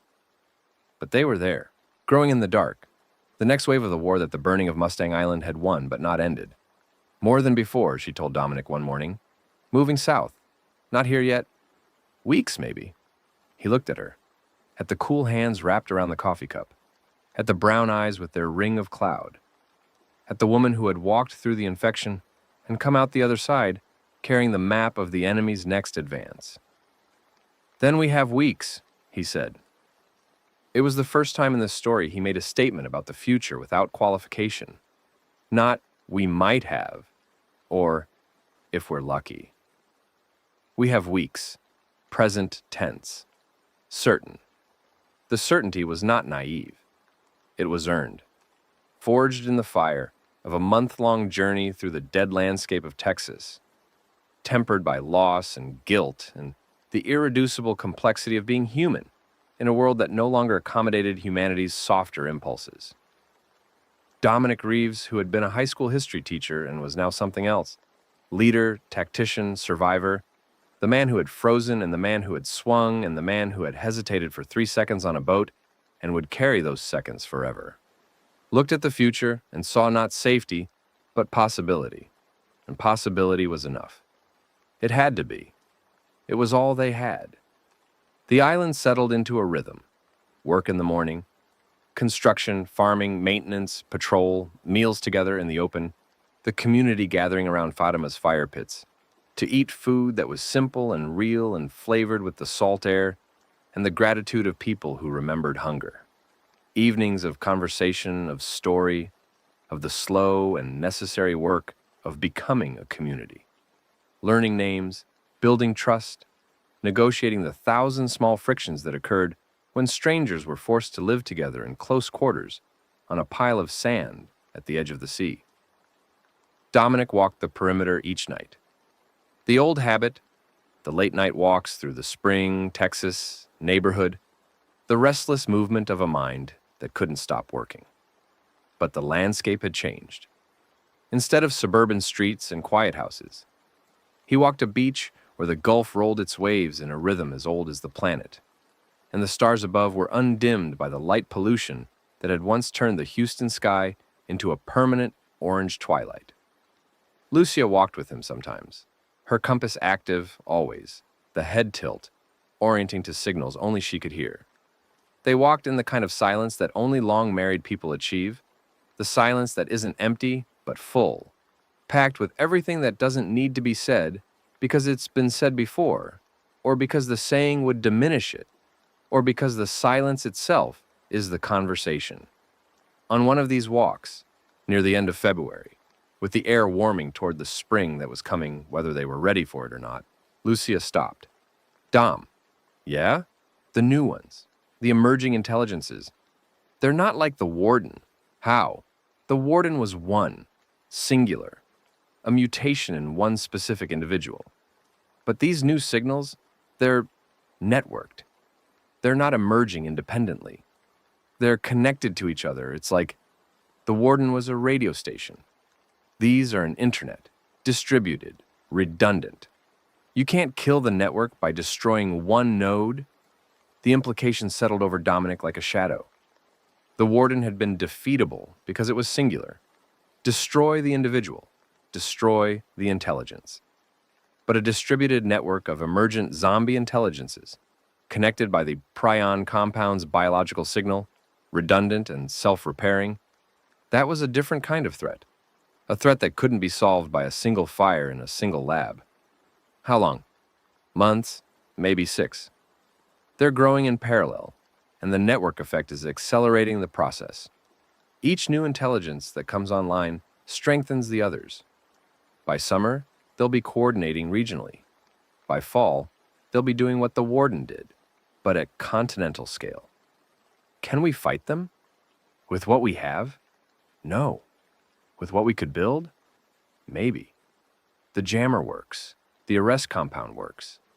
If we could scale both, produce enough jammers, enough compound, deploy them widely enough, we could disrupt the network, break the connections, keep the infected uncoordinated.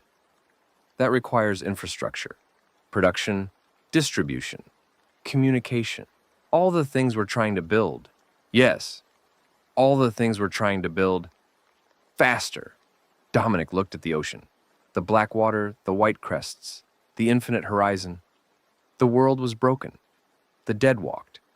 New intelligences were forming, and on a small island, 73 people were building walls and planting seeds and counting their steps and their days and their blessings with the stubborn, irrational persistence of a species that had survived ice ages and famines and plagues and wars and had never once, in 100,000 years of history, accepted that the story was over.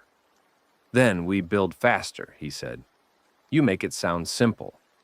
It's not simple. It's just clear. There's a difference. Lucia took his hand. Cool fingers, always cool. The compass ticking. The signals growing. The future approaching like a tide. Unstoppable but predictable, and therefore, in the way of tides, manageable. I heard something else, she said, on the signal. Not the new intelligences, something different. What? Other receivers, like me, people who were treated with the arrest compound and developed the sensitivity. They're out there, on the mainland. I can feel them the way I feel the infected. Not the same frequency, but adjacent. Like hearing someone on the next radio channel over. They're alive, they're scattered, and they can hear me. You can communicate with them? Not words, not yet, but presence, direction. I know where they are and they know where I am. It's a network of its own, a living network, a counterpoint to the dead one. The living and the dead, each building networks, each evolving, each growing toward a confrontation that would determine whether the species that made art and told stories and fell in love and built civilizations would survive, or whether the thing that consumed it, the thing born in a Houston lab from a miracle drug that was supposed to save minds and instead consume them, would inherit the earth. Rosa, Dominic said, what about her? She's been writing this down, everything, every detail, every name, every choice. She's 17 years old and she's writing the history of the end of the world. Is it the end? I don't know, but she'll write it either way. And if we're still here when she finishes, if there's still someone to read it, then it wasn't the end. It was the middle. Lucia leaned against him. The compass settled. The waves rolled. The stars turned overhead in their ancient, reliable patterns. The only patterns in the universe that the apocalypse couldn't touch. I love you, she said. I love you. Even with the cold hands? Especially the cold hands. They walked back to camp. The fire was dying. Nkechi was sketching by the last light, her charcoal moving on a piece of driftwood, designing tomorrow's construction project. Fatima was asleep, her hand on her belly, her rifle beside her. Priya was at the radio, talking to someone on the mainland, her voice a low murmur of frequencies and coordinates and the technical language of connection. Willa was sitting by the fire, flask in hand, her left hand tremoring in her lap, her reading glasses reflecting the embers. Teach, Willa said. Sit down, have a drink. You've been pacing. I always pace. You always pace, and it always helps. So sit down and tell me what the pacing figured out. He sat, he drank. The bourbon was warm and real and alive in his throat. They're coming, he said. The new intelligences, Lucia can feel them. Months, not years. I know. You know? Baby, I'm a nurse. I've been watching Lucia's face for 2 weeks.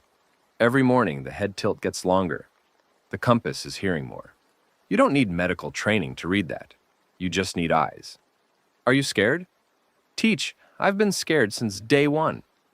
Fear's my baseline now. Everything above fear is a bonus. She took a drink. But I'll tell you what I'm not. I'm not hopeless. Because I've watched you build this place from sand and stubbornness. And I've watched Nkechi design structures that will outlast us. And I've watched Fatima grow food from dirt. And I've watched that 17-year-old girl write a history that the future will need. And I've watched your wife become the most valuable person on this planet. And if that's what we can do in a month on an island with nothing, what can we do in a year? A year might not be enough. Then we'll take 2.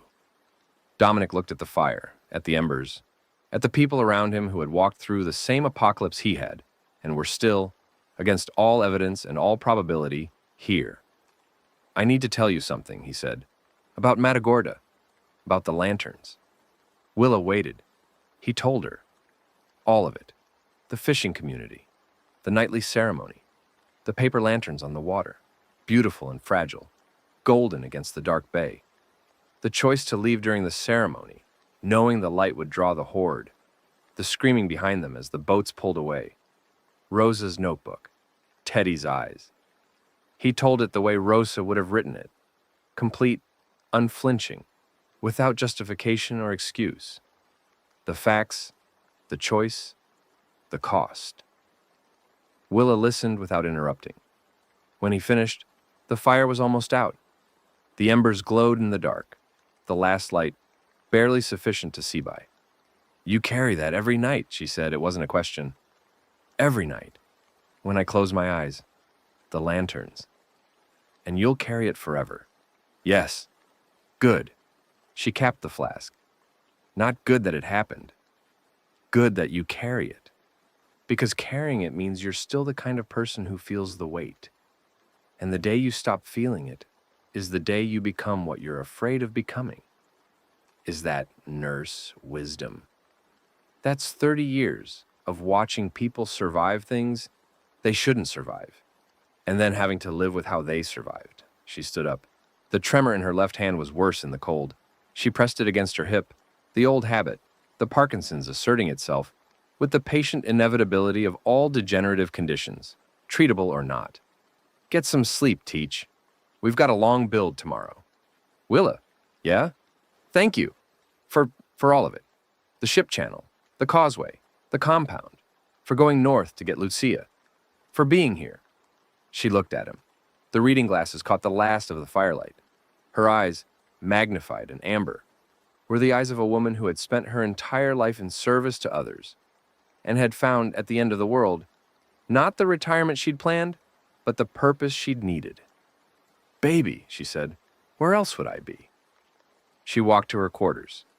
Dominic sat by the dead fire and looked at the sky, and felt the weight of the lanterns, and the weight of the future, and the weight of hope, which was heavier than either because hope required maintenance. It had to be carried actively, deliberately, rebuilt every day from the raw materials of effort and choice, and the stubborn refusal to concede that the story was over. He wasn't the man who froze. He wasn't the man who swung. He was the man who carried, and carrying was enough. And the stars turned overhead, and the dead walked in the distance, and the living slept on an island called Anchor, and the story continued. Spring came to the Texas coast the way it always had, not with the gentle thaw of northern climates, but with a sudden, aggressive bloom, the temperature climbing from the 60s into the 80s in a matter of days, the air thickening with humidity, the Gulf water warming from steel gray to blue-green, and everything growing. The live oaks on Anchor Island put out new leaves, pale green and tender. Fatima's garden erupted.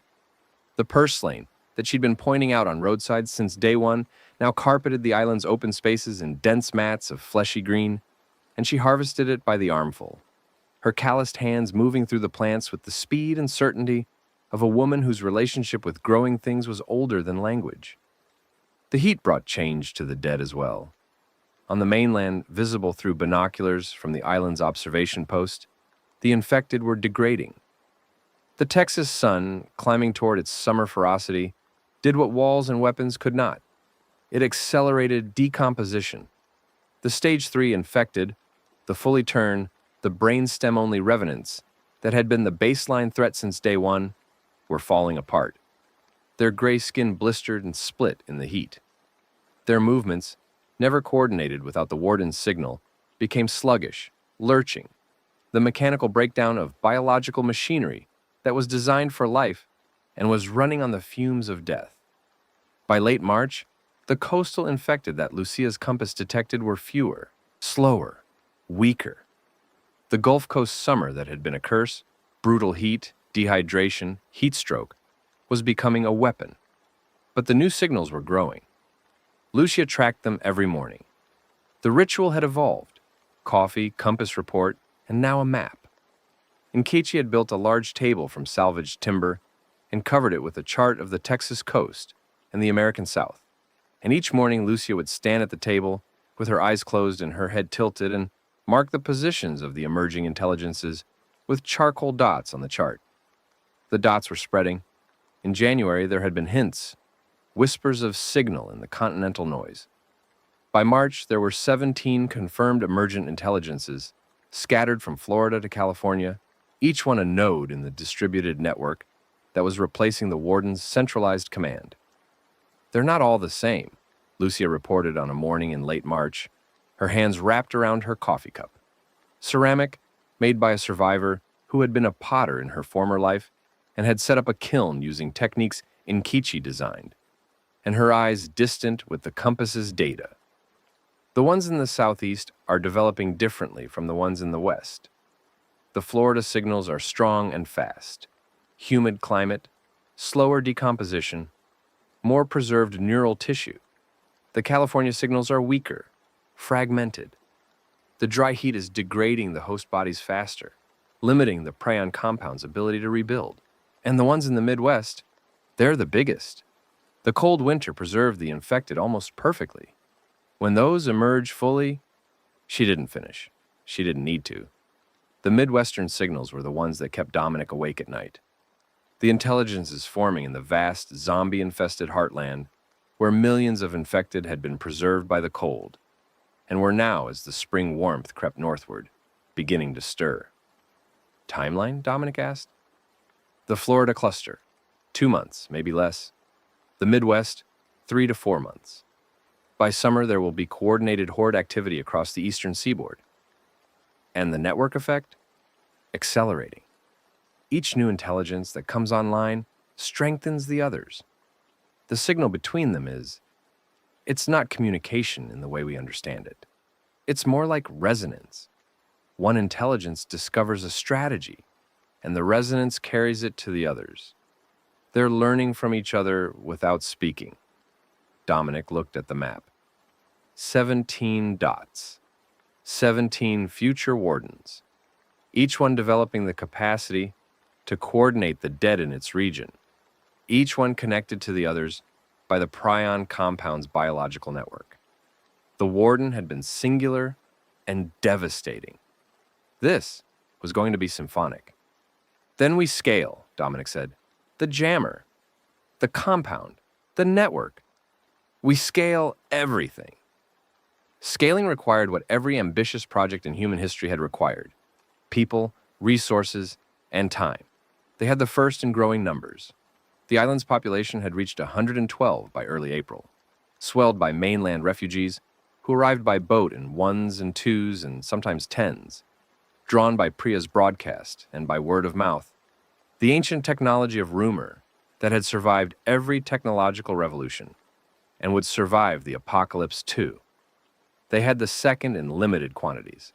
Salvage runs to the mainland brought back raw materials, and Fatima's farm was producing, and the desalination knowledge from the Helios compound, reconstructed from the hard drive data by a former chemical engineer who had arrived half-starved in a canoe, was providing fresh water. The third, time, was the variable they couldn't control. Priya built the communication network she'd dreamed of. Not a single broadcast, but a web. Relay stations placed on the mainland by volunteer teams, solar-powered, low-frequency, designed to carry voice and data across hundreds of miles. By April, she was in contact with 7 other survivor communities: 2 in Louisiana, 1 in Alabama, 1 in the Florida Panhandle, 2 inland in Texas, and 1, the furthest, in Oklahoma. Each community received 2 things: The arrest compound formula, transmitted as chemical specifications that a trained pharmacist could compound from available materials, and the jammer design, transmitted as circuit diagrams that an electrician could build from salvaged parts. The arrest compound is being produced in 4 locations now, Priya reported in mid-April, her face glowing with the particular satisfaction of a systems administrator watching a network come online. The jammer is operational in 2, with 3 more in progress, and the other communities are reporting the same thing we are. The heat is degrading the standard infected. The threat from individual zombies is diminishing. And the intelligences? That's the problem nobody else is seeing yet. The communities are so focused on the day-to-day survival, the heat, the food, the water, that they're not watching for the next generation threat. We're the only ones with a Lucia. Then we share her. How? She can't be everywhere. No, but her data can. Rosa. I need Rosa. Rosa Delgado, 17 years old, historian of the apocalypse, keeper of names and dates and the unforgiving truth of what people did to survive, was given a new task: compile Lucia's compass data into a daily intelligence report and transmit it via Priya's network to every connected community. The report would include the positions of known emergent intelligences, their estimated development timelines, and strategic recommendations for defense and countermeasure deployment. Rosa took to the task with the same meticulous precision she'd brought to the notebook. Within a week, she had developed a format, structured, clear, designed for rapid consumption by community leaders, who were managing a dozen crises simultaneously and didn't have time for narrative. The Anchor Island Daily Intelligence Brief became a fixture of the Survivor Network, the first regularly produced document of the post-outbreak world, and Rosa Delgado, who had locked her family in a house in Alvin and walked away because she couldn't do what needed to be done, became the voice that warned the living about the dead. She never went back to Alvin, she never opened the door. The notebook held the names, Mama, Papa, Sonia, little Marcos, and the names were enough, and the work was enough, and the purpose that she'd found in documentation and in warning was the thing that kept the door in Alvin closed and the door to the future open. Nkechi's buildings rose. By May, Anchor Island had structures. Real structures. Not the improvised shelters of the early days, but designed, engineered buildings with load-bearing walls and reinforced foundations and roofs that would withstand a hurricane. She'd built a community hall, a medical clinic, Willa's domain, organized with the exacting standards of a woman who'd run an ER and would accept nothing less. A radio station, Priya's domain, bristling with antennae. A school, empty for now, but built with the specific dimensions and the specific hope that a room designed for teaching children would eventually contain children to teach, and the beginnings of a defensive wall that ringed the settlement's core. She sketched constantly, on walls, on tables, on the backs of her hands. The charcoal was her language, the structural diagrams her grammar, and the buildings she designed were her sentences, each one a statement about permanence, about the decision to stay, about the defiance of building for the future in a world that might not have one. Why the school? Dominic asked her one evening, standing in the empty room with its small desks and its blackboard, an actual blackboard, slate, that Nkechi had found in a mainland salvage run and had carried back to the island like a relic. We don't have enough children to fill it. We will. Nkechi drew a line on the blackboard, a straight, precise line, the kind that an engineer draws, meaning something structural and exact. Fatima's baby comes in 3 weeks, and the couple from Louisiana, she's due in July. And the teenager from the Florida group just told Willa she missed her period. She set the charcoal down. The world didn't stop producing children because the dead started walking, and children need schools. So I built one. You built it for Teddy's girls too, didn't you? Nkechi didn't answer. She looked at the blackboard, at the line she'd drawn, and her expression, the detachment, the engineering mask, the professional distance that she'd maintained since she'd held a kitchen knife in a Houston house and done the thing that love and mercy demanded, softened. Not completely, not dramatically. Just enough to show the woman underneath the engineer, the widow underneath the builder, the person who had lost everything and had responded by creating the infrastructure for others to have what she'd been denied.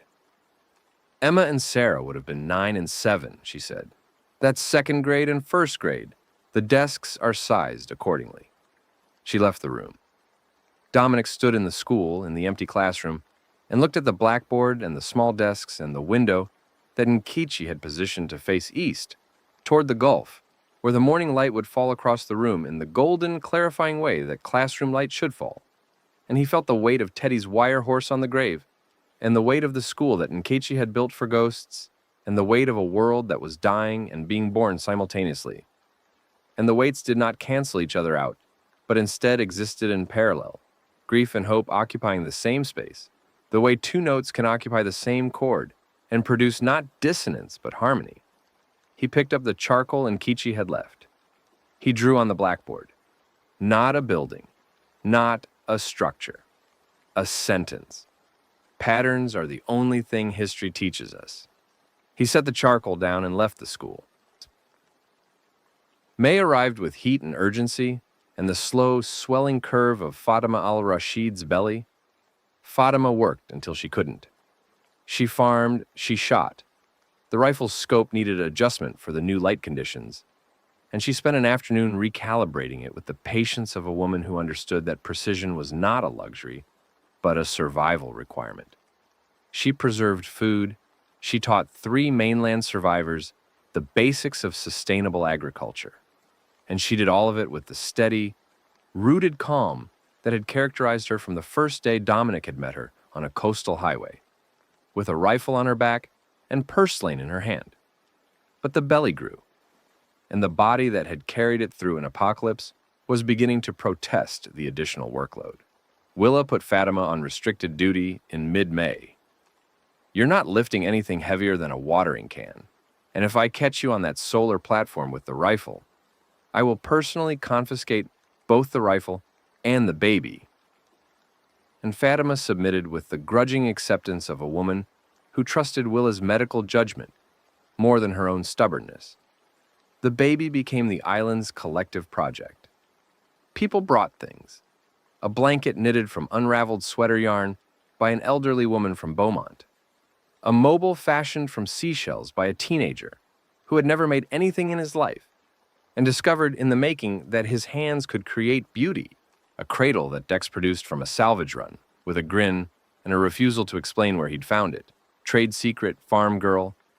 And from Nkichi, a structurally sound bassinet designed to withstand a Category 3 hurricane, because Nkichi did not build things halfway. Fatima received these gifts with a grace that masked a deeper emotion, the specific, overwhelming tenderness of a woman who had buried her husband on a farm outside Alvin and had walked away carrying his child and was now, 5 months later, surrounded by strangers who had become family and who were preparing for the arrival of a life that represented everything the apocalypse had tried to destroy. His name, Fatima told Dominic one evening, sitting in the community hall with her hands on her belly, will be Tariq, after my husband. And if it's a girl, then her name will be Tariq. Fatima's expression was firm. My husband gave me this child. His name stays. I respect that. I know you do. That's why I'm telling you, and not the committee. She smiled, the rare full smile that transformed her face from weathered and practical to luminous. Teach, can I ask you something? Of course. When the new ones come, the new intelligences, and the war starts again, will this island hold? Dominic looked at the community hall, at the walls Nkechi had built, at the garden Fatima had grown, at the radio antenna Priya had erected, at the medical clinic Willa ran, at the school that waited for children, at the cemetery on the eastern shore where Jay and Grant lay under the Gulf sky with a wire horse between them. This island will hold, he said, because the people on it will hold it. Is that a teacher answer or a real answer? Both. The best answers are always both. Fatima's baby came on May 24th. A boy, 7 pounds, healthy, announced to the island by Willa's whoop of triumph from the clinic and to the world by Priya's broadcast, Anchor Island reporting. New arrival, 7 pounds, healthy. His name is Tariq, which was received by 7 communities across the South and which produced, across hundreds of miles of zombie-infested territory, a moment of collective, unreserved joy that was the purest thing the apocalypse had allowed. Willa delivered the baby. Her hands, the left one tremoring, the right one steady, the Parkinson's asserting itself against the will that resisted it, caught Tariq as he emerged, and she held him, wet and screaming and perfect. And she sang. Not Motown this time. A lullaby. Something old and wordless. A melody that her own mother had sung to her in a house in Baytown 58 years ago. A melody that had survived the decades intact, because some things, the oldest things, the deepest things, were immune to the destruction that time and disaster could inflict on the structures of civilization. Dominic was outside the clinic when the cry came, the first cry, the sound of a new human being protesting his arrival in a world that was broken and beautiful and terrifying and full of the dead and the living and the indeterminate space between. The cry was loud and strong, and it carried across the island in the warm May evening, over the garden and the buildings and the wall and the water. And it reached Dominic's ears and something in his chest, the thing that had cracked in his kitchen in Spring, Texas, when he'd smelled Lucia's shampoo on the collar of a jacket she'd left behind. Shifted again. Not cracking this time. Mending. The tiniest, most tentative repair. The first stitch in a wound that would never fully close but could, with time and care and the specific irrational medicine of a newborn's cry, begin to hold. He sat on the clinic's front step and listened to the baby and the mother and the nurse and the lullaby, and Lucia sat beside him, and the gulf was copper in the late light, and the sky was enormous, and the dead walked somewhere in the distance, directionless and degrading, and the new intelligences hummed in the continental dark, growing toward the confrontation that was coming, and none of it, none of the fear, none of the threat, none of the weight, could diminish the sound of Tariq's cry and what it meant. Life. Against all odds, against all evidence, against all the forces that had been arrayed against it, since a pharmaceutical company in Houston had tried to raise the dead and had succeeded in ways that nobody had intended. Life continued. 1 7-pound boy at a time. The days lengthened. Late May pushed the sunrise earlier and the sunset later, stretching the daylight to nearly 14 hours, filling the island with light from 6 in the morning until 8 at night. The heat was relentless. Temperatures climbing into the 90s by midday, the humidity so thick you could almost grip it. But the heat was also an ally. Lucia's compass reported continued degradation of the standard infected along the coast. The base-level threat, the shambling, mindless dead that had been the constant background radiation of the post-outbreak world, was diminishing, not disappearing. The infected in shaded areas, in buildings, underground were preserved, but the open terrain threat was fading. The new intelligences were not fading. They were strengthening. Lucia's morning reports grew longer and more detailed. The Florida cluster was approaching emergence. She estimated full coordination capability within 2 weeks. The Midwest cluster was further behind, but larger. 3 distinct intelligences that were beginning to resonate with each other, forming a regional network that would, when fully operational, be able to coordinate millions of infected across a territory stretching from Ohio to Minnesota. The Florida one is different from the Warden, Lucia said, on a morning in late May, standing at the map table, charcoal in hand. Her head tilted at the angle that meant she was listening to something far away and terrible. The Warden was a tactician. It directed the horde like an army, testing defenses, flanking, adapting. The Florida one is more like a shepherd. It's not directing attacks. It's moving the horde, migrating them south toward the Keys, as if it's trying to consolidate rather than conquer. And the Midwest? The Midwest ones are aggressive. They're already probing. I can feel it.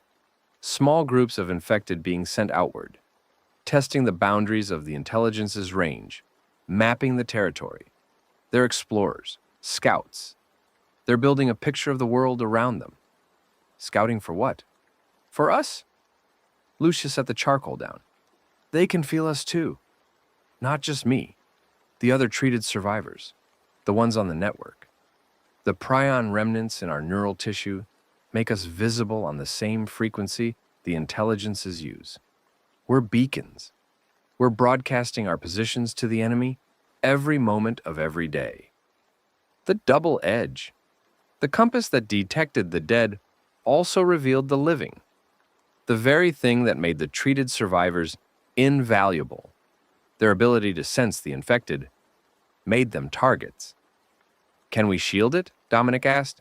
Mask the signal? I don't know. Maybe. If Priya could develop a personal jammer, something small enough to carry, that broadcasts disruption on the prion frequency, a cloak. A cloak. It wouldn't stop the sensitivity. I'd still be able to hear them. But it would prevent them from hearing me. Dominic found Priya. The conversation was brief. Can you build a personal-scale jammer? Something portable that masks the prion signal of treated survivors? Priya pushed her glasses up her nose. Okay, so the jammer I built disrupts coordination. It broadcasts broadband noise on the warden's frequency. What you're asking for is more precise. A targeted emission that masks a specific signal signature without disrupting the broader frequency environment. That's... She trailed off. Her eyes went distant. Her fingers twitched. That's a band reject filter. I'd need to characterize Lucia's specific emission pattern, then design a destructive interference generator calibrated to her exact frequency. It's not broadband noise. It's a mirror, an anti-signal. Can you build it? Give me a week. She built it in 5 days. A device the size of a deck of cards, powered by a rechargeable battery, worn on a lanyard around the neck. When activated, it broadcast a precisely calibrated countersignal that canceled Lucia's prion emission the way noise-canceling headphones canceled ambient sound. Lucia tested it and confirmed, with the device active, the distant signals she sensed did not respond to her presence. She was invisible on the dead's frequency while remaining able to hear everything they broadcast. It's like being in a one-way mirror, she said. I can see them. They can't see me. Priya transmitted the design to the network. Within weeks, treated survivors across the South were wearing the devices. The cloaking system transformed the strategic landscape. The living could now detect the dead without revealing their own positions. Intelligence without exposure. Surveillance without risk. You've given us an advantage, Dominic told Priya. I've given us a chance, she corrected. The advantage comes from what we do with it. What they did with it was build the coalition. By June, 14 communities were connected via Priya's radio network, spanning from the Texas coast to the Florida panhandle. Each community had the arrest compound, the jammer design, and the cloaking device schematic. Each community had treated survivors, serving as compass sentries, monitoring the emergent intelligences and reporting to Anchor Island's intelligence brief. And each community was building walls, farms, clinics, schools, with the same stubborn refusal to surrender the future that had characterized Dominic's group since the boiler room. Dominic convened the first coalition council via radio on June 1st. 14 community leaders speaking across hundreds of miles on Priya's network, discussing strategy for the first time as a unified body. The Florida intelligence will reach full coordination within days, Dominic told them.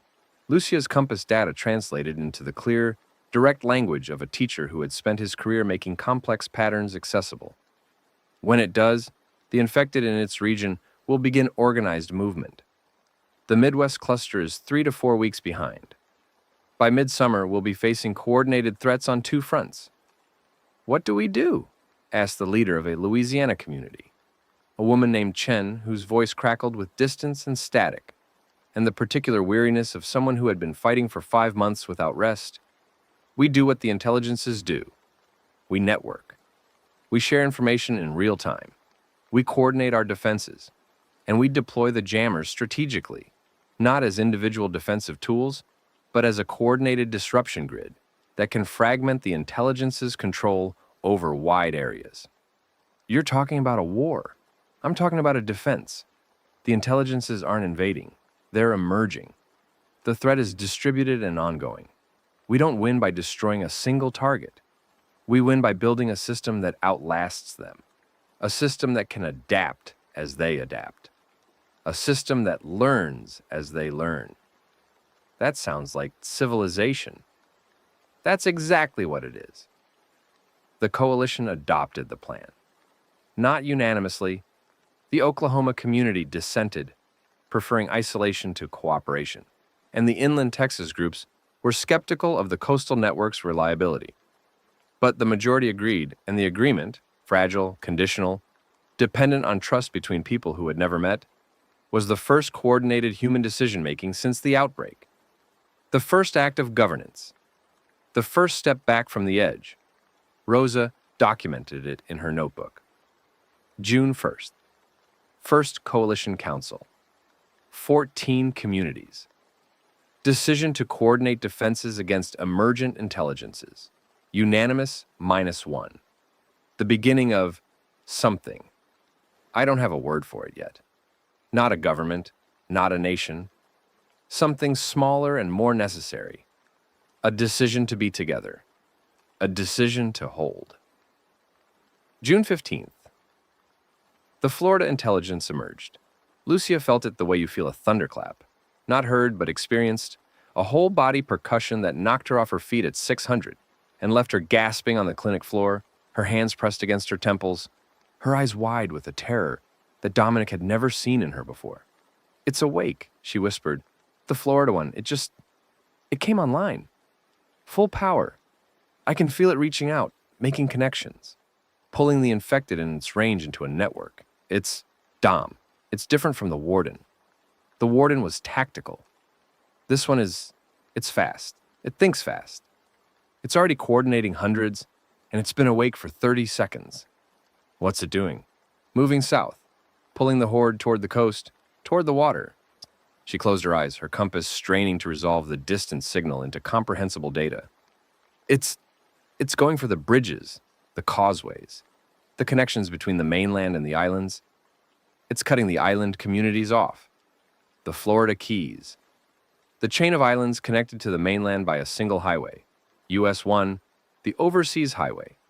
A ribbon of road and bridges stretching 113 miles across open water.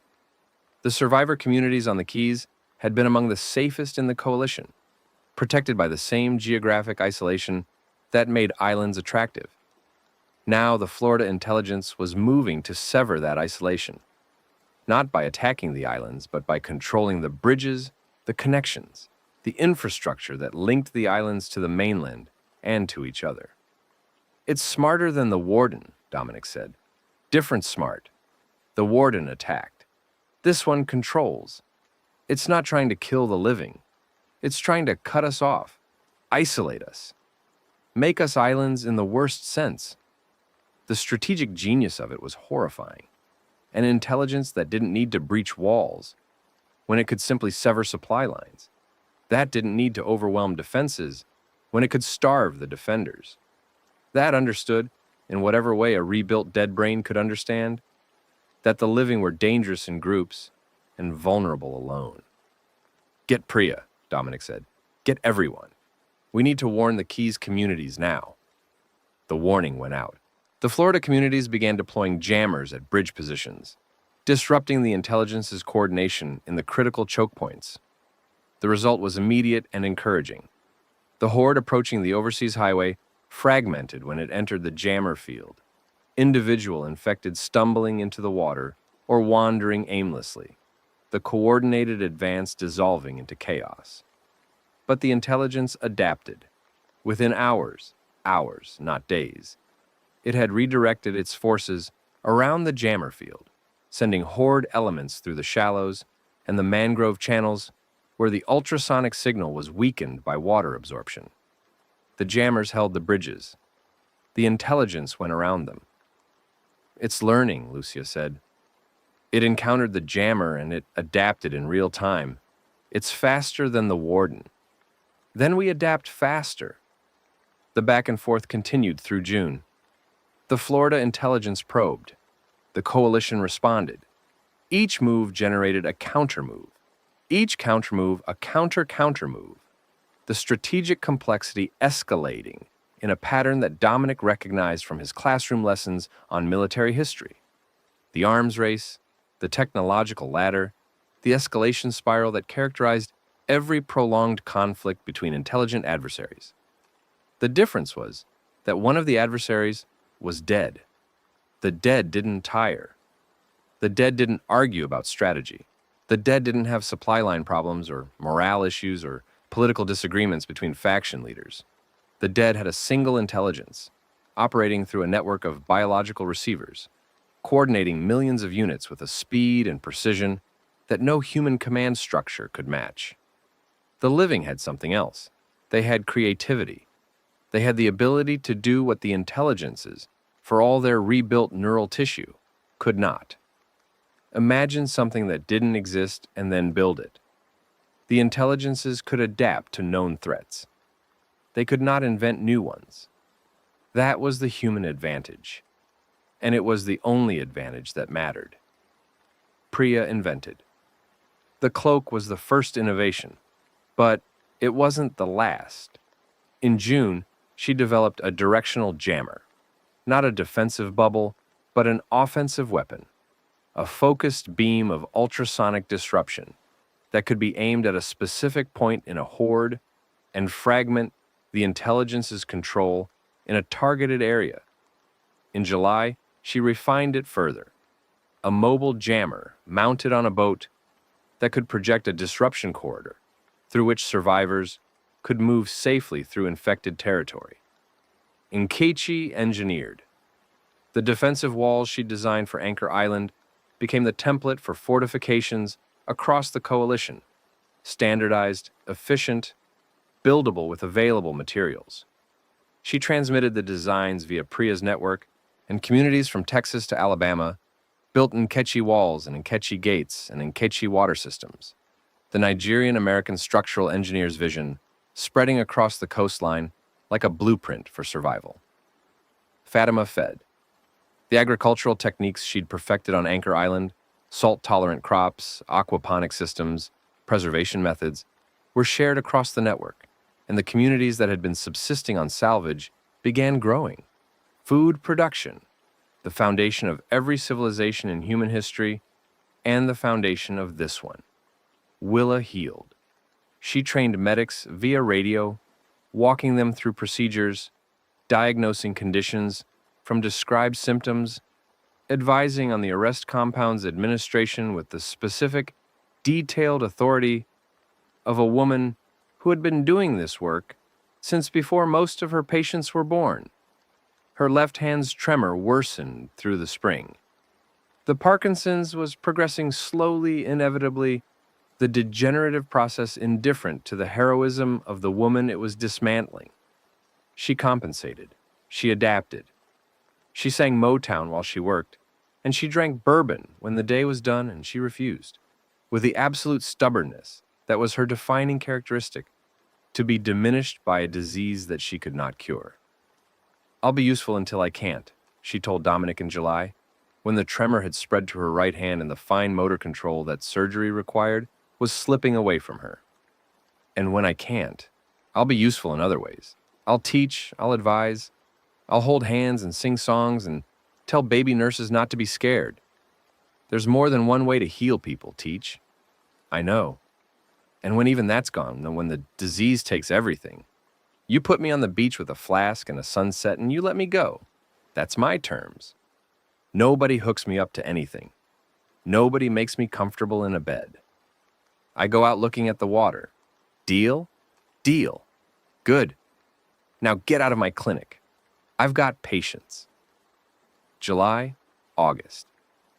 The months blurred into a continuous present tense of work and threat, and the slow, grinding effort of building a civilization from the wreckage of the previous one.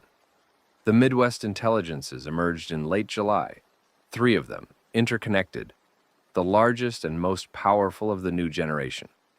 They coordinated a horde of staggering size across the Great Plains, and the communities in their path, inland Texas, Oklahoma, the groups furthest from the coast, reported attacks that were not flanking maneuvers or bridge seizures, but full-scale, overwhelming assaults, hordes of tens of thousands converging on settlement walls with the implacable force of a flood. Some communities fell. The Oklahoma group, the one that had dissented from the coalition, was overrun in early August. Their last broadcast was received by Priya's network at 0347 on a Tuesday morning. Static, gunfire, screaming, and then silence. Rosa wrote the date and the name in her notebook, and the entry was short, and the shortness was worse than any elaboration could have been. Other communities held. The coalition's jammer grid, deployed in depth across the defensive perimeter, fragmented the Midwest Intelligence's coordination enough to give the defenders time to reinforce, to evacuate, to adapt. The intelligences probed, the coalition responded. The chess game continued, move and counter-move, across a board the size of a continent. And on Anchor Island, at the center of the network, Dominic Reeves stood at the map table every morning and read the pattern. Not just the intelligence's movements, all of it. The strategic picture, the resource flows, the human dynamics, the political frictions between communities that didn't trust each other and the personal conflicts within communities that did. The whole vast, messy, beautiful, terrible tapestry of humanity trying to survive, and the pattern that held it together. The pattern of cooperation, of shared information, of mutual aid, of the decision to be together rather than apart. It was the pattern he'd been looking for since room 217, since the boiler room, since the gymnasium floor, and the first terrified steps into a world that had changed overnight. The pattern that history taught. Civilizations didn't survive because they were strong. They survived because they were connected, because the bonds between people, fragile, imperfect, constantly renegotiated, were more resilient than any wall. The dead were connected by signal. The living were connected by choice. And choice, Dominic was learning, was stronger than signal, because choice could be renewed. Every day, every moment, the living chose to cooperate, chose to share, chose to build, chose to hold. The intelligence's network was automatic, biological, unconscious. The coalition's network was deliberate, human, and because it was chosen rather than compelled, capable of something the dead network could not produce. Innovation, surprise, the ability to do the thing that had never been done before. Late August, a moment that Rosa would later identify in her notebook as the turning point. Lucia's compass detected something new. Not an intelligence, not a horde, not the familiar signals of the emerging dead network. Something else. A signal that was, she struggled to describe it, sitting at the map table with her eyes closed and her head tilted and her hands flat on the surface, as if feeling for vibrations in the earth, like hearing a voice you recognize in a crowd, familiar, human, but on the dead frequency, as if someone is broadcasting on purpose. Another treated survivor? No. The treated survivors are passive. We emit, but we don't transmit intentionally. This is active. Someone is using the prion frequency to send a message. What message? Lucia listened. The compass strained, her brow furrowed. Her fingers tightened on the table's edge. Coordinates, she said, and a word. Repeating. The word is anchor. Someone, somewhere on the continent, was broadcasting the word anchor on the dead zone frequency, using the prion network, the biological infrastructure of the enemy, to send a message to the living. Can you locate the source? Northeast, far, maybe hundreds of miles. The signal is strong. Whoever is doing this has a powerful emission, stronger than any treated survivor I've felt. It's as if they've amplified their prion remnants somehow. Priya. Dominic thought of Priya's cloak, of her jammer, of her directional disruptor, If someone could mask the prion signal, could someone also amplify it? Turn the treated survivor's passive emission into an active broadcast? Use the enemy's network as a communication channel? They've weaponized the sensitivity, Dominic said. Someone out there figured out what we figured out. The prion remnants are a communication medium, and they're using it to reach us. Over the next weeks, the signal resolved. The source was in Virginia, a community of survivors that had developed independently with their own version of the arrest compound, synthesized by a former pharmaceutical chemist from University of Virginia. Their own treated survivors, and, critically, a breakthrough that the Anchor Coalition had not yet achieved: the ability to consciously control the prion emission, to turn it from a passive sense into an active voice. Contact was established via Priya's radio network in the Virginia community, led by a woman named Dr. Amara Osei, a name that made Dominic sit down very carefully and close his eyes and breathe, transmitted their methodology: the prion amplification technique, the conscious broadcasting protocol, the ability to speak on the dead's frequency. Amara Osei, Dominic said to the radio operator, his voice carefully level. Is she young? 20-something? Debate background? She's 19. Says she used to be on a high school debate team in Houston before the outbreak. Says her teacher taught her to analyze patterns. She built their community from a church group and a library, and a teenage girl's observations about zombie behavior. Amara, his student, his debate captain, the girl who'd stood beside him in the boiler room and the veterinary clinic and the church where he'd left her, and who had taken his teaching, patterns, data, analysis, the only things history teaches us, and had built something. Dominic held the microphone and couldn't speak. Lucia put her hand on his back. Willa stood in the doorway, her flask in her hand, her eyes bright. Tell her, Dominic said finally, that her teacher is very proud, and that her observations about zombie behavior saved more lives than she'll ever know. She says she knows. She says to tell you she's still writing data sheets. And she says she kept her promise. She found you. After, the tears came.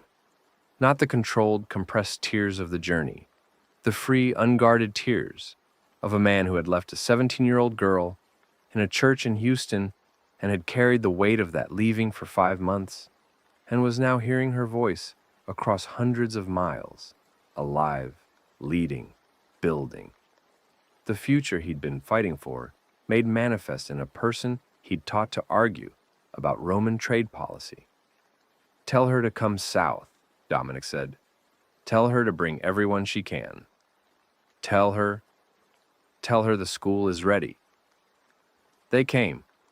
Not just Amara's Virginia community, but others, drawn by the network, by the intelligence briefs, by the word anchor, broadcast on the dead's own frequency, like a call to prayer. Through the fall of 2027, as the heat broke and the Texas coast cooled and the second winter of the apocalypse approached, survivors converged on the coalition's territory. By boat, by foot, by vehicle, by every mode of transportation that the broken world still offered. They came from as far as New England and as close as the next island over, carrying their stories and their losses and their skills and their stubborn, unreasonable insistence on being alive. Anchor Island's population grew to 300, then 500. Then the island was too small, and the settlement spread to the mainland, protected by the jammer grid and the defensive walls and the intelligence network that Lucia and the other treated survivors maintained. Nkechi designed a mainland compound, her masterwork, a walled community built on the principles she'd been developing since the Houston Ship Channel, with load-bearing calculations and drainage systems, and a school that was larger than the island one and which by October had 17 students. Rosa taught in the school. She taught history, not the history of the old world, though that was included, but the history of the new one. The history she'd been writing in her notebook since day one. The names, the dates, the choices, the costs. She taught it to children who had been born before the outbreak and were old enough to remember what had been lost. And she taught it without flinching, because the truth of what had happened was the foundation of everything they were building.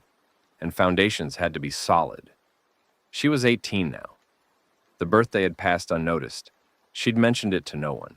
And it was Willa who figured it out from the records and organized a celebration that consisted of a cake made from Fatima's flour and wild honey, and a candle fashioned from a piece of salvaged wax, and the singing of Happy Birthday by 300 people who didn't know her and loved her anyway, because she was the historian, and the historian kept them from forgetting. And forgetting was the thing they feared almost as much as the dead. Rosa blew out the candle and made a wish. And when Fatima asked what she'd wished for, Rosa said, "Pages. I wished for more pages." They found her pages. A mainland salvage team, sent specifically by Dex, returned with a crate of composition notebooks. Black and white marbled covers, lined pages, the same brand Rosa had been writing in since Alvin. She stared at the crate with an expression that moved through surprise to recognition to a grief so deep it had no sound, because the notebooks looked like the one she'd started with, the one from her school backpack, the one she'd been carrying when she locked her family's door and walked away. She took one from the crate, opened it, pressed her palm against the blank first page, and held it there for a long time. Then she wrote, "Anchor, Year 1, by Rosa Delgado. For Mama, Papa, Sonia, and Marcos, so you won't be forgotten." The war continued. It would continue for years. Dominic knew this now with the certainty of a historian who had studied enough conflicts to understand that there were no final battles, no decisive victories, no endings that weren't also beginnings. The emergent intelligences would keep coming. The Prion compound would keep rebuilding. The dead would keep evolving. And the living would keep adapting, keep building, keep choosing, keep holding. But the balance had shifted. The coalition's jammer grid was expanding. The arrest compound was being produced in 12 locations. The cloak devices masked the treated survivors' emissions, and the conscious broadcasting technique, Amara's breakthrough, was allowing the living to communicate on the dead's own frequency, to send messages that the intelligences could hear, to wage a war of information on the enemy's own network. Dominic didn't command the coalition. He didn't want to. The leadership was distributed, community leaders making local decisions, the council making collective ones, the network carrying information and trust in equal measure. Dominic's role was what it had always been. He read the pattern. He saw the connections. He identified the threats and the opportunities and the moments when a decision had to be made. And he presented the analysis to people who made the decisions for themselves. He was a teacher. He had always been a teacher. The apocalypse hadn't changed that. It had just changed the classroom. Late October, a year and 9 months since the outbreak. Dominic walked the beach at sunset. The Gulf was red and gold. The water catching the last light and holding it the way only water can. Not reflecting, but absorbing, integrating, making the light part of itself. The waves rolled in their ancient rhythm. The sand was warm under his feet. The smell was salt and seaweed, and the faint, fading undercurrent of the dead, which had been diminishing for months as the heat and the salt and the simple passage of time did what it had always done to organic matter, returned it to the earth. He walked with a limp. The left ankle, injured in the early days, had never healed properly. The fracture that Willa had diagnosed and couldn't treat had set wrong, and the bone had knitted at an angle that made every step a negotiation between his body and the ground. The limp was permanent. He would carry it like he carried everything else, visibly without complaint as part of the cost.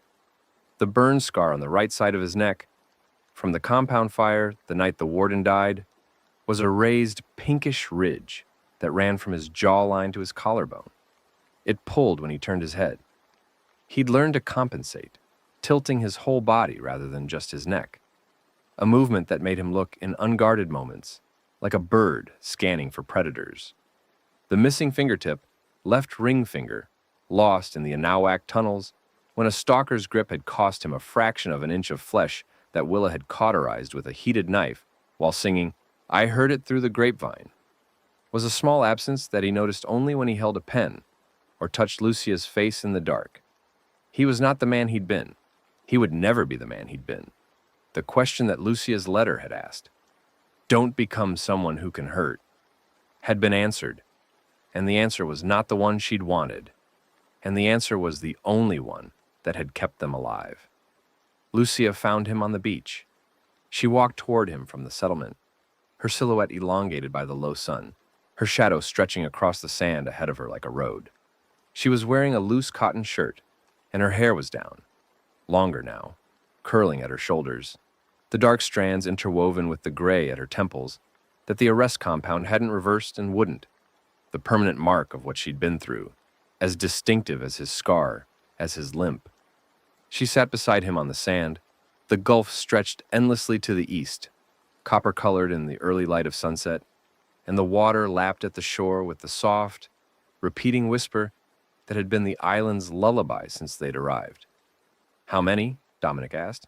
He didn't need to specify. More than before, Lucia said. Moving south. Not here yet.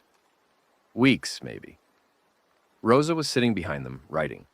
Fatima was eating purslane and dried fish, Tariq on her hip, the baby's dark eyes wide and focused on the water, with the serious attention of a 5-month-old encountering infinity. Willa was singing a Temptations song while changing the bandages on a new arrival's infected wound. Just my imagination this time. The melody drifting across the beach with the sweetness that the apocalypse couldn't touch. Nkechi was drawing plans in the sand with a stick. Walls, water systems, foundations. The charcoal and driftwood sketches of the island's first year giving way to the sand and stick designs of the mainland expansion. Each line a promise that someone would be here tomorrow to build it. Dex sat nearby, whittling. He'd taken up the habit after Jay's death, making things from driftwood, small figures, each one left at a location that mattered. He'd left one at Jay's grave, one at Grant's, one at the dock where Teddy had stayed. He never explained the figures. He just made them and placed them and walked away. And the figures stayed, small monuments scattered across the settlement like the trail of a man who was learning slowly to leave pieces of himself behind, without fear that they wouldn't be there when he came back. Dominic looked at the women around him, every one of them tougher than he was, every one of them a reason the story didn't end in a boiler room in Spring, Texas, and said, "Then we have weeks." It was the first time in the story he made a statement about the future without qualification. Not, "we might have," or "if we're lucky." We have weeks. Present tense. Certain. Lucia took his hand. Her fingers were cool. They would always be cool now. And he didn't flinch. He held them the way he held everything. Tightly, with full awareness of the weight, and without any intention of letting go. Rosa wrote the date. A new page. The pen moved in the last light of the October sun, recording what the historian saw. A beach, a sunset, a group of survivors, a baby, a song, a plan drawn in sand, a man and a woman holding hands at the edge of an ocean that didn't care what had happened to the world it bordered. She wrote, Day 274, Anchor Settlement, Population 523, Intelligence Brief, New Emergent Cluster approaching from Northeast, ETA 3 weeks.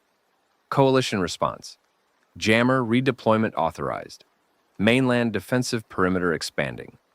Supplies, adequate. Morale, unbreakable. Note, today, for the first time since the outbreak, Mr. Reeves made a statement about the future without qualification. The statement was, "Then we have weeks." I am recording this because it matters. Not the statement, the certainty. The certainty of a man who has learned that the future is not a promise, but a decision. A choice to act as if tomorrow exists, even when the evidence is ambiguous. He taught me that in a classroom once, talking about Rome. He didn't know he was teaching it. He knows now. Additional note. The sunset was beautiful. I am recording this because beauty also matters. Because the dead will never see a sunset, and we can. And the difference between seeing and not seeing is the difference between everything and nothing. Willa is singing. Fatima's baby is reaching for the water. Nkechi is designing walls. Priya is on the radio, talking to someone I can't hear. Dex is carving driftwood, and Mr. Reeves is sitting on the sand with his wife, holding her hand, looking at the gulf. And I think he's at peace. Not the peace of having won, the peace of having chosen. The peace of carrying everything you've done and everything you've failed to do and everything you will have to do, and still being able to sit on a beach and hold someone's hand and say, "We have weeks." The dead are walking. The living are building. The story continues. Rosa closed the notebook. The sunset faded. The gulf darkened from copper to charcoal to black, and the stars appeared. The same stars that had been there before the outbreak, before the civilization, before the species, before everything. And in their light, the settlement's fires came to life, one by one, small and warm and human, scattered across the beach and the dunes and the mainland beyond, like the first tentative words of a language that was being invented as it was spoken. The dead moaned in the distance. The compass ticked. The signals grew. And on the beach, in the firelight, in the dark, the living held. The end.